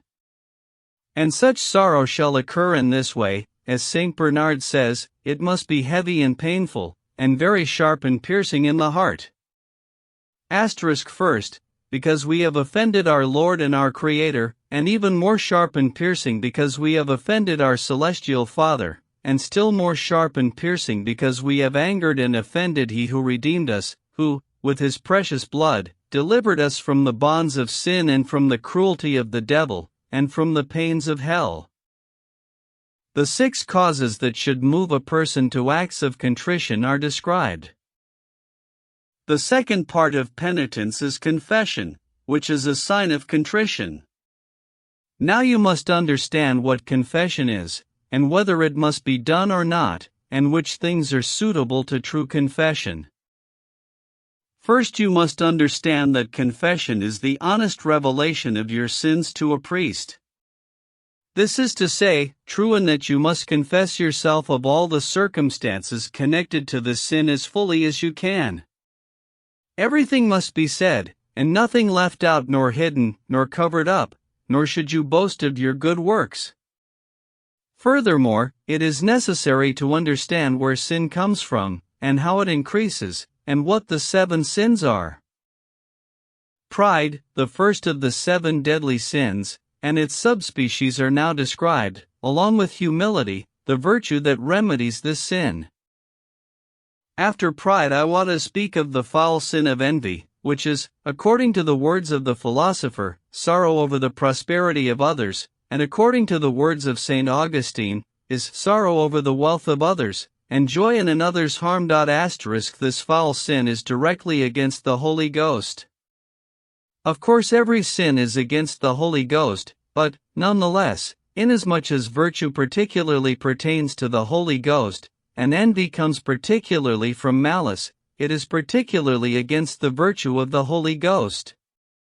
Now there are two kinds of malice, that is to say, a hardness of heart and wickedness, or else our flesh is so blind that we do not understand that we are sinful, or do not care that we are sinning, which is the hardness of the devil. The other kind of malice is when we attack truth when we know that it is truth, and also when we attack the grace that God has given to our neighbor, for this occurs entirely through envy. Certainly, envy is then the worst of sins, for, truly, all other sins are sometime only against one special virtue, but certainly, envy is against all virtues and against every manner of goodness, for it is sorry for all the virtues of its neighbor, and in this manner it is different from all other sins.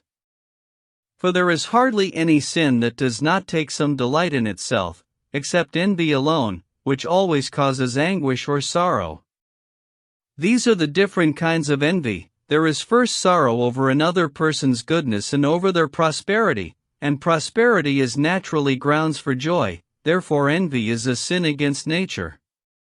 The second kind of envy is joy in another's harm, and that is very much like the devil, who always rejoices in men's harm. Out of these two kinds of envy comes backbiting, and this sin of backbiting or detraction may also be divided into kinds, as follows. A man praises his neighbor with an evil intent, because there is always a sting in the tail, always a but at the end of what he says that is more worthy of blame than any of his praise. The second kind of backbiting is if a man is good, and does or says something with a good intention, the backbiter will turn all that goodness upside down for his own wicked purpose. The third kind is to diminish the virtue of his neighbor. The fourth kind of backbiting is this: if a man should speak well of a man, then will the backbiter say, truly, but there is still better than he, in this way dispraising him whom others praise. The fifth kind is this: to consent and listen gladly to the harm that men speak of other people. This is a very great sin, and always increases because of the wicked intent of the backbiter. After backbiting comes grumbling or murmuring, and sometimes it comes from impatience with God, and sometimes impatience with man. It is against God when a man grumbles about the pains of hell, or about poverty, or the loss of property, or about rain or a storm, or else grumbles because the wicked are prosperous, or because the good experience adversity. And these things men must endure patiently, for they come by the rightful judgment and decision of God. Sometimes grumbling comes from avarice, as when Judas grumbled about the Magdalene when she anointed the head of our Lord Jesus Christ with her precious ointment. This kind of murmuring is very much like when a man grumbles about the good that he has done, or that other people do with their own property. Sometimes such murmuring comes from pride, as when Simon the Pharisee grumbled about the Magdalene when she approached Jesus Christ and wept at his feet for her sins. And sometimes it arises from envy, when someone discovers another's private harm, or makes a false accusation against him. There is also often murmuring among servants that grumble when their masters ask them to do lawful things, and inasmuch as they dare not openly contradict the commands of their masters, they will nevertheless say harmful things and complain and murmur privately, out of pure resentment, which are words that people call the devil's pater noster asterisk. Even though the devil never had a pater noster, unlearned people still give it that name. Sometimes it comes from anger or private hatred that nourishes rancor in the heart, as I shall describe below. Then there is also bitterness of heart, through which bitterness every good deed of our neighbor seems to us bitter and foul-tasting. Then there is discord that dissolves every kind of friendship. Then there is the scorning of our neighbor whatever good that neighbor does. Then there is accusation, as when we find an excuse to annoy our neighbor, which is like the craft of the devil that waits both night and day to accuse us all. Then there is malignity through which we may annoy our neighbor secretly if we can, and if we may not, nevertheless our wicked will shall not lack anything, for we may burn his house in secret, or poison, or slay his animals or other similar things. Now I want to speak of the remedy against this foul sin of envy. First, the love of God is above all else, and loving our neighbor as we love ourselves, for truly the one may not exist without the other. And trust well, in the name of your neighbor you should understand the name of your brother, for certainly we all have one fleshly father and one mother, that is to say Adam and Eve, also one spiritual father, and that is God in heaven. You are to love your neighbor and wish him all goodness, and therefore God says, love your neighbor as yourself, that is to say, for the salvation of both life and soul. And moreover you must love him in word and through benign admonishment and chastising, and comfort him in his troubles, and pray for him with all your heart. And you must love him in such a way indeed that you will be as charitable to him as you would be to your own person. And therefore you must do him no damage through wicked words, nor harm his body, nor his property, nor his soul by the enticement of wicked example. You must not desire his wife, nor any of his possessions. Understand also that the word neighbor also includes your enemies. Certainly, we must love our enemy by the commandment of God, and truly you must love your friend because of God. I say, you must love your enemy for God's sake, by his commandment, for if it were reasonable for us to hate our enemies, God would not in truth receive those of us who are his enemies into his love. Against the three kinds of wrongs that our enemy does to us we must do three things. Against hate and rancor of heart, we must love him in our heart. Against chiding and wicked words, we must pray for him. Against the wicked deed of our enemy, we must be generous. For Christ says, love your enemies, and pray for those who say harmful things about you, and also for those who chase and pursue you, and be virtuous to those whom you hate. Thus our Lord Jesus Christ commands us to behave towards our enemies. For truly, nature drives us to love our friends, and truly, our enemies have more need of our love than our friends, and those who have more need, certainly we ought to be good to them. And certainly, in such a deed we remember the love of Jesus Christ, who died for his enemies. And inasmuch as such a love is the more grievous to practice, so much the greater is its merit. And therefore the loving of our enemy has confounded the venom of the devil, for just as the devil is discomforted by humility, so too is he wounded to death by the love of our enemy. Certainly, then, love is the medicine that casts out the venom of envy from our hearts. The different kinds in this category will be more fully described in the following chapters. The other 5 deadly sins with their various subspecies are now described, along with the appropriate remedial virtues: wrath and patience, sloth and strength, avarice and mercy or pity, gluttony and abstinence, lechery and chastity. The discussion of penitence is then continued with further discussion of its second part, confession. The third part of penitence is satisfaction, and that lies most generally in alms and in bodily pain.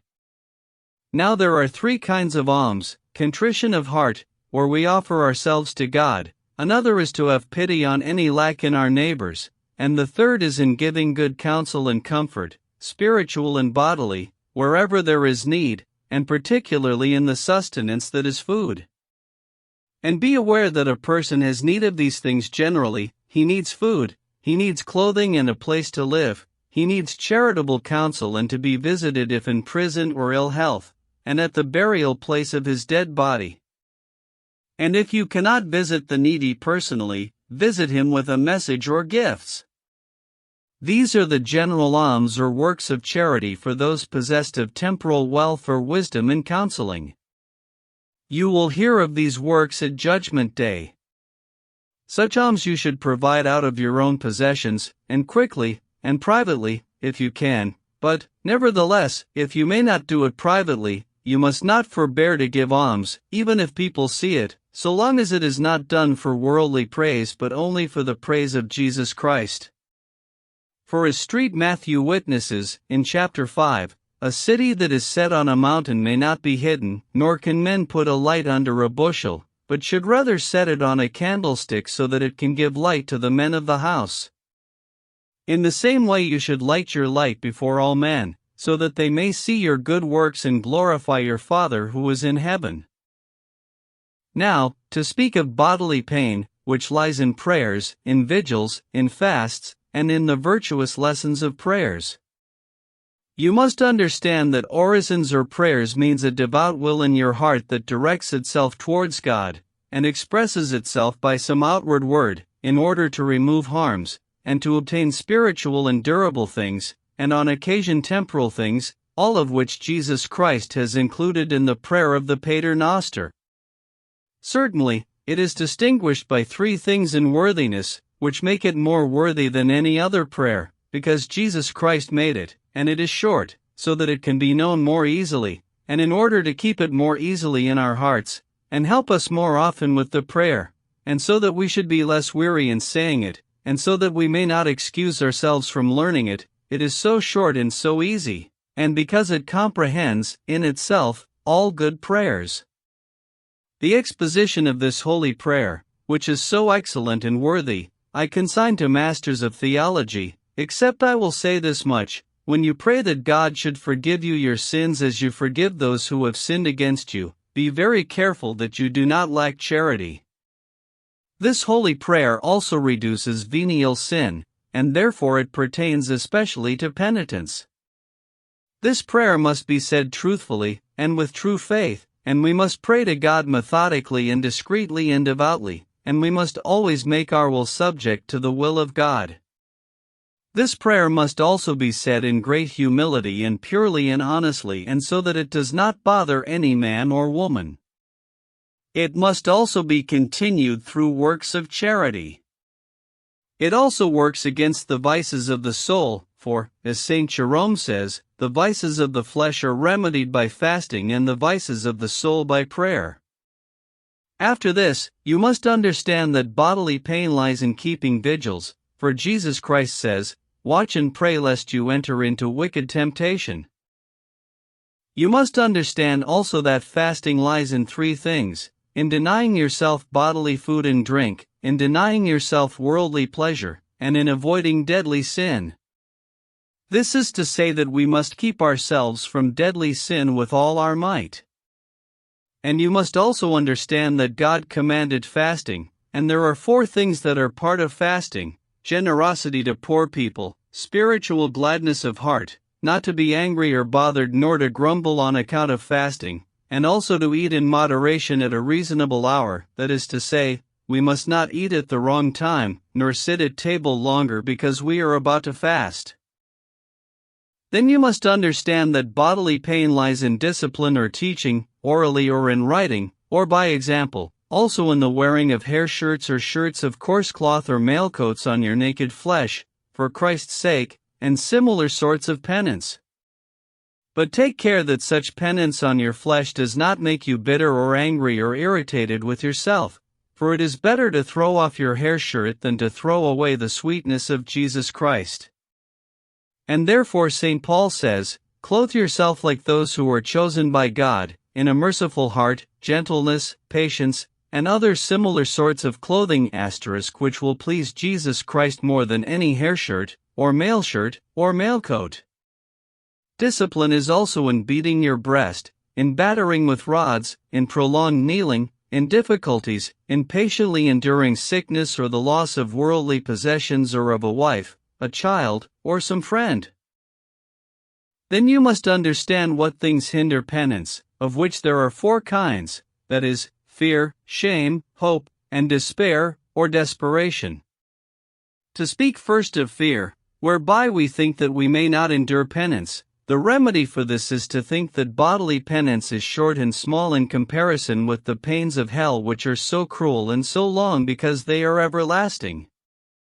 Now, against the shame that we feel in the face of confession, and namely those hypocrites who believe themselves so perfect that they have no need of confession, against such shame we should think, with reason, that we were not too ashamed to do bad things, and so we certainly should not be ashamed to do good things, of which confession is one. We should also think that God sees and knows all our thoughts and all our deeds, so nothing may be hidden from Him. We should also think about the shame that will come to anyone at Judgment Day who is not penitent and confessed in this present life. For every creature in heaven, in earth, and in hell will at that time see openly all that they kept hidden in this world.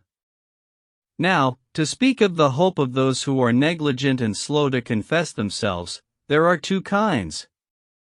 The one is when we hope to live long, and to acquire great riches for our pleasure, and then, to confess later, and to say it seems timely enough at that point to confess. Another is the pride we have in expecting God's mercy. Against the first vice, we must remember that there is no certainty about our lives, and also that all worldly riches are at risk and pass away like a shadow on a wall. And as St. Gregory says, it is a part of God's justice that the punishment will never end for those who do not end their sinning but, voluntarily, always continue in their sin. For their perpetual desire to commit sin they will endure perpetual punishment. Despair is of two kinds. The first despair is of the mercy of Christ, the other is when we think that we might not persevere in goodness. The first kind of despair comes when we think we have sinned so greatly, and so often, and lain so long in sin, that we will not be saved. Certainly against this cursed despair we should think that the passion of Jesus Christ is stronger in releasing us than sin is in binding us. Against the second kind of despair we must think that as often as we fall, we may rise again by penitence, and though we have long lain in sin, the mercy of Christ is always ready to receive us to mercy. Against the despair that believes that we cannot long persevere in goodness, we must realize that the weakness of the devil can do nothing unless we allow it, and also we will have the strength of the help of God and of all Holy Church, and of the protection of angels, if we want. Then we must understand what the fruit of penance is. And, according to the words of Jesus Christ, it is the endless bliss of heaven where joy has no contrary in woe or difficulty, where every harm in the present life has ended, where there is security from the pains of hell, where there is a blissful company who rejoice forever, each in the other's joy, where the body of man, that was once foul and dark, is now clearer than the sun, where the body that was once sick, frail, and feeble, and mortal, is immortal, and so strong and so whole that nothing can harm it, where there is neither hunger, thirst, nor cold, but every soul is replenished by the sight of the perfect knowledge of God. Men may achieve this blissful reign by spiritual poverty, the glory by humility, the abundance of joy by hunger and thirst, the rest by labor, and the life by death and the penitence that purges sin. Chaucer's Retractions. Now I pray all those who hear or read this little treatise, if there be anything in it which pleases them, to thank our Lord Jesus Christ, from whom proceeds all wisdom and all goodness, and if there be anything that displeases them, then I pray them to ascribe the fault to my incompetence and not my will, for I would gladly have spoken better had I the ability. As the Bible says, all that is written for our instruction, and that has been my aim. And so I meekly beseech you, for God's mercy, that you pray for me, that Christ have mercy upon me and forgive me my trespasses, in particular my translations and my authorship of works of worldly vanity, which I revoke in my retractions, Troilus and Chryside, the House of Fame, the Legend of Good Women, the Book of the Duchess, the Parliament of Fowls, those of the Canterbury Tales that conduce to sin, the Book of the Lion *, and many other books if I could remember them, and many a song and lascivious lay, for which Christ, in His great mercy, forgive me the sin.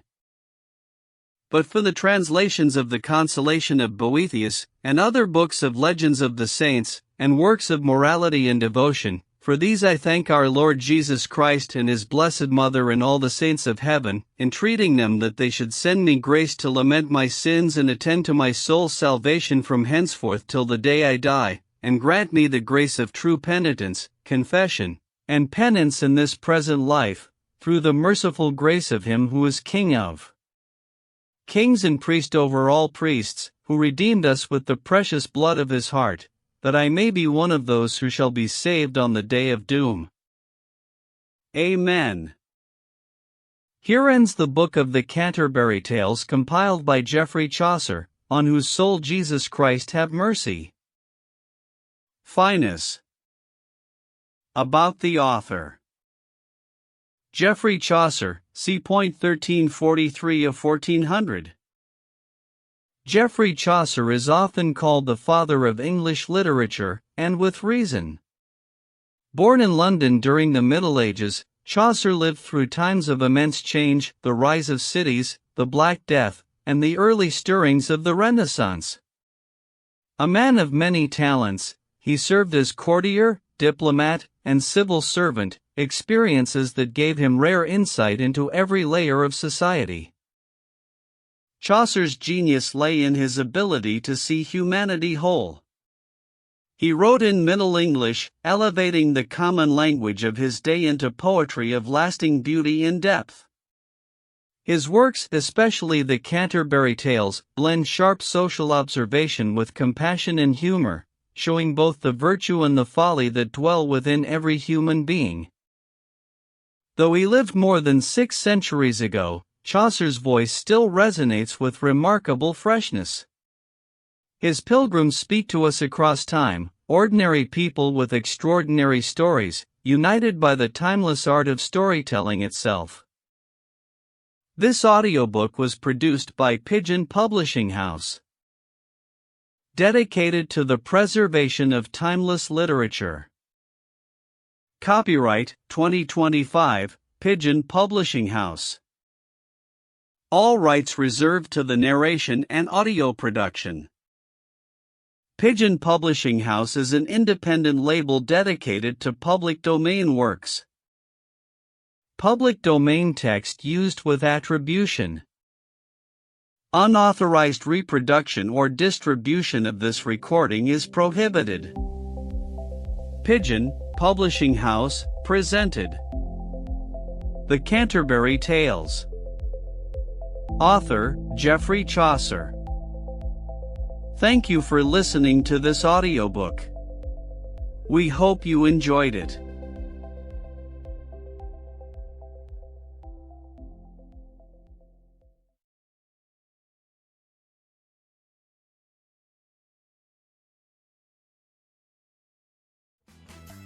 If you enjoyed this classic, follow the show and leave a quick review, and join us every Tuesday and Thursday for more timeless stories.